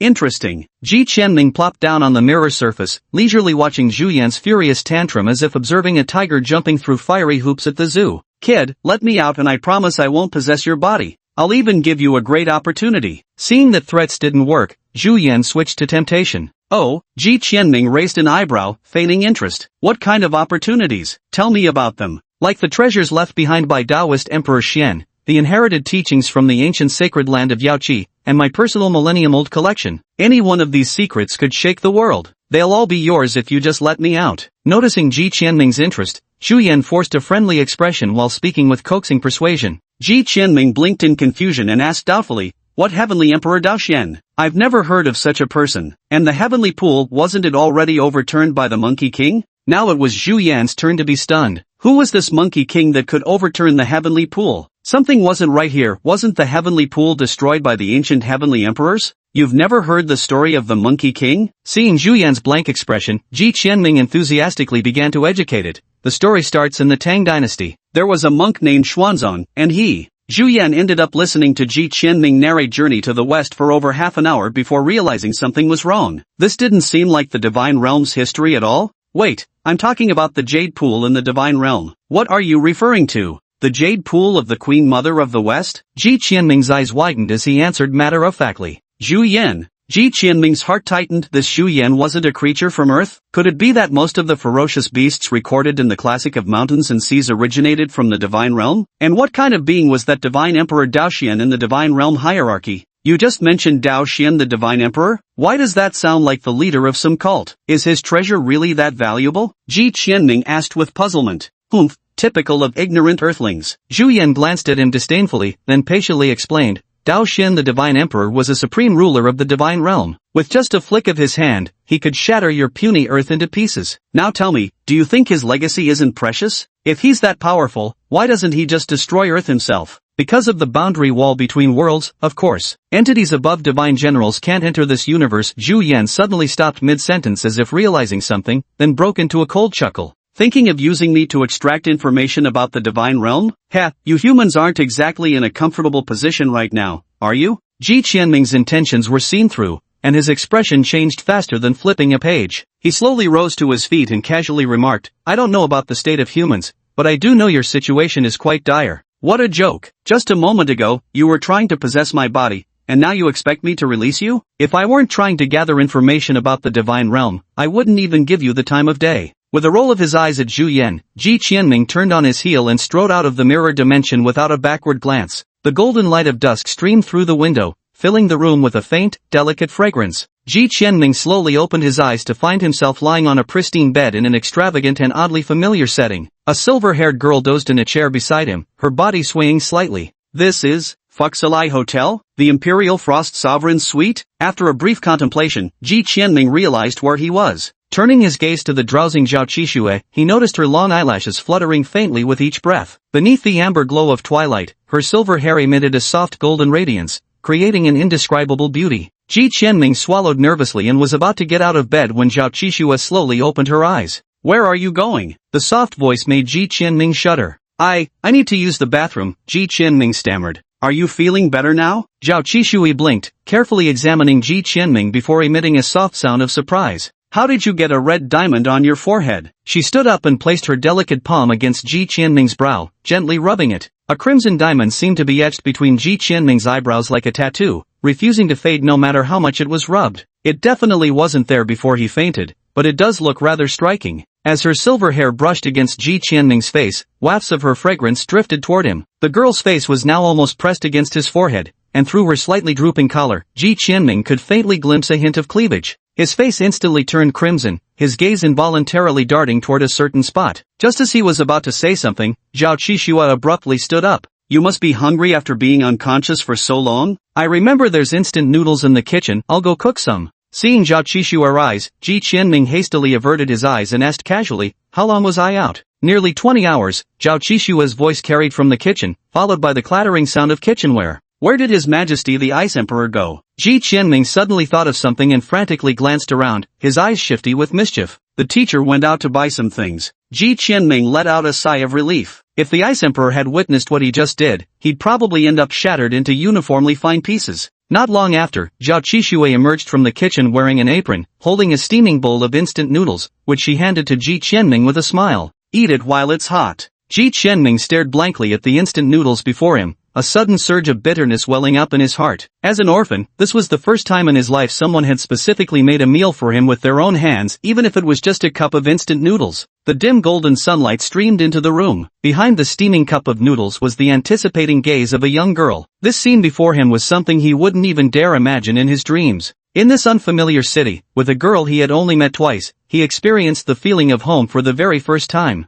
He scooped up the instant noodles, slowly bringing them to his mouth, chewing carefully when suddenly, 2 clear tears slid down the corners of his eyes. Snow, what are these green things? Ji Qianming fished out a clump of unidentified green objects from the noodles, his tear-filled eyes gazing at Zhao Qishue. I don't know either. I thought they looked pretty in the kitchen, so I added them. Aren't they good? Zhao Qishue's face instantly filled with disappointment. With tears streaming down his face, Ji Qianming took a bite of the wasabi, giving a big thumbs up. Delicious. Absolutely delicious. Then why are you crying? It's because I'm so moved. Ji Qianming wiped away his tears and slurped down the instant noodles in big mouthfuls, greatly minimizing the contact between wasabi and his palate. Chapter 39, Flower. Ji Qianming set down the spotless bowl, pulled out the last tissue from the sixth pack, and blew his nose fiercely. Thank you, Qi Shui. Zhao Qishue's beautiful eyes narrowed into two crescent moons. You're actually the first person to eat my cooking. My master never let me cook before. Looks like I've got some talent. I'll definitely make something for my master next time. Cough, cough, cough. Ji Qianming suddenly broke into violent coughing. I'm sure your master would love it. Much later, Bai Qing pushed open the door with two large bags of snacks in hand. Seeing Ji Qianming fully conscious, the corners of her lips curled faintly upward. Imperial Ice Sovereign. Ji Qianming stood up hurriedly from the couch upon seeing Bai Qing return, speaking with utmost deference. No need for formalities. I brought snacks for you, come and have some. Zhao Qishue's eyes lit up the moment she spotted the snacks in Bai Qing's hands. She eagerly took the bag from him and began inspecting its contents carefully. Potato chips, bugles, there are even spicy strips. Zhao Qishue exclaimed with delight, her voice brimming with joy like a child who just received a favorite toy. Ji Qianming was taken aback by Zhao Qishue's reaction and asked in confusion, aren't these just common snacks? Zhao Qishue stuffed a handful of spicy strips into her mouth and handed the bag to Ji Qianming, mumbling, because I usually practice cultivation with my master on Changbai Mountain. We rarely come down the mountain more than once a year, and these snacks can only be eaten when we do. Changbai Mountain? Ji Qianming's eyes widened. You mean that perpetually snow-covered mountain in Jilin? Zhao Qishue nodded, and Ji Qianming couldn't help but inhale sharply. Cultivating year-round at the peak of Changbai Mountain, was this the training regimen of an Ice Emperor's successor? How brutally harsh. Qishue, it's time we set off back home. Bai Qing suddenly spoke up. Zhao Qishue's figure paused momentarily before she slowly nodded, obediently replying, yes, master. The joy on the young girl's face instantly faded, replaced by melancholy and dejection. Her beautiful eyes brimmed with reluctance, piercing Ji Qianming's heart with pain. Your Majesty the Ice Empress, perhaps stay one more day? Tomorrow I'll take Qishue to the nearby amusement park for some proper fun. Staying cooped up in the mountains all the time isn't good for her. Ji Qianming couldn't help but interject. Bai Qing pondered for a long moment, then sighed softly at the dejected Zhao Qishue and said, very well. All these years, it's just been Qishue and me alone on the mountain. It's rare that we've gained a friend. Tomorrow, you can take her out for some fun, and we'll set off the day after. Zhao Qishue's eyes instantly regained their sparkle, her whole body trembling with excitement. She blinked gratefully at Ji Qianming, flashing him a radiant smile. The next morning, Ji Qianming took Zhao Qishue to the nearest amusement park bright and early. Faced with the vista of the new century paradise that looked like something straight out of a fairy tale, Zhao Qishue was utterly captivated. Qianming, what's that thing sliding on the tracks? It looks so thrilling. Qianming, that machine that drops from the sky looks so fun, let's go try it. Qianming, those spinning chairs in the air are amazing, I want to ride them. Ji Qianming staggered off the flying chair, his legs giving way as he collapsed onto the ground, his face ghostly pale. His eyes brimmed with terror as he gazed at the lively and energetic Zhao Qishue. Wasn't the nearby kiddie play area good enough? Why did we have to go for these deadly terrifying rides? The most thrilling ride I'd ever been on before this was just bumper cars, for crying out loud. What's wrong? Zhao Qishue asked with concern, seeing Ji Qianming sprawled on the ground. Nothing, I just, blurg. Ji Qianming paused briefly, then strode with determined steps toward the children's play area. Suddenly, his eyes lit up, and he quickly led Zhao Qishue toward a particular structure. Mirror Experience Hall? Zhao Qishue softly read the sign hanging above as her eyes caught sight of it. A mysterious smile spread across Ji Qianming's face as he guided Zhao Qishue inside. Pushing aside the black curtain, they entered a long mirrored hallway. Large mirrors lined both sides and the ceiling, creating the illusion of stepping into a world of reflections. Everywhere they turned, infinite images of themselves surrounded them. This place is interesting, but not as fun as the drop tower. Zhao Qishue made a few funny faces at the mirror, saying with little enthusiasm, go a bit further in, I'll show you something amazing. Ji Qianming grinned as the two walked deeper along the mirrored hallway. Beyond the hallway lay a vast space enclosed by enormous mirrors on all sides. Small passages appeared between the mirrors, and wherever one looked, their own reflections stared back, creating a dizzying visual effect.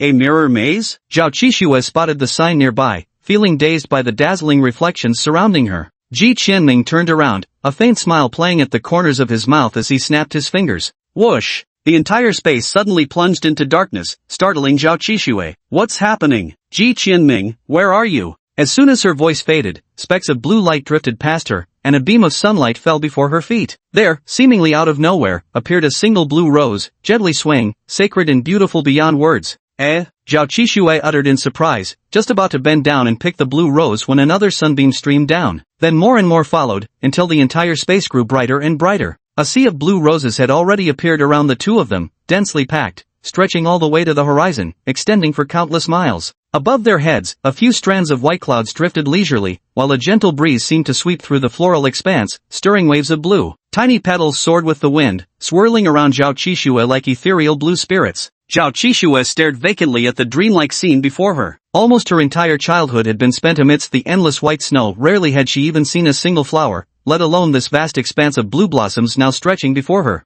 Standing amid the sea of flowers, she slowly extended her hand. Blue petals drifted through her fingers before floating away into the distance. "How is it? Do you like this farewell gift?" Ji Qianming stood by her side, smiling as he spoke. "I do." An indescribable emotion welled up in Zhao Qishue's heart as she gazed at the sea of flowers before her and said softly, "I never even dreamed of seeing such a scene. Do you think a place this beautiful truly exists in the world?" Ji Qianming waved his hand, dispelling the illusion of the phantom flowers. After a moment of contemplation, he spoke with determination. "It exists. Somewhere in this world, there must be a place as beautiful as this." Zhao Qishue nodded and said earnestly to Ji Qianming, "Thank you, I really love this gift. But I didn't prepare anything for you in return." A look of annoyance surfaced on her face, while Ji Qianming's lips curled up into a radiant smile. "You've already given it." In his mind's eye, a steaming bowl of instant noodles appeared, carrying warm memories eternally engraved in his heart. Chapter 40, The Acceptance Letter. At the airport security checkpoint, Bai Cheng, wearing sunglasses, pulls a rolling suitcase behind her. Her black hair falls loosely over her shoulders, and her elegant yet aloof face turns the heads of nearby men. Behind her follow Ji Qianming and Zhao Qishue. Ji Qianming struggles to move forward, straining under the weight of two large suitcases and a heavy mountaineering backpack on his back, his teeth clenched in effort. Zhao Qishue wears a look of slight frustration on her face, staring wistfully at Ji Qianming beside her as if wanting to say something. "All right, you can leave me here," Bai Cheng said, glancing at the time. Ji Qianming handed the luggage to the two of them, wiped the sweat from his brow, and said breathlessly, "Wishing your majesty a smooth journey. Qishue, remember to call me when you have time. I'll come visit you on Changbai Mountain during the holiday." Zhao Qishue nodded, her beautiful eyes brimming with reluctance as she spoke softly, "Next time I leave the mountain, I'll come looking for you too." Ji Qianming flashed a bright smile, just as Bai Cheng seemed to remember something and instructed. "Zhang Jingyan asked me to tell you that Gochen starts on September 1st. You must be there that day, or you'll lose your chance to enter Gochen." Ji Qianming froze for a moment, then nodded, feeling vaguely that something wasn't right. "Let's go." Bai Qianming. The two bid farewell to Ji Qianming and turned to walk through the security checkpoint, their figures disappearing from his sight. Ji Qianming smiled and waved, when suddenly a thought flashed through his mind, freezing the smile on his face. "Wait, where exactly is Gochen Academy? How do I get there?" Ji Qianming shouted urgently, but the two had already walked far away, completely missing his call. The corner of Ji Qianming's mouth twitched violently. Would he become the first student to be expelled simply for not knowing Gochen's location? He frantically searched for Gochen Academy on his phone, yet found no trace of its existence, as if it didn't exist in this world at all. A non-existent university? Ji Qianming furrowed his brows. Gauchen undoubtedly existed, but due to its unique nature, it absolutely couldn't appear directly in the public eye. Since its address couldn't be found through a search, how was he supposed to get there? The admission letter. Ji Qianming suddenly remembered the letter he'd received at the health supplement store earlier. Back when he was being chased by thugs on his way home, and later when he took Zhang Fan back to recover, he had left it at the hotel and never found the time to open it. "Oh no, I've already checked out, the letter's still in there." Ji Qianming rushed out of the airport in a frenzy, flagged down a taxi, and sped off toward the Fuxilai Hotel. "Room 2101, right? Let me check for you," the receptionist politely replied, then tapped on the keyboard for a while. "I found it for you. There is indeed a backpack, but I'm not sure if the admission notice is inside. It's in the storage room on the left. You can go and check." Ji Qianming let out a sigh of relief. Since the bag was still there, the admission notice must surely be inside. He jogged all the way to the storage room to retrieve his backpack and began rummaging through it. The old caretaker at the door walked over to him with a chuckle.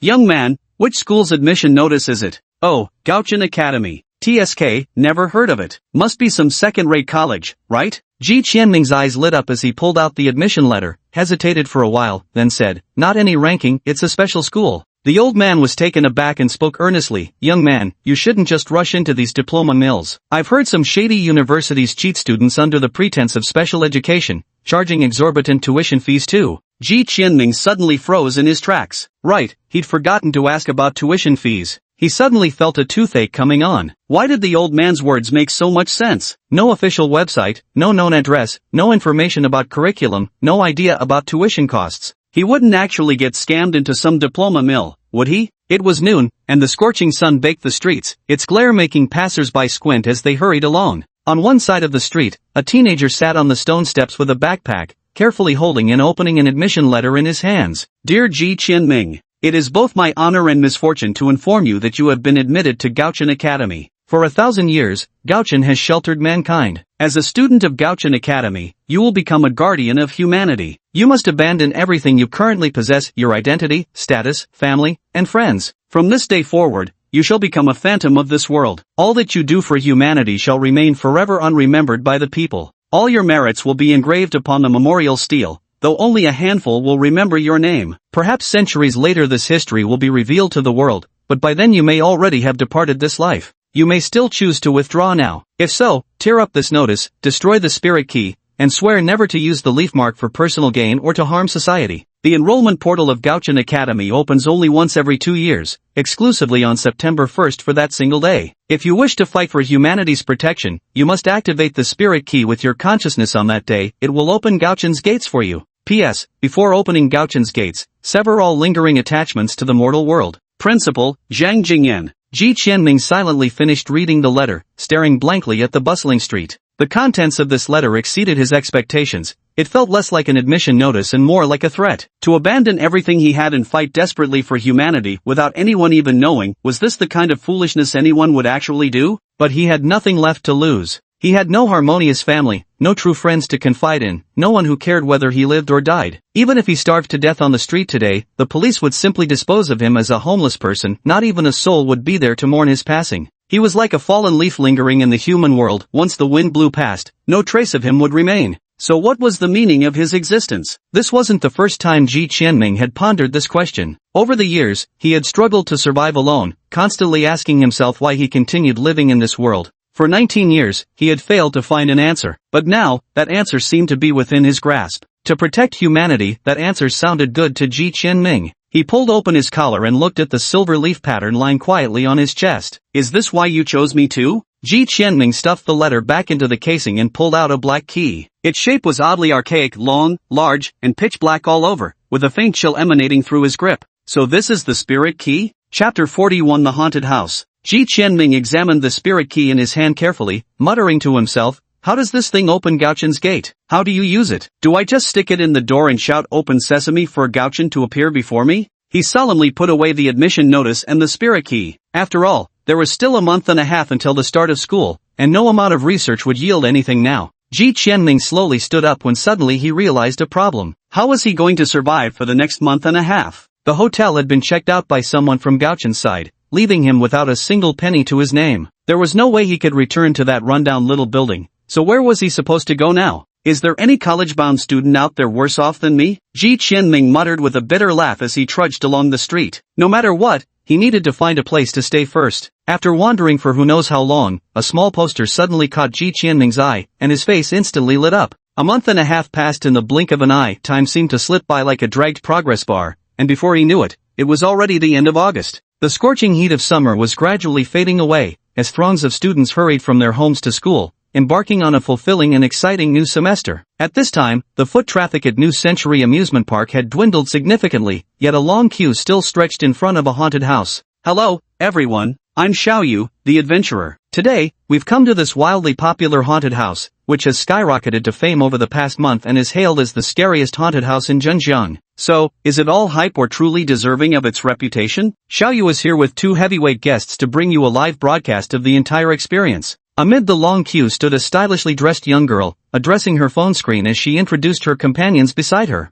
This is Brother Zhao. He's the design consultant for the traveling haunted house Fujiwara Haunted School nationwide. Every haunted house crafted by him has become a nationwide sensation, truly an expert in the field. Today, he'll be sharing his thoughts on this haunted house. Brother Zhao's sturdy frame appeared on the screen as he greeted the live audience with a smile. Xiaodia then shifted the camera to another slender man, introducing him in her sweet voice. This is the famous haunted house enthusiast Li Xiang, who has experienced nearly 1,000 haunted houses both domestically and internationally. It's truly an honor for me to have him here today. The godman forced a faint smile before returning to his cold, zombie-like expression, his eyes continuously scanning the haunted house before him, as if lost in thought. Just then, a middle-aged man emerged from the haunted house and addressed the trio. "I'm Chen Gu, the owner of this horror attraction. Are you from the Haunted House Club?" Xiaoye nodded and replied, "Mr. Chen, I'm Xiaoye. We spoke on the phone earlier." After some pleasantries, Chen Gu led the three through the door of the haunted house, revealing a writing desk behind it with a stack of papers on top. "Everyone, before entering our haunted house, you need to sign a liability waiver," Chen Gu said kindly, passing over a pen. "Humph," the gaunt man snorted coldly, his eyes filled with disdain. "We're all professionals here. Cut the act and get to the point." Chen Ji's expression remained unchanged as he replied calmly, "You must have misunderstood. This waiver isn't some prop to build tension, it's for your safety. No one can enter without signing it." The gaunt man was about to lose his temper when old brother Zhao cheerfully took the pen and signed his name decisively without hesitation. After a brief pause, the man reluctantly signed as well. Seeing the agreement signed, Chen Gu led the three through a long corridor while explaining the story's background. This is a scenario adapted from real events, called Silent Ghost School. Located halfway up a mountain, 6 deaf-mute girls from the same dormitory mysteriously died at a school for the deaf and mute. What exactly killed them? Rumor has it that at midnight, the sound of fingernails scraping the walls can be heard from the sealed-off dormitory, and some have seen an upside-down girl in the restroom cubicles. What is the truth behind these incidents? Chen Ji's voice seemed to carry an eerie power,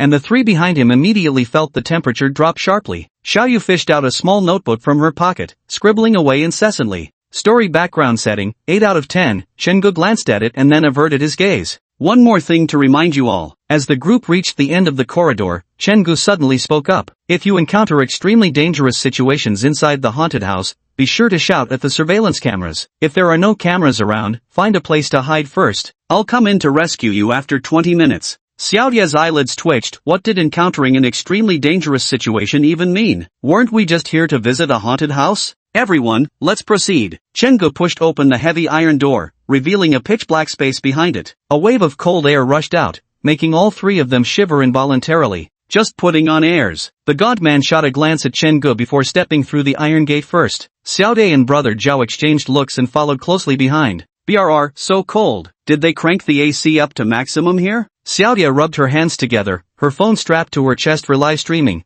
her eyes darting around to take in the surroundings. It was a dimly lit corridor. The faint overhead lights flickered intermittently, and the floor tiles were strewn randomly with long strands of black hair. The deep green walls were weathered and old, with sharp scratch marks appearing here and there. Brother Zhao paused and carefully rubbed his fingers over some of the scratches, murmuring in surprise, "The setup is incredibly realistic. The spacing between these scratches matches the width of human fingers perfectly, and judging by the way the paint flakes are raised, they don't look like they were made by tools." "You're saying these marks were made by that boss picking at them with his fingernails?" "Bullshit." The gaunt man spoke with a sarcastic tone. "The setting here is actually quite impressive." Xiaoyu crouched down, carefully examining the dark stains beneath her feet, her delicate brows slightly furrowed. "Look at these blood clots. Artificial blood should turn red after coagulating, but these are deep crimson. Doesn't seem fake. There's even a faint metallic smell. It might be chicken or pig blood. He couldn't possibly have actually obtained this much human blood for decoration, right?" The gaunt man, unable to tolerate their dawdling any longer, strode straight down the corridor toward the deeper sections. At the end of the corridor was a classroom, its windows facing the hallway tightly boarded up with wooden planks, leaving no gaps, as if afraid something might escape from inside. The gaunt man peered through the window for a while before heading to the classroom door. The old-style wooden door had lost most of its paint. He pushed it open, and an unusual smell mixed with dust rushed out at him. Chapter 42, The Mirror Horror. Frowning, the gaunt man used his flashlight to carefully examine the classroom's furnishings. Unlike a typical classroom, this empty space held only 13 desks and chairs, all placed unusually close to the teacher's podium. A few old books still lay scattered on some of the desks. Why are all the windows on the sunny side completely sealed?" Brother Zhao glanced around and asked in confusion. "It's probably to prevent light from entering and create a spooky atmosphere?" Xiaoya replied thoughtfully. "Wrong." Brother Zhao pointed at the wall facing the sun. "There aren't any windows on that wall." Both of them froze and looked toward the wall. Just as Brother Zhao had said, the 2 wooden boards on that wall were nailed directly to the surface. It was simply positioned symmetrically with the actual windows on the opposite side, tricking people into instinctively believing it was a sealed window. The gaunt man strode forward and tore off a wooden plank with a cold chuckle. "There's indeed something fishy here. These boards aren't nailed in place, they're just hanging." The group quickly removed several more planks, revealing a large square mirror behind them. When they proceeded to dismantle the wooden panels covering the windows at the rear of the classroom, they uncovered yet another mirror. Mirrors? Why would there be two window-sized mirrors in a classroom? Xiaoye started in surprise, her brows furrowing in thought. Look at this, old Zhao suddenly exclaimed while inspecting the books on the desk with his flashlight. The two hurried over and saw dense clusters of tiny handwritten characters scrawled across the book covers in red ink. Die, die, die. The crooked red letters formed a gigantic death character, appearing utterly sinister under the dim yellow light. Huang Qian, that's this girl's name. Old brother Zhao fished out another exercise book from the drawer with a name written inside it. Cheap tricks, the gaunt man scoffed disdainfully. Using such meaningless words to provoke fear in ordinary people, I overestimated this haunted house. How many of us came down here? Xiaoyu stammered as she stood beside the two of them, her face deathly pale.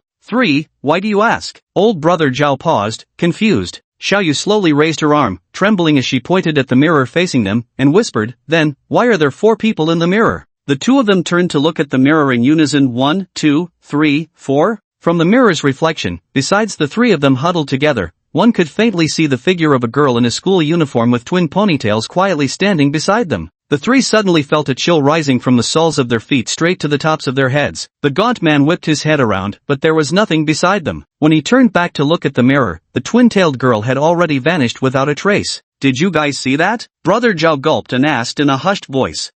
This mirror must have some trick to it, like a screen program to display the girl's image at set intervals. The gaunt man refused to believe in the supernatural. He strode forward and rapped his knuckles against the glass surface. That's impossible. I just checked, it was just an ordinary mirror. Xiaoye immediately denied. Ding! A crisp sound rang out as the lanky man struck the mirror, causing a crack to appear. The crack rapidly widened until the entire mirror shattered into pieces. I didn't mean to, the lanky man paled, hastily explaining. The next moment, his pupils contracted, and he froze in place, utterly stunned. The mirror was indeed just an ordinary one, as Xiaoye had said. However, someone had written several large characters in bright red paint on the wall behind it. You will all die. Xiaoye and old Zhao's faces turned pale. The handwriting of these words matched that on the book cover. Suddenly remembering something, old Zhao flipped through the book and pulled out an old photo. Come look quickly, doesn't this girl resemble the shadow that just appeared in the mirror? Brother Zhao's finger pointed to a girl wearing a white school uniform, sporting twin ponytails, with a shy smile on her face. Xiaoyu instantly drew a sharp breath.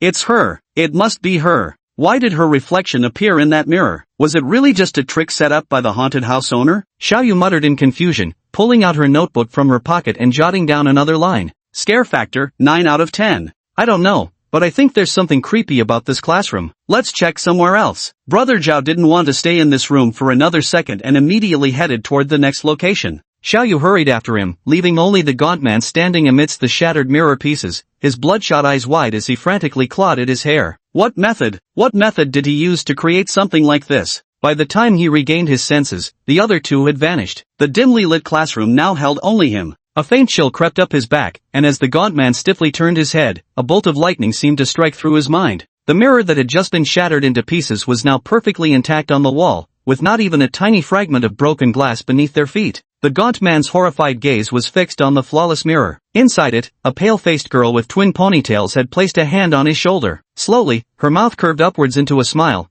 then suddenly her whole face split open from the corners of her lips, revealing rows upon rows of densely packed teeth. A ghost. There really is a ghost in this haunted house. The gaunt man's mind reeled in terror. Overwhelmed by extreme fear, his eyes rolled back as he collapsed stiffly onto the ground. At that moment, a young man walked out from a side room with a grin. It was Ji Qianning. What's this? Putting on such airs but actually so timid, Ji Qianning muttered to himself as he hoisted the slender man onto his shoulder and headed out through the employee entrance. Ever since spotting the haunted house's recruitment poster on the street last month, Ji Qianning had resolved to work there during summer break, partly because they provided meals and accommodation, but mainly for soul energy collection. A place brimming with fear and horror like this was perfect for gathering large amounts of soul energy. After showcasing his mirror magic, Ji Qianning smoothly became Chen Ji's employee. Unfortunately, business at the haunted house was sluggish back then, with barely any visitors per day. With Ji Qianning's strong involvement, the haunted house's reputation skyrocketed, quickly becoming Zhenjiang's most popular attraction. The soul energy collection counter in his mirror space had now reached 899/1000.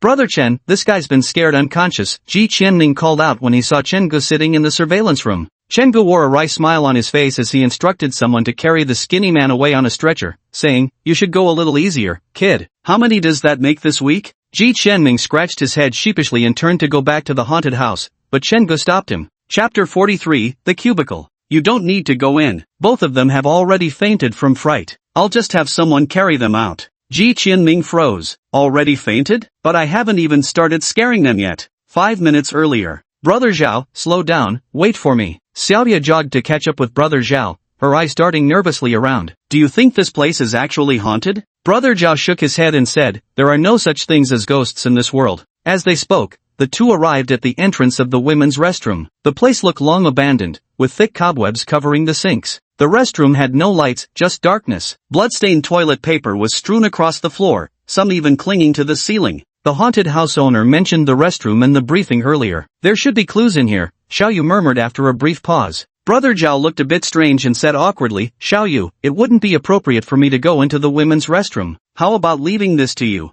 Xiaoyu. Seriously, dude, you're taking the haunted house scenario this seriously? Just admit you're scared. After hesitating for a long while, Xiaoyu finally mustered up her courage and walked alone into the restroom, flashlight in hand. The rhythmic ticking sound seemed to come from nowhere. The flashlight beam illuminated the cubicle door, revealing several crimson handprints and a few long streaks of blood. This scene is really lifelike, Xiaoya murmured, wrinkling her nose slightly as she caught a whiff of stale bathroom odors. The restroom seemed ordinary except for the stalls, the clues must be inside them, Xiaoya thought to herself. True to her reputation as a professional haunted house streamer, she took a deep breath and began slowly pushing open the first stall door. Creak! The sharp sound of the door opening echoed as Xiaoyu tilted her body, sweeping her flashlight beam inch by inch. Ordinary urinals, ordinary walls, ordinary flooring, everything seemed no different from a normal restroom. Xiaoyu's tense nerves gradually relaxed. Haunted houses usually favor placing jump scares behind doors, as opening them naturally evokes fear of the unknown. But the owner of this haunted attraction appeared to have skipped that setup here. Xiaoyu proceeded to open the remaining stall doors one by one, finding no trace of abnormality. Soon she reached the innermost stall. Based on her experience, this final door would undoubtedly conceal a jump scare, otherwise, the entire restroom setup would lose its purpose. She took a deep breath and abruptly opened the door. No imagined traps sprang out, just like all the previous compartments, there were no surprises. Ha! She furrowed her brows slightly and stepped into the compartment. Why is there a hole here? On the side wall of the compartment was a thumb-sized hole leading to another compartment. Xiaoye rubbed her finger around it for a moment before pressing her eye to the opening. Suddenly, a bloodshot eyeball abruptly emerged from the other side of the hole, glaring fiercely at Xiaoye as if it wanted to devour her whole. How is this possible? I just opened that compartment earlier, and there was nothing inside. Xiaoye's mind reeled in horror. She staggered backward several steps, her mouth widening for a scream when a hand suddenly shot out from behind her, clamping tightly over her lips. MMMPH.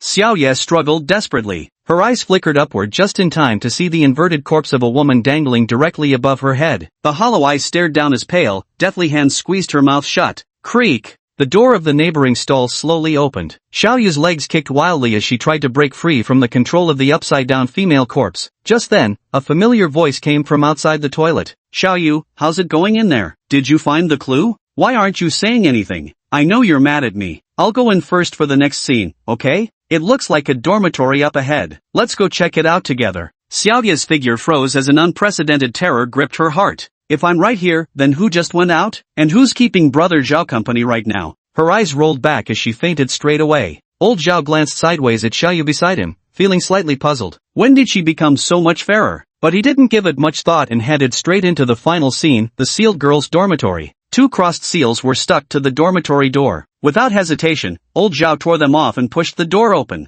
It was a 6-person room. To the left were 2 bunk beds, while only one stood on the right. He slowly stepped inside, scanning the surroundings under his flashlight's beam. The furnishings all looked perfectly normal, nothing out of the ordinary here. Brother Zhao picked up a group photo from the table to his right, featuring 6 vivacious young women beaming radiant smiles at the camera. Old Zhao caught sight of Huang Qian in the photo and couldn't help but shudder, recalling the bizarre scene in the classroom just moments ago. Where did Li Xian go? He suddenly thought of another teammate who had been with them. It seemed he hadn't seen him since they left the classroom. Had he gone out on his own? He shook his head, clearing the chaotic thoughts from his mind as he carefully searched for clues. The moment he lifted the blanket on the bed, he was startled. Under the blanket lay a grotesque doll, its body covered in bloodstains with bones twisted unnaturally as if having suffered heavy blows. When the flashlight beam swept across its face, a chilling coldness penetrated old Zhao's entire body. Wasn't this the girl from that photograph? He hurriedly took out the photo for comparison. The resemblance was startling, as if someone had peeled the girl's face off and pasted it onto the doll. Having worked in haunted houses for so many years, old Zhao had never encountered such an exquisitely crafted doll. Beside the bed, he found a nameplate bearing the girl's identity, Wang Jia. Then he pulled back the remaining blankets one after another. Beneath each lay an identical doll replicating the girl from the photograph. Feng Zhilan, Lu Wei, Zhao Xiaoxiao, Qian Rong. He continuously matched the figures by the bedside to their names, and each one bore a different mark of suffering. Feng Zhilan's neck bore a deep ligature mark, Lu Wei's head was swollen as if submerged in water for too long, Zhao Xiaoxiao's lips were a blackish-purple hue, and Qian Rong's body was covered in knife wounds. When he lifted Huang Qian's blanket, there was nothing beneath it. Huang Qian doesn't have a doll? What does this mean? He frowned slightly, piecing together the details meticulously. These 5 dolls represent falling from a building, suffocation, drowning, poisoning, and death by 1,000 cuts, but the doll symbolizing Huang Qian is missing. Does this imply she's still alive? He was startled by his own thought and immediately shook his head. No, that's impossible. The haunted house owner said 6 girls died tragically, so why wasn't her body found? Could it be that her body isn't in the dormitory? Chapter 44 Farewell. His eyes lit up, feeling he'd grasped the crux. Where exactly was Huang Qian's corpse hidden? That must be the core element of this entire scenario. Xiaoyu, these are just mannequins inside, nothing SPE. Brother Zhao turned his head, only to freeze abruptly when he saw nothing but empty space behind him. An eerie sensation lingered in Brother Zhao's mind, yet he couldn't pinpoint what was wrong. It suddenly seemed like he was the only person left in this vast haunted house attraction, though he quickly dismissed the ridiculous thought. No way, Li Xiang might have gone out, but Xiaoye is still live streaming. She would never abandon me and run off alone. Could she have wandered off somewhere else? Old Zhao snapped out of his confusion and continued searching for clues with his flashlight. As the beam swept over a nearby mannequin, his body stiffened slightly. That's odd. Was this mannequin in this pose earlier? He frowned. The mannequin representing Wang Jia now had its head tilted slightly, its hollow eyes staring straight at old Zhao with an eerie intensity. Probably the haunted house owner installed some mechanisms inside the mannequins. Pretty impressive attention to detail, old Zhao thought to himself. His flashlight beam slowly moved across the other mannequins, each showing subtle but unsettling changes. Some had a leg sticking out, some had their blankets thrown off, and others leaned completely toward the edge of the bed as if they were about to fall out. Suddenly, old Brother Zhao vaguely sensed something amiss and swept the flashlight beam back over them. 1, 2, 3, 4, 5, 6. A chill surged through him violently. Cold beads of sweat began oozing from the nape of his neck. Where had the 6th doll come from? There were clearly only 5 just moments ago. He swiftly shone the flashlight onto Huang Qian's bed, where a familiar figure lay quietly under the blankets, offering him a pallid smile. Xiao, how did you get up there? And, where's your live streaming phone? Brother Zhao exhaled slightly in relief at the sight of Xiaoye, but quickly sensed something amiss. That's not right, I never saw you come in just now, and you, why don't you have a shadow? The dim flashlight beam fell on Xiaoye, yet the wall behind her bore no trace of darkness. You're not Xiaoye. What are you? Old Zhao's face turned deathly pale as he cried out in alarm, stumbling backward in panic until he suddenly bumped into something. Then, rigid with dread, he slowly turned his head. There behind him stood Huang Jia's doll, motionless yet uncanny. The distorted framework of its bones made its body far shorter than old Zhao's. At this moment, it was tilting its head up, its ghostly white face and hollow, lifeless eyes glaring relentlessly at him. Gah! Old Zhao froze where he stood. Impossible. For a doll to stand up like this, surely it needed an elaborate system of machinery inside. He had already weighed it, it was barely heavier than a regular toy. How could it possibly be standing? Thud! The aging dormitory door seemed to be pushed by something, emitting a piercing screech before slamming tightly shut, plunging the entire dorm instantly into deathly silence. Brother Zhao violently knocked over Huang Jia's mannequin and rushed to the dorm door, desperately twisting the handle while shouting, I'm done. I'm fucking done. Let me out now. Yet no matter how hard he tried, the door remained immovable. After struggling for a while, Brother Zhao suddenly recalled something and cautiously turned around. In the dim yellow beam of his flashlight stood 5 mannequins that had somehow silently positioned themselves behind him. Their pale faces showed no expression except for the one in the center, Xiaoyu, whose lips began curling upward as a bloody fissure stretched from the corner of her mouth all the way to her ear. With a sharp crack, Xiaoyu's jaw suddenly detached, revealing a scarlet tongue that writhed wildly like a snake. Old Brother Zhao, who had never witnessed such a horrifying scene, instinctively let out a blood-curdling scream. He desperately turned to ram the door, only to knock himself out upon impact. Sometime later, 2 staff members carrying a stretcher entered the scene, followed closely by Chen Gu and Ji Qianming. Why is his forehead swollen? Ji Qianming asked curiously, glancing at old Brother Zhao lying unconscious on the floor. He must have bumped into the door and knocked himself out. Chen Gu cast a glance at the eerily still mannequins lying on the bed and remarked offhandedly. After carrying Zhao away first, the two began searching for Xiao Yu and eventually found her collapsed in the farthest stall of the restroom. They hauled her out together. That's odd. I don't remember any frightening setups in this bathroom. Ji Qianming scanned the surroundings suspiciously, finding nothing out of the ordinary. Outside the haunted house, the two laid Xiao Yu down beneath the warm sunlight, placing her neatly beside the gaunt man and Zhao as if they were arranged in a tidy row. Ghost! There's a ghost! Old brother Zhao suddenly woke up in a panic, flailing his limbs wildly as he shouted in terror. Then he realized he was already outside the haunted house, and streams of hot tears immediately flowed down his face. Sob, sob. I survived, I survived. Ji Qianming's mouth twitched uncontrollably as he watched. What on earth did you all experience inside there? Why am I the only one who knows nothing? After a while, the other two woke up one after another, exchanged brief greetings, and then hurriedly left, as if they were avoiding something. Ji Qianming shook his head with a bitter smile, glanced at the gradually setting sun, hesitated for a moment, and then walked straight into the haunted house. Passing through the dim corridor, Ji Qianming arrived at the classroom where the skinny man had just been scared unconscious. At that moment, Chen Gu was carefully restoring the scene inside. Brother Chen, this might be my last day at work. Ji Qianming carefully chose his words before speaking. Chen Gu froze for a second before casually replying, school's starting soon? Well, there's still one day left. I'd like to visit a few more places. Chen Gu walked up to Ji Qianming, patted him on the shoulder, and offered an encouraging smile. Alright, make sure to work hard once you're at school. If you've got nowhere to go during breaks, come find me again, you'll always be my employee. He pulled a red envelope from his pocket and pressed it into Ji Qianming's hand. This is your bonus. Have a good 2 days of fun before school starts. Ji Qianming was about to refuse when he caught Chen Ji's unyielding expression. With a wry smile, he reluctantly accepted it. Thanks brother Chen, I'm clocking out now. I'll definitely come back if I get the chance. Ji Qianming bowed deeply to Chen Gu. From the bottom of his heart, he was immensely grateful to this boss who had taken him in during his most helpless moments, given him a job, and treated him exceptionally well in daily life. If not for the impending school term, he would have loved to work here long term. Chen Gu nodded with a smile, watching Ji Qianming leave. When the young man was already far away, he let out a long sigh. I really like that kid, he murmured regretfully. With him gone, the haunted house feels so quiet now. Don't you think so, Huang Qian? In the mirror, a girl with twin ponytails suddenly appeared, looking in the direction Ji Qianming had left, and nodded slowly. Chapter 45, The Orphanage. We will soon arrive at Danyang Station. Passengers wishing to disembark, please gather your belongings and prepare to exit. A pleasant female announcement sounded as Ji Qianming, carrying a backpack, slowly rose from his seat. Gazing at the familiar scenery outside the window, he felt a surge of emotion.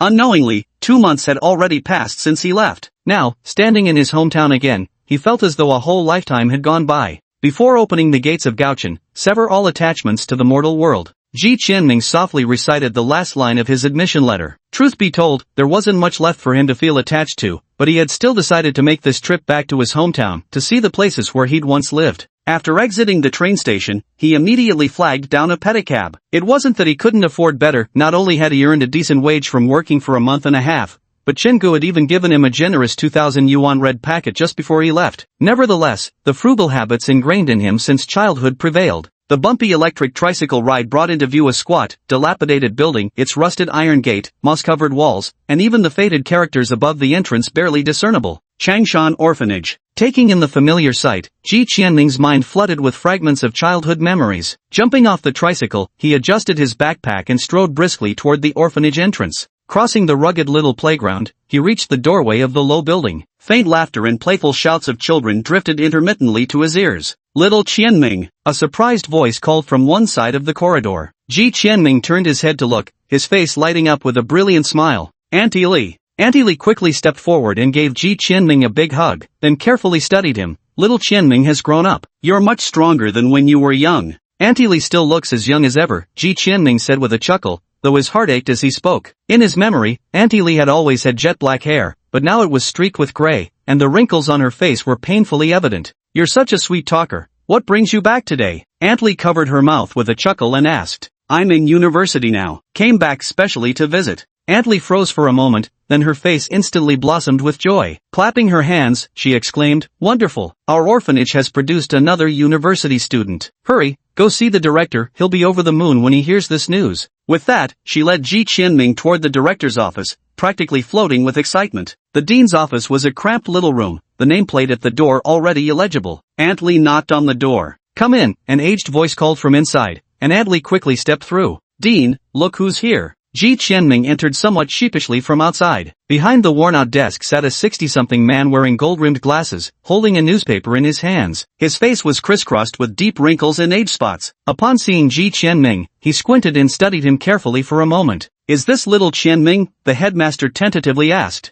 Ji Qianming bowed respectfully. "Headmaster, I've come back to visit you." "Headmaster, Qianming got into university," Aunt Li reminded with a smile. "Oh," the headmaster's dim eyes lit up as he stepped forward and beamed at Ji Qianming. "Wonderful. I always knew this boy had a bright future. Qianming, you got into a good university, didn't you? Ji Qianming remained silent for a long moment before giving a firm nod. "Dean, I attended the best university there is." The dean nodded approvingly, then suddenly remembered something. He retrieved a metal box from a locked drawer in his desk and slowly placed it on the table. "Qianming, to be honest, even if you hadn't returned today, I would have called you back soon anyway. You're an adult now, and there are certain things I can finally tell you." The dean's aged voice spoke up. Ji Qianming stiffened at the words. "Dean, is this about my parents?" Ji Qianming's mind raced through countless possibilities as he blurted out the question anxiously. The principal nodded, speaking slowly. "Because you were too young before, I didn't tell you. This might be a bit harsh for you."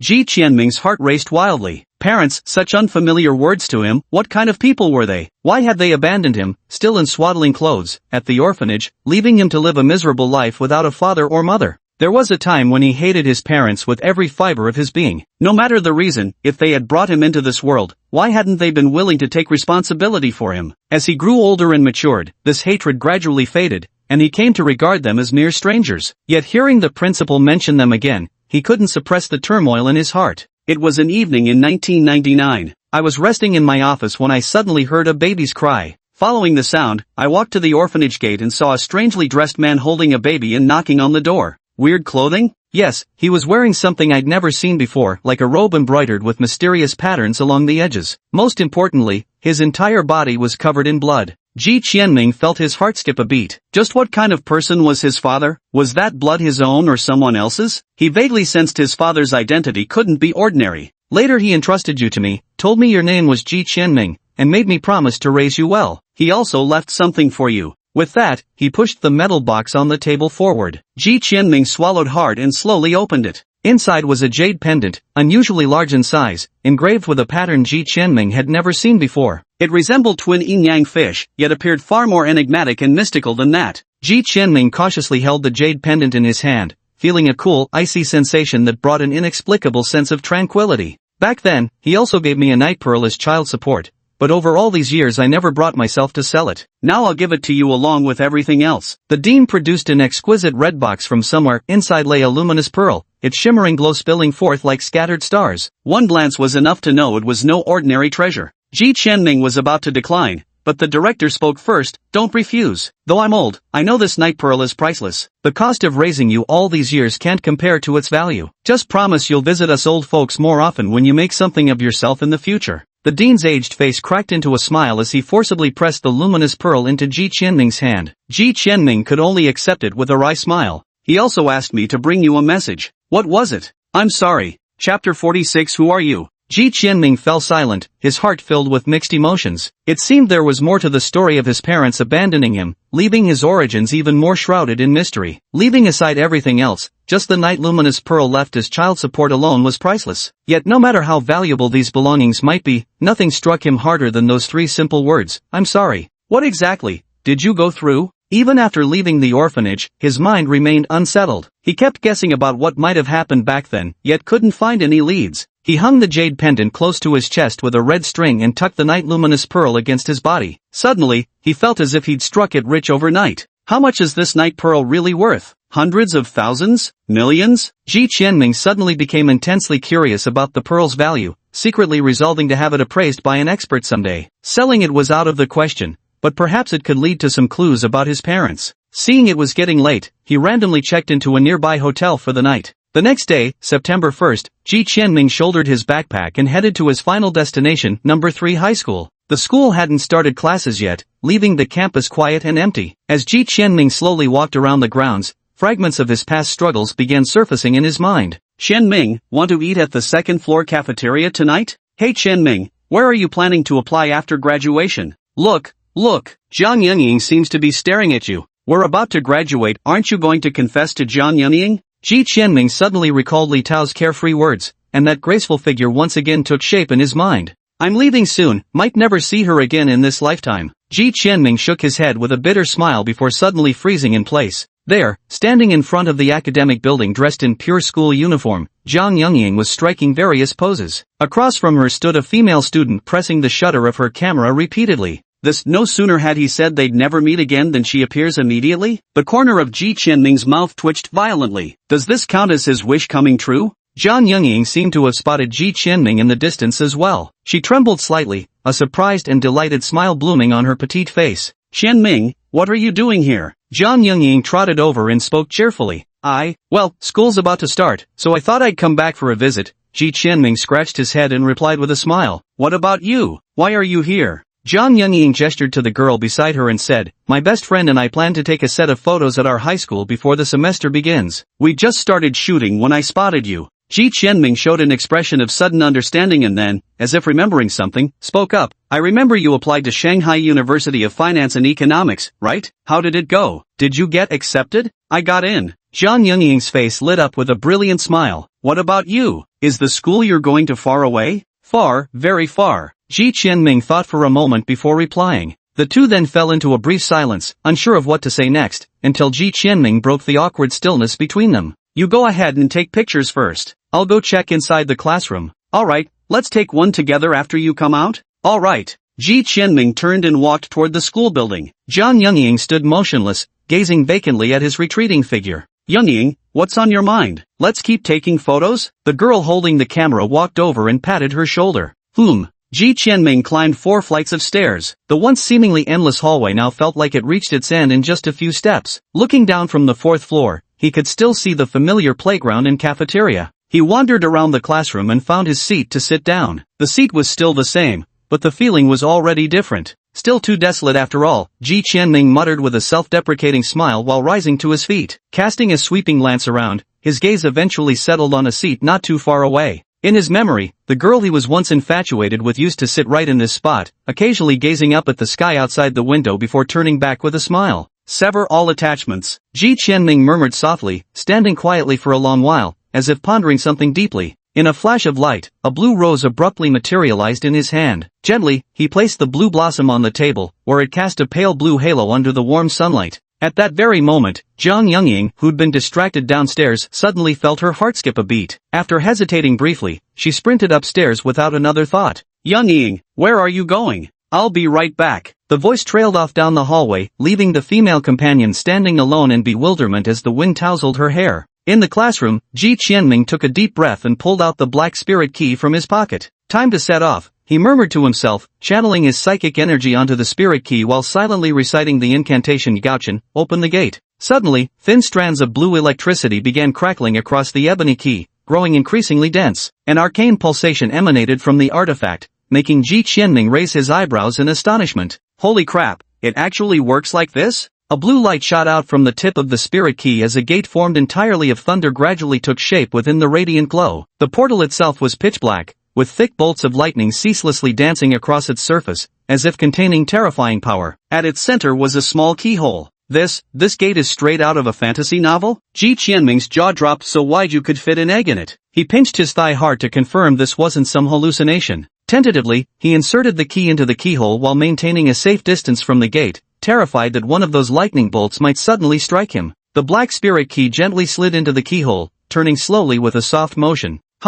An ancient and heavy sound emerged as the thunderbolt gate slowly opened, revealing a swirling vortex behind it, its destination obscured from view. Ji Qianming gazed at the unknown vortex before him, took a deep breath, and glanced back one last time at the familiar classroom before stepping resolutely through the gate. Ji Qian! Jiang Yunying gasped as she ran to the classroom door, just in time to see Ji Qianming's figure gradually disappear into it. She froze in place. Screech! As Ji Qianming entered, the entire thunderbolt gate suddenly dissipated into streaks of lightning, vanishing into thin air in an instant. Jiang Yunying stood dazed for a long moment before slowly stepping into the classroom. She waved her hand through the space where the thunderbolt gate had vanished, but touched nothing. Only the residual threads of electricity on the ground ceaselessly reminded her that everything she had just witnessed was real. What was that? And who is he? Jiang Yunying murmured to herself. Suddenly, something caught the corner of her eye. In her former spot, a blue rose lay quietly. Jiang Yungying slowly walked to the table and picked up that blue rose. Suddenly, the blue rose began to dissolve into specks of light, scattering across her palms before vanishing into the air as if it had never existed.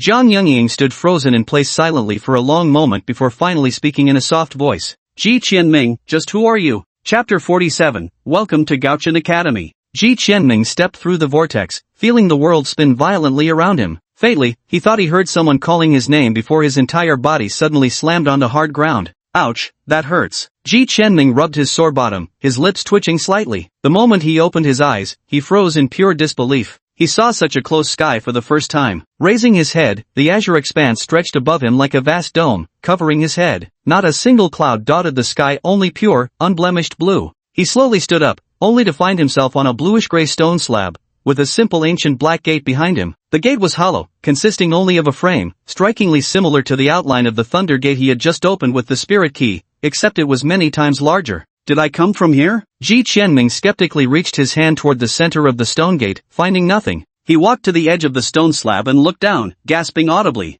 This place wasn't near the sky, it was right in the sky itself. White clouds drifted leisurely below, and beneath them lay a bustling human metropolis, where the outlines of countless buildings could faintly be seen, resembling grains of sand scattered across the earth. Gaochen Academy is floating in midair? Ji Qianming couldn't help but exclaim in shock. Exactly, a familiar male voice eerily sounded from behind Ji Qianming, startling him so much he nearly lost his balance. Turning around, Ji Qianming saw a young man standing there, beaming at him. The man was dressed in a Western-style vest with a black tie and wore a pair of dark glasses. You are Senior Qingya. Ji Qianming suddenly remembered who this young man was. He had been the one who came to his rescue when they faced danger at Chengyuan Heavy Industries. Junior Ji Qianming. Qingya turned slightly and gestured with an inviting hand, smiling as he spoke. Welcome to Qingqing Academy. Ji Qianming followed Qingya along the lengthy floating stone path, occasionally stealing a glance downward and shuddering at the sight. Senior Qingya, are all the buildings in Gaochen Academy this thrilling? What if someone is afraid of heights? Qingya smiled and explained, only this place has hollow designs. The rest of the buildings are on a massive floating mountain, so you won't see such dizzying views. The spot you just came out from is the gateway connecting Gaochen to the mortal world. It's called the Arch of Triumph. Connecting Gaochen and the mortal world? Isn't Gaochen part of the mortal world? Ji Qianming asked, puzzled. Exactly. The place where Gaochen Academy is located is a small, floating realm suspended above Shanghai. It doesn't exist within Earth's actual space, so from the outside, this area appears completely empty. Shanghai? You mean that bustling city below is the magic city? This is a pocket dimension outside of Earth? Within 3 minutes of arriving at Gaochen, Ji Qianming's worldview successfully collapsed. Correct. Qingya nodded. The reason this place is called the Triumphal Arch is because those who walk through this gate on missions usually face life-threatening dangers. The name Triumphal carries their hopes for a victorious return. However, every 2 years on September 1st, it's used to welcome new students. That's why the dean sent me to receive you. But senior, shouldn't you be guarding there? What if someone else arrives later? Haha, there are others stationed there to receive newcomers. After all, this is a well-rewarded task. Besides, you're overestimating the number of new students at Gaochen. Qingya shook his head with a bitter smile. The two slowly advanced along the perforated stone slabs, and Ji Qianming could already see the enormous floating mountain peak ahead. Upon the peak stood various structures, soaring glass skyscrapers piercing the clouds, a traditional Japanese dojo, and scattered circular training grounds. After about 3 minutes, they finally set foot on this levitating mountain. The first thing that caught their eyes was a vast square, at the center of which stood an imposing white Qilin statue. Majestic and snow-white, its piercing eyes gazed into the distance like a guardian deity. This is Gaochen, Qingya explained, pointing at the central statue. Gaochen, alongside the azure dragon, white tiger, vermilion bird, black tortoise, and Tingsha, is known as one of the 6 divine beasts. Rumors say Gaochen is bloodthirsty, but in truth it's benevolent, slaying only the guilty. The ancient text Mao records, Gaochen's true form is the Qilin, dwelling at the center and governing Earth's virtue, ultimately a creature of benevolence. Gaochen guards the central lands, killing only for what it protects. This is the founding principle of our Gaochen Academy. This is Gochen. Ji Qianming carefully examined the imposing colossal beast before him, feeling a slight stir in his heart. Slaying to protect, truly a benevolent beast. The two bypassed the statue and continued inward. With keen eyes, Ji Qianming spotted several dark-skinned foreigners and couldn't help but voice his confusion. Does Gochen Academy also have exchange students? Those aren't exchange students, Qingya chuckled. They are genuine Gochen students. There are only 2 schools on the entire planet dedicated to combating the divine realm. and this Gochen Academy recruits from across half the globe. You could say it's a joint institution, not solely belonging to China, though half the students here are Chinese. Students at Gochen Academy come from half the world? Ji Qianming froze. He never imagined he'd enrolled in an international school, but why haven't we seen many people along the way? There are many reasons for this. The primary one, as I mentioned earlier, is that Gochen has very few new students. Ji Qianming did some rough calculations and said, recruiting from across Asia once every 2 years, that should bring in no fewer than 3,000 students, right? 3,000? Xingya almost choked, giving him a sideways glance. Guess how many new students there were last session? Never mind, you won't guess it right, there were only 17 new students last session. 17? Ji Qianming's eyes widened in disbelief as he spoke. How could there possibly be so few? First, Gaochen Academy only recruits young people who possess leaf marks. Xingya extended one finger. You should understand that globally, there are only 361 recorded abilities. Most leaf marks remain dormant, and among the remaining leaf mark wielders, after excluding the elderly, those who joined evil organizations like Shangxie, and those too afraid to oppose the divine realm, how many do you think are left? Ji Qianming was left speechless. By that calculation, having so many new students every 2 years at Gaochen was actually quite impressive. Xingya extended a second finger. Second, the mortality rate among Gaochen students is extremely high, though these matters will be explained to you during the freshman orientation, so I won't elaborate now. The final reason is that Gochen students aren't hothouse flowers. There's a mandatory requirement every year to complete a certain number of missions, otherwise, they can't earn enough credits. Right now, probably half the students are out running missions, so naturally, very few remain on campus. Chapter 48, Peach Blossom Luck? Missions? That sounds like something out of a mysterious organization, Ji Qianming mused to himself. The two walked to the inner end of the square, where a massive display screen stood at the very center, covered densely with tiny text. Class C mission, investigate the cause of loosening divine seals in the depths of the Cape of Good Hope Strait. Reward, 2.5 academic credits. Class A mission, assist members of the Zero Division in surrounding and killing the Shangxie envoy Poison Master. Reward, 12 academic credits. Class B mission, track down traces of the Divine Realm spy who fled to Cambodia. Reward, 5.5 academic credits. Class S mission, extremely dangerous, locate and eliminate the Zhixiao Divine General who emerged from the loosened Divine Seals. Reward, 30 academic credits. Beneath the display screen, a few people were chatting in small groups. When they noticed Xingya bringing Ji Qianming over, they immediately gathered around. Xingya, are you taking the new student to register? A black guy asked jovially, eyeing Ji Qianming with interest. Yeah, are you guys heading out on a mission? Xingya greeted each of them in turn, as if they were old friends. Absolutely, otherwise we won't earn enough credits this semester and we'll have to repeat the year, the black guy said with a wry smile, then gave Ji Qianming a big hug. And I how, newcomer, Gaochen welcomes you. Ji Qianming was somewhat flustered when hugged enthusiastically by a black brother for the first time. Thank you.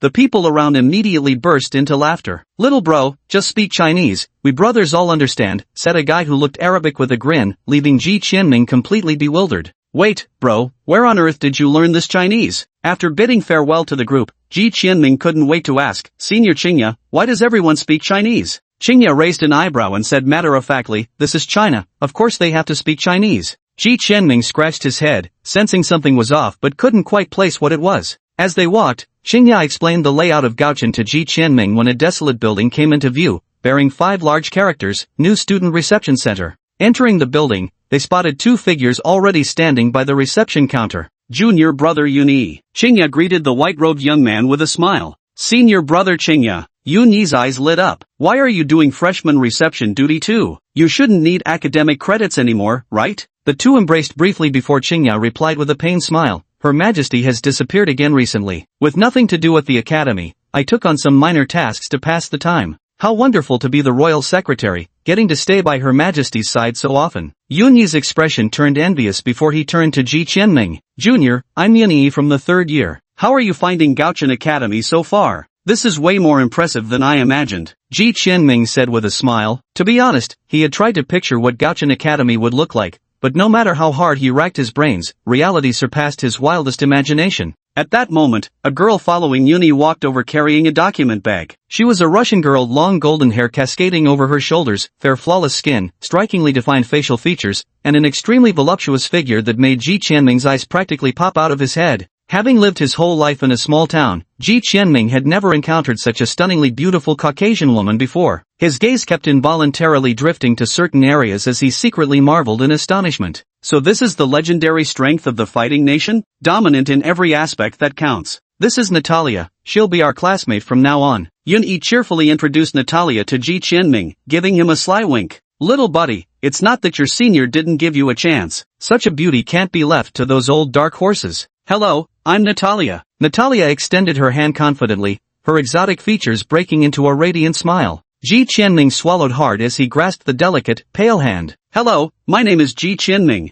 Natalia's eyes curiously scanned Ji Qianming, especially that red mark between his eyebrows, which involuntarily drew her gaze time and again. Qianming, the mole on your forehead is quite beautiful, Natalia said, her eyes never willing to look away. A mole? Ji Qianming was taken aback for a moment before recalling the red diamond shape that had appeared on his forehead after suppressing Zhu Yan. He had speculated it was a mark left by Zhu Yan's attempted possession of his body. But since its appearance, his life hadn't undergone any changes, so he'd pretty much ignored it. Thanks, Ji Qianming replied politely, rubbing the mark somewhat perplexedly. Natalia's Soul Aura Collection +1. A line of pink text scrolled across the mirror's surface, startling Ji Qianming to his core. What's wrong, Qianming? Natalia blinked her large eyes, concern etched across her face. I'm fine. Ji Qianming forced an awkward smile while his mind reeled with shockwaves of realization. Pink? If I'm not mistaken, pink symbolizes love, right? Could it be that she fell for me at first sight? Is this love at first sight? Natalia hesitated for a moment, then spoke somewhat bashfully. Qianming,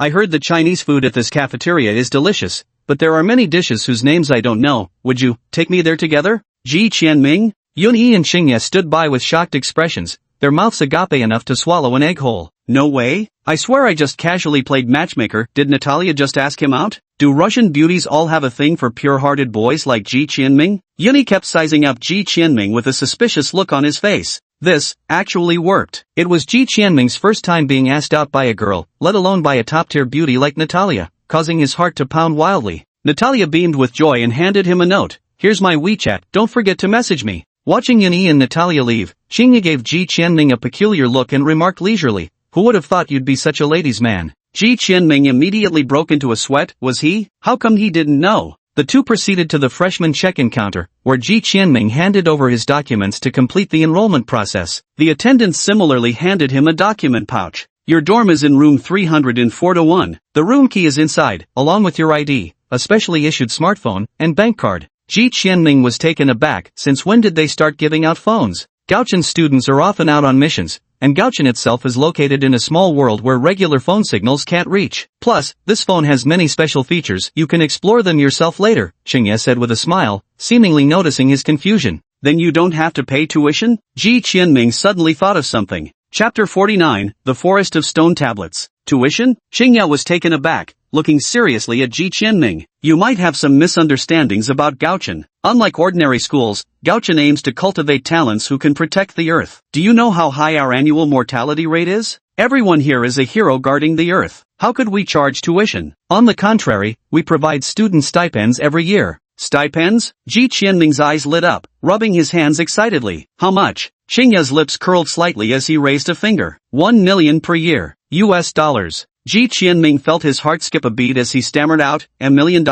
That's nearly 7 million yuan in Chinese currency. Seeing Xingye nod, Ji Qianming couldn't help but gasp in shock. In his entire life, he'd never even seen 10,000 yuan, and now he could earn 7 million yuan in just 1 year. No wonder everyone from Gaochen was so extravagant. With this kind of income, they'd be considered rich even in the real world. Don't rush off to the dorm yet, Xingye said. There's one more place I need to take you. Where to? The Memorial Forest. Xingye spoke lightly. Every new student must visit the Memorial Forest upon arriving at the academy. It's a mandatory arrangement. Memorial Forest. Ji Qianming found the term somewhat familiar. Wasn't this the place mentioned in the admission letter as where achievements were recorded? He asked no further questions, quietly following behind Xingye as they made their way toward the rear of the academy. Located on the mountainside of a floating peak, Gaochen Academy saw them follow a broad path out of the building clusters. The surroundings grew increasingly desolate as they took smaller trails, gradually ascending toward the mountaintop. After approximately 20 minutes of walking, a monument park with a black dominant tone came into Ji Qianming's view.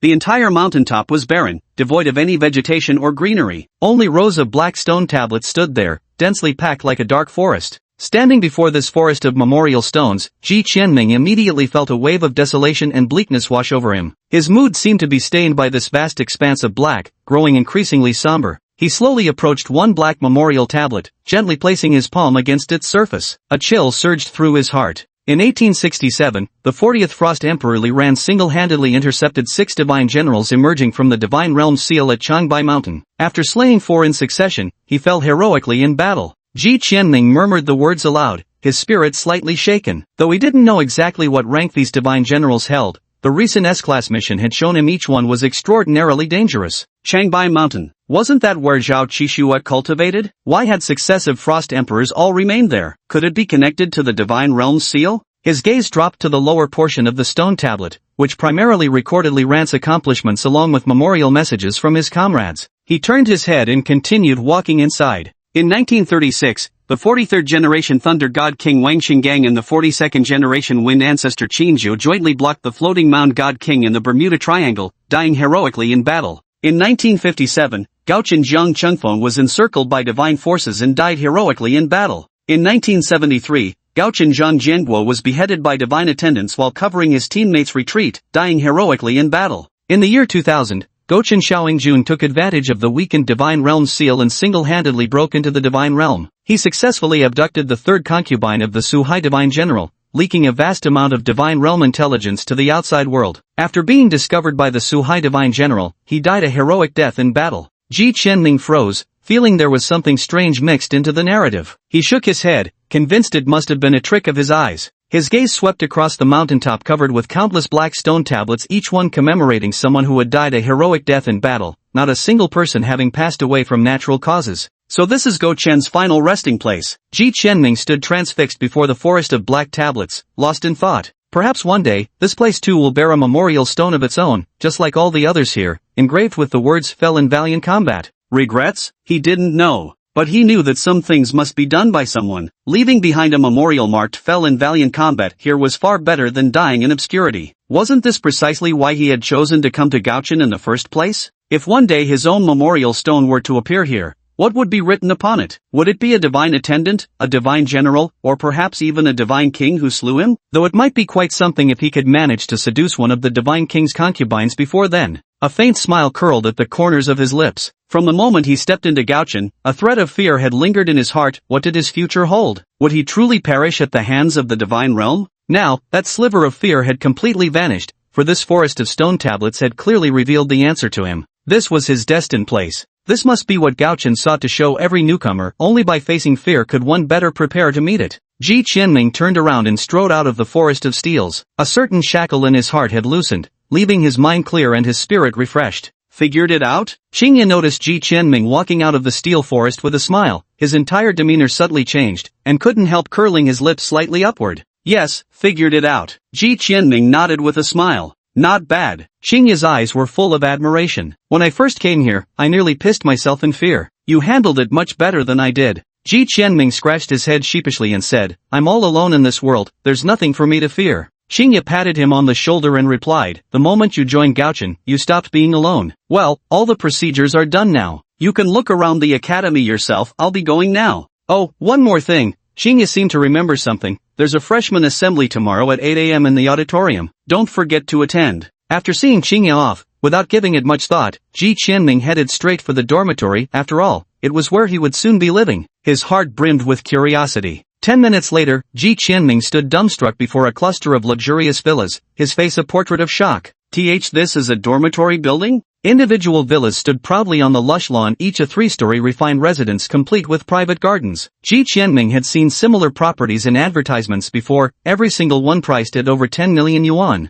He swallowed hard, his whole body suddenly electrified with excitement as he frantically checked the numbering by the entrance. 301, 302, 303, 304. Ji Qianming pulled out the keycard from the document folder and swiped it lightly across the sensor on the door handle. Beep. With an electronic beep, the villa's door slowly swung open. Holy crap, this really is our dorm. His eyes gleaming with excitement, he pushed the door open and stepped inside. Facing him was a grand foyer, atop which sat a small Gaochen statue. Ji Qianming swapped his slippers at the entrance and eagerly stepped inside. Oh, blessed by fortune, flourishing in romance, with an inexplicable violet aura emerging from his destiny, this is the bearing of an emperor. In the lavish living room, a youth dressed in a blue gown, with delicate features and a long hairpin adorning his locks, looked at Ji Qianming and exclaimed in surprise. Chapter 50, Your fate is doomed by romance, your days are numbered. Hello, I'm Ji Qianming. Is this room 304? Ji Qianming asked cautiously upon seeing the boy with such classical charm. Oh, that's right. My name is Duan Muqingyu, and I live in room 2. Duan Muqingyu set down his divination tools, rose to his feet, and bowed respectfully with hands clasped. Ji Qianming was stunned for a long while before mimicking the ritual salute. Then, eyeing the turtle shells and bamboo slips scattered across the table, he asked in puzzlement, "Are you performing divination?"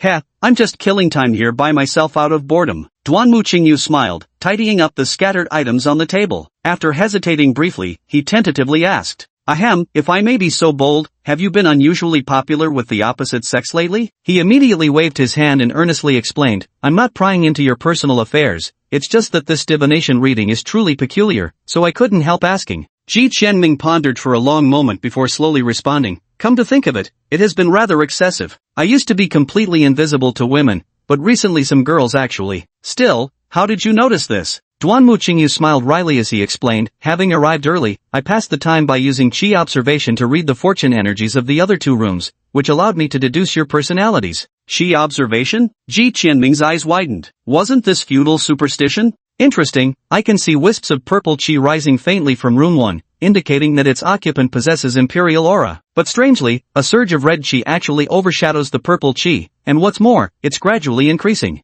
Duan Muqingyu paused before continuing, "Based on its growth rate, I estimate it started roughly 1 to 2 months ago. It's almost reaching the stage of peach blossom calamity now. If it keeps growing like this, serious trouble will arise." Tisk. Ji Qianming drew a sharp breath. 1 to 2 months ago? Wasn't that right after suppressing Zhuyan? So it really is that red mark causing trouble. Are there any side effects? Ji Qianming asked urgently. Certainly there is, Duan Muqingyu spoke gravely. You're currently just in the stage where you easily attract women's affection. If this continues to grow, within a month it will develop into a peach blossom misfortune. Everything you do will go wrong because of women. And within 6 months, you'll undoubtedly die at the hands of a woman. Die at the hands of a woman? Ji Qianming never dreamed that one day he might perish from being too popular with women. For some reason, his mind suddenly conjured an image of his own epitaph. In 2018, Ji Qianming of Gaochen, having been excessively favored by women, was poisoned to death by an obsessive admirer in a tragic love suicide. No way. Absolutely not. Master Duan Mu classmate, what should I do then? Ji Qianming asked anxiously. Duan Muqingyu furrowed his brows and slowly paced around the room. After a long moment of contemplation, he finally spoke, "For now, we can only use metaphysical means to seal off your peach blossom luck. With my abilities, accomplishing this shouldn't be difficult. However, doing so will simultaneously block your other forms of fortune as well. Your general luck might decline in the future." Ji Qianming wore a bitter expression. All he wanted was to return to his dorm. How had it suddenly turned into a terminal cancer diagnosis, demanding the removal of both the tumor and the organ along with it? Alright, as long as it doesn't mean dying for love, I agree. Gritting his teeth, he gave his consent. Seeing Ji Qianming nod, Duan Muqingyu pulled out a yellow paper and a cinnabar brush from his bag. Settling his breath for a moment, he then began to carefully draw on the yellow paper.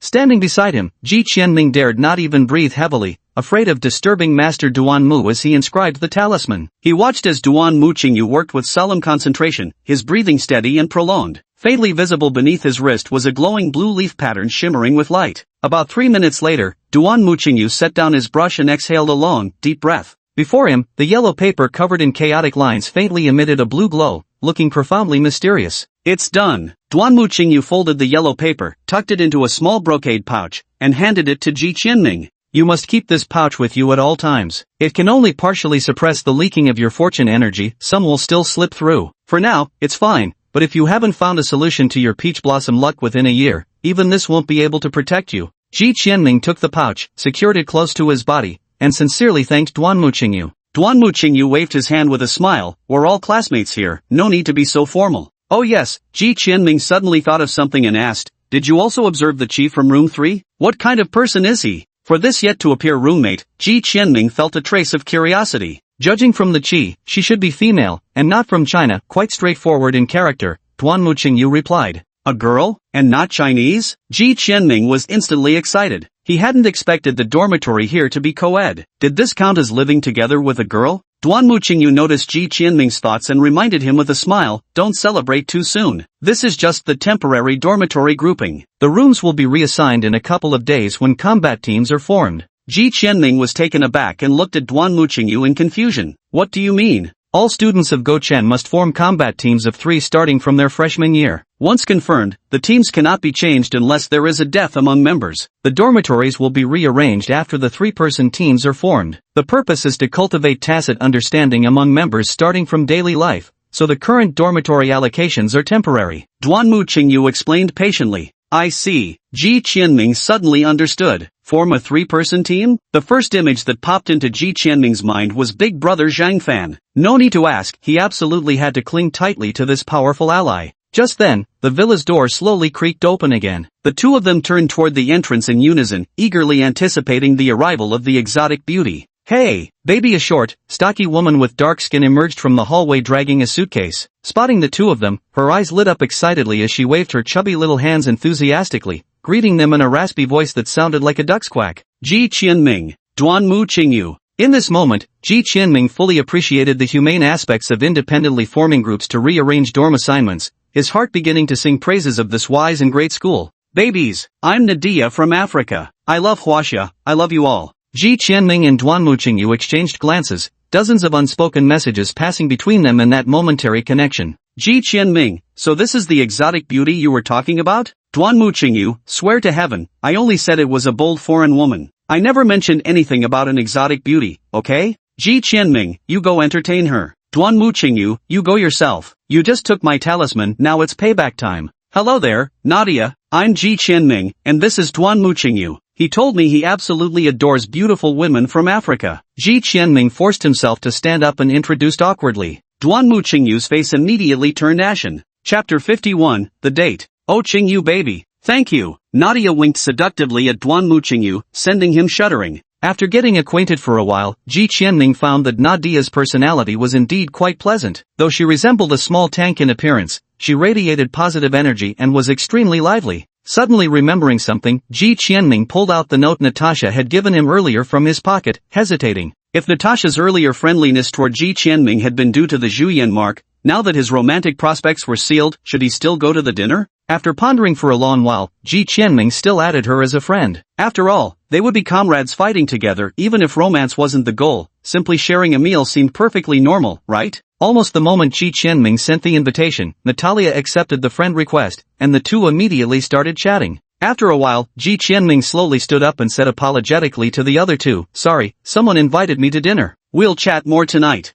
Duan Muqingyu's face stiffened as he abruptly looked up at Ji Qianming, their eyes locking in another intense collision. Duan Muqingyu, was it that peach blossom girl from before who asked you to dinner? Ji Qianming, that's right. Duan Muqingyu, what about me? Ji Qianming, you'll naturally keep our good roommate company for dinner. Duan Muqingyu? Oh Qingyu baby, looks like it's just the two of us for dinner tonight. Spotting that Ji Qianming had left on an appointment, Nadia threw Duan Muqingyu a flirty glance. Ah, sure. Duan Muqingyu laughed on the surface, but inwardly he deeply regretted drawing that talisman for Ji Qianming at this moment. Predestined with peach blossom luck? Serves you right for being destined with peach blossom luck. Ji Qianming, just you wait. The sun gradually slanted westward. The twilight sun, unobstructed by clouds, bathed the entire Gaochen Academy, turning the floating mountain peak into a golden hue. For the first time, the setting sun appeared so vividly before Ji Qianming's eyes as he stood on the pale gold Gaochen Plaza, quietly savoring the tranquility and peace. Qianming, Natalia's voice drifted gently from afar, prompting Ji Qianming to turn his head. There, Natalia approached with a smile, dressed in a pale blue gown, her golden hair cascading over her fair, delicate shoulders. Her exquisite features were flawless, and her light blue eyes blinked as they gazed at Ji Qianming, like a princess stepping out of a fairy tale, so breathtakingly beautiful it stole one's breath away. Ji Qianming swallowed hard, suddenly feeling nervous. Without the charm of peach blossoms to aid him, how could he possibly attract such a radiant maiden? Have you been waiting long? Natalia's attitude didn't seem to have changed much as she asked somewhat sheepishly. Ji Qianming quickly waved his hands and replied with a smile, no, I just got here myself. The two walked side by side on the twilight path. For a moment, Ji Qianming didn't know what to say, and they lapsed into brief silence. Qianming, why did you come to Gaochen Academy? Aren't you afraid of the divine realm? Natalia broke the silence first, asking curiously. Ji Qianming was taken aback and smiled wryly, afraid? Of course, but I feel my worth lies right here. Worth lies here? What do you mean? Natalia pondered over these words for a long time but still couldn't grasp their meaning. I'm an orphan, grew up in a welfare institution, with ordinary looks and average grades. I have no relatives in this world, nor particularly close friends. If I were to compare my value to society with something, it would be fallen leaves. Fallen leaves? Breaking away from the collective, drifting with the wind, the earth is my destined end. Even if I vanished from the world, no one would notice. Ji Qianming sighed softly, then after a long pause, declared firmly, I don't want to be a fallen leaf. That's why Gaochen is where I fulfill my worth. Though it remains equally unknown to the world, at least I've stood guard here. I'll become an engraved stele in the forest of monuments, not rot away in the dirt. Natalia blinked, her pale blue eyes gazing earnestly at Ji Qianming, until suddenly her face blossomed into a radiant smile. Qianming could never be a fallen leaf. You're the light protecting humanity. Everyone in Gaochen is a light. Ji Qianming looked into Natalia's earnest eyes, scratching his head slightly in embarrassment, and asked, then what about you? Why did you come to Gaochen? Natalia placed her hand on the collar of her dress and slowly pulled it down, revealing a large expanse of fair skin. A deep cleavage came into Ji Qianming's view.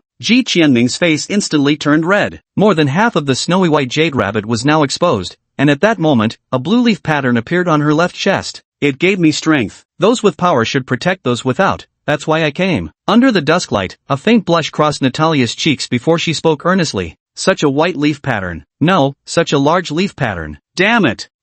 You're much purer than me. Ji Qianming used every ounce of his strength to avert his gaze from a certain place, secretly swallowing hard. Do girls from the fighting nation all have such, you know what I mean, figures? Natalia adjusted her collar properly as a six-story cafeteria came into view before the two of them. Called a cafeteria, it was practically a grand hotel, with dishes covering most culinary habits across the hemisphere, Chinese cuisine, Western fare, Japanese food, Korean delicacies, and even some unique dishes from other countries. The cafeteria here caters to students from all over the hemisphere, with nearly 200 chefs. Fast food is mainly distributed across the first 3 floors. The 4th floor is for banquets, the 5th is the Sky Restaurant, and the 6th floor houses luxury private rooms. Where would you like to go? Natalia introduced the cafeteria layout to Ji Qianming before inquiring. The Sky Restaurant? Sounds great. After hesitating for a moment, Ji Qianming chose the 5th floor. The two walked through the lobby and chose the booth closest to the edge. Ji Qianming secretly glanced down from the side, feeling instantly dizzy.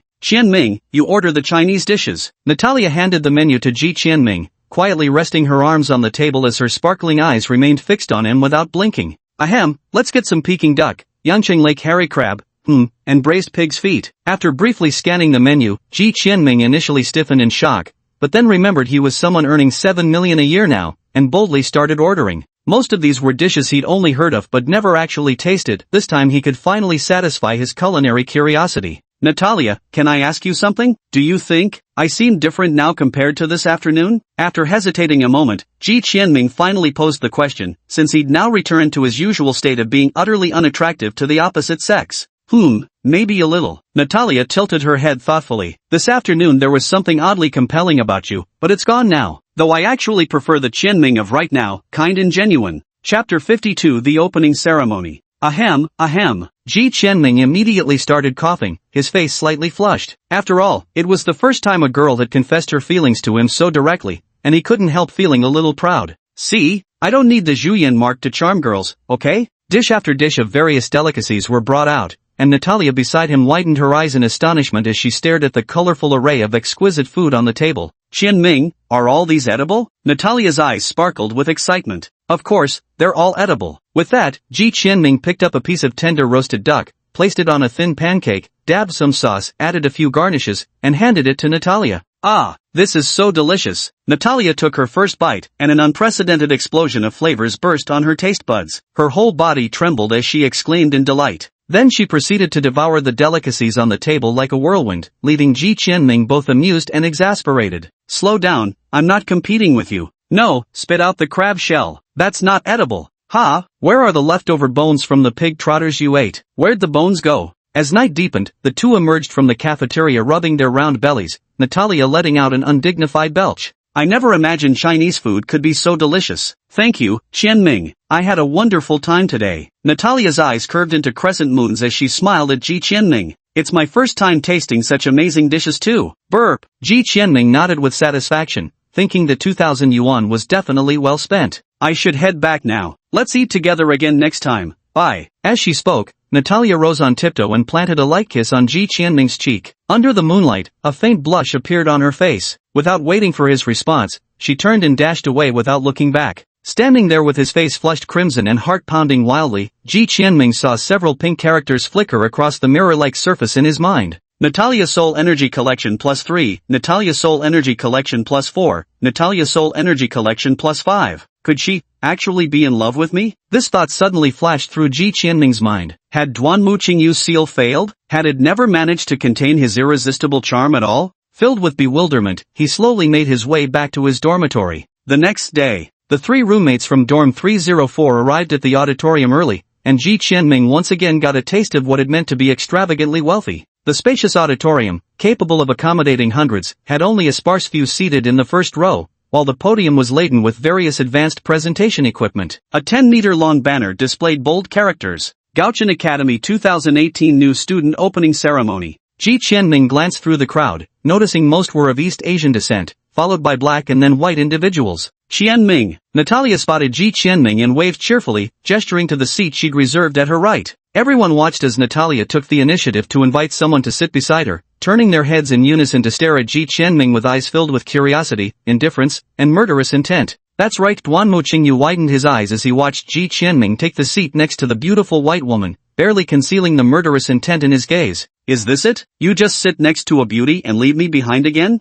Today, Duanmu Qingyu was dressed in a long white robe, his disheveled long hair loosely pinned up with a hairstick, a few strands of dark locks falling onto his handsome face, the very image of a refined young man who caught the eye. However, at this moment, a short, stout, dark-skinned little tank was dragging him by the hand, excitedly pulling him toward a specific spot. Duanmu Qingyu's face was ashen, wearing an expression of utter despair, altogether painting a rather jarring and hard-to-stomach scene. It was nearly 8 o'clock, and the last few students had trickled in and taken their seats. Among them, Ji Qianming spotted Zheng Fan and excitedly waved at him. Zheng Fan's lips curled slightly as he gave a faint nod in response. Ahem, it looks like almost everyone's here, so let's get started, came a familiar voice from the stage. A chubby figure, his face adorned with a simple and jovial smile, waddled up the staircase, none other than the long-unseen Fatty Chui. Fatty Chui lazily swept his eyes across the room and, upon catching Ji Qianming's resentful glare, wisely pretended not to notice. With a hearty chuckle, he began to speak. The crisp autumn air is laden with the fragrance of osmanthus flowers. Today, we gather joyfully for the Mid-Autumn Festival. Ahem, sorry, wrong script. Let me start over. Fatty Chui mumbled while reading from his cue card before suddenly realizing it wasn't the right one and quickly switched to another.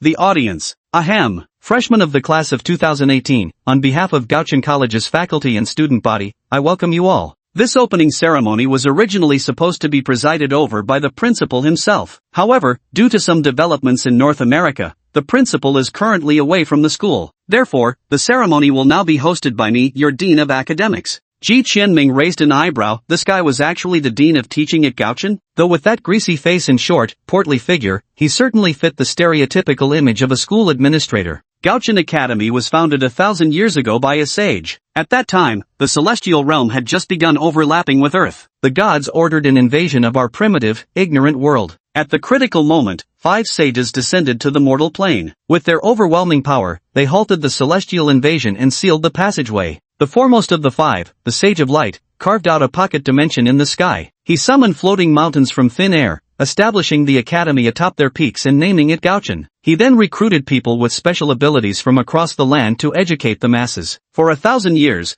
Gaochen Academy has never forgotten its original purpose. The audience listened with rapt attention, their hearts swelling with yearning. They couldn't help but lament being born 1,000 years too late to witness the Sage of Light who founded Gaochen Academy. Next, Fatty Chui spent another half-hour recounting the illustrious achievements of Gaochen, how generations of Gaochen students had turned the tide and saved the world. Though you may have already heard some of this, I must emphasize, the mortality rate among Gaochen students is exceedingly high. Fatty Chui's expression suddenly turned grave. Your seniors, the current sophomores, guess how many have died in the past 2 years? A pained expression crossed Fatty Chui's face as he extended a hand, his voice hoarse. 5. Not 5 deaths, but only 5 survivors. They originally numbered 17. Every name, every face is etched deeply in my memory. Now, most of them have become black memorial steels, standing in the forest of tablets atop the mountain. Even though Ji Qianming had braced himself, hearing such horrific mortality rates still made him gasp, a staggering 70% death rate. 2 years from now, how many of us will remain? Will I still be alive? Ji Qianming couldn't help but fall into a daze. Chapter 53, Test begins.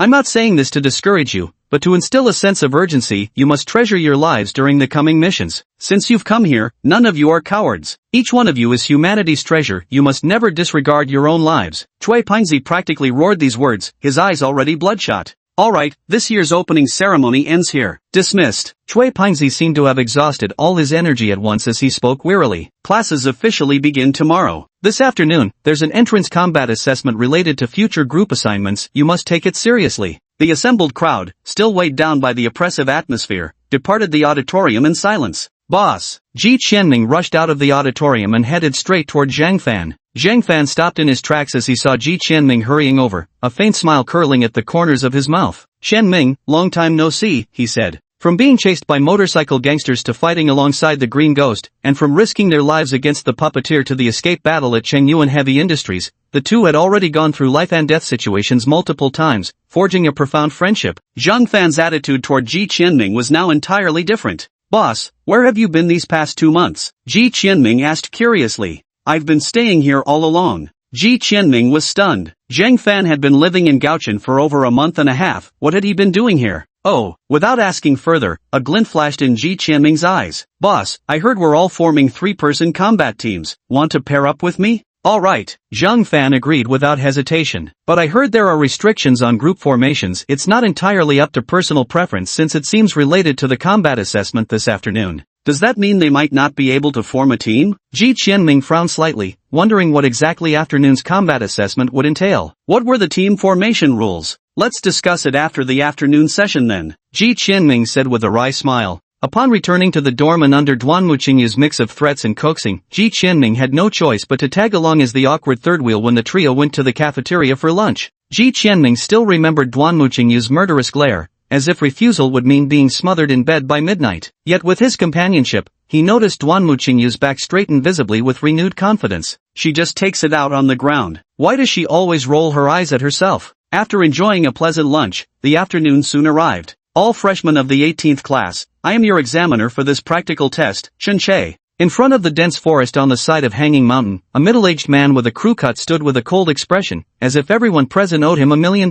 His voice was icy as he spoke. The test is simple. All 18 of you will enter this dense forest behind me from different directions. Hidden within it are several tokens. The more tokens you collect within the time limit, the better your score. During this process, senior students who have accepted the task will enter the forest to hunt you down. If you are judged to have lost combat capability, you will be eliminated immediately, and any tokens you've collected will be left where you fall. Rankings will be determined by the order of elimination, the first to be eliminated ranks last, and so on. For those who remain uneliminated when time runs out, rankings will be based on the number of tokens they hold. The top 3 will receive 2 credits, places 4 to 10 will get 0.5 credits, and those below 10th place receive no reward. Finally, there are a few rules that must be followed. First, you are not allowed to attack each other. Second, no private collusion is permitted. You cannot give tokens you've already obtained to others. Third, we 3 examiners will constantly monitor each of your performances through surveillance devices. Any form of cheating is strictly prohibited. After the crew-cut examiner finished announcing the rules,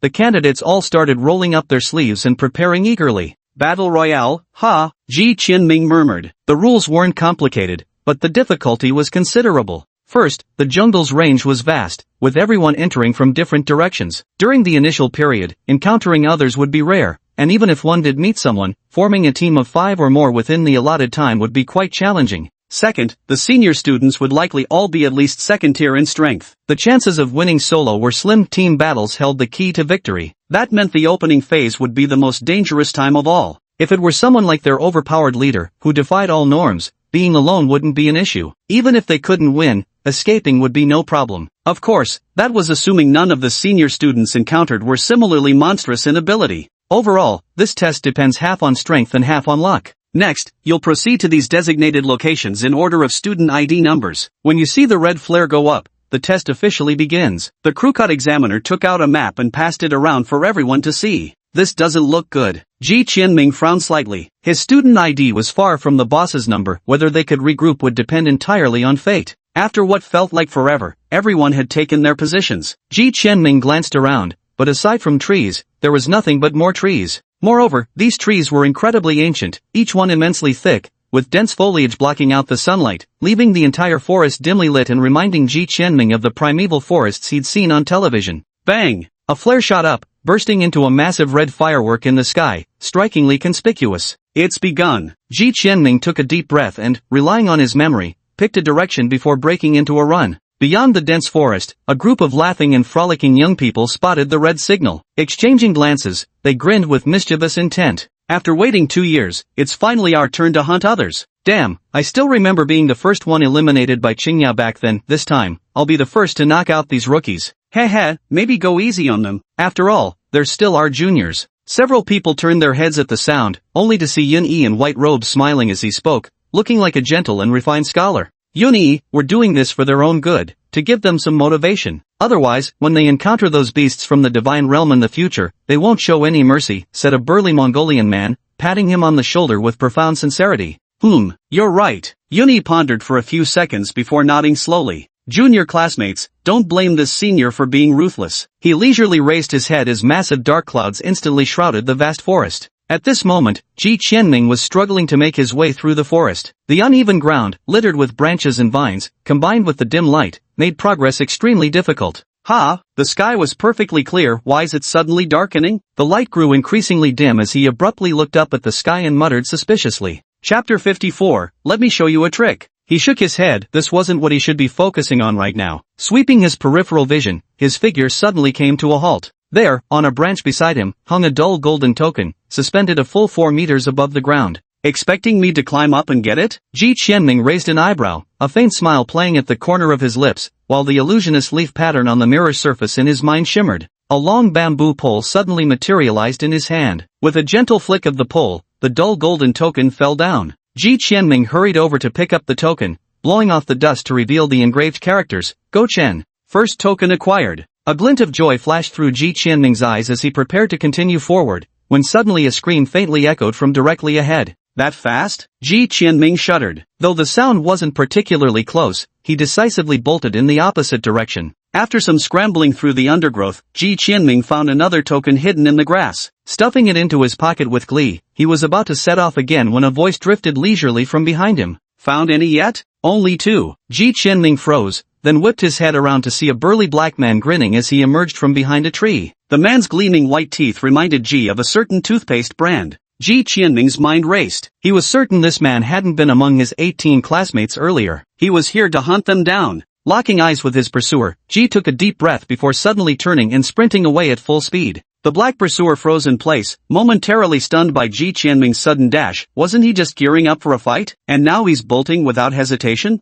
Run? You really think you can escape? Just resign yourself to being eliminated. Even as Ji Qianming sprinted desperately, the figure closed the distance between them in a flash, appearing right behind him in the blink of an eye. Ji Qianming's hair stood on end. Without a second thought, he threw himself flat onto the ground. A faint blue ripple grazed past his scalp, crashing into the towering ancient trees around him and leaving deep scars on their trunks. Ji Qianming gasped sharply, scrambling up from the ground with one hand outstretched. Wait a second.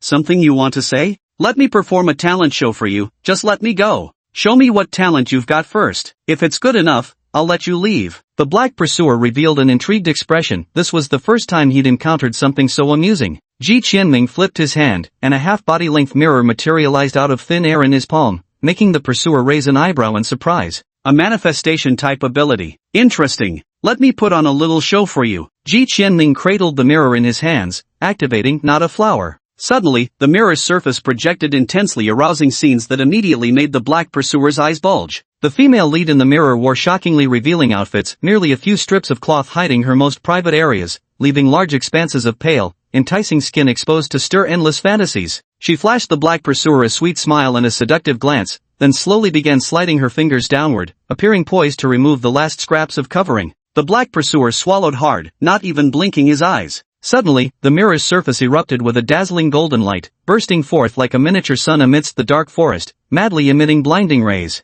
The black pursuer desperately covered his eyes, dropping to his knees while violently shaking his head as if trying to dislodge the golden radiance from his mind. Ji Qianming seized the opportunity and bolted away. At that moment, the pursuer clutching his eyes stomped his foot violently, releasing a blue shockwave several times larger than before that instantly swept across the area. The surrounding trees trembled uniformly, their roots even being shaken loose from the ground. Ji Qianming felt as if someone had struck his leg with a heavy rod. The tremor sent him flipping half-turn midair before crashing heavily onto the ground. Damn, nearly blinded me, the black-skinned pursuer groaned as he slowly rose to his feet. Squinting to survey the surroundings, he quickly spotted Ji Qianming sprawled on the ground and advanced menacingly toward him. Kid, that was a dirty trick. Guess I'll have to teach you some manners. Blue ripples enveloped his palm as he glared at Ji Qianming with a vicious grin. Wait up, what now? Let me perform another talent for you. Bullshit, I don't want to see your damn talent. The black pursuer shuddered at the word talent, then declared firmly. No sooner had the words fallen than another mirror appeared in Ji Qianming's hand. The black-clad pursuer instinctively shut his eyes and turned around,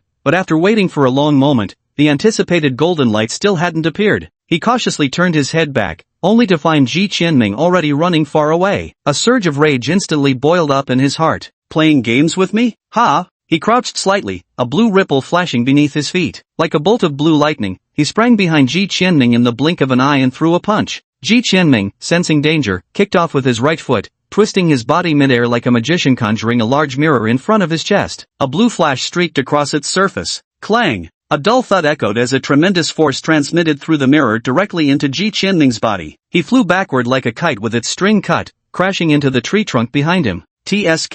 The black pursuer clutched his fist, his mouth twitching uncontrollably. What the hell was this mirror made of? How could it be so hard? Coughing, Ji Qianming rose to his feet and slid his hand into his pocket, his entire being instinctively entering a state of absolute calm. To tackle this test, he had prepared thoroughly. Since there was no escape, he might as well face it head-on. He pulled a metal box from his pocket and hurled it into the sky. The black pursuer frowned slightly. Just then, the box's lid suddenly opened, and several blurry shadows darted out, vanishing into the darkness. The now empty metal box clattered to the ground. Click! Ji Qianming stared coldly at the black pursuer, his expression blank, giving the man an indescribable sense of eeriness. He kicked off the ground with both legs, charging straight toward the black-clad pursuer in a fearless, headlong rush. The black-clad pursuer raised an eyebrow, his hands shimmering with pale blue ripples. Feet slightly staggered, one hand forward and the other withdrawn, he assumed a textbook combat stance. The distance between them rapidly closed. A machete materialized in Ji Qianming's grasp,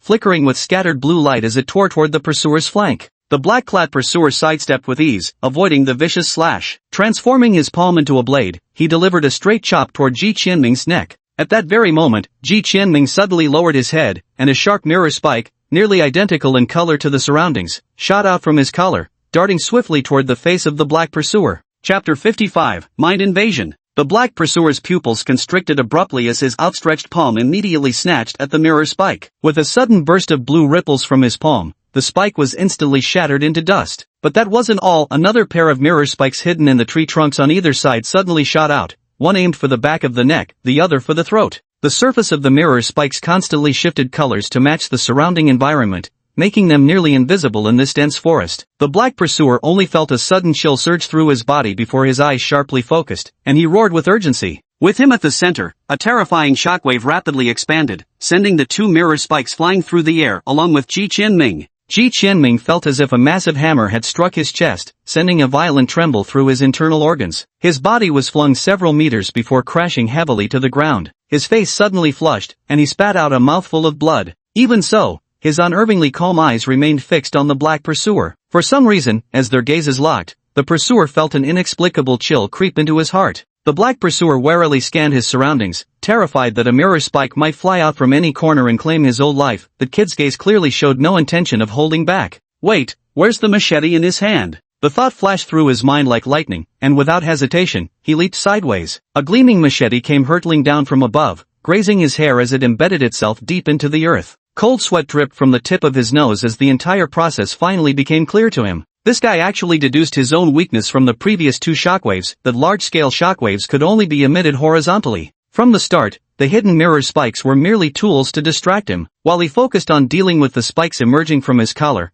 the attacker hurled his cleaver high into the air. Then, after releasing a wide-range shockwave to blast everything away, just as his guard dropped, the cleaver falling from above became the real killing blow. Such calculated cunning, such meticulous planning. How is this like a completely different person, AI controlled or something? The black-clad pursuer couldn't make sense of it no matter how hard he thought. Not only him, but the three examiners monitoring the entire forest were also deeply puzzled at this moment. That kid's condition is quite interesting. He's like a completely different person from the shameless punk we saw earlier, the examiner on the left, holding a coffee cup, said with keen interest as he watched Ji Qianming through the lens. The buzzcut examiner in the middle seemed to recall something and suddenly said, "Look at his right hand, it keeps trembling unconsciously. I've seen this condition during my overseas research. It appeared in the most talented mental calculation prodigy in Europe and America. This physiological reaction occurs when his brain performs precise computations, a state referred to as mind synchronization." Do you mean he's currently in that state? Can he apply such terrifying computational ability to combat? The female examiner on the right exclaimed in surprise, her eyes shimmering with intrigue. Judging by the angles of those two mirror spikes he just deployed, for someone without large-scale manipulation abilities, it would be extremely difficult to block both simultaneously, let alone the hidden fatal blow concealed afterwards. The landing points were precise to an uncanny degree. Such cunning precision is hardly something an untrained teenager in combat could possess. A natural battlefield commander. The examiner on the left excitedly slapped the table, looking at Ji Qianming as if he were a rare treasure. The crew-cut-haired man furrowed his brows slightly and spoke leisurely, "Don't celebrate too soon. He can't maintain this state at all times. Remember when the pursuer first attacked and knocked him down, he hadn't entered this state yet. It wasn't until the second attack, when the pursuer demonstrated an insurmountable speed and struck him hard, that he entered the state of mind link. This indicates that he only enters mind link when his subconscious deems his situation extremely dangerous?" The female examiner raised an eyebrow, deep in thought. If that's the case, he truly isn't suited to be a commander. Commanders typically stay in headquarters giving orders to others and rarely face direct threats themselves. So, for him, it would be impossible to enter the state of mind link. He's well suited to be a combat leader for a small team. What's his leaf pattern ability? It's an entirely new leaf pattern ability that can alter the physical rules of reflective objects. The Academy rated it C78. Wait, how was he able to conjure things out of thin air just now? The examiner on the left flipped through the files and remarked curiously, "That's not strange. Mastery levels vary for each ability, leading to different manifestations. This seems like a power-spanning enhancement, materialization, telekinesis, and illusion categories. The Academy's rating is too low, it should be at least B-class," the crew-cut examiner noted on the file and spoke calmly. "Just give him the blue bamboo slip." For a fleeting moment, the black pursuer felt an overwhelming urge to turn and flee. This youth gave him an utterly terrifying feeling. One slip-up in a fight could cost him his life. Just as the two were locked in their standoff, a voice drifted leisurely from the forest. "How beautiful, truly magnificent." Ji Qianming and the black-clad pursuer were both startled. The voice was so close, yet they hadn't sensed it at all. Following the sound, they turned to see a youth draped in a yellow haori, a katana hanging at his waist, emerge from the woods with a smile. His wooden sandals made no sound as they touched the ground, moving like a ghost. The youth's dark hair was tied with a crimson ribbon, naturally cascading down to his waist while a few stray strands danced in the air, giving an ethereal lightness. His crescent moon eyes crinkled into smiling curves as they gazed in Ji Qianming's direction. Japanese? Ji Qianming studied the youth before him with curiosity. He recognized that face, especially those signature narrow eyes, though last time he'd been in casual clothes, leading Qianming to assume he was Chinese too. How did he approach so silently? Is he here to help me? Ji Qianming's mind flooded with a series of questions. Can you open your eyes and speak? The black pursuer stared for a long moment before finally blurting out the words. The teenager trembled slightly, tilting his head to glance at the black-clad pursuer, his face still wearing a smile, yet it unnerved the pursuer to his core. What's up with this year's freshmen? Each one gives off such terrifying vibes. I suggest you leave now. I came out to save someone, not to fight, the youth said softly. Save someone? You think you can save him without my permission? The black pursuer found it laughable. How dare this kid tell him to leave while boasting about saving someone? I think there must be some misunderstanding. The boy's voice carried no discernible emotion as he spoke plainly. I didn't come to save him, I came to save you. Chapter 56, UCI Hara. Save me? The black pursuer's eyes widened. Although he admitted feeling a moment of cowardice earlier, claiming you came to save me is going too far. Do I not deserve to keep my dignity? Heh, quite the bold talk. Don't blame me for eliminating you altogether. As he spoke, he pulled 5 spindle-shaped steel blades from his pocket, his voice dripping with malice. A breeze gently ruffled the teenager's sideburns. His narrowed eyes revealed neither joy nor anger as he rested his hand lightly on the sword at his waist, calmly watching the arrogant black pursuer. A tremor ran through the black pursuer's hand as the 5 steel blades shot forward like cannonballs, carrying tremendous kinetic energy. The youth slightly crouched his body, gripping both the scabbard's mouth and the hilt firmly, keeping the blade close to his side. With narrowed eyes, he focused intently on his sword's hilt. Ji Qianming suddenly felt this scene was oddly familiar. Wait, isn't this Haomaru's rapid sword draw from SNK? An invisible aura radiated from the boy's feet as his flowing sideburns stirred without wind. Mu Torai Torai, Iato. With murmured words, the youth left an afterimage as he drew his sword in the blink of an eye. A crescent moon of razor-sharp light flashed through the air, effortlessly bisecting 5 steel darts imbued with terrifying momentum, their destructive kinetic energy instantly dissipating into nothingness. Click! The long blade slid back into its sheath with a crisp clink. Drawing, slashing, sheathing, the entire sequence flowed like clouds in water, shattering the pursuer's killing move in the blink of an eye. That's so cool. Ji Qianming's eyes widened in awe. He hadn't even caught the motions of drawing and slashing, but the slow, deliberate sheathing move was downright breathtaking. #@#UN%. The black pursuer stood dumbfounded, muttering some incomprehensible slang. Poor foreigner, can't even utter a proper holy shit in situations like this. His gaze toward the youth had already changed. Had that move been aimed directly at his neck just now, he wouldn't even have had time to react before his head would have hit the ground. An ability to accelerate, coupled with combat skills, that's a troublesome combination. The black pursuer scoffed coldly, adopting an indifferent attitude as he turned away without even looking back, leaving with utter arrogance. Just kidding, one scheming and treacherous Ji Qianming was already more than he could handle. Now with another youngster who could behead him at any moment, he might really meet his end here today. Alright, let them off this time. Ahem, thank you. Seeing his pursuers brazenly escaping, Ji Qianming's lips twitched slightly as he walked over to the young man and extended a hand. My name is Ji Qianming. The young man narrowed his eyes, the corners of his mouth curling slightly upwards as he likewise extended a hand. I'm Han Yuhara. Ji Qianming was momentarily taken aback. The young man's hands were entirely covered with thick calluses, most likely accumulated from sword practice. He looked about the same age as himself, yet possessed such extraordinary swordsmanship. While abilities might enhance speed, those fluid, seamless sword techniques could only be mastered through relentless daily practice.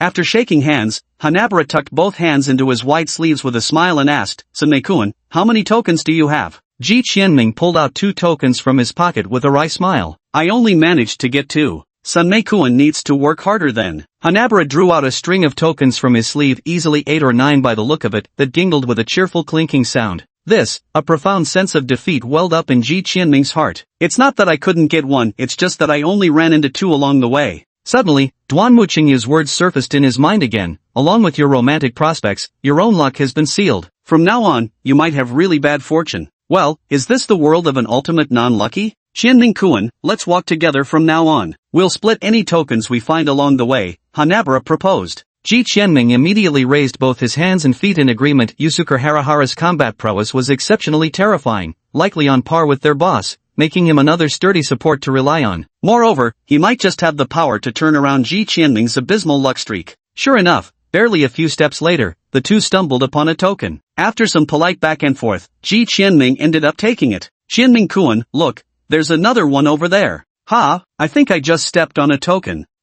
There's a token dropped on the ground, probably left by someone who got eliminated. Today's really my lucky day. Ji Qianming. Within just a dozen minutes, Hanabara had picked up 10 tokens. Each time he found one, he'd happily wave it at Ji Qianming with a beaming smile, making Ji suddenly feel the urge to draw his blade and end it all. Why? How can the gap between people be this vast? What exactly is that smile you keep giving me? You're doing it on purpose to provoke me, aren't you? Ji Qianming inwardly cursed like crazy, privately branding Han Yugen as a scheming villain, all smiles on the surface, but with a heart as black as ink. Truly, narrow-eyed people are all monsters, no matter in which aspect. Boom! An explosion suddenly erupted from the 2 o'clock direction. Both their figures froze simultaneously, exchanging a glance. Shall we go, Qianming-kun? Ji Qianming pondered for 2 seconds before speaking slowly. Let's go take a look. There are 2 of us. Even if we can't win a fight, we should at least be able to escape. Uchi nodded. The 2 of them cautiously moved toward the direction of the explosion, though only Uchi was truly silent. Every time Ji Qianming's foot touched the ground, it made a creaking sound. How do you manage to walk without making any noise? Ji Qianming whispered, beads of sweat forming on his forehead.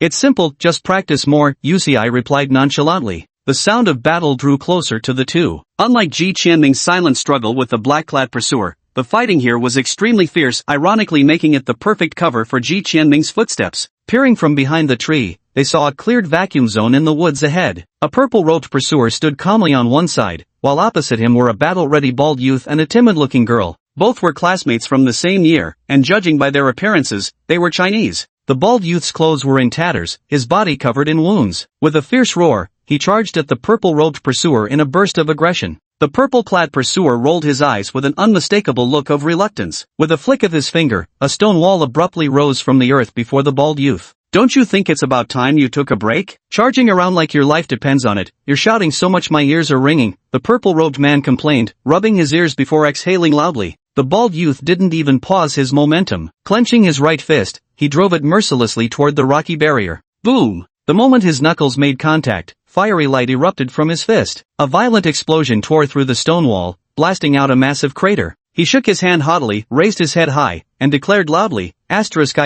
Wu Di will never admit defeat. Chapter 57, The Trap. Invincible? The man in purple froze for a moment, then chuckled. Fitting name. Only one opponent? Ji Qianming's mind raced as he assessed the situation. If they teamed up with those two, they could create a 4-against-1 advantage. That bald teenager had held out alone for so long, with 4 of them working together. Taking down the purple-clad man shouldn't be hard. Ji Qianming winked at Hanabara and pointed a finger toward the purple-robed figure. Hanabara hesitated for a moment before writing a few characters in the dirt. Wait for the right moment. The clearing. Wu Di's hands crackled with sparks, emitting popping explosions. His unruly eyes locked onto the purple-robed man as he charged forward once more. The purple-clad man pressed his hand to his forehead. Was this guy insane? Whatever, forget about plans or whatever. Eliminating the bald guy first was the priority. The yellow leaf pattern on his neck flashed, and a massive stone hand suddenly erupted beneath Wu Di's feet, slamming him off the ground mid-sprint. Wu Di, losing his balance, plummeted through the air, but then flames erupted from his palms, propelling him like a rocket straight toward the purple-clad man.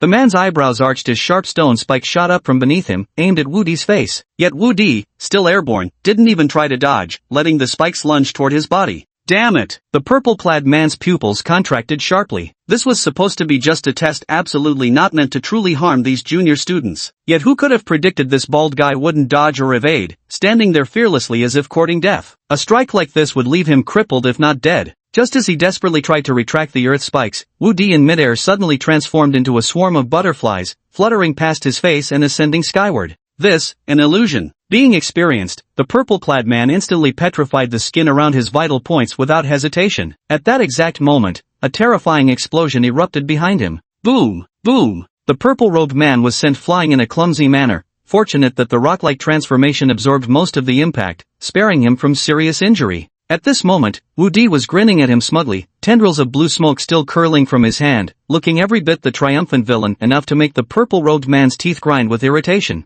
Well done, Wang Ruoi. Wu Di gave a thumbs up to the seemingly inconspicuous young woman standing nearby. It was you. The purple-robed man suddenly turned his gaze toward the delicate girl he had overlooked all along, his brow furrowing deeply. Strange, how could he possibly commit such a basic mistake as overlooking others? Was this also the girl's ability? Aside from creating illusions, could she also diminish her own presence? Just as he was lost in thought, a yellow figure descended from the sky, landing lightly like a feather right in front of him. At the same time, the long sword in his hand cut through the air, leaving a blurred streak as its edge pressed firmly against his neck. You're out, Hazuki Haru said with a faint smile, gazing calmly at the man in purple. This. The man in purple shuddered violently in disbelief. Everything happened in the blink of an eye. The opponent perfectly seized the moment I was stunned, delivering a fatal strike. I didn't even have time to activate my petrified skin. Not just him, everyone present was dumbfounded. How could this young man eliminate the pursuer so effortlessly? The man in purple gulped, then suddenly cursed in a particular direction. Yuni, weren't we supposed to lure them in? The blade was practically at my throat, and you still didn't act. A figure in white emerged slowly from the woods, wearing a bitter smile. It's not that I didn't want to help, but his speed was simply too fast. I didn't even have time to shout a warning. There's actually someone hiding in the shadows. Everyone's heart sank instantly. Especially Wu Di, whose face turned ashen. So fighting me for so long was just to lure others into a trap? Yuni, if you don't eliminate all of them for me today, I'll give your private liquor stash to Old San and the others to drink up. The purple-robed man threatened loudly, his face full of displeasure. Damn it! Getting eliminated by upperclassmen 2 years ago was bad enough, but now being eliminated by freshmen? Where am I supposed to put my pride as a senior? Ahem, I'll try my best. Yuni chuckled awkwardly, then turned toward the woods and shouted, Stop hiding, your concealment skills are way too clumsy. Ji Qianming emerged from the woods with a grimace, scratching his head sheepishly. Ahem, the ambush failed. There was actually someone hiding? Yun-Yi froze momentarily before showing a pleasantly surprised expression. Ji Qianming? 4 of you, junior schoolmates, why don't you attack together? Yun-Yi cleared his throat, scanned the group, flashing a shy smile. Ji Qianming's lips twitched. Damn, using the most harmless expression to say the most domineering words? This guy's secretly quite ruthless. Be careful, he's 3rd tier. Yuanchang Yuan slightly furrowed his brows, warning. Third tier? Wudi's head snapped toward Yun-Yi, combat spirit blazing in his eyes. Ji Qianming's heart skipped a beat. Having confronted a third-tier opponent before, he knew the insurmountable gap that separated third-tier from first-tier fighters. Sheer numbers couldn't bridge it. Examination room. Heh, this is getting interesting. The examiner on the left chuckled softly, watching the surveillance feed with keen interest. A genius commander with mind-reading abilities, a peerless swordsman, a mobile artillery platform, and a girl skilled in illusion control. What kind of pressure can such a lineup put on Yun-Yi? The female examiner made a quick mental assessment of their combat potential, a faint smile playing at the corners of her lips. The buzzcut examiner narrowed his eyes and slowly tapped the table with his knuckles, remarking calmly, that depends entirely on the commander's skill. How much time is left until the end of the test? 8 minutes and 56 seconds remaining. TSK, they probably won't last that long. The examiner on the left shook his head slightly, speaking with some regret.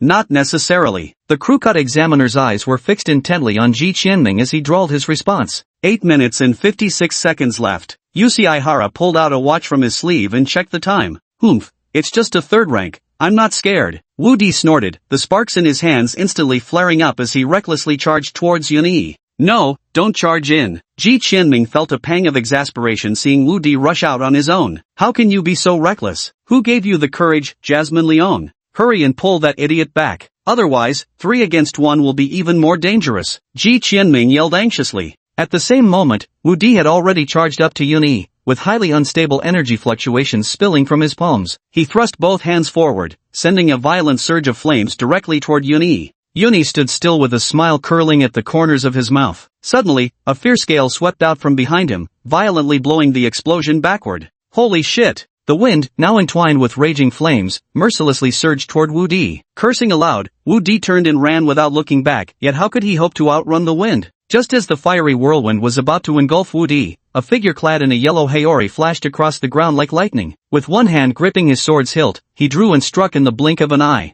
North Star single blade style, Mad Whirlwind. Chapter 58, An Ordinary Entrance Exam? The longsword danced through the air, whipping up a furious gale as it plunged straight toward the fiery tornado. The two winds collided midair, sending surrounding leaves spiraling skyward. Yet the sword-borne gale merely weakened the fire tornado's momentum before being utterly scattered. Hurry over here. At that moment, a massive mirror materialized out of thin air, which Ji Qianming forcefully plunged into the dirt. He shouted at the two figures ahead. The pair swiftly ducked behind the mirror. With all their might, the group raced against it as the fiery tornado struck, then veered skyward along the mirror's slanted surface. The scorching flames left the mirror completely unscathed. When the tempest finally passed, Ji Qianming let out a sigh of relief. Had he not manifested that perfectly heat-proof mirror, they would have surely been wiped out. Don't be reckless. The power of a third tier isn't something we can resist individually, Ji Qianming seriously warned Wu Di. This was no joking matter. If he charged in brainlessly again, they might truly face a total wipeout. Oof. Aware of his own impulsiveness, Wu Di let out a cold snort but said nothing more. Right now, we don't know his abilities. It's best to remain cautious and focus on guerrilla harassment. As long as we stall until the test ends, we win. Ji Qianming's mind raced rapidly, unconsciously entering a state of heightened mental clarity.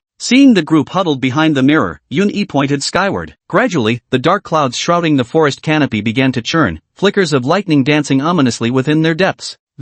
He can actually control the weather directly. Wu Di widened his eyes and exclaimed in shock. Not good. Ji Qianming's expression changed drastically. Quick, scatter. The four people behind the mirror immediately ran off in different directions. In the next instant, a massive bolt of lightning struck the mirror, shattering it into fragments that gradually dissipated. Humph, not bad reflexes. Yun-Yi chuckled, his fingers twitching slightly as the electrical radiance in the sky coalesced once more. Screech! A thick bolt of lightning struck down once more. Ji Qianming, who had been running, felt his hair stand on end and swiftly lunged to the side. The ground beneath his feet was instantly blasted into a massive crater. Losing his balance, Ji Qianming tumbled across the ground before scrambling to his feet and shouting, "We can't let him keep draining our energy, attack him directly." No sooner had the words left his mouth than a chilling blade flashed like a crescent moon, slashing toward Yun-Yi's waist with lightning speed. Somehow, Usihara had already closed in behind him, launching a fatal strike. Hokushin Itoryu, Crescent Moon. The blade swept through Yun-Yi's body without encountering the slightest resistance. Yet no tangible obstruction was felt, only the sight of Yun-Yi's figure being cleaved in two before dissolving into thick mist that scattered away. This, a mist illusion? Ashihara's brow furrowed slightly. Thought you'd try that. Yun-Yi's voice drifted lazily through the air. There he stood, balanced upon whirling winds, suspended effortlessly midair, his white robe snapping violently against the rushing gale. Wu Di's mouth twisted into a grin. Taken to the skies? Perfect, just as I'd hoped. Blinding flames erupted from his palms. Wu Di's hands resembled twin-barreled cannons as they relentlessly unleashed a barrage towards Yun-Yi, transforming him into a veritable human anti-aircraft turret. Facing such ferocious attacks, Yun-Yi's face twitched slightly. The whirlwind beneath his feet abruptly changed direction, tracing a zigzag pattern through the air to evade every incoming strike. Alright, enough playing around. Wouldn't want someone else getting their hands on my prized liquor collection. Yun-Yi descended slowly with a laugh as he spoke. Wind rise. Standing atop a distant mountain boulder, his expression grew solemn. He lifted his hands gently, as if cradling something intangible. A swirling cyclone slowly took shape in the distant woods, spinning faster and growing stronger with every rotation. In the blink of an eye, it had already reached the size of a building, its immense suction force hurling broken branches and fallen leaves into the air. A tornado was gradually forming. Damn, is it really that serious? As he watched the devastating gale continue to expand, Ji Qianming gulped, his mind racing through and discarding one idea after another. At this rate, they'd all be doomed. His peripheral vision caught sight of Wang Ruoi's ghostly pale face. Desperate, as if clutching at the last straw, he urgently spoke. Wang Ruoi, what exactly is your ability? At this moment, the abilities of their trio posed no threat to Yun-Yi whatsoever. His mirror couldn't be freely controlled amidst such violent winds, Wu Di's explosions couldn't hit Yun-Yi in midair, and Han Yu-Zhen certainly couldn't leap into the sky to slash at him. All their hopes now rested on Wang Ruoi's ability. Wang Ruoi froze for a moment before answering. I can reduce my own presence and create simple illusions for others. Illusions? Can you restrain him for a few seconds? Ji Qianming hurriedly asked. No, I just tried. The mental power of a third-rank practitioner is too strong, I couldn't even hold it for a second. Wang Ruoi's voice grew softer, her face showing a timid expression. The flicker of hope in Ji Qianming's heart was instantly extinguished. Frustrated, he clenched his fists tightly. Were they really going to be wiped out just like this?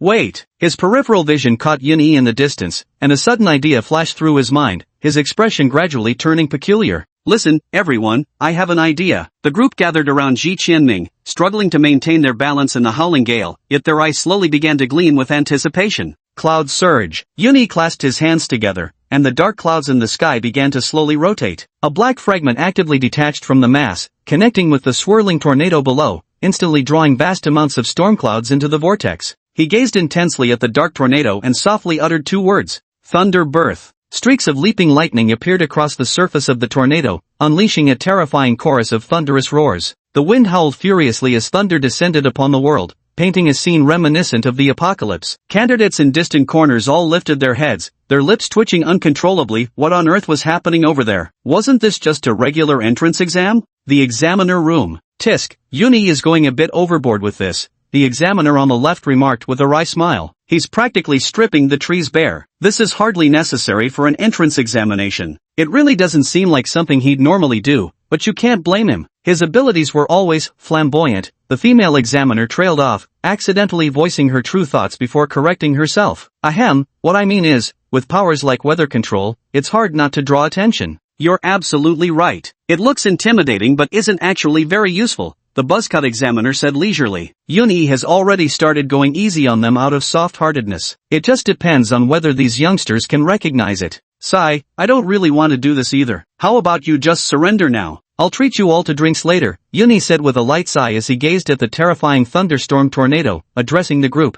Oh, is that so? Ji Qianming flashed Yun-Yi a radiant smile. Chapter 59, Tricolor Positioning. Since you insist on this path, don't blame me for showing no mercy. His expression hardened as the electric tornado immediately surged toward them, chaotic streaks of lightning intermittently striking the ground, leaving deep craters in their wake. Senior brother, why are you keeping so distant from us? Ji Qianming's lips curled slightly upward as he spoke, his tone neither smiling nor serious. Yun-Yi's heart skipped a beat, yet he replied coolly, do you think I'm afraid of you? Senior brother, if you had directly placed the tornado between us from the start, we wouldn't have lasted this long. Yet you positioned it hundreds of meters away in the woods. Though the display appears terrifying, it has scarcely harmed us. From this, I've drawn a bold conclusion. Ji Qianming paused for a moment before speaking. This skill is an indiscriminate area of effect weapon. If it gets too close to you, you'll also be caught in its damage radius. So it has to maintain a distance from you, not too far, not too close, hovering only within that small zone. Moreover, in such fierce winds, you can't ride them to escape. That means once we close the distance. Before Ji Qianming could finish, Yun-Yi immediately turned and sprinted deeper into the woods without looking back, as the churning thunderstorm slowly advanced toward them at the same pace.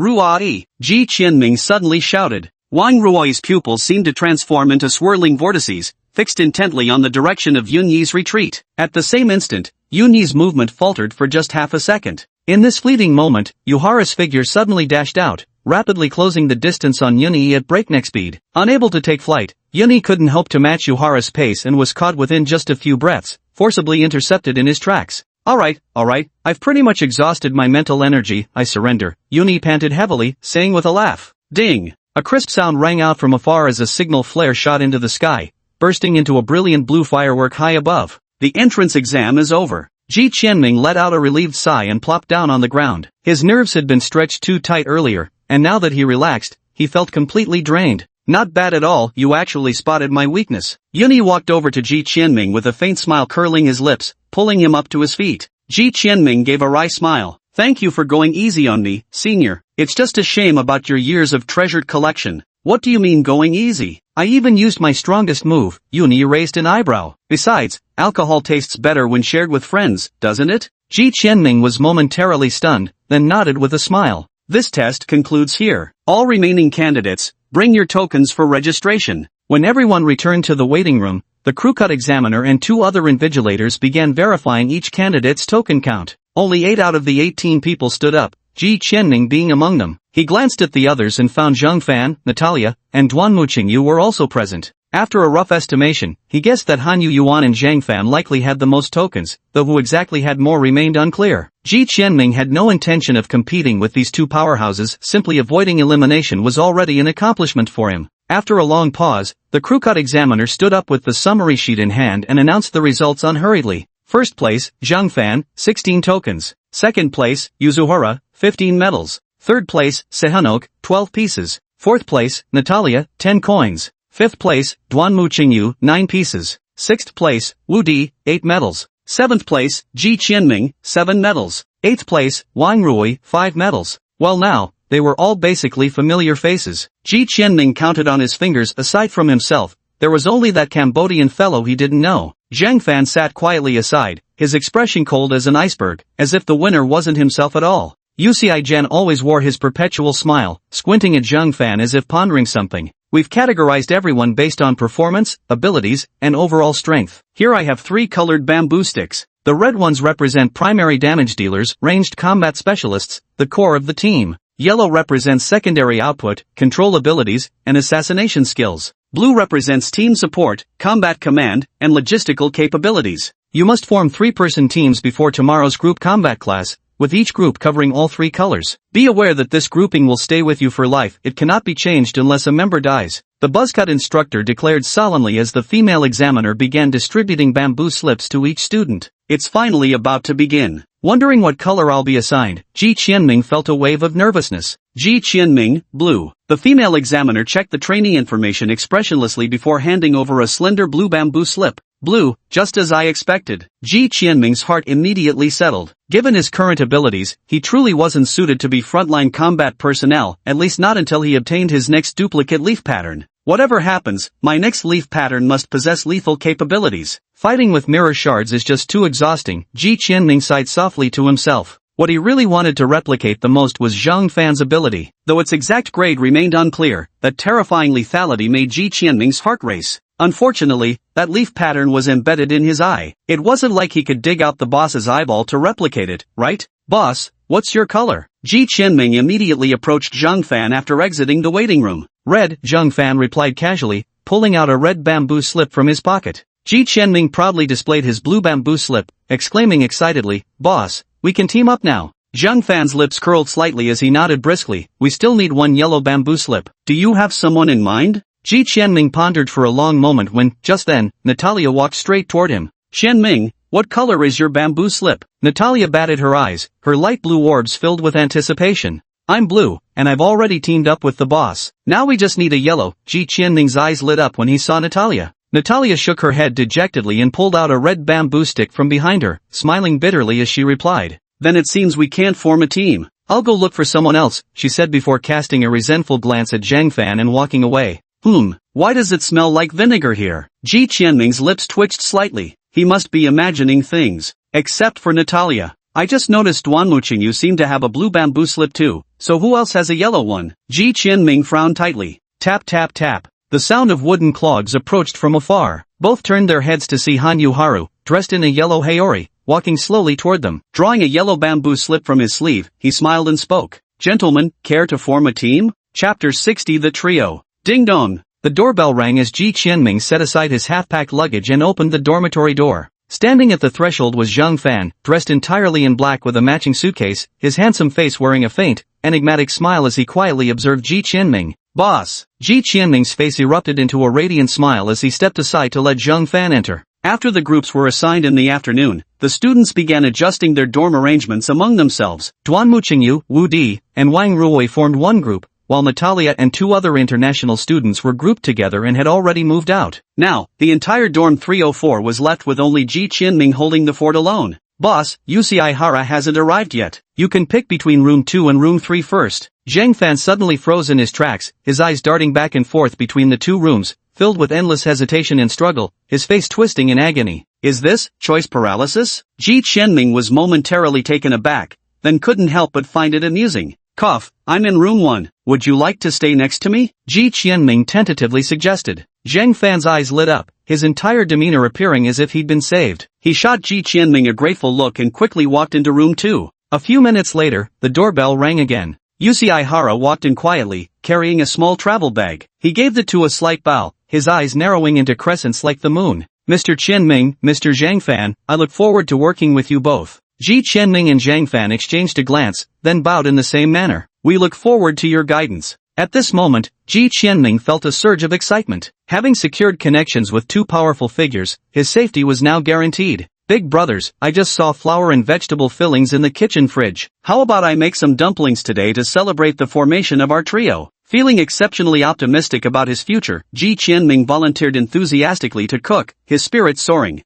That's fine, I haven't had the chance to taste Chinese cuisine yet. Hanyu showed an expression of keen interest. I know a bit about making dumplings too. Let me help you chop the filling. Zhang Fan produced a brown apron from somewhere and skillfully tied it around himself before following Ji Qianming into the kitchen. Ji Qianming pulled out a stainless steel bowl from the cupboard, poured in some flour, rolled up his sleeves, and began kneading the dough with great enthusiasm. Meanwhile, Zhang Fan took out two kitchen knives and a cutting board, starting to chop the vegetables. He focused intently on the vegetable before him, pressing it down with one hand while gripping the knife handle with the other. Slowly, inch by inch, he began to cut, the distance between each segment practically identical. A single stalk of vegetable took him nearly 10 minutes to chop. Ji Qianming stared in disbelief at the neatly cut chive segments on the cutting board. Not only were their lengths perfectly uniform, but even the angle at which they lay tilted on the board was exactly the same, an unsettling degree of precision. His eyes widened as he muttered in astonishment, Boss, you don't happen to have OCD, do you? Zhang Fan gazed with satisfaction at his masterpiece before him, tilting his head proudly and completely ignoring Ji Qianming's question. Hey, these vegetables are cut in such an interesting way. Shang Yuan suddenly leaned over from the side, nudging a few pieces with his finger. The perfect pattern looked as though a cow had taken a bite out of it, instantly transforming into an ugly mess. Zhang Fan's massive frame shuddered, and he turned stiffly to glare at Shang Yuan, flames of rage burning fiercely in his eyes. You! Hanyu Yuan tilted his head slightly, smiling as he met Zhang Fan's furious gaze, the air between them turning tense. Ahem, boss, your chopping skills are truly impressive. I'll just go ahead and use these for the filling, Ji Qianming said hurriedly, breaking into a nervous sweat as he dumped the chopped leeks from the cutting board into a bowl, forcing a cheerful tone. Zhang Fan let out a cold snort, suppressing his anger as he walked over to Ji Qianming's side to start wrapping dumplings. He picked up just the right amount of filling with his chopsticks, placed it neatly onto a clean dumpling wrapper, and carefully pinched it into a flawless shape, each fold precisely aligned with the golden ratio, creating a visually pleasing masterpiece. The only drawback is that this single dumpling took 10 minutes to make. Ji Qianming's mouth twitched uncontrollably as he gently placed his 20-second dumpling onto the plate. At this moment, Zhang Fan finally leisurely picked up his second dumpling wrapper and began carefully crafting it. Wait, wasn't the plan supposed to be helping me? After all this time, you've only made one dumpling for me? Finally, just as Ji Qianming placed his 67th dumpling onto the plate, Zhang Fan completed his third culinary masterpiece. Wait! Ji Qianming was just about to drop the ingredients into the wok when Zhang Fan suddenly stopped him. He frowned slightly as he carefully adjusted the orientation of the dumplings, spending a full 20 minutes arranging them on the plate until they formed a blooming chrysanthemum. Only then did he draw back his hands in satisfaction. As per requested formatting instruction, translation contains same single paragraph structure as source text. Ji Qianming. Boss, I was wrong. Please never step into the kitchen again. I'm begging you, kowtowing to you right now. At that precise moment, Yu Shengyuan lightly tapped the table, causing all the dumplings on the plate to shift simultaneously, turning the blooming chrysanthemum pattern into a shattered mess. Oh dear, how careless of me, Yu Shengyuan remarked mildly, looking at Zheng Fan with a faint, ambiguous smile. Damn it, this scheming bastard is clearly targeting our boss. The thought flashed through Ji Qianming's mind like lightning. You are asking for death. The murderous intent in Zhang Fan's eyes overflowed as the golden leaf pattern in his left eye flickered faintly. Kitchen knives throughout the room seemed to be gripped by invisible hands, levitating before Zhang Fan with their blades pointed menacingly at Yu Shengyuan, ready to shoot forth at any moment. A brighter smile curled at the corners of Yuhara's lips. With one hand resting on the long blade at his waist, several loose strands of hair at his temples stirred without wind, as if he might draw his sword at any moment. Want to fight? Stop. Both of you, stop. Stuck between them, Ji Qianming couldn't take it anymore and shouted loudly, if you want a fight, take it outside. Don't ruin the dumplings I've worked so hard to wrap. He scooped up the freshly wrapped dumplings from the table, clutching them protectively against his chest as he spoke with a pained expression. Good, we mustn't waste Chiharu's dumplings. During the practical combat class, I'll personally witness Zhang Fan's first-ranked skills. Han Yu's smile gradually faded as he released his hand from the sword hilt. Fine, I'll wait, Zheng Fan replied coldly, swinging his hand to return all the kitchen knives to their original positions. The tense, confrontational atmosphere dissipated instantly. Ji Qianming finally let out a sigh of relief. As he gazed at the two authority figures before him, he once again felt that the road ahead was shrouded in mist and uncertainty. Having too many star players in one team isn't necessarily a good thing. After all, two tigers cannot share one mountain. After a while, the dumplings in the pot gradually floated to the surface. Ji Qianming took one out and made a small cut in it. Immediately, the rich aroma of dumplings filled the room.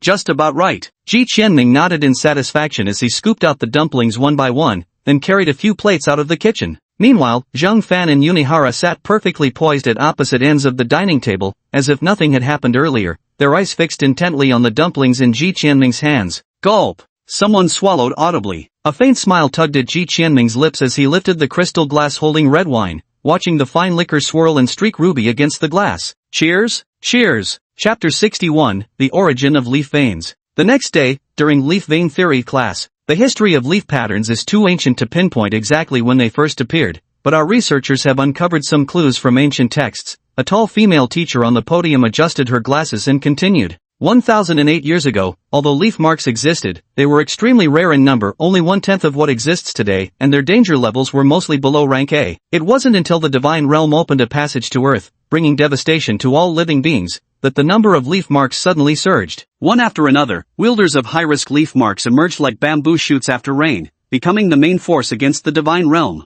What are your thoughts on this? The female teacher wore a scrutinizing expression as she quietly awaited the students' responses. It feels like a biological defense mechanism? Wang Ruoi said timidly when no one answered for a long time. The female teacher's eyes lit up with an appreciative gaze. Go on, she encouraged. Wang Ruoi gathered her thoughts and spoke slowly. When organisms are invaded by external viruses, their self-protection mechanisms are triggered, producing large numbers of white blood cells to fight the virus. I feel this is very similar to that. Exactly, the female teacher nodded. Ancient texts record that the world we live in has a core, like a control room that governs all the rules and order of this world. Legend says it takes the form of a colossal tree connecting chaos with reality, known as the world tree. All leaf patterns originate from this world tree. Our researchers speculate that the reason the divine realm launched an attack on Earth was precisely for this world tree. Leaf patterns are essentially the power that governs the world's rules, functioning similarly to the world tree. When the world tree detects threats from the divine realm, it immediately releases a large number of leaf patterns, utilizing human strength to oppose the divine realm. This is the reason behind the current situation.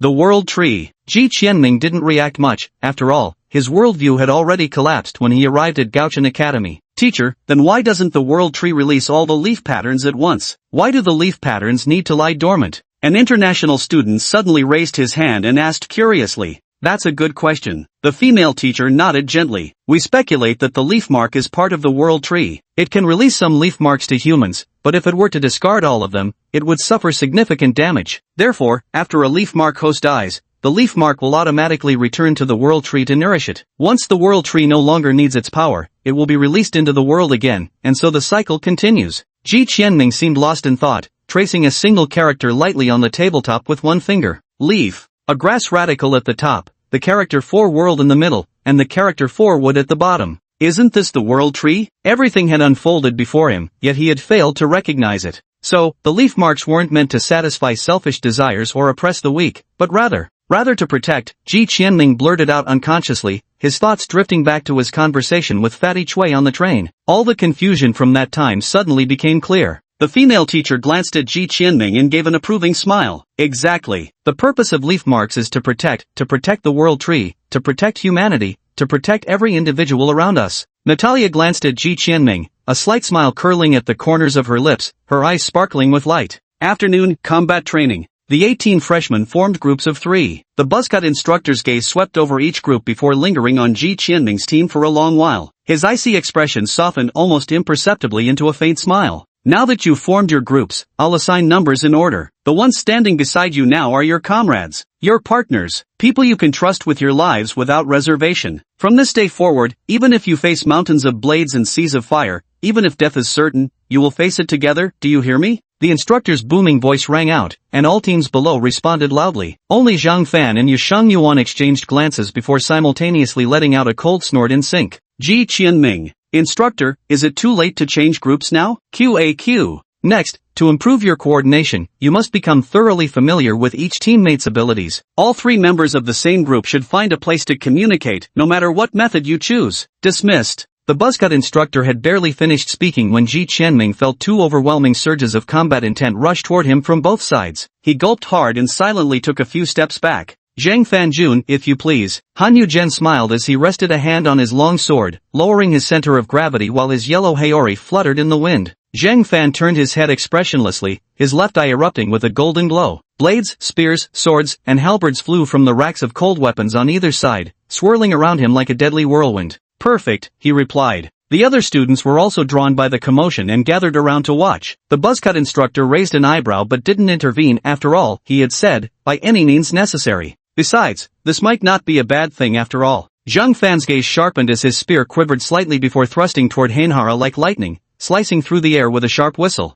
Kaioshin Maikiryu, oath slash. Hanyu maintained his sword-drawing stance until the chilling gleam of the spear tip was nearly half a meter from his eyes, then his entire body shifted horizontally to the right in an uncanny maneuver, narrowly evading the spear's point. Whoosh! A razor-sharp blade flash sliced through the center of the spear shaft, severing it cleanly with a mirror-smooth cut as the weapon broke with a crisp snap. Zhang Fan's fingers twitched slightly, and the spear tip abruptly reversed its trajectory midair, now thrusting toward Hanyu's back as he maintained his sword-swinging posture. Poof! A surge of cold menace prickled Hanyu's spine. With a slight snort, the scabbard in his left hand whipped backward in a fluid motion, violently deflecting the incoming spear tip and sending it plunging deep into the ground. Go! Zhang Fan barked lightly, as the weapons before him shot towards Yuhan Yuan like arrows, ruthlessly sealing off all his escape routes. Yuhan Yuan's expression remained unchanged. Just as he was about to swing his blade, he felt a faint tremor run through the long sword in his hand. It was actually trying to wrench itself free. Controlling my sword? Yuhan Yuan's brows furrowed slightly as he tightly clenched the hilt with his right hand,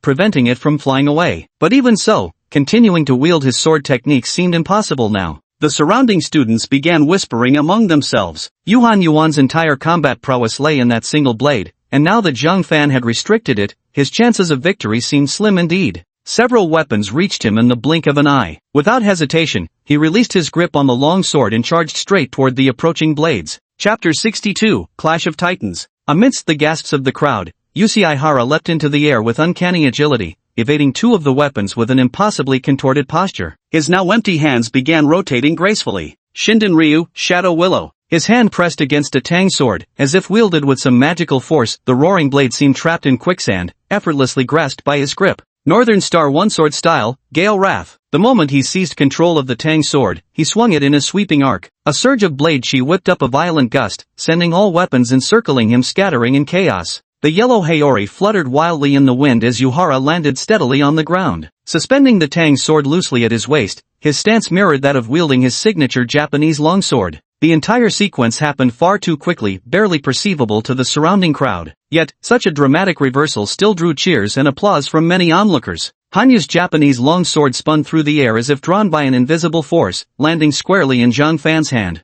A fine blade. Zhang Fan examined the sword closely, light yet not flimsy. Its snow-white blade curved with perfect geometry. The edge glinted coldly in the sunlight, evoking the chilling yet lively flow of a winter stream. "What's the name of this sword?" Zhang Fan asked. "Do I need to tell you?" The instructor said we should familiarize ourselves with everything about our companions. Shirayuki-heim. Shirayuki-heim. Zhang Fan's eyes lit up. What a beautiful name. With that, he tossed Shirayuki-heim toward Hanyu Yuan. Hanyu Yuan reached out and gently gripped the hilt, his brow slightly furrowed as if puzzled. "It's a part of you. Use it to fight me," Zhang Fan said calmly. Hanyu Zhen stood quietly in place. After a long silence, he smiled and said, "Fine, then I'll return your knife to you too." With a swing of his hand, he hurled the Tang straight sword directly toward Zhang Fan. Yet halfway through its flight, the blade halted abruptly, remaining perfectly suspended in midair. A golden light flickered in Zhang Fan's left eye as he raised his right hand and gave a gentle closing motion. Hanyu's Haori coiled around him like a python, abruptly constricting his movements, while the hovering Tang blade slashed toward his head at double the previous speed, far quicker than when controlling multiple weapons. Hum! The Tang blade sliced through the air with a shrill whistle, morphing into a blurry black streak, its trajectory impossible to track. Without hesitation, Hanyu, still restrained by the Haori, bent his knees and propelled himself sideways toward the terrifyingly swift blade. With a soft snick, the Tang blade barely grazed past Hanyu, slicing through the entangled Haori. Landing swiftly, he crouched low before exploding toward Zhang Fan with astonishing speed. So fast! Zhang Fan's pupils abruptly constricted as his right hand jerked violently backward. The Tang sword that had missed Yuhara moments ago came hurtling back from behind at lightning speed, desperately trying to catch up with the sprinting Yuhara who was giving it his all. Though the Tang sword flew with terrifying speed, its airborne reversal had cost too much time. At this moment, it would still take at least another full second to return to Zhang Fan's side. Yuhara, however, needed only half a second. Hokushin Itoryu, instant flash. Shiraheim was unsheathed. Habihara left an afterimage in the air as a snowy white blade light cut through the atmosphere like lightning, slashing toward Zhang Fan's neck. Whoosh! The slender Shiraheim came to a halt right at Zhang Fan's throat, its razor-sharp edge nearly touching his skin. Yet, the smile on Habihara's face froze in place, for right before his eyes floated a small piece of metal, barely a hair's breadth away from piercing his eyeball. It's a draw in this match. The spectating students held their breaths, their eyes wide open without blinking, fearing that one of the two might collapse in the next second.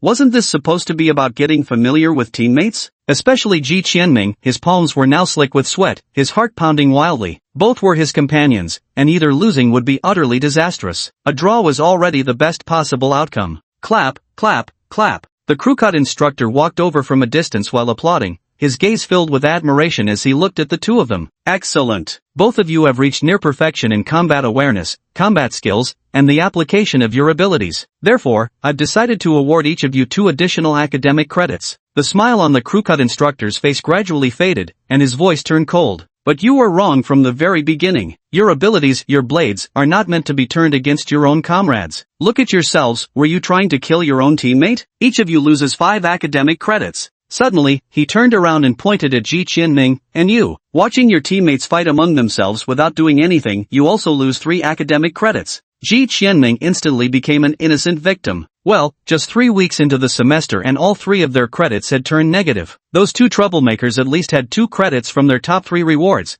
but he only had 0.5. Zhang Fan and Yusheng Yuan slowly lowered their weapons, exchanged a glance, and fell into silence. After this incident, the other trainees dispersed to get familiar with their teammates' abilities, leaving Ji Qianming's group in an awkward and tense atmosphere. Ahem, big brothers, shall we get acquainted? Ji Qianming broke the silence first, speaking cautiously. We're already acquainted, said both Uchiihara and Zhang Fan simultaneously. They exchanged a glance, snorted coldly, and then turned away from each other. Damn it, these 2 tsunderas. Ji Qianming instantly felt the weight of the world on his shoulders. After hesitating for a long while, he finally spoke up. Alright, let me explain my ability and how it works first. My power is to alter reflective conditions. Ji Qianming briefly outlined his ability before staring eagerly at Zhang Fan. Zhang Fan paused briefly before speaking. My ability is unclear. I can probably manipulate objects. Unclear ability? Yusheng Yuan chuckled softly and said leisurely, you don't have to tell me if you don't want to, or you could just say you have no abilities at all. You! Zhang Fan glared angrily at Yu Shangyuan and was about to explode when Ji Qianming quickly intervened. Ahem, the boss's ability really is unclear, and it seems to be sealed by something too. Hainhara raised an eyebrow and immediately fell into thought. Then what's your ability? Zhang Fan asked coldly. Hainhara spread his hands, flashing an innocent smile. I have no abilities. Zhang Fan couldn't take it anymore. The leaf pattern in his left eye began to flicker as he snarled, Do you want to die? Oh, just you? Ji Qianming looked up at the sky in despair. This team was probably beyond saving. At the very moment when tensions between the two were reaching a boiling point, the instructor in the distance lazily glanced their way. The golden glow in Zhang Fan's eyes instantly faded, and Han Yugen's hand, which had been resting on Shirayukiheim, slowly lowered. My ability is acceleration, Han Yugen remarked casually, wearing his trademark smile. Then the three of them looked at each other in silence, none speaking, as an awkward hush fell over them. Chapter 63, First Mission. Late autumn. Crimson leaves drifted past the classroom window. Ji Qianming finally jerked awake from his doze, only for drowsiness to overwhelm him again as he watched his Western mythology professor holding forth with endless eloquence at the lectern. 2 months had passed since the start of the semester, and about a third of the first-year compulsory courses had been completed. These included leaf pattern theory, firearm maintenance and usage, history of Western mythology, history of Eastern mythology, divine realm historiography,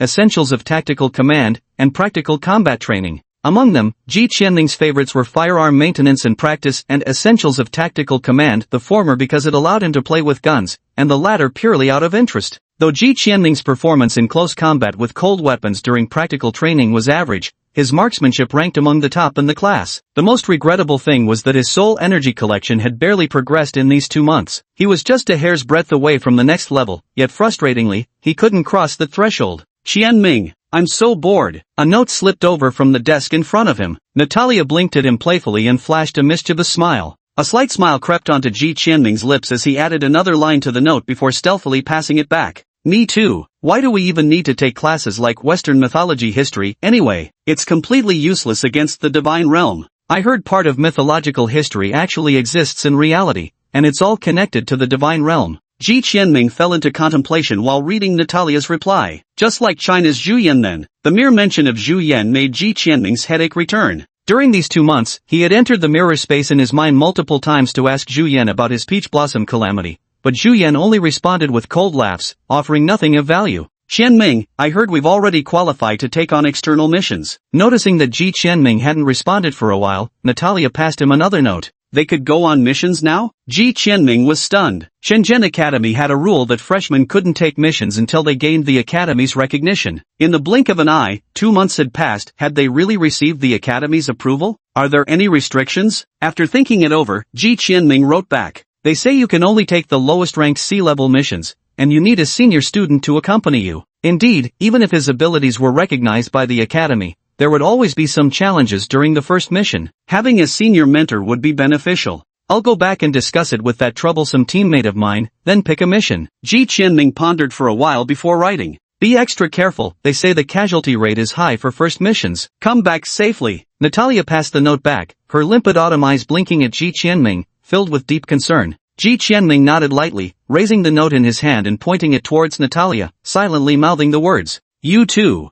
Natalia understood Ji Qianming's lip reading, her face blooming into a radiant smile. Can we take the mission? In the dormitory, Zhang Fan, who had been meditating, suddenly raised an eyebrow and slowly opened his eyes. Has this day finally come? Yu Shangyuan walked over quietly in his flip-flops. Ji Qianming made a bitter face and said helplessly, My current credit score is minus 2.5. Even if I take on a C-level mission, it'll just barely bring me back to the starting point. I can already imagine the slave-like, toiling life I'll have to endure from now on. Zhang Fan and Yu Shangyuan paused mid-step, turning their heads simultaneously as if they hadn't heard anything at all. Then why don't we just take a B-level mission? Zhang Fan said nonchalantly. Not bad. Yu Shangyuan surprisingly agreed with Zhang Fan's viewpoint. Hey, big bros, B-rank missions are meant for third-tier ability users. You guys are beasts, but I'm just a measly first-tier ability user. There are restrictions on first missions, we can only take C-rank ones. Ji Qianming began to appreciate the Academy's regulation, otherwise, these two rivals would have definitely charged straight for a B-rank,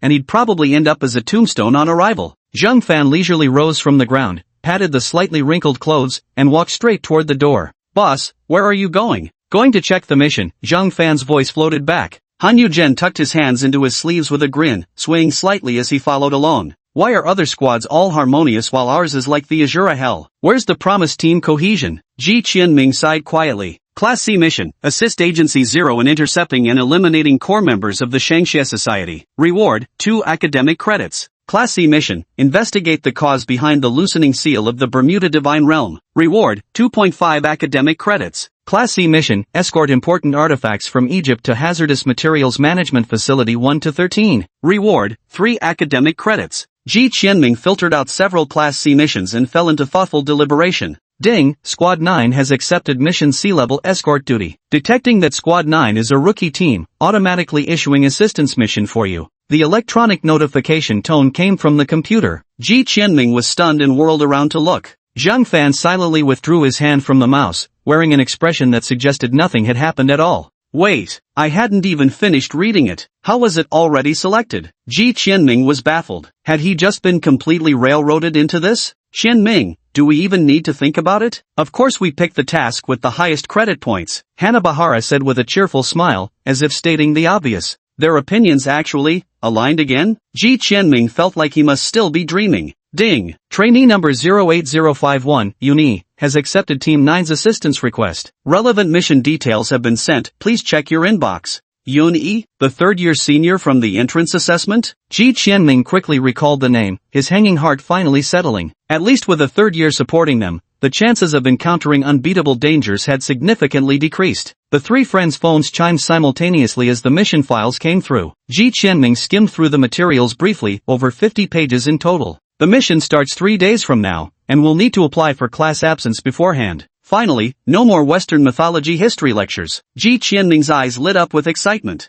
Given that Gaochen Academy prioritized practical combat training for its students, mission-derived credits constituted a significant portion of their academic requirements. Theoretically, a student could graduate just by completing missions without attending theoretical classes. In fact, mission-related absences were commonplace occurrences. The mummy of an Egyptian pharaoh? Zhang Fan murmured in surprise while carefully reading the mission briefing. The pharaoh's corpse? Ji Qianming froze, glancing again at the mission briefing as his eyes widened. Why do we need to escort a pharaoh's corpse? Could it possibly come back to life? Chapter 64, Mirror Blade. Ding dong. The doorbell rang, revealing a middle-aged man in logistics department uniform quietly standing outside, holding a large box. Is this Group 9's dorm? The middle-aged man glanced at the note on the box and asked. Ji Qianming froze for a moment before nodding slightly. The custom weapons R&D made for you are ready. Please check them. Ji Qianming's eyes lit up. He quickly signed his name and carried the large box back to the living room. Every new student at Gaochen gets one chance to have the R&D department custom make a weapon according to their specifications. A month ago, Ji Qianming and his two companions had submitted their requests along with thick stacks of habit questionnaires. Now, a month later, on the eve of their first mission, the weapons were finally ready. Boss, Hara, the weapons are here, he shouted into the room. Zhang Fan showed up in his pajamas, still bleary-eyed. Meanwhile, Hara Yusei descended the stairs unhurriedly, holding a delicate Japanese teacup, with his beloved Byakuji ever present at his waist. Ji Qianming pulled out 3 black boxes from the crate.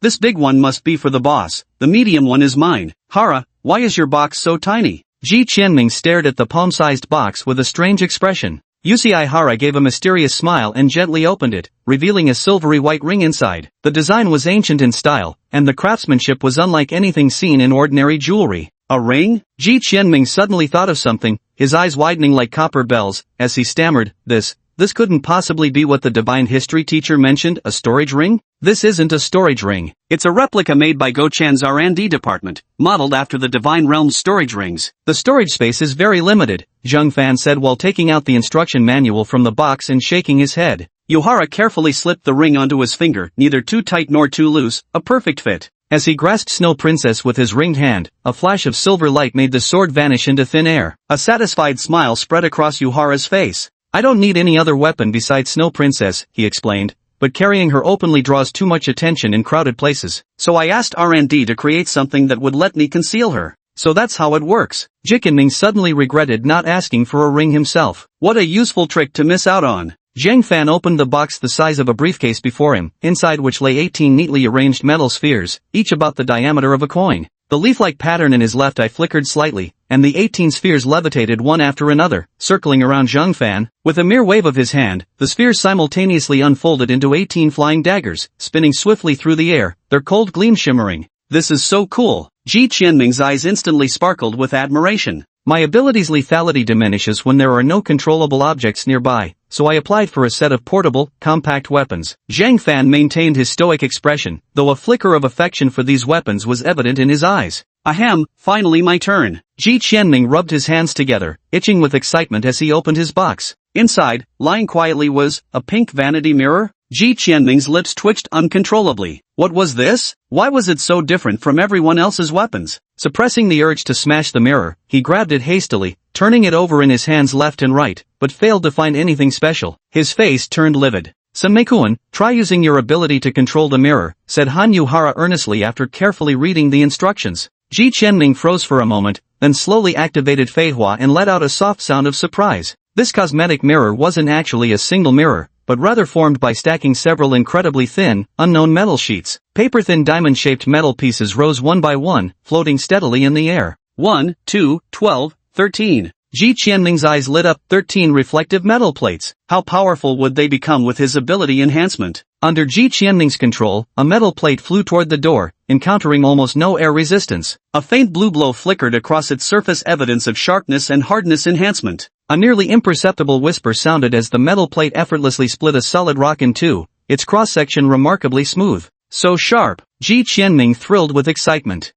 Try pressing this again. Hanabra handed the outer shell of the makeup mirror to Kichimo, revealing a small metal button on its side. Kichimo pressed it gently, and the pink shell rapidly transformed. In the blink of an eye, it became a knife handle. Is this? An idea flashed through Kichimo's mind. He immediately controlled the 13 metal pieces to slot into the handle one by one. In an instant, the fragments formed a slender blade, reflecting Kichimo's excited face. It can even assemble into a knife. Kichimo's breathing quickened. Such a weapon would drastically enhance his combat ability. From now on, I'll call you Mirror Blade, he murmured to himself. 3 days later, in front of the Arc de Triomphe, Senior Uni, Ji Qianming spotted the familiar figure dressed in white and enthusiastically waved his hand. A faint smile curled at Yunyi's lips as he waved his hand. 2 months apart, and now you're starting your mission assignments too. Hanyu, clad in a haori, responded with a slight bow and a gentle smile, while Zhang Fan gave an impassive nod as his form of greeting. Senior, having you here puts my mind at ease, Ji Qianming said with a grin. Zhang Fan and Hanyu's eyebrows simultaneously arched. What, were they not reassuring enough?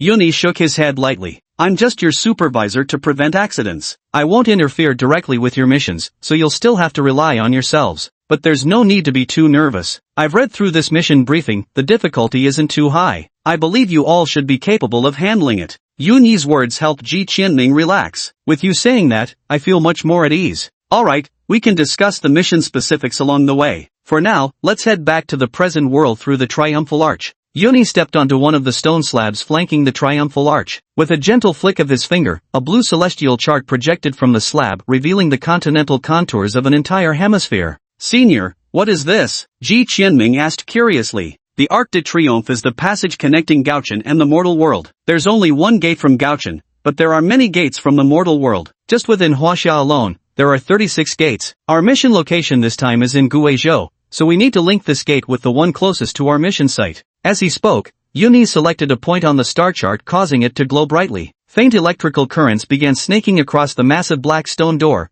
growing increasingly numerous. A swirling black mist gradually took shape at the center of the doorway. This looked somewhat similar to the door that had opened when they'd used the spirit key to reach Gaochen, Ji Qianming thought to himself. Alright, let's go, Yuni said with a smile, then strode through the Arc de Triomphe, his figure disappearing into the mist. The three exchanged glances and quickly followed. Chapter 65 Dawn. Passing through the black mist, Ji Qianming felt as if the world was spinning around him, as though his spirit had wandered to the great void, before lightly landing in another place. This was an ordinary wooden hut, completely empty inside without a single piece of furniture. Thick layers of dust covered the floors, and large cobwebs hung in the corners, showing clear signs of being uninhabited for years. Ji Qianming gazed around in bewilderment. Had they really just traveled from Gaochen to Guizhou in an instant? Cloudstrider walked ahead and pushed open the wooden door lightly. The aged would let out a grating creak that sent shivers down one's spine. This teleportation point hasn't been used in a long time, so it's a bit worn, Cloudstrider explained. But it's still perfectly functional for teleportation purposes.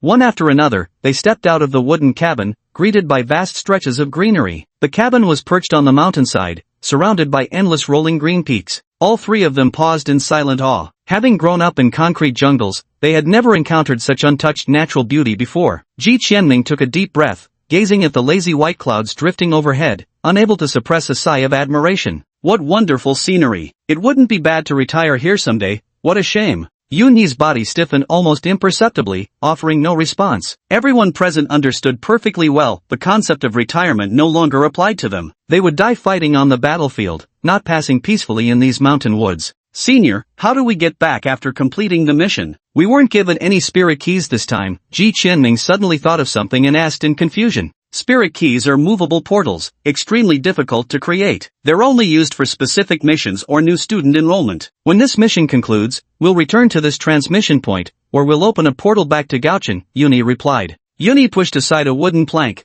revealing a stone slab slightly smaller than Gaochen's Arc de Triomphe. However, it's important to note that all portals in the human world are subsidiary gates. They can only connect with Gaochen's Arc de Triomphe, not with each other. Remember this when you go on missions by yourselves in the future. All three nodded in agreement. Yuni walked over to the wooden shed and lifted a dusty blanket, revealing an off-road vehicle before everyone's eyes. After each mission, someone usually drives the car back near the transfer point, and the keys are left in a groove under the chassis, Yuni said, reaching beneath the vehicle. After a moment of searching, he pulled out a car key. Ji Qianming's eyes sparkled with excitement. Chen's training course had covered the basics of operating various vehicles, and although he'd obtained his license, he had never actually driven on the road before. Senior, let me drive. Ji Qianming volunteered eagerly. With a smile, Yuni handed the key to Ji Qianming and said, "Get in first. We'll discuss the mission details in detail on the road." Hum. The off-road vehicle's engine hummed as it slowly made its way along the mountain road. Ji Qianming gripped the steering wheel nervously, with Yuni seated in the passenger seat, while Zhang Fan and Yum Inohara were in the back. So, tell me how much you know about the mission? Yuni asked in a probing tone. At noon today, a helicopter transporting an Egyptian pharaoh's sarcophagus will arrive at Lupanshui Military Airport. Our mission is to escort this important item to the number 1 to 13 Hazardous Materials Management Facility near Guiyang. Zhang Fan concisely outlined the task.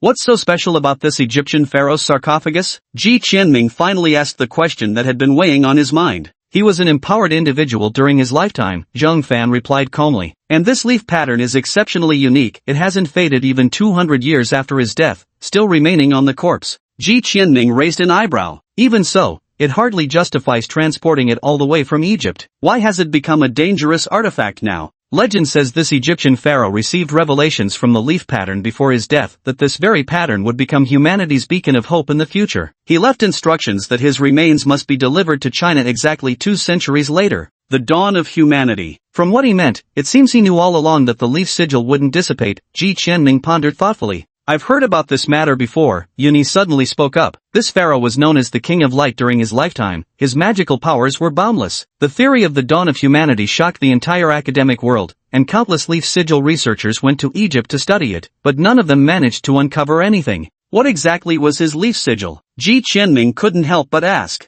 Yuni remained silent for a long while before speaking slowly. A0, dawn.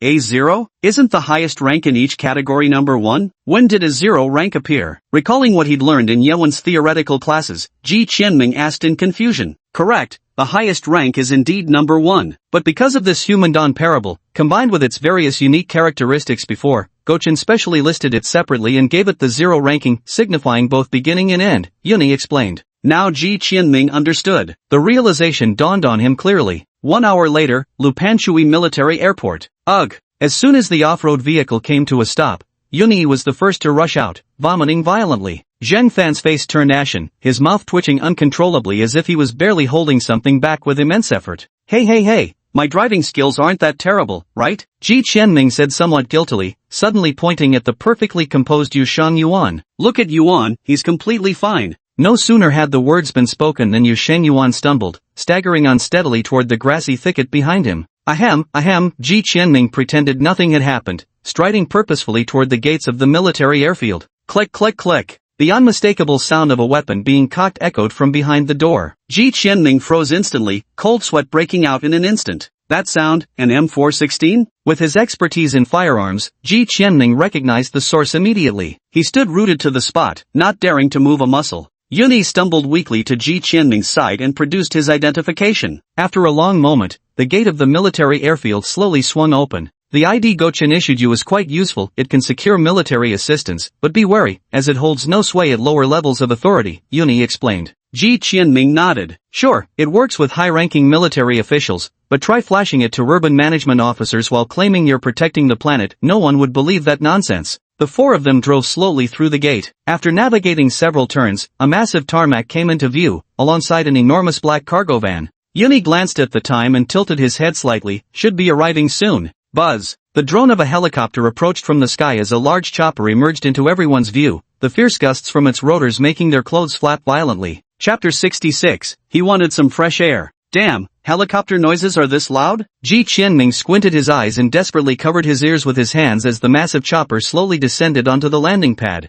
As the rotor blades gradually slowed, two men in Gauchin uniforms emerged from a black van and carefully unloaded an enormous sarcophagus from the helicopter. The sarcophagus was entirely crafted from some unknown stone, standing half a man's height. Its surface bore intricate carvings of a pharaoh depicted in vivid detail, arms crossed over the chest, eyes slightly open as if gazing at the sky. So this is an Egyptian pharaoh's sarcophagus? So majestic! Ji Qianming exclaimed in awe while curiously examining the ornate coffin. Two logistics department members loaded the coffin into the black vehicle compartment, securing it firmly in the center with sturdy straps before activating the built-in anti-theft alarm system. We're counting on you all for this escort mission, said a logistics team member as he stepped out of the vehicle, cupping his hands in salute to the quartet. Don't worry, we'll lead the way in our car. Ji Qianming grinned and jingled the car keys, causing the other three behind him to immediately feel their hearts sink. Ahem, it's my turn to drive this time. Before Ji Qianming could protest, Yuni snatched the keys from his hand and strode straight toward the off-road vehicle. Ji Qianming, Zheng Fan and Han Yu Yuan, nice shot.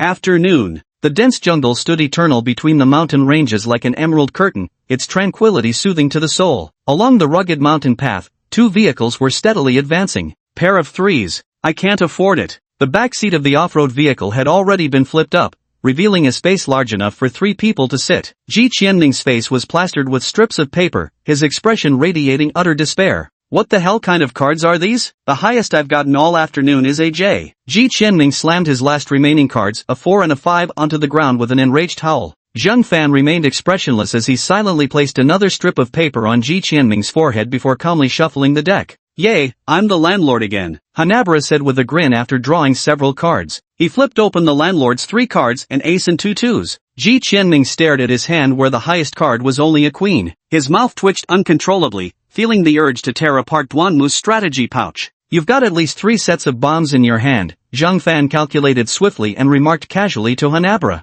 Oh, how did you figure that out? Han Yu raised an eyebrow with a faint smile. Zheng Fan glanced at Ji Qianming and drawled, I'm confident Ji Qianming won't draw a strong hand. Ji Qianming. 1 human calculator, 1 lottery-winning lucky star, what kind of idiot was I to suggest playing cards with them? No more playing, no more. Ji Qianming tore the slips of paper off his face and said in frustration, Senior Yuni, how much longer until we arrive? Yuni glanced at the route and made a rough estimate. We have to avoid major roads with heavy traffic and can't take highways with toll booths, so it'll be at least tomorrow morning before we get there. Ji Qianming was taken aback. Then where are we sleeping tonight? Of course, in the car, Yuni said matter-of-factly. We should avoid entering cities as much as possible. This coffin of the Egyptian pharaoh is no joke. If someone actually targets it in the city, things could get really messy. Ji Qianming sat down awkwardly. This mission wasn't quite what he'd imagined. The life-or-death battles he'd envisioned hadn't materialized. Were they really just going to sit in the car playing cards until the mission was over? Night fell. Ji Qianming stepped out of the vehicle, stretching his stiff limbs. As his gaze swept across the pitch-black forest surrounding them, he couldn't help but shiver. If anyone intends to target the coffin, nighttime would be their best opportunity to strike, Yuni said seriously to the 3 of them. So I suggest you take turns keeping watch in the carriage, stay alert for any potential danger. This, spending the night in a train compartment with an Egyptian pharaoh's corpse? Ji Qianming, who had seen his fair share of mummy movies, gulped silently. This was way too thrilling, wasn't it? I'll take the first watch. Ji Qianming quickly spoke up. Since it wasn't too late yet, taking shifts among the 3 of them should allow for a change before midnight. Then I'll take the middle shift, Han Yu-jen said indifferently. I'll take the last watch. After the 3 of them had split into groups and quickly eaten some rations, Ji Qianming stepped into the black train car. There were no lights inside the car, only the feeble green glow of the alarm illuminating the pharaoh's sarcophagus. The lifelike stone carvings exuded an eerie and chilling aura under the green light. Ji Qianming shivered and sat down quietly in a corner, careful not to make any loud noises that might awaken the mummy inside. May the merciful and compassionate Guanyin Bodhisattva protect me. Ji Qianming murmured silently in his heart, his eyes fixed unwaveringly on the sarcophagus.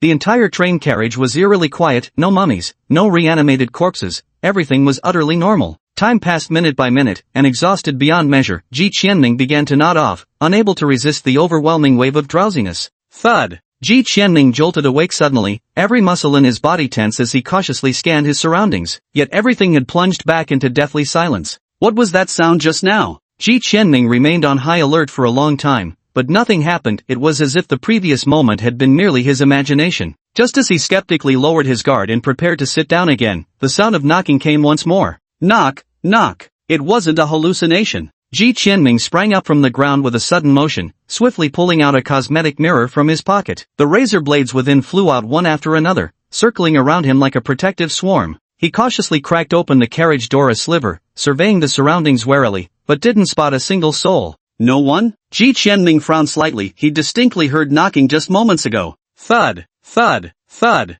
Ji Qianming's hair stood on end as he whirled around to face the pharaoh's sarcophagus, now illuminated by an eerie emerald glow that made the coffin look utterly horrifying. This time he heard it clearly, the sound was coming from inside the sarcophagus. Is this a real zombie resurrection? Ji Qianming's back was drenched in cold sweat. The situation was just too bizarre. Knocking sounds from a pharaoh's sarcophagus in the dead of night? Would you like to step out for some fresh air? PP Pharaoh, DD, don't scare me like this. I am here to protect you, Ji Qianming stammered, swallowing hard. That's not right, the Egyptian pharaoh wouldn't understand Chinese. Can you speak English? Ji Qianming tentatively asked, but the coffin remained eerily silent. Ji Qianming waited a full 10 minutes, yet the knocking sound never returned, nor did any mummy suddenly leap from the sarcophagus, as if everything that had just occurred was merely a dream. What should he do? Should he notify his teammates now? But given the current situation, he couldn't just leave the sarcophagus unattended. What if someone tried to tamper with it in the meantime? What if the mummy did suddenly spring out? After a moment of contemplation, Ji Qianming took out Gaochun's special phone and sent a text message. I think the pharaoh might want to come out for some air. What should I do? Waiting online, urgent. Chapter 67, Under Attack. Ding. The sound of an incoming message resonated from the off-road vehicle as Usihara and Zhang Fan's phone screens lit up simultaneously. The three of them jolted awake from their dreams. Zhang Fan picked up his phone and glanced at it, his expression turning strange. In the group chat titled Humble Xiaoji and His Big Brothers, Ji Qianming had sent a message at everyone. I think Pharaoh might want to come out for some fresh air. What should we do? What the hell? Yuni wondered if he was still dreaming. What kind of nonsense was this? Something's wrong. Zhang Fan and Usihara exchanged a glance and spoke simultaneously, immediately opening the car door and sprinting toward the black carriage. Ha, you guys actually understood that? Yuni froze for a moment, then hurried after them. Squeak! The carriage door slowly opened, revealing Ji Qianming inside with a mirror blade hovering beside him, his eyes fixed fiercely on the sarcophagus, his expression tense as if facing a formidable enemy. What's happening? Zhang Fan reached into his pocket, gripping a few metal spheres, and asked. Han Yu Zhen remained silent. A light flashed from the ring on his finger, and the Snow White appeared in his hand out of thin air. There's knocking inside, Ji Qianming whispered, pointing at the pharaoh's sarcophagus. A knock at the door? The three furrowed their brows slightly. After a moment's contemplation, Yuni asked, Are you sure you didn't mishear it? There's no mistake. Ji Qianming shook his head decisively. It knocked 3 times. Under the collective gaze of the onlookers, the pharaoh's sarcophagus lay quietly in the freight car, showing no signs of unusual movement. The mystery surrounding this peculiar object has yet to be unraveled, and no one knows what might happen. I will report this matter to the academy. Everyone must remain vigilant in the coming days. Yuni nodded and said earnestly, I'll take the next watch. Hanabaru was about to speak when a streak of light descended from the heavens. A violet pagoda rapidly expanded in the air, its surface shimmering with arcane runes. In the blink of an eye, it loomed directly above the crowd. Divine artifact. Scatter now. Yuni's expression changed drastically as he roared aloud. At the same moment, the leaf patterns erupted with a blinding flash, and a sudden gale swept forth, crashing directly toward the small pagoda. The three of them, Ji Qianming and his companions, scattered without hesitation. Protect the coffin. Zhang Fan reacted the quickest. As he ran, the golden pattern in his left eye blazed with light. The door of the black carriage seemed to be pushed by an invisible hand, slamming shut violently. The heavy locks on it clamped down all at once. An envoy from the divine realm. Where are they hiding? Ji Qianming's mind raced as mirror blades shattered into 13 fragments soaring skyward. A blinding radiance descended from the heavens, illuminating the dark forest bright as daylight. Amidst the interplay of light and shadow, a figure clad in an obsidian robe hovered midair, standing upon a long sword while gazing down at the crowd with detached indifference. "In the sky!" Ji Qianming shouted. Simultaneously, wind and clouds shifted violently as ominous thunderclouds gathered overhead, crackling with rolling lightning. The purple magical artifact had transformed into a genuine tower, pressing down atop Yunyi's head. Radiant light swirled across its surface, faintly revealing a massive array that enveloped him completely. "You think the profound realm can trap me?" Yunyi's white robes flapped violently in the howling wind as a flash of white passed through his eyes. With one finger pointing skyward, crack! Several thunderbolts as thick as barrels ferociously struck the peak of the violet tower. With each strike, the tower shuddered violently, the glowing array flickering between brilliance and dimness. At that very moment, another dark figure shot out from the forest like lightning, moving at incredible speed and heading straight for the black carriage. Zhang Fan and Ji Qianming's attention was fixed on the sky, and by the time they noticed, it was already too late. The dark figure had already reached the carriage, extending a hand toward it. Kitchen One sword style, Sumaru flash. A yellow figure suddenly appeared beside the carriage, followed by a flash of gleaming white swordlight rapidly expanding before the dark figure's eyes. The dark figure froze momentarily as a talisman shot from his chest, transforming into a small white sword that clashed with Han Yuharu's blade radiance. Ding! The moment they clashed, Hanabra felt an immense force surge from the small blade. A domineering sword intent surged into his body, forcing him to spit out a mouthful of blood as he was sent flying backward. Poof! The shadow sneered coldly, running a hand over the black carriage, which then vanished into thin air. "It's a spatial ring," Ji Qianming instantly realized. This wasn't some imitation like Han Yuhara's that could only hold a single katana. This was the genuine article from the divine realm, swallowing coffin and carriage wholesale. Several throwing knives sliced through the air,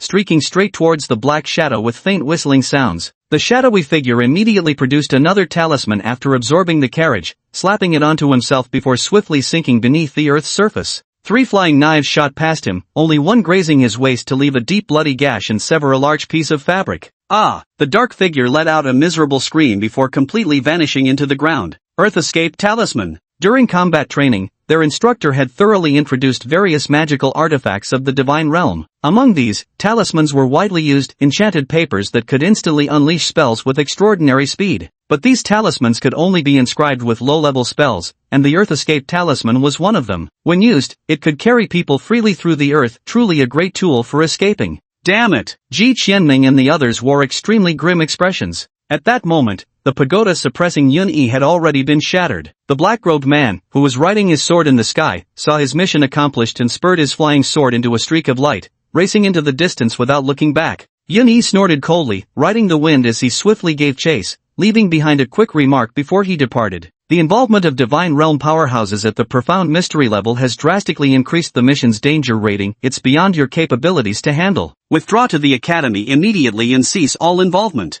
Watching 2 luminous streaks trail across the sky in succession, the 3-member team simultaneously fell into silence. The night breeze swept through, chilling both body and spirit. Had their first mission ended in failure just like this? Ji Qianming remained dazed for a long moment before slowly speaking. "Let's go. Senior Uni is right. The Tongxian realm is equivalent to a 3rd-tier ability user. It's already beyond our capability to handle." Ji Qianming walked over to the off-road vehicle, while Zhang Fan and Han Yuharu remained standing in place, gazing at the horizon. "Qianming-kun, are you really okay with this?" Han Yuharu suddenly spoke up. Ji Qianming froze. Okay with it? How could he be okay with it? Watching the escorted item snatched right in front of them, suffering such a crushing defeat on their first mission, who could possibly be okay with that? Reluctant, but Ji Qianming is right. Continuing the mission is too dangerous, Zhang Fan interrupted, yet turned to walk toward the forest. "You all go back. I'll just roam around for a bit." Han Yu was taken aback for a moment, then smiled and said, "I suddenly have a craving for udon. I was actually planning to grab some during this mission. You go ahead first, Sun-mei-kun. I'll catch up after I finish eating."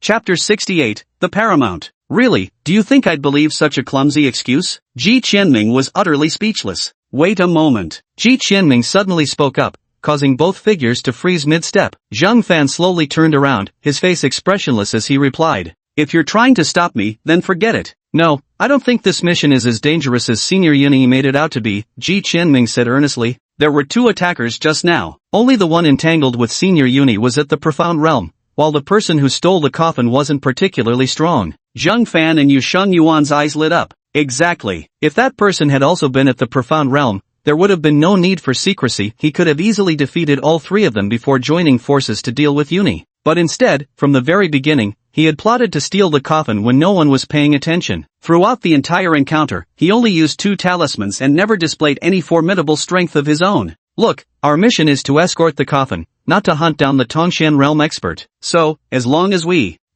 find the rat who stole the coffin and take it back, that's all. Zhang Fan continued Ji Qianming's train of thought. Exactly. Besides, that Tongshan realm expert is being pursued by Senior Yunyi right now, so he won't pose any immediate threat to us, Ji Qianming added with a smile. Zhang Fan slightly furrowed his brows. But we currently have no leads. Where would we even start looking? Han Yuan pondered for a long while before speaking. During my fight with that person just now, I got a clear look at his face. I'd definitely recognize him if I saw him again. Not only that, Ji Qianming walked smiling to where the shadowy figure had escaped, picking up the half-cut piece of clothing that Zhang Fan had sliced off. From it, he pulled out a card. Paramount? Zhang Fan stepped forward, softly reading the words on it. Han Yuan's eyes lit up. This must be a membership card for a bar. We can start our investigation from here. The gloom in the 3 hearts instantly dissipated as they exchanged glances, slight smiles curling at the corners of their mouths. Now that we've got both the reason and the clues, our first mission isn't over yet, it's only just begun. A brilliant smile spread across Ji Qianming's face. Paramount.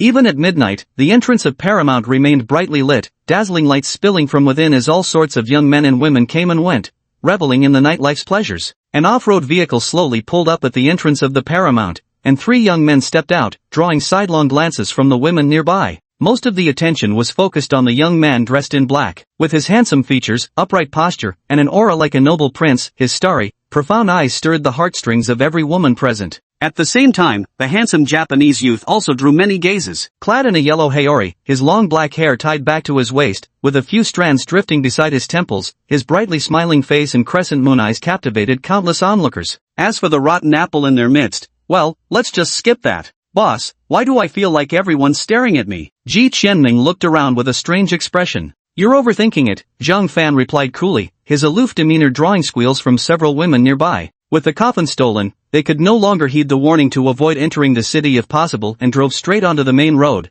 speeding recklessly toward the address written on the card. As the trio stepped into Paramount, the deafening music and screams made them collectively frown. On the dance floor, countless men and women swayed to the DJ's beats, flaunting their youth and beauty without restraint. In such an environment, the trio at the edge of the venue stood frozen in place, momentarily at a loss for where to begin. Boss, have you ever been to a bar before? What did you say? I said, have you ever been to a bar before? Zhang Fan shook his head, while Ji Qianming looked hopefully toward Yusei Hara. After several seconds of silence, Yusei Hara remained wordless. I came, but only to kill. Ji Qianming, never mind, I won't ask you then. Ji Qianming grabbed a waiter, flashed the card, and demanded loudly, do you keep basic information on all your members? Where can I check it? The waiter gave him a wary look. Who are you? We're from Gaochen Academy, Protectors of Earth. Mental case. The waiter rolled his eyes and walked straight ahead. Suddenly, a sharp throwing knife blocked his path as Zhang Fan spoke with icy composure. Answer his question. The waiter swallowed hard and said nervously, these are all trade secrets of the establishment. Only the proprietress has them. I really don't know anything, honestly. Which one is the proprietress? The waiter trembled as he pointed toward the center of the dance floor. That woman in red is our proprietress. Zhang Fan silently retracted his throwing knives, and the group simultaneously turned their gaze toward the center of the dance floor. There, they saw a stunning woman in a red leather outfit, her voluptuous figure swaying to the rhythm of the music, surrounded by several men whose eyes remained glued to her alluring form. Holy crap, the bar owner is a total babe. Ji Qianming's eyes widened. He'd always assumed places like this were run by greasy middle-aged dudes. This was an eye-opener for sure. What's next? Should we kidnap her? Zhang Fan asked with complete calm. Several imaginary sweat drops slid down Ji Qianming's temples. Dude, we're just here to gather intel, not become actual kidnappers. That's way over the line. Boss, a beauty like this, you're the only one who could conquer her. If you become this bar's master, we'll definitely get our hands on those membership records. Ji Qianming patted Zhang Fan's shoulder with a look that screamed, I believe in you. Han Yuan smiled quietly beside them without saying a word. Zhang Fan frowned slightly, but I don't know how to flirt. Just act natural. With your aura, the colder you are, the more it'll pique a woman's interest. Ji Qianming, seeing the opportunity, quickly buttered him up. Alright, I'll give it a try. After a few seconds of contemplation, Zhang Fan strode onto the dance floor. Zhang Fan stepped into the dance floor, and all eyes turned toward him. His icy demeanor clashed starkly with the fiery energy of the scene, yet despite this, almost every woman's eyes gleamed with interest. Hey, handsome, wanna dance with a heavily made-up, curvaceous beauty intercepted him with a sultry smile, her voice dripping with allure. But before she could finish her sentence, Zhang Fan pushed her aside with one hand, not even bothering to glance at her. "Excuse me, you're in my way," he said flatly. "You." The woman froze for a long moment, pointing at Zhang Fan while stammering you, repeatedly, her face filled with disbelief. The crowd parted to make way for Zhang Fan. The sexy proprietress in red leather frowned slightly, watching with puzzled eyes as Zhang Fan walked straight toward her. "You wanted to see me? Excuse me, may I become the master of this establishment?" Chapter 69. How terrifying these peach blossom fortunes of mine. The bustling dance floor instantly fell into deadly silence, while Ji Qianming outside the venue covered his eyes in despair. "Good heavens! I told you to act normal, not this normal." The proprietress was stunned for a long moment before suddenly bursting into laughter. "This is the first time I've seen someone flirt like you. Interesting, but sorry honey, I'm not buying it." Her smile gradually faded as she waved her hand. "Security, take him away." Several burly security guards surrounded Zhang Fan, their expressions unfriendly. Zhang Fan frowned and was about to say something when he noticed Ji Qianming frantically signaling to him from offstage. After a moment's hesitation, he obediently followed the guards off the dance floor. "Why wouldn't you let me continue speaking?" Zhang Fan asked Ji Qianming after coming down. "Boss, if you kept talking, they'd have called the police." Ji Qianming sighed softly and shifted his gaze to the smiling Han Yuzhen. Han Yuan's smile froze as he spoke. "I don't like that kind of girl. Yuan, this isn't about whether you like her or not. The time has come for you to make a sacrifice for the team. The proprietress doesn't favor Zhang Fan's style. I think your chances are high. But I still. Besides," Ji Qianming locked eyes with him, playing his trump card. "Don't you want to win over the proprietress to prove you're better than the boss?" Han Yuan's eyes lit up as he nodded slightly. He smoothed his hair and silently made his way toward the dance floor. The dance floor once again revived its frenzied atmosphere, where flashing lights illuminated a wild celebration of youth. Just as the shop owner was dancing her heart out, a figure suddenly pressed against her from behind. "Who is it?" the shop owner snapped as she turned around. Han Yuan's strikingly handsome face was practically touching hers, his lips curling into a sunny, warm smile, giving off the effortless charm of the boy next door. "Who are you?" The proprietress raised an eyebrow and said. "Allow me to introduce myself." Han Yuan gave a slight bow and said softly in a gentle voice, "My name is Han Yuan. I think you resemble someone very much." "Oh, who might that be?" "My beloved." Ji Qianming was instantly speechless. "Are you seriously using such cliched lines? Still, it's much better than the boss's approach. This might actually work." The proprietress looked him up and down suspiciously and asked, "Japanese?" Han Yuzhen gave a gentlemanly nod. "Get lost. I hate Japanese bastards the most." "Han Yu hara? Well, another failure." Ji Qianming sighed helplessly. These two really wasted their good looks. Han Yu returned sheepishly, throwing up his hands in resignation. "Not my fault, at least I did better than Zhang Fan. So what's next? Should we just kidnap her?" Zhang Fan remained silent for a few seconds before suggesting again. Ji Qianming's mouth twitched slightly. "Boss, what about me?" "You?" Zhang Fan and Yuanqing instantly looked shocked. "Who gave you this courage?" Ji Qianming. "Seriously? How ugly must my image in your minds be?" To salvage his reputation and teach these two clueless guys a lesson, he was going all out this time. Cough. "Boss, hold this for me." Ji Qianming pulled out the embroidered pouch given to him by Duanmu Qingyu from his chest and spoke earnestly. "You must keep it safe for me, or things could get really serious." Although Zhang Fan didn't understand what Ji Qianming was up to, he solemnly tucked the pouch away with great care. "Now, it's time to showcase some high-end moves." Ji Qianming straightened his clothes, materialized a bouquet of roses using his illusionist ability, and strode confidently toward the dance floor. Under the dazzling lights, a young man walked toward the dance floor holding a bouquet of roses, his expression filled with deep affection. Suddenly, all the women in the bar turned their gaze towards Ji Qianming in unison, and a peculiar emotion surged in their hearts. This man, average in build, ordinary in looks, exuding an aura of poverty from head to toe. But why was I blushing with a pounding heart without even realizing it? This feeling was both unfamiliar and familiar. In that moment, every other man in the surroundings faded into insignificance, and Ji Qianming became the sole focus of their world. From the youngest at 16, since the bar's youngest customer was 16, to the oldest at 45, including the cleaning lady, all the women flushed simultaneously as four bold words leaped from the depths of their hearts. Love at first sight. Of course, this included the proprietress. She was smitten the moment she laid eyes on Ji Qianming, her gaze growing dreamy. "He is the one I've been waiting for." In the dead silence, Ji Qianming slowly stepped onto the dance floor, his clear eyes gazing affectionately at the proprietress. "I don't know your name, I don't know who you are, but I must say 3 words to you. I'm sorry. From the very first moment I saw you, I couldn't help but fall in love. My heart aches unbearably, my heart burns with impatience. I ran 10 streets away to buy you this bouquet, just to have a chance to stand before you and express my feelings. Will you give me that chance?" The landlady stared blankly at Ji Qianming, utterly enchanted. Several seconds later, she finally snapped back to reality, a flush spreading across her cheeks as she tightly clenched the hem of her clothes, stammering out her words. Why yes, I-O-B-J-E-C-T.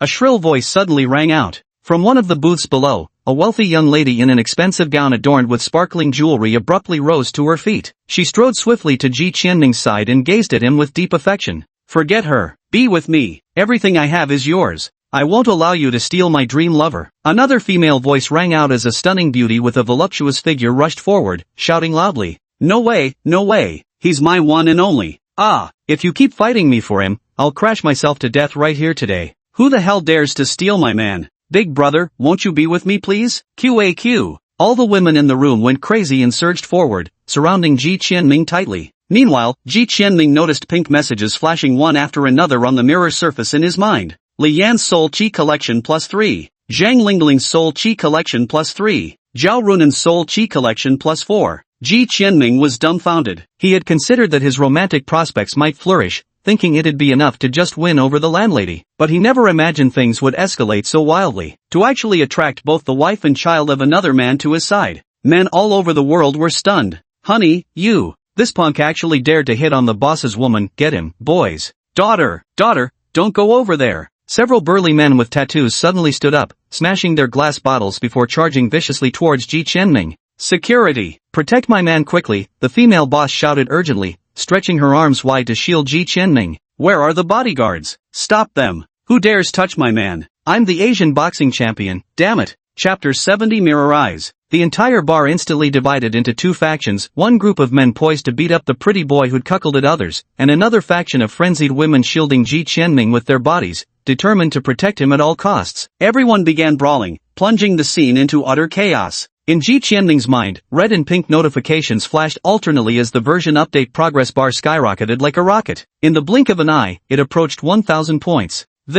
For the first time, genuine shock appeared on Zhang Fan's face. Meanwhile, Hanabara Haru's eyes bulged so wide one could almost discern his pupils through the widened slits. What do we do now? Yusheng Yuan asked blankly. Save them, of course. Zhang Fan grabbed a broken liquor bottle nearby and charged into the crowd. The ring on Yusheng Yuan's hand flashed as he gripped by Shueji and joined the fray. After a long while, the two finally fought their way to Ji Qianming's side, who by then was completely dazed. There's a back door over here. The bar owner's wife pointed in the opposite direction of the crowd. Under the protection of the two fierce warriors, Zhang Fan and Uchiihara, they finally broke through the encirclement and escaped into a deserted alley. Scared to death. Ji Qianming gasped for breath, his face still etched with shock. He never dreamed that one day he'd be hunted down for putting horns on someone's head. And a whole pile of horns at that. My peach blossom calamity is actually this terrifying. If I hadn't sealed away those peach blossoms, I might have truly met my doom. Thank you so much, Lord Duanmu. I still don't know your name. The landlady, having recovered from her shock, blushed again as her autumn water-like eyes, seemingly capable of speech, gazed at Ji Qianming.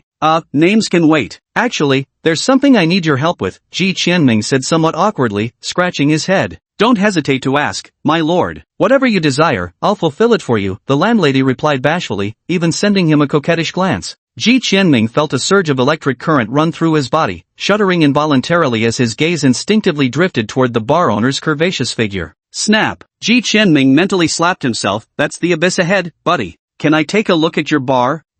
Our bar's membership records? Ji Qianming corrected himself mid-sentence, realizing how inappropriate his initial phrasing sounded. Zhang Fan and Yusijiro rolled their eyes simultaneously. Since when did Ji Qianming become such a shameless smooth talker? Of course, what's mine is yours. The proprietress was overjoyed to hear Ji Qianming say we and immediately pulled out her phone from her pocket.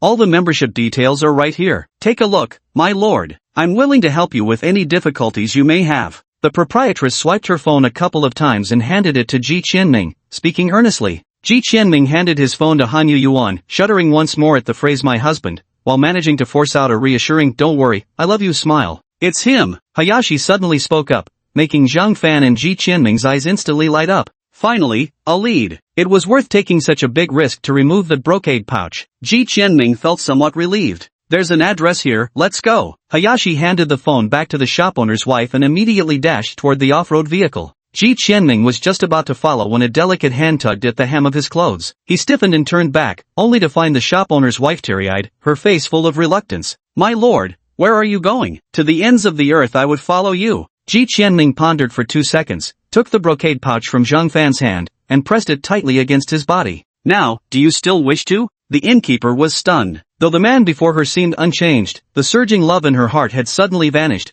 leaving behind an inexplicable void that lingered in her chest. Thank you, no matter what. Ji Qianming thanked the landlady sincerely without the slightest hesitation before turning and leaving the bewildered landlady in a state of confusion. In the evening breeze, Ji Qianming suddenly felt he had the potential to be a scumbag. Sitting in the passenger seat, Ji Qianming suppressed his excitement and immersed himself in his thoughts. Detection complete, soul energy collected. Proceed with version update? Yes/no. Without the slightest hesitation, Ji Qianming clicked on the version update. Mirror Blossoms updated to version 2.0. Activating ability, Mirror Pupil. Replicate unlocks the second replication slot. Ability Not a Flower upgraded to LV2. Ability Mirror Pupil upgraded to LV2. Replicated ability Dreamer upgraded to LV2. Seeing several system messages flashing on the mirror, Ji Qianming was stunned before being overcome with euphoria. He had actually gained another ability. Did this mean each system update would unlock a new power? This was beyond awesome. Unable to contain his excitement, Ji Qianming immediately clicked on the newly appeared skill Mirror Pupil and a pop-up window swiftly appeared. Mirror Pupil, Perfect Imitation, Perfect Memory.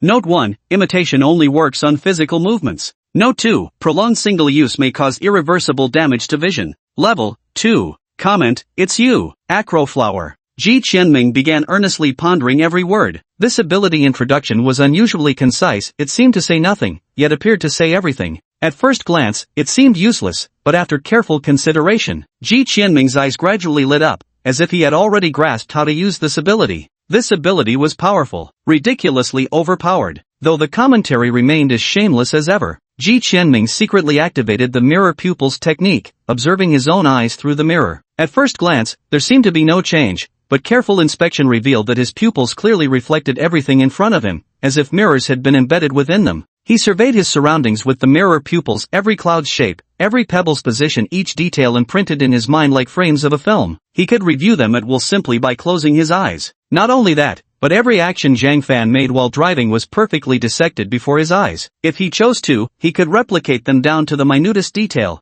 If this was merely recording driving techniques, what if he used mirror pupils to document Uchiha's swordsmanship, the firearms instructor's shooting skills, or even the combat techniques of the world martial arts champion? Ji Qianming sucked in a sharp breath, his heart pounding wildly. He'd struck gold again. At this moment, his eyes suddenly began to ache, and the scene before him grew blurry. Ji Qianming immediately shut off his mirror pupils. His pupils instantly returned to their original state, the enhancements of perfect memory and flawless imitation already faded away. Single-use time should not exceed 10 seconds. Ji Qianming glanced at the time, secretly noting down this characteristic. This ability has another flaw, it can only imitate physical movements but not special abilities. However, this is understandable. If it could even mimic leaf glyph abilities, he'd simply be invincible. Chapter 71, All for Nothing. Chiakira-kun, what are you grinning about? Hayashi Hara glanced at Ji Qianming's expression through the rearview mirror and asked in confusion. Oh, we're about to arrive soon. I'm just a little excited. Ji Qianming coughed lightly and replied awkwardly. He focused his attention on the mirror surface again, and as expected, all abilities had leveled up to the second tier. Don't ask, just know it's a massive power surge. When his gaze swept across the soul energy collection bar, his smile instantly froze. The version upgrade progress bar had stretched significantly longer. The original requirement of 1,000 points had now skyrocketed to 5,000. The difficulty jumped fivefold? Ji Qianming's expression darkened. It seemed impossible to advance to the third tier anytime soon. As he brooded over this, the Dragon's Embrace community came into view before the trio. Dragon's Embrace Residential Complex. Ji Qianming and his two companions lurked stealthily outside the estate gates, surveying the layout with scrutinizing eyes. Every door here is guarded by security, the walls are topped with high-voltage electric fences, and cameras are everywhere. Sneaking in won't be easy. Uchiha expertly assessed the situation and spoke. Zhang Fan's brow furrowed tightly. It was midnight, and the three of them had almost no chance of blending in with others to get inside. What should they do? That's not a problem, Ji Qianming said with a laugh, feeling like he was the MVP of the team tonight. He found a secluded corner of the wall, using a shard of mirror blade to block the camera's view. The shard was currently replaying an earlier loop of footage. No one would suspect a thing.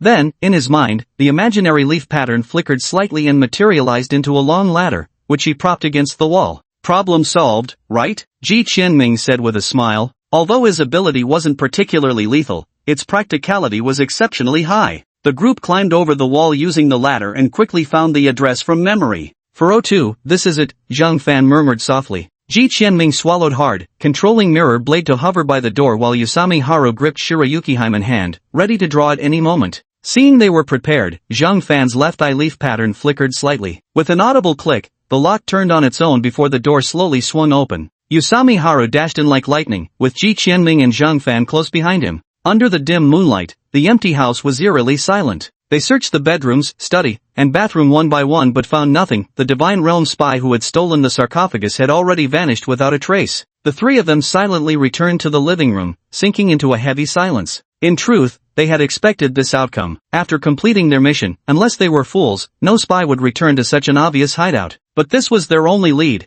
and they had to give it a try no matter what. What do we do now? Han Yujian asked softly. Zhang Fan suddenly stood up and began rummaging through the drawers. Since he lived here, he must have left some traces behind. We're not completely without hope. Ji Qianming silently rose as well and joined the search. The eastern sky gradually brightened. The three of them, with heavy dark circles under their eyes, collapsed back onto the couch. After a thorough all-night search, they still hadn't found any valuable leads, making them wonder whether the place was haunted or inhabited by humans. Dawn is breaking, we should leave, Usihara said, watching the first rays of sunlight in the east as he slowly stood up. Ji Qianming weakly pulled himself off the couch and yawned. Let's find somewhere to rest first, then figure things out slowly. Turning the corner once more, the trio wandered aimlessly down the street, their figures gradually fading into the morning sun. The mountains of Chongqing. Across the sky, a streak of purple light flashed, followed closely by a white-robed figure in pursuit. Gochen Yuni, you've chased me from Guizhou all the way to Chongqing. Won't you give up? The dark-robed man riding his sword looked grim. Maintaining flight had drained his spiritual energy tremendously, yet Yuni clung to him like a stubborn burr, impossible to shake off.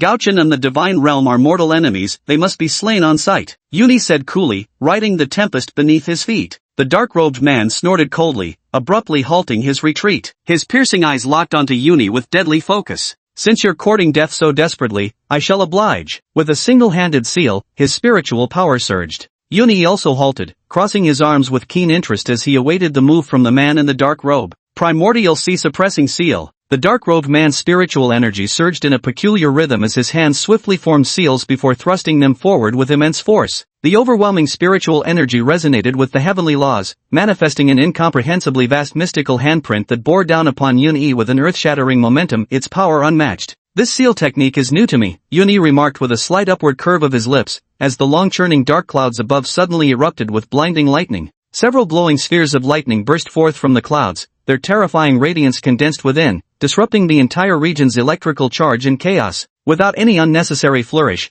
the spherical lightning clashed directly against the seismic seal. The concentrated thunder within exploded violently, painting the entire sky in a blazing blue hue. Even that majestic seismic seal was utterly obliterated in an instant. With a casual wave of his hand, Yuni summoned 3 more spheres of lightning from the roiling clouds, hurling them straight toward the black-robed man hovering in the air atop his sword. The black-robed man frowned slightly, reaching behind to produce a wooden case containing 7 tiny swords no larger than toothpicks. Big Dipper Sword Array, rise! An incantation struck the small swords, causing all 7 to soar into the wind while rapidly expanding in size. Spiritual light shimmered along their blades, clearly extraordinary artifacts. The 7 flying swords shot toward the spherical lightning. Under the black-robed man's control, they formed an intricate sword formation that pierced straight through the clouds. 3 spherical lightning bolts exploded the instant they made contact with the 7 flying swords, yet the sword formation remained completely unimpeded as it charged straight into the clouds. So long as this cloud exists, you can unleash endless lightning. I'll destroy this cloud and see what you'll use to oppose me, the black-robed man sneered. Within the ink-dark thunderclouds, the 7 star sword formation's radiance intensified wildly. Endless azure sword chi tore frenziedly through the dark clouds, leaving a massive hole ripped through the storm in the blink of an eye. Oh, is that so? Yuni raised an eyebrow, smiling as he spoke. At this moment, the dark clouds had already been completely destroyed by the sword array. Just as the man in the black robe was feeling triumphant, his expression suddenly froze. Above the area where the previous dark clouds had been, an even larger and thicker mass of dark clouds had silently appeared, looming over the sky and earth like an impenetrable canopy. The man in the black robe turned pale with fury and once again activated his sword array. After a long while, this mass of dark clouds was also obliterated, only for yet another vast expanse of dark clouds to materialize overhead. You'd better save your energy. I've just layered 33 tiers of thunderclouds across the sky, and my cloud summoning speed is phenomenal. Even if you keep slashing till next year, you won't finish cutting them all. Uni spoke leisurely, his eyes brimming with mockery. The black-robed man nearly coughed up blood in fury, glaring daggers at him. Fine, if I can't destroy the clouds, I'll just kill you directly. A ruthless glint flashed in his eyes as he stepped onto his flying sword, darting towards Uni like lightning with the 7 stars sword formation whirling around him. Chapter 72, Fading Colors. Uni raised an eyebrow, and a fierce gale surged beneath his feet as he retreated even faster. Simultaneously, he flicked his sleeves, unleashing a bitterly cold blizzard that swept toward the black-robed man. Gritting his teeth, the black-robed man charged forward, his sword formation shattering the ice needles hidden within the blizzard. Yet, no matter how fast he moved, he couldn't close the gap between himself and Uni. Worse still, while his sword formation could block the ice spikes, it offered no defense against the freezing cold. The near 20 below zero chill stiffened his entire body. Damn it! The black-robed man finally snapped, cursing through clenched teeth. The clouds won't disperse, I can't get close, and now I'm freezing my ass off in this blizzard. What the hell kind of fight is this? You forced my hand, the black-robed man snarled viciously, suddenly biting his tongue and spitting out a mouthful of vital essence blood. Soul unleashing profound art. Instantly, the spiritual power surging within him skyrocketed. His body began expanding like a balloon, bursting through his black robe as rampant spiritual energy erupted skyward, causing heaven and earth to darken in response. Yuni's expression finally turned grave. He was well aware of this soul transformation mysterious art, a life-risking technique used by divine realm cultivators in desperate situations. Under its enhancement,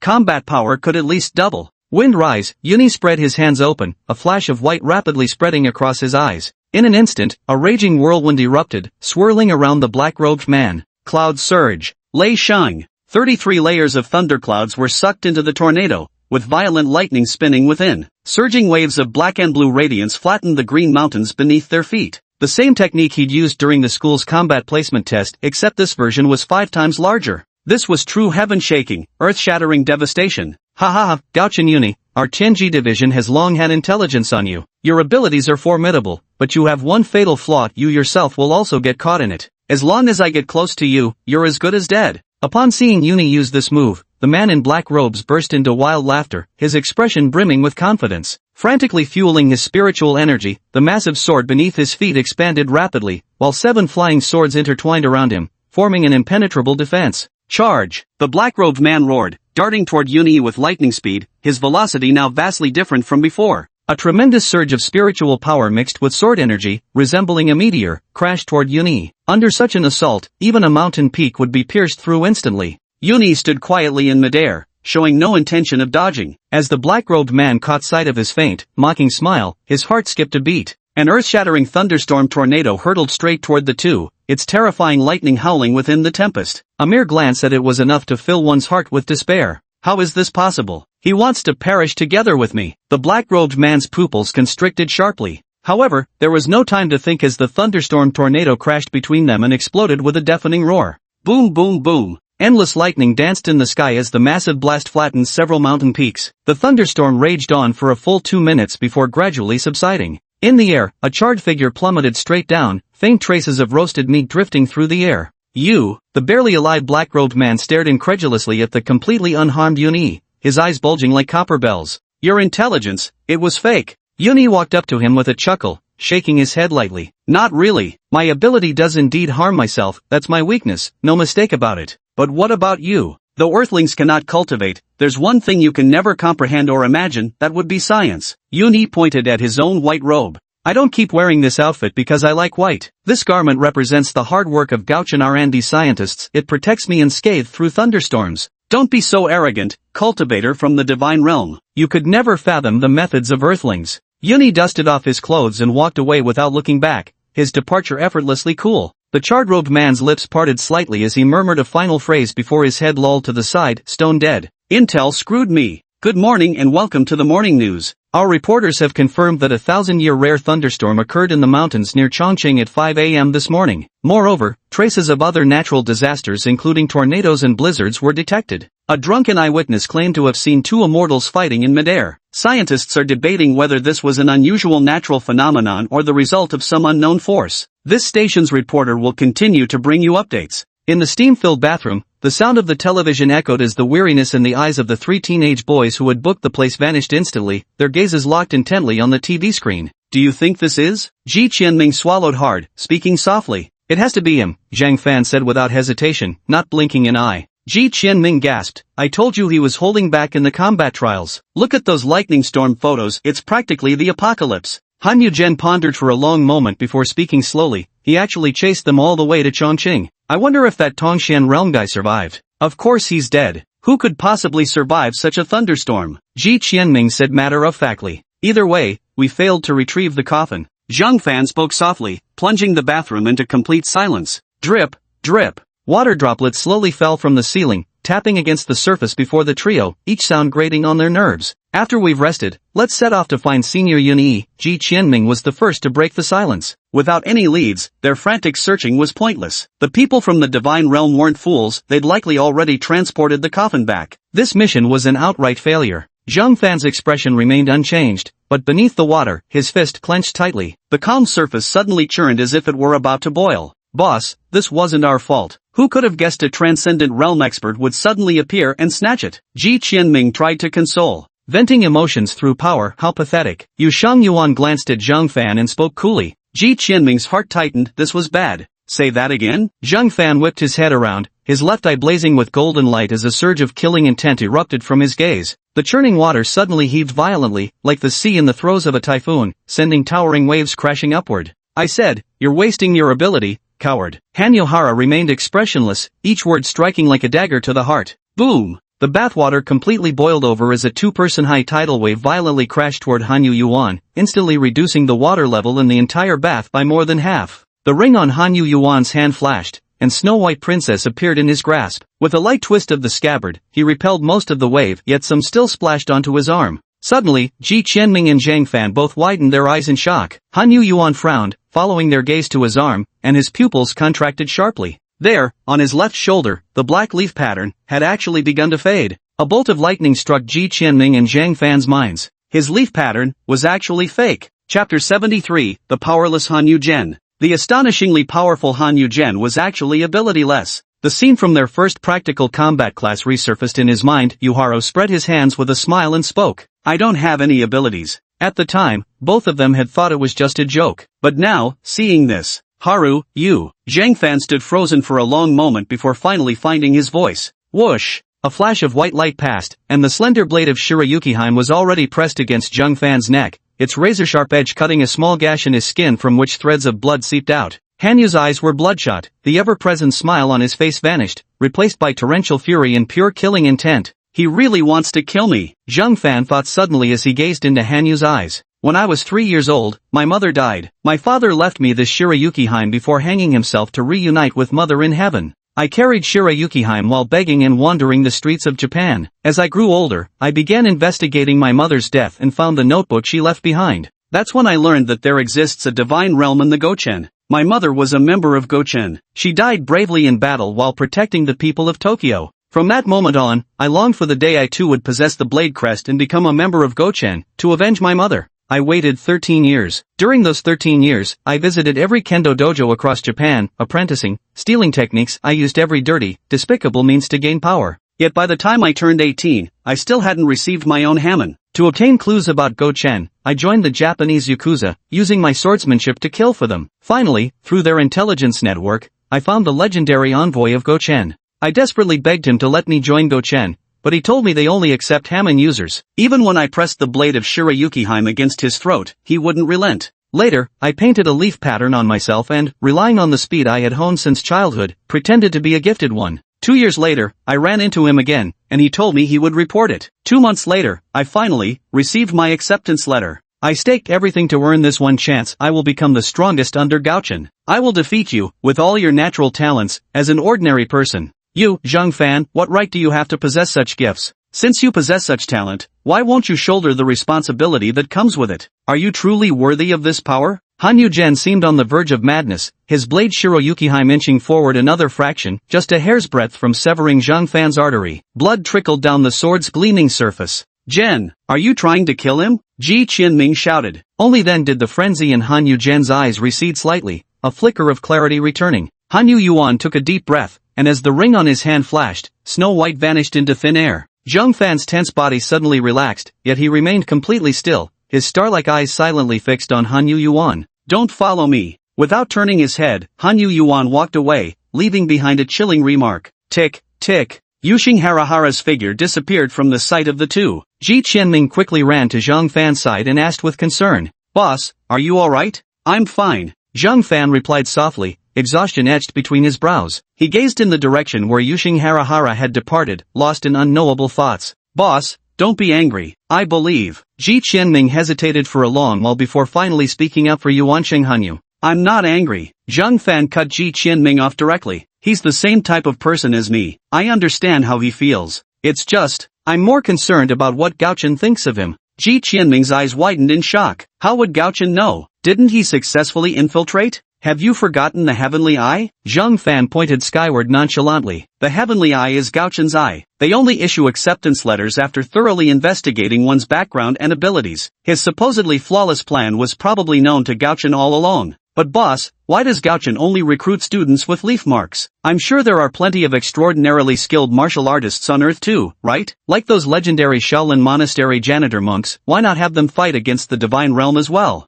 Zhang Fan sighed softly. Gao Chen only recruits the young. Those people you mentioned may be formidable, but most are no longer in their prime. Moreover, martial arts have limited potential. No matter how hard they train, they can't break physical laws like leaf marks can. Gao Chen does have a few highly skilled martial arts consultants, but at best they can only contend with third-tier ability users. Sending them to fight gods? That would be suicide. Ji Qianming pondered carefully and realized this made perfect sense. Expecting a martial artist to go head-to-head with flying swords was simply asking too much. Who could possibly withstand that? To put it bluntly, with just a single sword flight, there's no way I could keep up. Why did Gao Chen still admit Yuan? Ji Qianming muttered to himself. Gao Chen Academy, the principal's office. Your Majesty, you've finally returned. Xingye, who was cleaning, bowed respectfully at the sight of the visitor and said with a wry smile.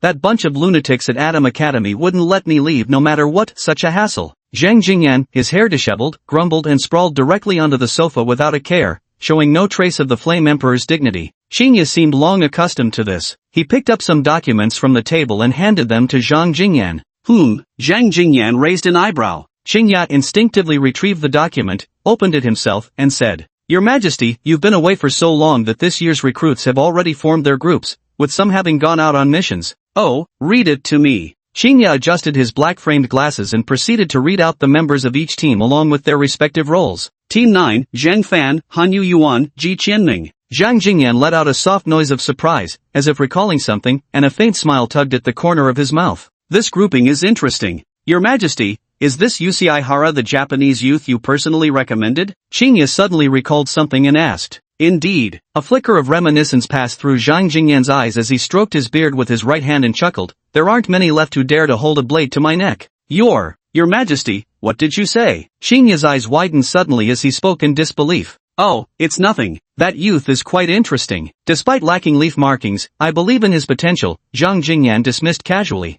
Xingye hesitated for a long moment before finally saying, Your Majesty, Gao Chen has a rule stating that those without leaf patterns. Chapter 74, Tokyo Youth. Hoof. Zhang Jingyan let out a cold snort, directly cutting off Xingye's words. Qing the nag, oh Qing the nag, you're simply too rigid. Rules are dead, but people are alive. If you've got the capability, why don't you resurrect the senior who made these rules and have him come beat me up? Right now, I'm the principal, my turf, my rules. As he spoke, Zhang Jingyan started humming along to the rhythm of Jie Chao's song. Xingye was thoroughly speechless, utterly unable to withstand Zhang Jingyan's mannerism, and quietly retreated from the principal's office. Once the door was securely shut, Zhang Jingyan suddenly fell silent, slowly closing his eyes. 2 years ago, in Tokyo, the rain was pouring down. In a narrow alley of Kabukicho, a youth clad in a black haori stood in the rain, water dripping from his hair, his eyes shining like stars. Messenger of Hook Chen? The boy's voice trembled slightly. The pink neon lights from across the street pierced into the dim alley, reflecting on Zhang Jingyan's face. His gaze shifted away from the sign of the free information desk as he carefully examined the youth before him.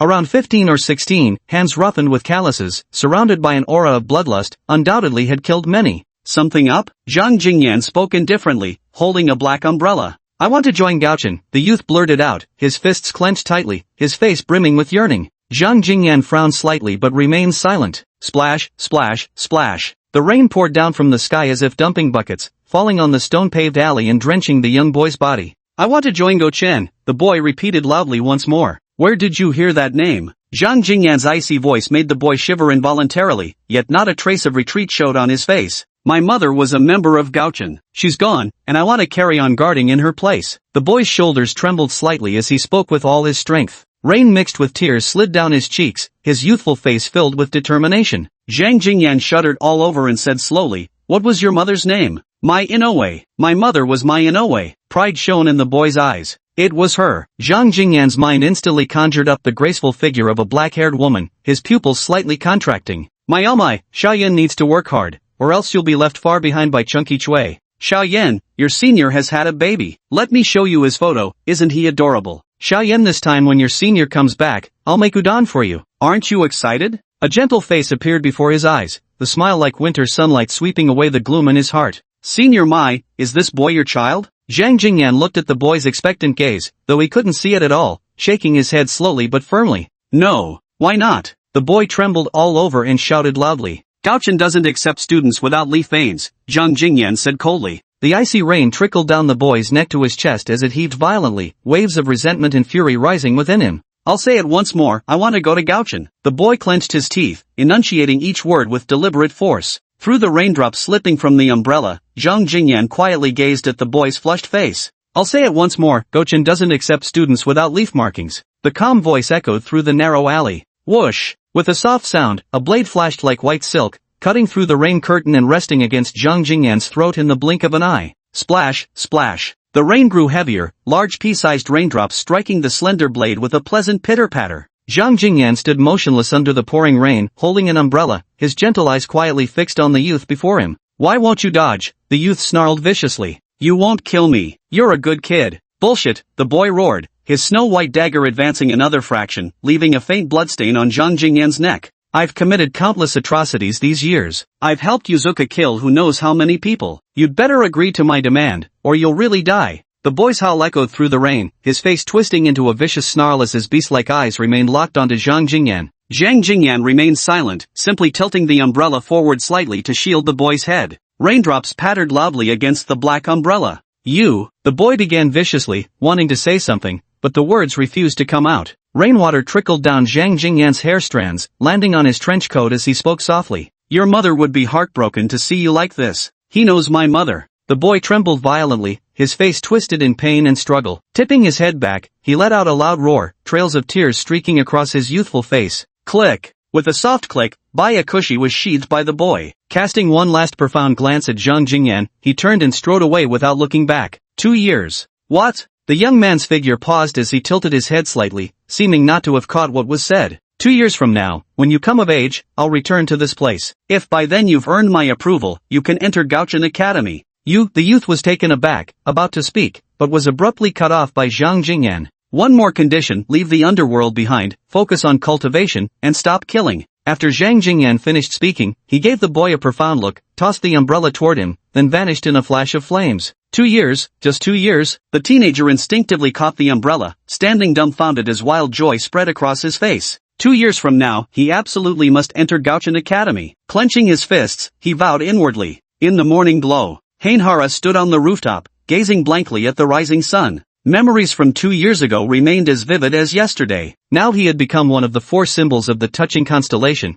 exactly what he'd aspired to be back then. He had done it, so what if he lacked Maple Crest? With swordsmanship honed through relentless training, he could still protect everything his mother had once guarded. Creak! The iron door to the rooftop slowly opened, with Habarayuki standing motionless. "Didn't I tell you not to follow me?" he spoke coldly. Zhang Fan and Ji Qianming exchanged glances before Ji Qianming spoke first. "Habra, so what if you don't have abilities? Right now, you're already way stronger than anyone else in Gaochen. You're my idol, like Zoro in One Piece, Zenitsu Agatsuma in Demon Slayer, Kenpachi Zaraki in Bleach. Don't compare me to that idiot Kenpachi Zaraki. Ahem, anyway, you're my idol. Despite having no abilities, you still chose to protect Earth and managed to become the strongest in our cohort." "I'm not the strongest." Hanabira Hara slowly turned around, pointing a finger at Zhang Fan as he spoke calmly. "He is." Chapter 75. Time to believe in some mysticism for once. Zhang Fan was silent for a long moment before speaking softly. "You're strong. I acknowledge you. God, if you can't speak properly, don't speak at all." Ji Qianming looked like he was about to cry.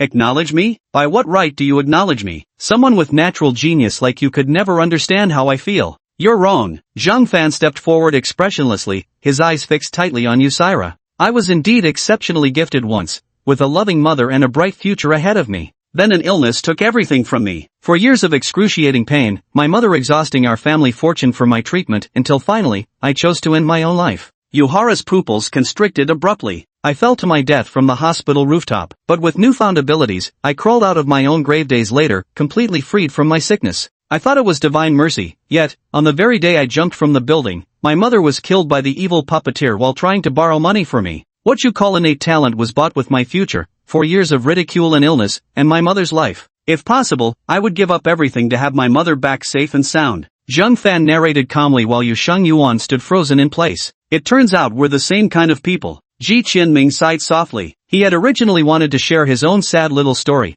but these two big shots kept topping each other with their tragedies. Best not to embarrass himself. As for what you said earlier about responsibility matching one's abilities, I've never shirked that. You'll understand in time. Zhang Fan walked over and looked him in the eyes, speaking earnestly. Han Yuzhen remained silent, the resentment and indignation in his heart having completely dissipated. For the first time, he felt genuine recognition towards Zhang Fan. I apologize for what happened earlier, Hanehara suddenly spoke. A faint smile appeared on Zhang Fan's lips as he gently patted his shoulder. It's dawn. Let's go find Senior Uni and return to Gaochen. Wait a minute. Ji Qianming suddenly jumped out, grinning as he said, just now, I suddenly thought of a way to find the coffin. Whoosh! Zhang Fan and Yuansheng Yuanmeng turned their heads, waiting for Ji Qianming to continue. Since there are no leads, it's time to believe in metaphysics for once. Ji Qianming pulled out his phone, flipped to Duan Muqingyu's number, and said with a smile, Metaphysics? The expressions of the two men grew peculiar. Zhang Fan pondered for a moment before asking, Are you planning to contact Duan Muqingyu from Squad 10?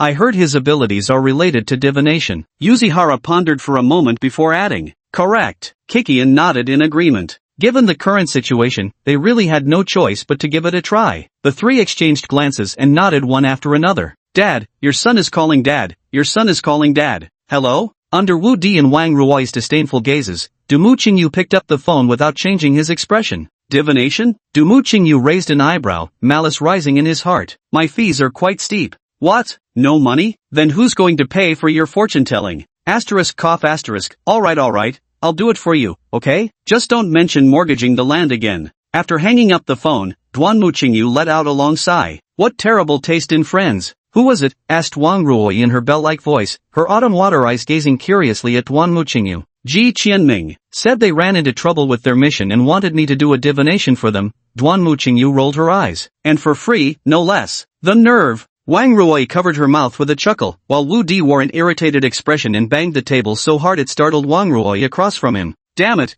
I want to go on a mission too. No, Duan Muqingyu said firmly, the divination indicates it's inadvisable for us to go out recently. Let's discuss it again next month. Ignoring Wu Di's grumbling, Duan Muqingyu walked to his room, calmed his mind for a moment, and took out the yarrow stalks for divination. The leaf-shaped patterns beneath his wrist shimmered faintly. Click. As the divination symbols appeared, Duan Muqingyu revealed an intrigued expression and began interpreting the hexagrams.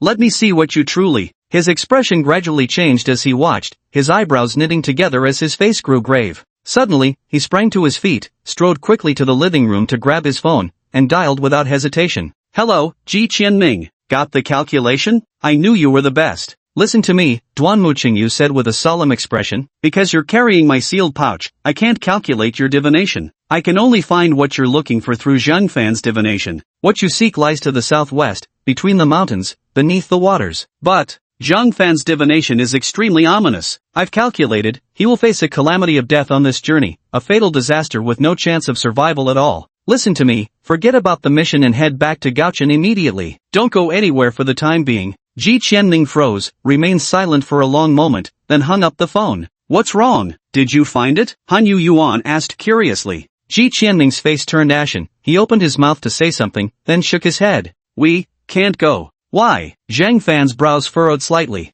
Duan Muqingyu said that going to see the boss now would be a fatal calamity, a death sentence with no chance of survival. Ji Qianming took a deep breath and said solemnly. The atmosphere on the rooftop instantly froze. I propose we abort the mission and contact Senior Uni directly to return to Gaochen, Ji Qianming said decisively, raising his hand first. Yasuihara pondered for a long while before finally raising his hand as well. There's no need to take risks. Let's return to Gaochen, he said, squinting his eyes. Zhang Fan glanced at the two men, feeling a surge of warmth in his heart. The corners of his lips curved slightly upward as he nodded helplessly. If I'm in danger, you all might be too. We truly can't afford to take risks. Ji Qianming's hanging heart finally settled down. Initially, he had worried that the boss might refuse to accept defeat and recklessly charge forward. To prevent exactly this possibility, he had deliberately avoided mentioning the location that Duanmu Qingyu had mentioned. The three of them contacted Yunyi, settled on a meeting spot, and drove off in an off-road vehicle. Duanmu, didn't you already warn them? Why do you still look so gloomy? After hanging up the phone, Duanmu Qingyu continued pacing restlessly around the room, sighing incessantly with a troubled expression. Unable to contain his curiosity any longer,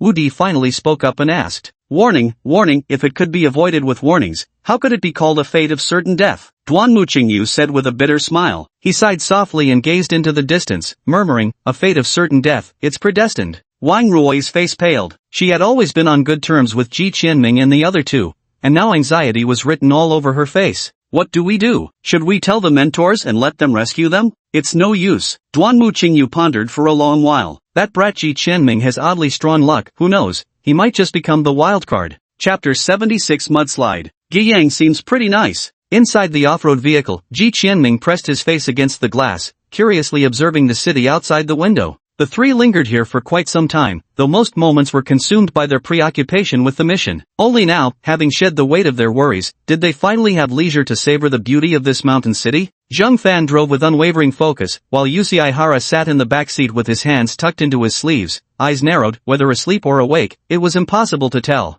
The place Senior Yunyi mentioned seems to be in the neighboring city. It'll take at least 3 hours to get there, Ji Qianming said as he activated the navigation. 3 hours probably won't be enough. There's heavy rain coming, Zhang Fan remarked calmly. Ji Qianming glanced out the window. Dark clouds had unknowingly enveloped the city, presenting a truly ominous sight. I'll get some sleep first, then switch with you when I wake up, Ji Qianming said with a yawn to Zhang Fan. Zhang Fan's lip twitched slightly, as if recalling some painful memory. No need, I'll keep driving, he replied. It's great to have an awesome big brother. Ji Qianming reclined his seat slightly and settled in comfortably. They hadn't slept all night, and the moment he closed his eyes, he fell deep into slumber. After what felt like eternity, Ji Qianming slowly blinked his eyes open. Outside, a heavy downpour was already underway, with dense raindrops pelting against the window panes, creating a rhythmic pitter-patter. Through the thick curtain of rain, one could faintly make out the surrounding undulating mountains, but Guiyang had vanished from sight. Suddenly, the off-road vehicle slowed to a halt. Ji Qianming peered out the window and saw the road ahead blocked by fluorescent tape,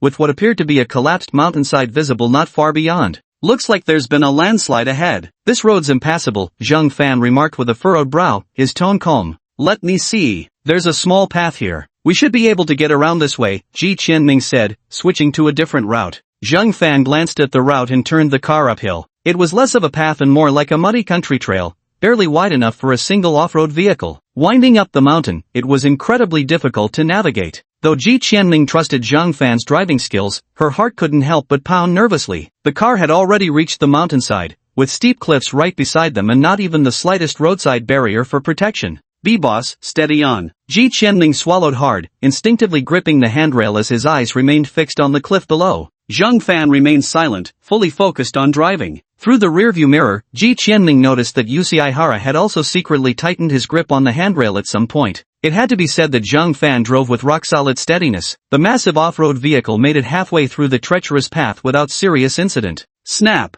A vicious bolt of lightning split the sky as torrential rain poured down like a celestial flood, drenching the entire mountainside. Suddenly, the soil on this mountain slope loosened slightly, beginning to slide downhill, rolling faster and faster, gathering more and more debris along the way. Rumble! The ominous sound reached the ears of the three individuals. Ji Qianming snapped his gaze toward the mountain peak, where massive collapsing sections of the hillside were now tumbling down with terrifying momentum. Landslide! His eyes widened as he shouted the warning. Zhang Fan and Uchiha turned their heads abruptly, their faces visibly paling. Damn it, right in its path. Get out of the car. Run toward its side. Zhang Fan reacted lightning fast, decisively abandoning the SUV as he flung the door open and leapt out. Uchiha and Ji Qianming followed close behind. Massive chunks of collapsing mountains transformed into a torrent, sweeping away trees and houses in its path as it surged toward the three at terrifying speed. Just as the mudslide was about to engulf them, a brilliant golden light flared from Zhang Fan's left eye. With great effort, he stretched out a hand and twisted it toward the raging flow. The leading edge of the mudslide slowed slightly, but the rear section's momentum grew even more violent, ramming into the front and breaking free from Zhang Fan's control entirely. Zhang Fan grunted, staggering backward as he nearly lost his footing. Fortunately, this brief pause bought them time, the safe zone was just within reach. Boss! Ji Qianming saw Zhang Fan stumble, his figure subtly lagging behind them, absolutely unable to dash into the safe zone in time. Just as Ji Qianming was about to turn around, Yusira flew out like a phantom. Don't look back, I'll go. His voice reached them through the pouring rain. A hint of struggle flashed in Ji Qianming's eyes before he dashed toward the safety zone with all his might. At his speed, not only could he not save Zhang Fan, but he might also become a burden to Yusheng Yuan. In the blink of an eye, Yusheng Yuan reached Zhang Fan's side, gripping his collar and swiftly pulling him toward the safety zone. In that fleeting moment, the mudslide had already reached them, threatening to bury both in an instant. Yusheng Yuan took a deep breath, hurled Zhang Fan with all his strength into the safety zone, and then leaped up lightly himself. Triangle! Ji Qianming shouted, and 13 fragments of mirror blades soared from his pocket, assembling into 2 small cubes that shot towards Yusihara like lightning. Yusihara moved like a dragonfly, lightly tapping one foot on the first cube before effortlessly leaping toward the second one, all while the raging mudflow churned beneath him. Just then, a fierce gale swept in from the distance, tilting Yusihara's balance and sending him sliding off the second cube. Like a kite with severed strings, Yusihara drifted helplessly toward the surging mudflow below. Damn it! Ji Qianming's pupils constricted sharply. Han Yuzhen proved worthy of his reputation, swiftly adjusting his posture midair. He planted one foot on a broken log amidst the mudslide, avoiding direct submersion, but was still carried downhill by the roaring torrent of debris. Through the haze, Ji Qianming glimpsed the yellow-clad figure fluttering like a butterfly atop the mudflow. Get downhill fast, he's still alive. Zhang Fan struggled to his feet and sprinted downhill. Ji Qianming followed close behind. At the mountain's base, Zhang Fan and Ji Qianming were gasping for breath, with rain and sweat streaming down their faces. Covered in wounds, they were on the verge of complete exhaustion. They had sprinted straight down from the mountainside, using every ounce of their strength to descend such a towering peak. He must be nearby. Without a moment's pause, Zhang Fan immediately began searching the surrounding area. Yuan! Ji Qianming shouted at the top of his lungs, his voice quickly drowned out by the torrential rain. The 2 rag-clad boys searched frantically. Ji Qianming manifested a megaphone using his Dreamweaver ability, calling out Yusihara's name while scanning their surroundings. Through the curtain of rain, he faintly glimpsed a yellow figure pinned beneath a fallen tree trunk. Yuan! Ji Qianming's eyes lit up as he dashed toward the broken timber. Boss! Over here! Ji Qianming ran closer, recognized the figure's appearance, and immediately bellowed through the megaphone. He quickly dashed to Yuancheng Yuan's side, forcefully moved the broken log away. At that moment, Zhang Fan also sprinted over like the wind. He's alive, just unconscious. Zhang Fan checked Yuancheng Yuan's condition and sighed in relief. Ji Qianming materialized a large black umbrella to shelter all 3 of them. Let's find somewhere to take cover from the rain first. Chapter 77. Deep in the Mine. Zhang Fan nodded, hoisting Hanabra onto his back as he scanned the surroundings for shelter. There's a cave. Ji Qianming called out, holding an umbrella and pointing toward an opening in the mountainside. The 2 carried Hanabra into the cave only to realize upon entering that it was actually an abandoned mine shaft. The mine shaft was about 2 people high, supported by internal scaffolding with tracks laid on the ground. Judging by the dust-covered lanterns on both sides,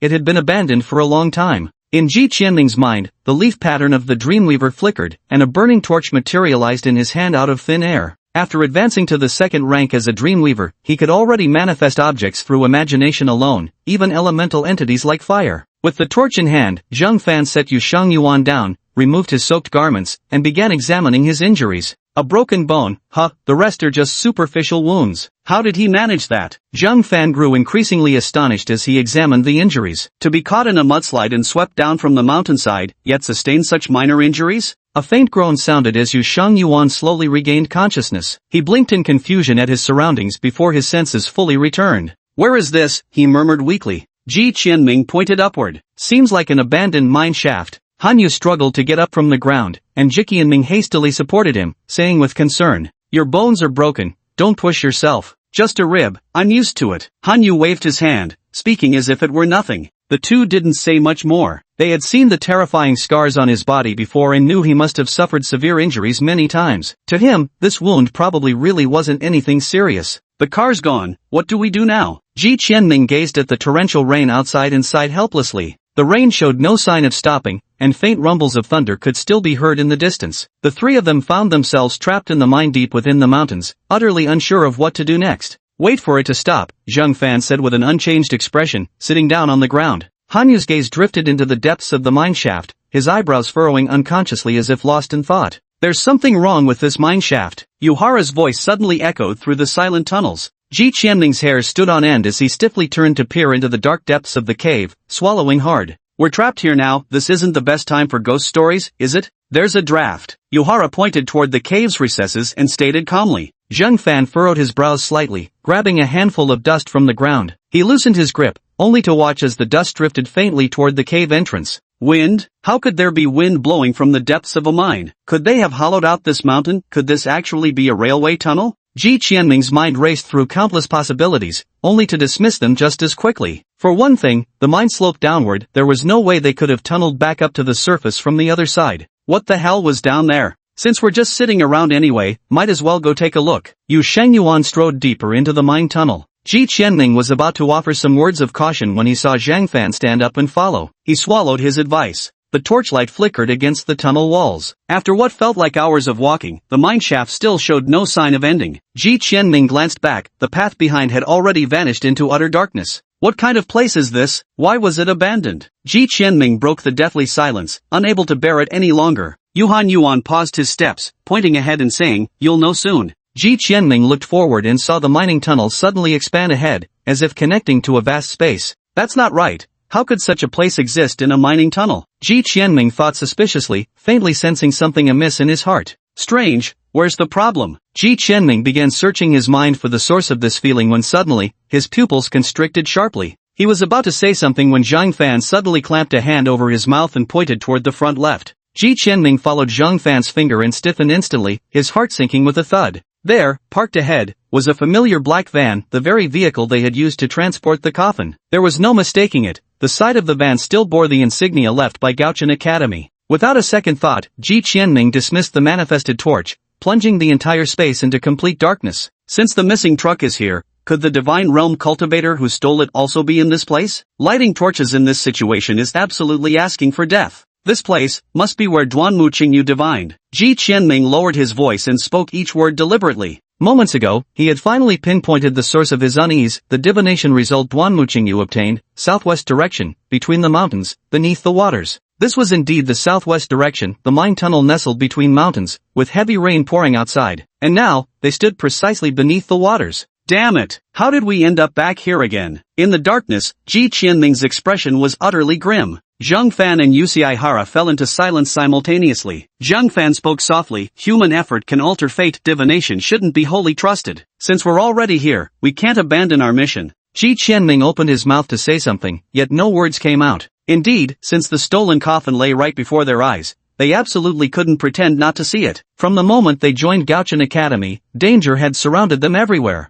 No one here for now. Before they knew it, Habra had already scouted the entire area and returned to the pair, speaking in a hushed voice. No one? Great opportunity. Ji Qianming's eyes lit up. I'll stay here and keep watch. Yuan can hide in the shadows ready to strike at any moment. Qianming, you go carry out the coffin. Zhang Fan mused briefly before deciding on the plan. Ji Qianming's lips twitched slightly. Carrying a coffin on his back, how utterly spine-chilling that sounded. Fortunately, he had worked in a haunted house before, so his mental resilience wasn't weak. Gritting his teeth, he charged into the carriage. Zzzzzt. Ji Qianming materialized a tiny spark in his hand, faintly illuminating the interior. The carriage's furnishings remained unchanged from before. The pharaoh's sarcophagus still lay quietly in its original spot. At that moment, Ji Qianming suddenly realized a serious problem. There was absolutely no way he could carry that stone coffin by himself. The coffin was entirely made of stone, weighing at least 300 kilograms. Even pushing with all his strength, he couldn't budge it an inch. How could anyone possibly carry it? Footsteps. Everyone hide now. Zhang Fan's voice suddenly rang out, instantly casting nervous tension over the trio.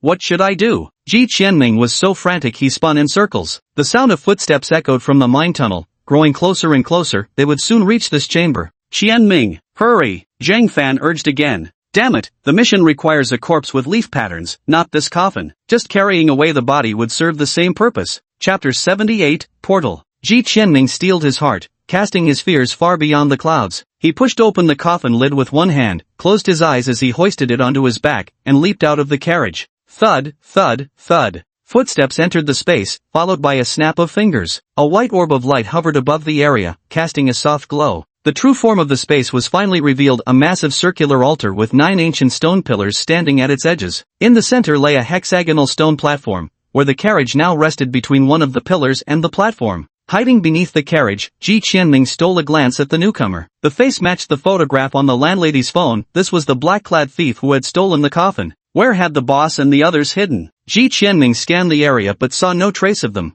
The thief, Lu Sanchue, glanced at the time, adjusted his clothes with a beaming smile. Heh, at last, it's time to return to the divine realm. Though Earth is interesting, no woman here compares to the female cultivators of the Crimson Sleeve Pavilion. TSK, how I miss them. Lu Sanchue licked his lips, his eyes glinting with a leer. A silver light flashed from the spatial ring on his hand, and several pigeon egg-sized crystals appeared on the stone platform, each one brimming with spiritual energy. Are those the Divine Realm's spirit stones? Ji Qianming recalled the knowledge he had learned from the Divine Realm's history. Spirit stones are the hard currency of the Divine Realm, not only useful for trade but also containing vast spiritual energy that can aid in cultivation. However, these few stones are of significantly higher quality than the ones shown in class. Spirit stones are classified into 4 grades: inferior, medium, superior, and supreme. The ones in his hand were at least medium-grade spirit stones. Ji Qianming thought to himself. The time is almost ripe, Lu Sanchue muttered to himself. He inserted several spirit stones into the grooves of the stone platform, then produced a crimson token and forcefully embedded it into the center of the platform.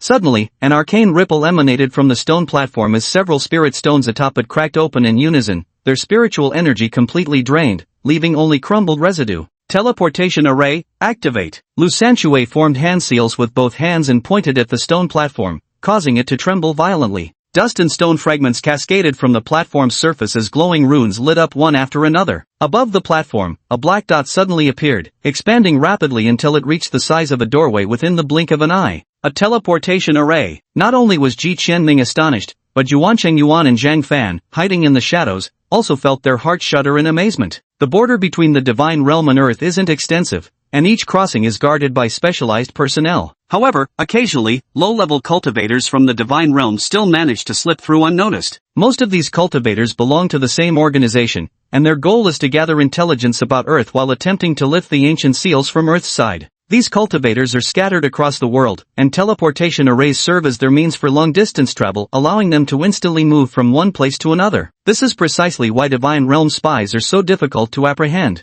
However, setting up a teleportation array is an extremely complex process. Constructing simultaneous formations in 2 locations requires at least a year, and each activation consumes a tremendous amount of energy. As such, they are only used under extraordinary circumstances. An active teleportation array here? Where does it lead? Ji Qianming suppressed his shock as he began formulating possibilities. At that very moment, a figure emerged from the black hole. It was a powerfully built man, standing a full 2 meters tall with bronze skin, a coldly handsome face, and an explosive strength radiating from his entire body. Welcome, Lord Gejiang. Lu Sanchue bowed his head respectfully, his eyes filled with reverence. Poof. Gejiang gave him a thorough once-over before speaking in an icy tone. So you're Lu Sanchue? Is everything prepared? Everything is ready, just waiting for you to take it away, Lu Sanchue chuckled. Master, once this mission concludes, can I return to the divine realm? Gejiang gave a slight nod. It is the rule of the Shadow Pavilion that any death warrior who makes significant contributions may return to the divine realm. Do you have any doubts about this? No, I wouldn't dare, Lu Sanchue replied with unconcealed delight, his tone full of deference. Gejiang cast a cold glance at him. Where is the item? Lu Sanchue led Gejiang to the black carriage and pointed at Pharaoh's coffin, saying, the goods are right here. The two were now less than 2 meters away from Ji Qianming, who held his breath, not daring to make the slightest sound. My lord, this is a small token of gratitude from this humble one. Please take care of us on the way back to the divine realm. Lu Sanchue discreetly handed a pouch of spirit stones to Gejiang, smiling obsequiously. Gejiang's eyebrows twitched slightly as he quietly accepted the spirit stones, weighing them gently in his hand. A satisfied smile appeared on his face. Good, well done. Many thanks, Excel-Len. Before Lu Sanchue could finish speaking, a dark golden hand suddenly reached out and gave a light pat on top of his head. Crack! Lu Sanchue's head split open like a watermelon, crimson and white fluids cascading down his body. With a slight nudge from Gejiang, the headless corpse collapsed. If you want to return to the divine realm, just reincarnate and go back. This merit shall be mine instead, Gejiang sneered coldly. Under the carriage, Ji Qianming widened his eyes, staring at the blood and brain matter splattered on the ground. His stomach convulsed wildly, nearly making him vomit on the spot. Are all divine realm people this ruthless? Gejiang staggered onto the carriage and peered into the coffin, his smile instantly freezing on his face. Where is it? Trying to mess with me? Gejiang's face twisted in rage as he roared and stomped his foot violently against the carriage. Bang! The entire van let out a thunderous noise as all four tires burst simultaneously, causing the massive vehicle to plummet straight downward. Ji Qianming's pupils contracted sharply. Without a second thought, he clutched the mummy and rolled out at lightning speed. "Who's there?" The enraged Guzhang keenly detected Ji Qianming's movement and leaped out from the carriage. A young man lay panting heavily on the ground, accompanied by a mummy. "How fascinating. You've actually delivered it right to me. Heaven smiles upon me." Guzhang completely ignored Ji Qianming as he gazed at the mummy, his anger vanishing as he burst into laughter. Then shifting his gaze to Ji Qianming, he sneered coldly, "Considering you helped me earn merit, I'll make your death quick." As he spoke, a dark golden light erupted from his hands once more, transforming into a massive millstone that came crashing down toward Ji Qianming. Hokushinito Ryu, Sumayer Giri. Whoosh! An unparalleled blade light suddenly slashed from behind him, landing effortlessly on his neck as Uehara, raising his sword, showed a hint of delight on his face. Yet, the razor-sharp Shiratsuki only sank half a fingernail's depth before being firmly lodged in his muscles. Uehara's pupils contracted sharply. What kind of body is this, to be so incredibly tough? The figure across the river paused for a moment, then turned slightly to give a cruel smile at the shocked Han Yuzhen. Chapter 79, Desperate Situation. At that moment, Ji Qianming leaped up from the ground, holding the mummy as he retreated several steps, with 13 fragments of mirror knives swirling around him. In his mind, the fantasy artist Yawen flickered, and a black pistol materialized in Ji Qianming's hand. A second-tier fantasist could manifest even more intricate illusions for Ji Qianming, representing a qualitative leap compared to first-tier abilities. Ji Qianming swiftly raised the gun, took aim, and fired 3 shots in rapid succession at Guzhang's head across the river. Bang bang bang! Guzhang snorted coldly, stomped the ground forcefully with one foot, instantly creating fissures, while a faint Dharma form manifested behind his burly frame, blocking every bullet. Creak! At this very moment, the black van abruptly stood straight up, its massive several-ton body viciously crashing toward Guzhang. Guzhang responded with a disdainful cold snort. A faint golden glimmer flashed across his right hand as he abruptly raised his arm, delivering a mighty punch straight at the van's undercarriage. Clang! Guzhang's fist struck the chassis without any unnecessary flourish, producing a deafening explosion. The enormous van immediately cracked apart inch by inch from the point of impact before being sent flying backward in its entirety. Guzhang's stance didn't waver in the slightest. It was as though he hadn't just sent a multi-ton truck flying, but merely tossed aside a pillow. This person is at the profound mystery realm, and worst of all, he's a body cultivator. Zhang Fan stepped out from behind the pillar and said gravely. Ji Qianming's heart sank. The profound mystery realm was equivalent to their third-tier ability users. Although the three of them now possessed combat power beyond the second tier, they still stood little chance against a profound mystery cultivator. And to top it off, a body cultivator who refined his flesh as a magic artifact? We don't stand a chance. Qianming, quickly take the pharaoh's corpse and leave. Uehara and I will cover the retreat,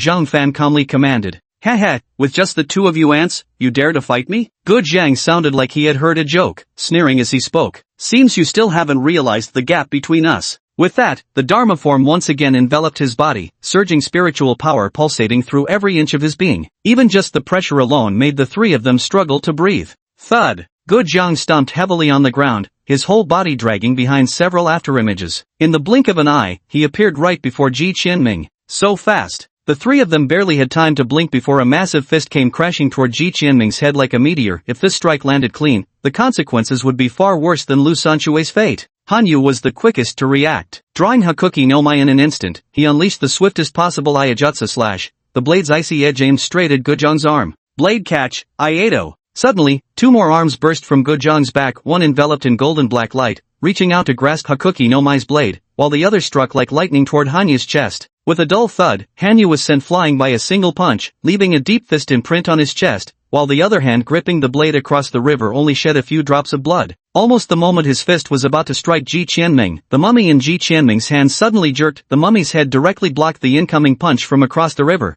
forcibly absorbing the full impact. The tremendous force sent Ji Qianming stumbling back dozens of steps before he collapsed onto the ground. Across the river slightly furrowed his brows, seemingly surprised that his guaranteed lethal strike had actually been blocked by this kid. Not only him, but Ji Qianming was also staring dumbfounded at the mummy beside him. That definitely wasn't his doing. How had the mummy suddenly appeared in front of him? Could it be a case of corpse resurrection? Ji Qianming shuddered, but no matter what, this mummy had just saved his life. Yuan, are you alright? Ji Qianming quickly ran to Hanyu Yuan's side. Hanyu Yuan coughed up large mouthfuls of blood as he struggled to stand, his face twisted in pain. Cough, I'll live. Bro, your chest has caved in already. You call this okay? Ji Qianming's face was filled with anxiety. Zhang Fan's brows were tightly knit at this moment. The opponent had severely injured two of them in just 2 seconds. If this continued, they'd truly be wiped out here. Qian Ming, quick, take him and the mummy and get out of here. Zhang Fan's left eye suddenly erupted with a dazzling golden light as he glared fixedly across the river and roared loudly. Ji Qianming shuddered all over as something suddenly occurred to him, and he whipped his head around abruptly.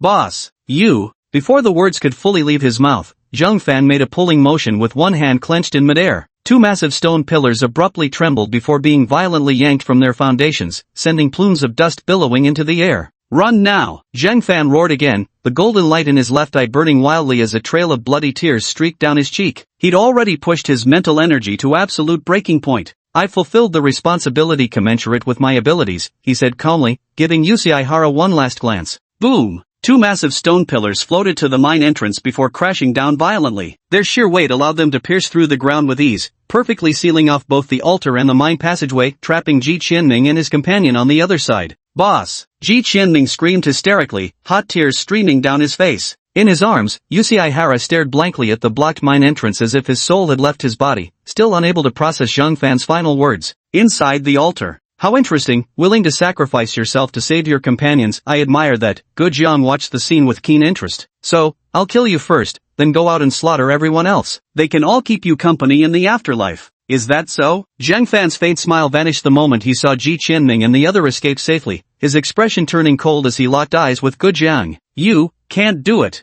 In an instant, he pulled a throwing knife from his pocket and swiftly stabbed it toward his own left eye. You! Startled by this action from across the river, Gu Jiang froze in place. The flying dagger was embedded in the pupil of his left eye. Blood streamed wildly from the corner of his eye as his face twisted in agony, barely suppressing a roar of pain. Piercing through his own eyeball, Zhang Fan endured excruciating pain to pull the dagger out. His left eye socket had turned into a pool of blood, the eyeball split open with a bloody gash, revealing a golden leaf pattern shimmering within. The leaf pattern radiated golden light. Upon closer inspection, one could see the surface covered with intricate black lines. Now flickering with dark light, these lines formed an arcane array, sealing most of the leaf pattern's power within. From the moment Zhang Fan's eyeballs shattered, a supreme power flooded the entire space. What is this? Gu Jiang trembled violently all over, his knees bending uncontrollably. His eyes filled with profound terror. Were it not for years of body cultivation, he might have already prostrated on the spot. Golden leaf patterns flickered in Zhang Fan's eye sockets as he stood motionless, blood covering his face. His indifferent expression resembled a demon. Gu Jiang stared at this youth embodying both divinity and evil before crumbling completely. With a thud, he fell to his knees. Zhang Fan slowly extended one hand, pointing across the river. Chapter 80, My Wish. I wish for all your cultivation to vanish, leaving you with the strength of a mere child. Zhang Fan's calm voice echoed across the altar. Jiang Gu, who had been kneeling on the ground, suddenly spat out a mouthful of blood. His spiritual power visibly dissipated into the air as his cultivation rapidly declined from the Tongxian realm all the way down until a crack appeared directly on his spiritual root, permanently severing his path of cultivation. At the same time, his burly frame began to shrink violently, his firm muscles writhing uncontrollably, and within mere breaths, he was reduced to a withered, scrawny figure. The once invincible Tongxian realm had now completely turned into that of a feeble mortal with no strength to even kill a chicken. Impossible, this can't be. Gu Jiang frantically ran his emaciated arms over his body, his eyes brimming with terror and disbelief, his voice trembling uncontrollably. Right at that moment, Zhang Fan's voice drifted over leisurely. I wish upon you every disease and unending torment of the soul. The moment these words were spoken, Gu Jiang's entire body erupted with various spots and tumors. Itch and agonizing pain struck simultaneously as his withered hands frantically clawed at himself, tearing open flesh amid gushes of blood and pus. Ah! Ugh! His screams lasted several beats before he vomited a mouthful of black blood, followed swiftly by hemorrhaging from all 7 orifices. Each of his internal organs manifested different afflictions, not a single inch of his body remained untouched by corruption. Yet even this wasn't the end. Through blurred vision, he saw Lu Sanchue transform into a vengeful ghost, crimson eyes burning into him before violently wrenching his head upward. Why did you kill me? Why? Behind him stretched mountains of corpses, all those he had slain before, their grotesque faces twisted in fury, as if yearning to devour him alive. Give me back my life. I merely stood in your way. Why did you have to kill me? Give me back the lives of my wife and child. It hurts so much. Why must you skin and dismember me? Endless inner demons drowned Gu Jiang's consciousness as his spirit and flesh simultaneously endured humanity's most excruciating curse. He longed for suicide but found himself powerless to act. I swear, I beg you, give me a quick death. Just as Zhang Fan uttered 2 words, Gu Zhang screamed in agony from across the river, writhing in a pool of blood as he desperately pleaded. I wish, for your heart to stop suddenly, your soul to scatter and vanish. Zhang Fan hesitated for a moment before changing his original tragic wish. Gu Zhang, struggling in the blood, shuddered violently before collapsing rigidly to the ground, already soul-scattered, with a faint smile of relief still hanging at the corner of his mouth. Zhang Fan could endure no longer, collapsing weakly to his knees as he vomited large mouthfuls of blood. The golden leaf pattern in his left eye slowly dimmed, dissolving into the shattered eyeball. Forced to break the seal to use his abilities, even utilizing just 3 verses of lamentation had exhausted his entire mental strength. His body was already beginning to crumble. Is this where I end? He murmured to himself. Plop. His entire body collapsed into the pool of blood. As he slowly closed his eyes, just before losing consciousness, he faintly heard a tremendous explosion. Boom! The 2 stone pillars at the entrance of the mine tunnel suddenly exploded, sending large chunks of rubble tumbling to the ground. Through the billowing dust emerged 2 familiar figures. Cough, cough. This TNT sure packs a punch. Ji Qianming coughed several times before shouting loudly, Boss, we're here to save you. As the 2 entered the altar, they froze upon witnessing the hellish scene before them. Boss! Ji Qianming's pupils constricted sharply as he sprinted to Zhang Fan's side and screamed the words. He's still breathing, but fading fast. Hanahara's face was pale as he extended a finger to check the pulse, then examined his injuries. Hanahara shuddered violently, his expression turning extremely grim. At that moment, an unnatural flush spread across his face, and he coughed up another mouthful of blood. Cough, his life force is gone. There's no saving him now. He wiped the blood from his lips and spoke hoarsely. Ji Qianming stood frozen in place, his eyes seeming to lose focus as he murmured to himself. How is this possible? He's the boss. There's no way he could just die like this. Hanyu Haru looked at Zhang Fan, who was on the verge of death, and fell into silence. Haru, I did what needed to be done with my abilities. The look in Zhang Fan's eyes and the tone of his voice as he said those words flashed through Hanyu Haru's mind once more. Gripping the white snow princess tightly in his hands, a resolute expression surfaced on his face. You did it, but I haven't yet. Hajime Yuhara staggered to his feet from the ground, his eyes fixed unwaveringly on the portal atop the stone platform as he inched forward with White Snow Princess gripped tightly in his hand. Hajime, what are you doing? Kizakura noticed Yuhara's movements and shouted urgently. Yuhara's tattered robe fluttered slightly, his blood-stained long hair disheveled across his shoulders as he advanced with slow yet resolute steps, his eyes shining like stars. I'll do what I must, Yu Shengyuan replied calmly. Though I don't know what method he used to kill a Tongxian realm expert, I won't lose to him. If he could perish together with a Tongxian, so can I. Tongxian is dead, but there will be many more behind that door. I'll go kill a few to avenge him. Ji Qianming froze in place, then roared, You're going to your death. And the boss isn't dead yet, he's still alive, there's still hope. Hanyu Yuan seemed not to hear anything, dragging his battered body as he slowly climbed onto the altar. Just as he was about to touch the teleportation gate, a knife handle came flying from afar. Bang! The knife handle struck the back of Hanyu Genhara's head. At his limit, he had no chance to resist. Everything went black as he collapsed stiffly.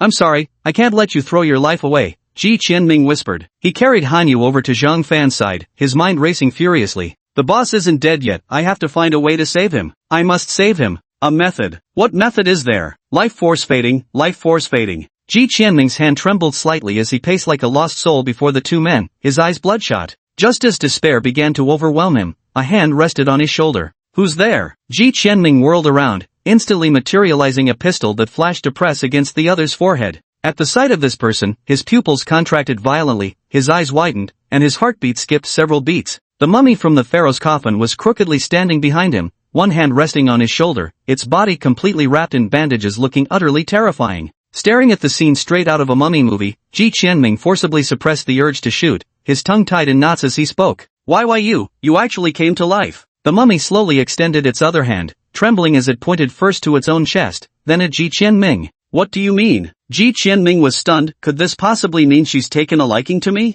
The mummy kept tapping its own chest, then suddenly used a finger to forcefully tear open a gap in the bandages. A pale golden leaf pattern appeared on its chest. You mean, to give it to me? Ji Qianming widened his eyes and spoke in disbelief. Chapter 81, Child of Light. The mummy seemed to understand Ji Qianming's words and slowly nodded. Wait, aren't you an Egyptian pharaoh? How can you understand my Chinese? Ji Qianming froze in confusion. The mummy extended its finger once more, pressing it against Ji Qianming's chest. A bolt of lightning flashed through his mind. He's pointing at mine mirror flowers. He knows about my ability? Ever since the version update, his added replica slot has remained empty. How does this mummy know that? Just who is he? Ji Qianming suddenly remembered the knocking sound he'd heard at the beginning of the escort mission. Had that been him trying to communicate with me? And that moment when he blocked Gejong's punch for me, that wasn't just my imagination either. And this leaf pattern is extremely unusual. It hasn't faded even after 200 years since his death, it still remains on the corpse. Legend has it that before his death, this Egyptian pharaoh saw the revelation given to him by the Yi pattern that this mark would become the dawn of humanity in the future. He thus decreed in his will that his remains must be sent to China 200 years later. The rumors about this dangerous artifact suddenly echoed in Ji Qianming's mind. In a flash of realization, he pointed at himself in disbelief.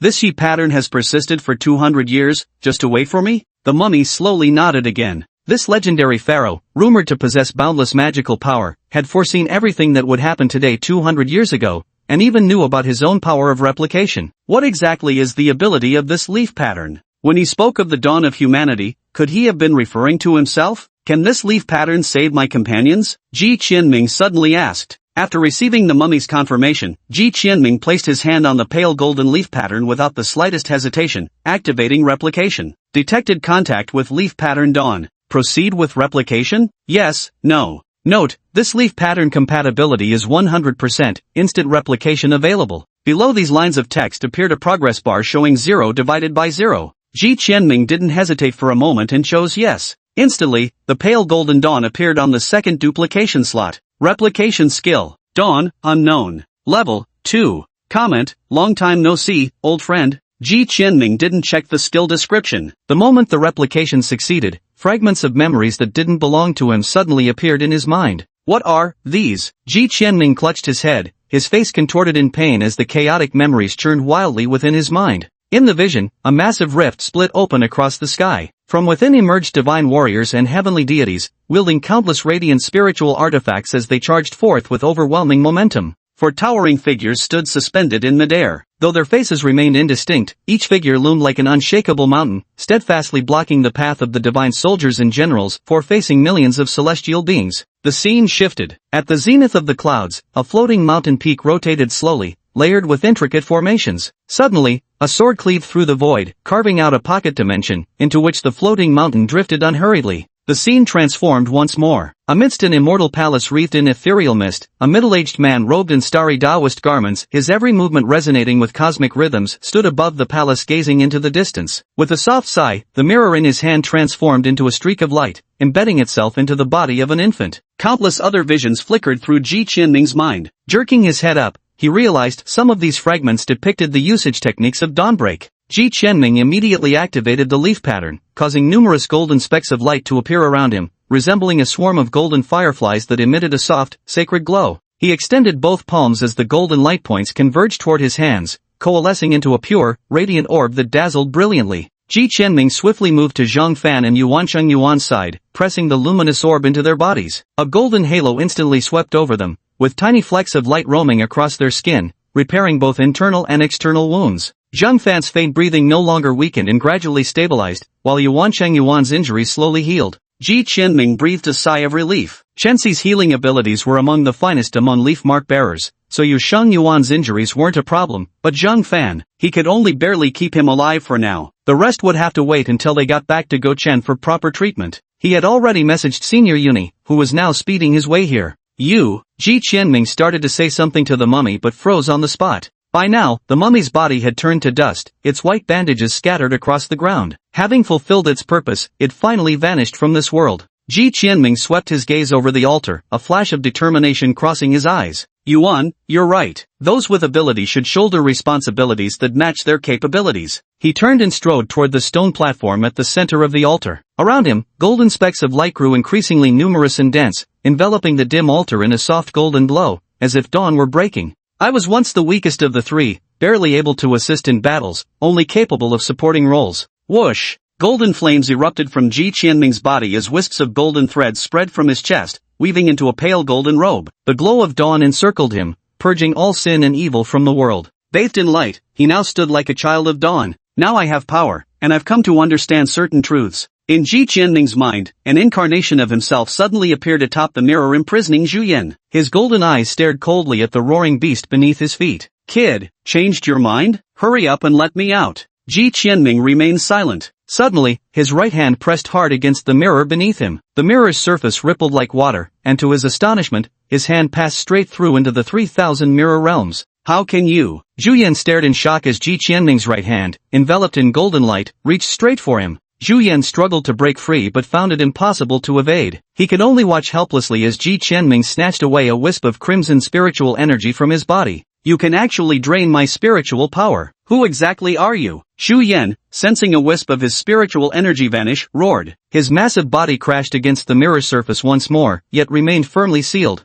Outside, a crimson thread of spiritual energy appeared in Ji Qianming's hand. Suddenly clenching his right fist, he forcibly absorbed the blood-red spiritual power into his body. When he opened his eyes again, his originally golden pupils had transformed into vertical red slits, demonic and eerie. Only able to temporarily reach the third stage, this is already my limit, Ji Qianming murmured indifferently. He took another step forward, his pale golden sacred robe billowing without wind as his aura surged continuously. Yuan, what you couldn't accomplish, leave it to me. The vengeance for our leader, I'll take it upon myself. Without the slightest hesitation, his figure vanished into the black teleportation gate, his murderous words echoing through the altar. Trash of the divine realm, here I come. Chapter 82, Claire. Europe, abandoned office building. Listen up, people from Atom Academy. If you don't want those adorable freshmen of yours slaughtered, fall back 10 miles immediately. A bald, burly man carrying a great blade stood atop the building, roaring loudly in English. At that moment, the abandoned office building was encircled by the military's airtight net. Armed helicopters tightly surrounded the skies above,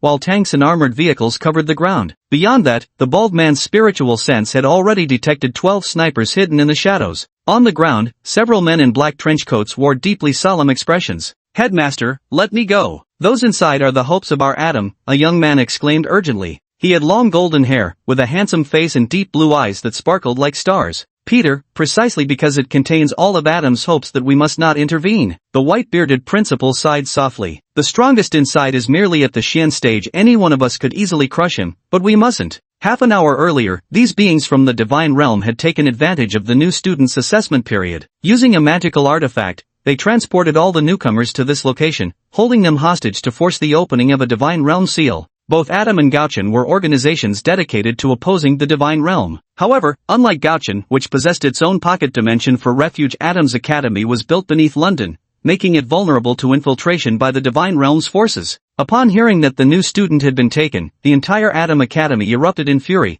with all high-level combat forces gathering here. The lowest ranked among them were 4th-tier ability users. But, are we really going to agree to their demands and break the seal here? Peter frowned deeply. The principal glanced at the abandoned building and snorted coldly. They must be sorely underestimating the foundations of our Atom Academy. Do they think capturing one new student gives them leverage over us? How naive. Inside the building, the gloomy man stood by the window, taking in every expression and demeanor of the crowd below, his cold eyes brimming with madness. Lord Morgoth, isn't this too dangerous? Shingy shivered as he observed the murderous stance of those below. Morgoth shot him a glance and snorted coldly. If it were the Gaochen Academy, I wouldn't dare act like this. But Atom Academy, heh. My lord, they still show no sign of retreating, the bald giant reported respectfully as he descended from the rooftop. Mogo frowned slightly, then turned and walked slowly toward the central array of the grand formation. Li Peng, how is the 7 killing sword formation coming along? By the formation, a man with lecherous eyes grinned and said, rest assured, my lord, this 7 killing sword formation is fully prepared. If they dare set foot inside this building, none shall leave alive. With that, he leaned slightly toward Lord Mogo's ear and pointed at the sealed Atom newborn nearby. Sir, look at these Western women on Earth, their figures are all so hot. And that fair skin, those features, TSK, we don't have anything like this in the divine realm. Won't you pick one for yourself?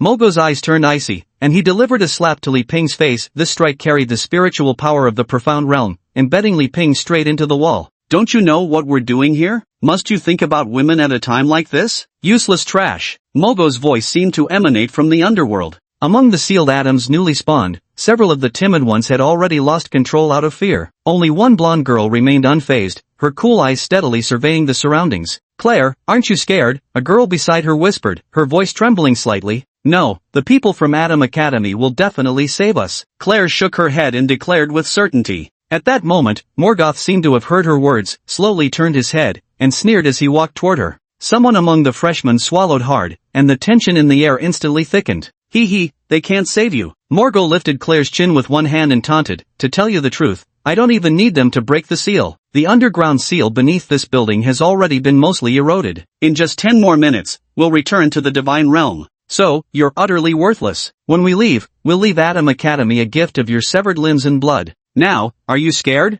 Upon hearing these words, some freshmen couldn't help but tremble, their eyes filled with despair and terror. I'm not afraid, Claire said steadfastly, meeting Morgatha's gaze. From the moment I decided to come to Atom's Academy, I was prepared to die. Morgatha's brow furrowed, his expression darkening as he seized Claire's hair and slammed her brutally against the wall. Bang! Thick streams of blood trickled down Claire's cheeks, her lips twitching in agony. Her delicate face was smeared with crimson, yet her clear blue eyes remained like undisturbed water. Damn it! I'll ask you one more time, are you scared or not? Magar growled viciously. Not scared. Bang bang bang. Magar pressed Claire's head against the wall and slammed it repeatedly, while the freshmen around them shut their eyes, unwilling to witness such a brutal scene. My lord, I think she's about to die, Xingyi whispered nervously, swallowing hard. Margot snorted coldly, tossing the half-dead Claire onto the ground before stomping off toward the stone platform in irritation. Why hasn't Gajiang arrived yet? Hasn't he gotten the goods? Useless trash. Margot glanced at the spirit stone embedded beside the stone platform, cursing under his breath. The spiritual energy can only last another half-stick of incense time. If he doesn't show up soon, all our efforts will be wasted.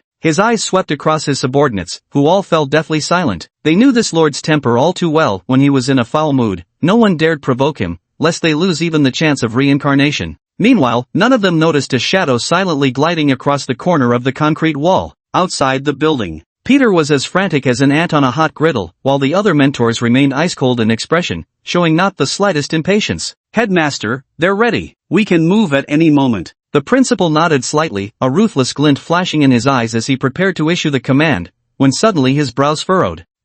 What's that? The Divine Realm seal is about to open, yet Lord Gajang still hasn't returned, the bald burly man remarked, glancing at the time. Mogo sensed something amiss. After a moment's contemplation, he decisively spoke up. Never mind him, let's retreat first. Oh, and kill all these students before we go. His tongue flickered across the corner of his lips as he trembled with bloodlust. In the corner, the freshman shuddered violently. Just then, Claire, covered in blood, struggled to stand up and spoke hoarsely. No, don't. If you must kill me. Morgoth grinned cruelly, a blood-red spear materializing in his hand as he slowly advanced toward Claire. At this very moment, a youth draped in a robe of pale gold stepped out from the portal, exuding an aura of murderous intent. Chapter 83, Instant Kill. Ji Qianming emerged from the portal, his brow furrowing slightly as he took in the sight of students tied up in the corner, as well as Claire on the verge of death from the beating. A kidnapping? Trash, as expected. What kind of person are you? And who's across the river? Morgoth asked warily as he spotted Ji Qianming. Ji Qianming remained silent, quietly sensing the spiritual energy fluctuations from the group, 1 at the profound realm and 3 at the Thousand June level. The Thousand June represents the second cultivation realm in the divine world, equivalent to a second-tier ability user on Earth. However, in direct combat, symbol wielders would struggle against Thousand June cultivators at this stage, as their supernatural abilities lack strong offensive power. In contrast, Thousand June cultivators can overpower second-tier ability users through physical prowess and magical artifacts. If this is already the case for second-tier users, first-tier ones fare even worse. Before symbols develop to the third-tier stage, ability users stand little chance against cultivators in battle. He's dead. Ji Qianming, in his heightened psychic state, spoke with mechanical indifference. The cultivators inside the room darkened their expressions, exchanging glances before simultaneously drawing their magical artifacts. A wet-behind-the-ears brat dares to come alone? Another gift for Adam, mocked Morgoth with a cold laugh. Ji Qianming's crimson eyes pierced them icily as the Dreamweaver's patterns flickered through his mind. The Snow White materialized in his grasp, his body lowering slightly while the dawn's power coalesced around him. In an instant, the pale gold holy robe left a faint afterimage in the air as Ji Qianming materialized before Li Ping in the blink of an eye. Nakiri Ichiden Ryu Mount Sumeru slash. The crowd merely saw a blur before their eyes as a crescent moon-shaped streak of snow-white blade light gently swept across Li Ping's neck. Li Ping's eyes widened in bafflement before he saw the entire room whirl around him alongside his own headless body still standing in place. Blood gushed forth as Li Ping's head rolled to the ground. Thousand Gene Realm cultivator Li Ping was slain instantly with a single strike. The remaining trio's expressions changed abruptly. Morgoth stared warily at the composed youth. That previous attack had been too fast. By the time he registered what happened, it was already too late to intervene. Not that he particularly cared. Just some minor thousand gene cultivator after all. One fewer person meant one fewer share of the spoils. Still, the boy's speed gave him pause. Ji Qianming gently sheathed the white snow princess, suppressing a faint discomfort in his heart as he turned his gaze to the remaining 3 individuals. Although Zhu Yan's spiritual power had temporarily elevated him to the third stage, facing 4 opponents simultaneously still offered slim chances of victory. By catching one of the weakest off guard and eliminating them instantly, the pressure would be significantly reduced. Earlier, when confronting Gu Jiang, Ji Qianming had used his mirror pupils to replicate one of Han Yujian's sword techniques. With the enhancement of Chenxi and Zhu Yan's spiritual power, he unleashed an even faster speed than Han Yujian himself, allowing him to instantly slay one opponent. However, with the remaining 3 now on guard, the same tactic would likely prove ineffective. The bald giant let out a thunderous roar as he unsheathed the broadsword from his back. Turbulent spiritual energy surged around him, enveloping his entire body in an earthen yellow radiance. Second form of the earth-cleaving blade technique, Mountain Calamity. The great blade in his hand shimmered with spiritual light, clearly also a magic weapon. As he swung it with incredible speed, the faint silhouette of a colossal mountain seemed to hurl toward Ji Qianming. Ji Qianming's expression remained unchanged. With a single finger extended, the surging power of dawn gathered at his fingertip, transforming into a golden thread that shot toward the shadow of the mountain peak.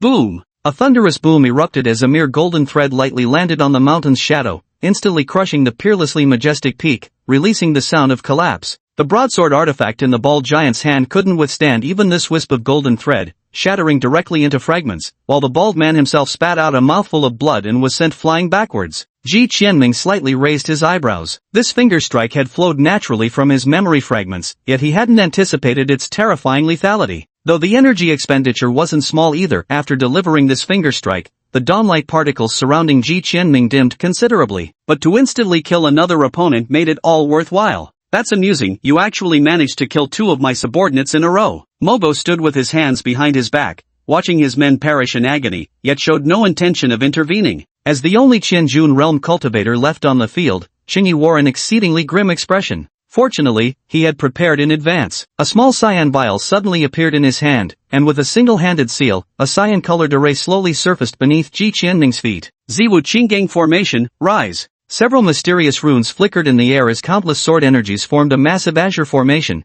trapping Ji Qianming within. Ji Qianming's expression grew grave. This was his first encounter with a divine realms formation, and he dared not let his guard down for even a moment. The azure vial shimmered with intricate array patterns, and from the Ziwu azure sword formation, sword energies shot forth in all directions toward Ji Qianming, leaving no blind spot uncovered. In an instant, Ji Qianming calculated the trajectories of every sword energy in his mind. 13 mirror blade fragments erupted skyward, their surfaces radiating blue light as they began spinning rapidly around him in a protective orbit. The paper-thin lenses were so sharp they seemed on the verge of splitting space itself, sweeping lightly yet cleanly cutting through swaths of sword energy in midair. 13 mirror blade fragments orbited Ji Qianming in concentric circles, forming an impenetrable defense none of the tens of thousands of densely packed sword beams could breach within a foot of his body. That green vial in his hand was the formation's core. Ji Qianming's crimson Juyan eyes pierced through the spiritual energy currents instantly. A mirror fragment shot out like lightning, slicing through both the green vial and its azure-robed holder in one stroke. The Ziwu Qinggang formation suddenly dispersed. At this moment, 3 Qiangong realm experts had all perished.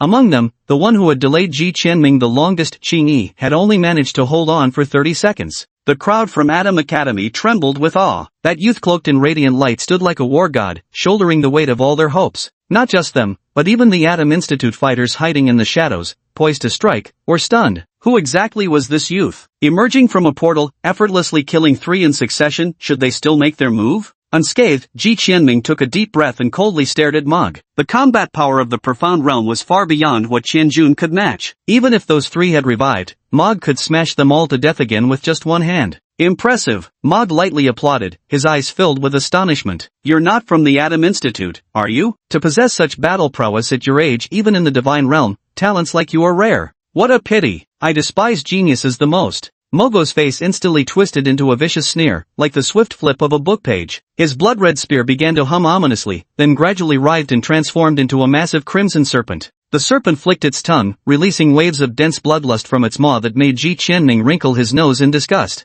Trash! Prepare to die! With an enraged roar, Ji Qianming focused his power. Black lightning coalesced around his right arm as dark threads entwined it, slowly shaping into a terrifying demonic claw. Chapter 84, Battle against Morgoth. A third-tier fantasy artist had already reached the level Yun-Yi possessed before his death. This highly dangerous Yuan finally revealed its terrifying aspect. Ji Qianming dashed forward like lightning, his black demonic right hand blazing with sheets of lightning as it smashed mercilessly toward the blood serpent's head. The roar of thunder resembled 1,000 birds shrieking in unison. The blood serpent dared not take the blow head-on, twisting its body to evade the strike before transforming into a crimson rope that coiled around Ji Qianming's body. Ji Qianming snorted coldly as faint golden light erupted from his robes. The dawn's radiance exploded outward from his core, instantly flinging the blood serpent away. Moreover, the moment the dawn's radiance contacted the blood serpent, the creature immediately shrieked in agony as its blood-congealed form rapidly dissolved into nothingness. The dawn's radiance, the first light that banishes darkness and heralds the morn, naturally suppresses all creatures of darkness and corruption. Wadash! Mogo's pupils contracted violently. How could one of his deadliest techniques be dismantled so effortlessly? He had no time to think, for Ji Qianming's demonic right hand was already upon them, arcs of lightning crackling upon it, a force unmatched in might. A crimson shadow flashed as Morgoth vanished from his original position, narrowly dodging the fist. What kind of light is this? Morgoth's figure emerged on the other side, his eyes filled with shock as he roared loudly. A patch of scorched black appeared on his cheek, burned by the lightning swept across by the demon's right arm. That single strike had already drained a significant portion of his spiritual power. In the divine realm, Morgoth is known as the blood demon due to his mastery of blood magic, which not only corrupts others' cultivation but also summons blood spirits to aid him in battle, making him notoriously difficult to deal with. Yet, the golden radiance surrounding the young man seemed to be his nemesis. The blood spirits dissolved instantly upon contact. Not only that, but he also wielded lightning, another bane of dark forces. A faint smile curled at Ji Qianming's lips as the power of dawn surged around him, enveloping his entire body. At the same time, golden flames abruptly ignited in his left hand. The golden flame radiated endless light, supremely sacred. Unlike the blistering heat of other fires, it felt remarkably gentle, like the warming sun in winter, sweeping away all weariness and gloom from one's being. Go! Ji Qianming flicked his fingers lightly, and a blazing golden pillar erupted from his palm. Simultaneously, an unprecedented sense of crisis enveloped Mo's heart. Without hesitation, he slashed his own palm, and gushing blood coalesced into a shield. Boom! The blood shield vanished instantly upon contact with the flame. A golden beam shot out from the abandoned building, illuminating the descending dusk as if heralding dawn.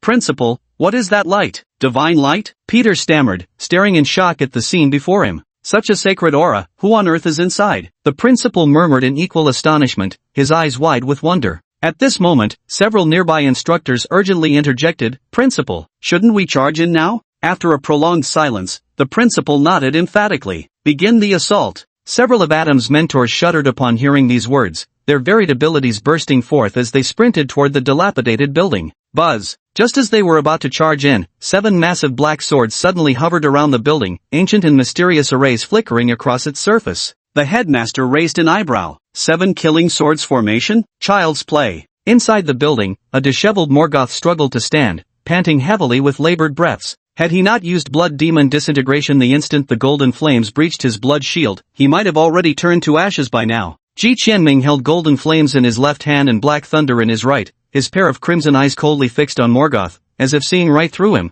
What luck to encounter a transcendental realm cultivator completely restrained by my powers. Margot shivered, overwhelmed by a fear he hadn't felt in countless years. No, this is unwinnable. If this continues, I'll truly die. Kid, you've got decent skills, but I don't have time to play with you today. Here, take these hostages, let's call it quits. As he spoke, his entire form transformed into a streak of bloody light, rapidly darting down the staircase. Whoosh! A streak of pale golden flame shot out, drawing a line of fire before Magog. The blazing wall of flames startled Magog into immediately halting his advance. Kid, don't insist on refusing a toast only to drink a forfeit. Those who anger me, Magog, never meet a good end. Magog swallowed hard inwardly, forcing an arrogant tone as he spoke. Ji Qianming remained silent, advancing toward him slowly amidst the vast morning light, a flicker of mockery flashing in his eyes. I admit I'm beaten this time, but I advise you not to push me too far. At worst, we'll perish together. Why you, stay back. I remember I've got a few treasures left in my spatial ring, I'll give you all of them.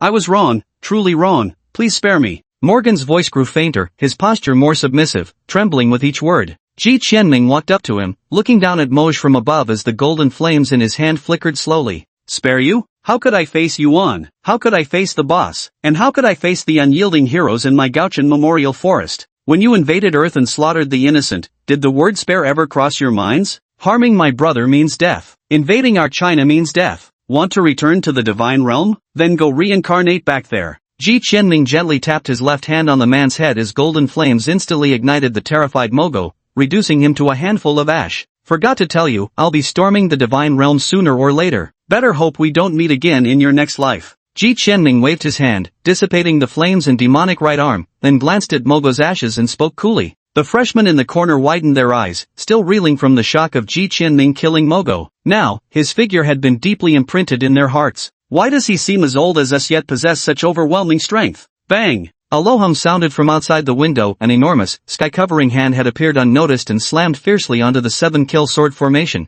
shattering it instantly. Large shadows swiftly appeared in the sky, approaching the abandoned building. Ji Qianming suddenly realized something and hurried towards the corner where the freshmen were. With a slight flicker of the golden flame in his hand, the magical artifacts restraining them turned to ashes. Idol! So cool! Were you sent by the academy to rescue us? Please, can you save Claire? She's dying. A girl gazed at Ji Qianming with tears streaming down her face like pear blossoms in the rain, while Claire lay collapsed beside her, having lost too much blood and now teetering on the brink of death. Ji Qianming gathered the first light of dawn in his palm, shaping it into a gentle glow that he pressed against her wound. The bleeding stopped between one breath and the next. She should be out of danger now, Ji Qianming said in halting English. Only then did he realize that he seemed to have teleported directly to a Western country. Did this count as illegal immigration? He quickly glanced at the portal. It had shrunk significantly and looked unstable, as if it would vanish any moment.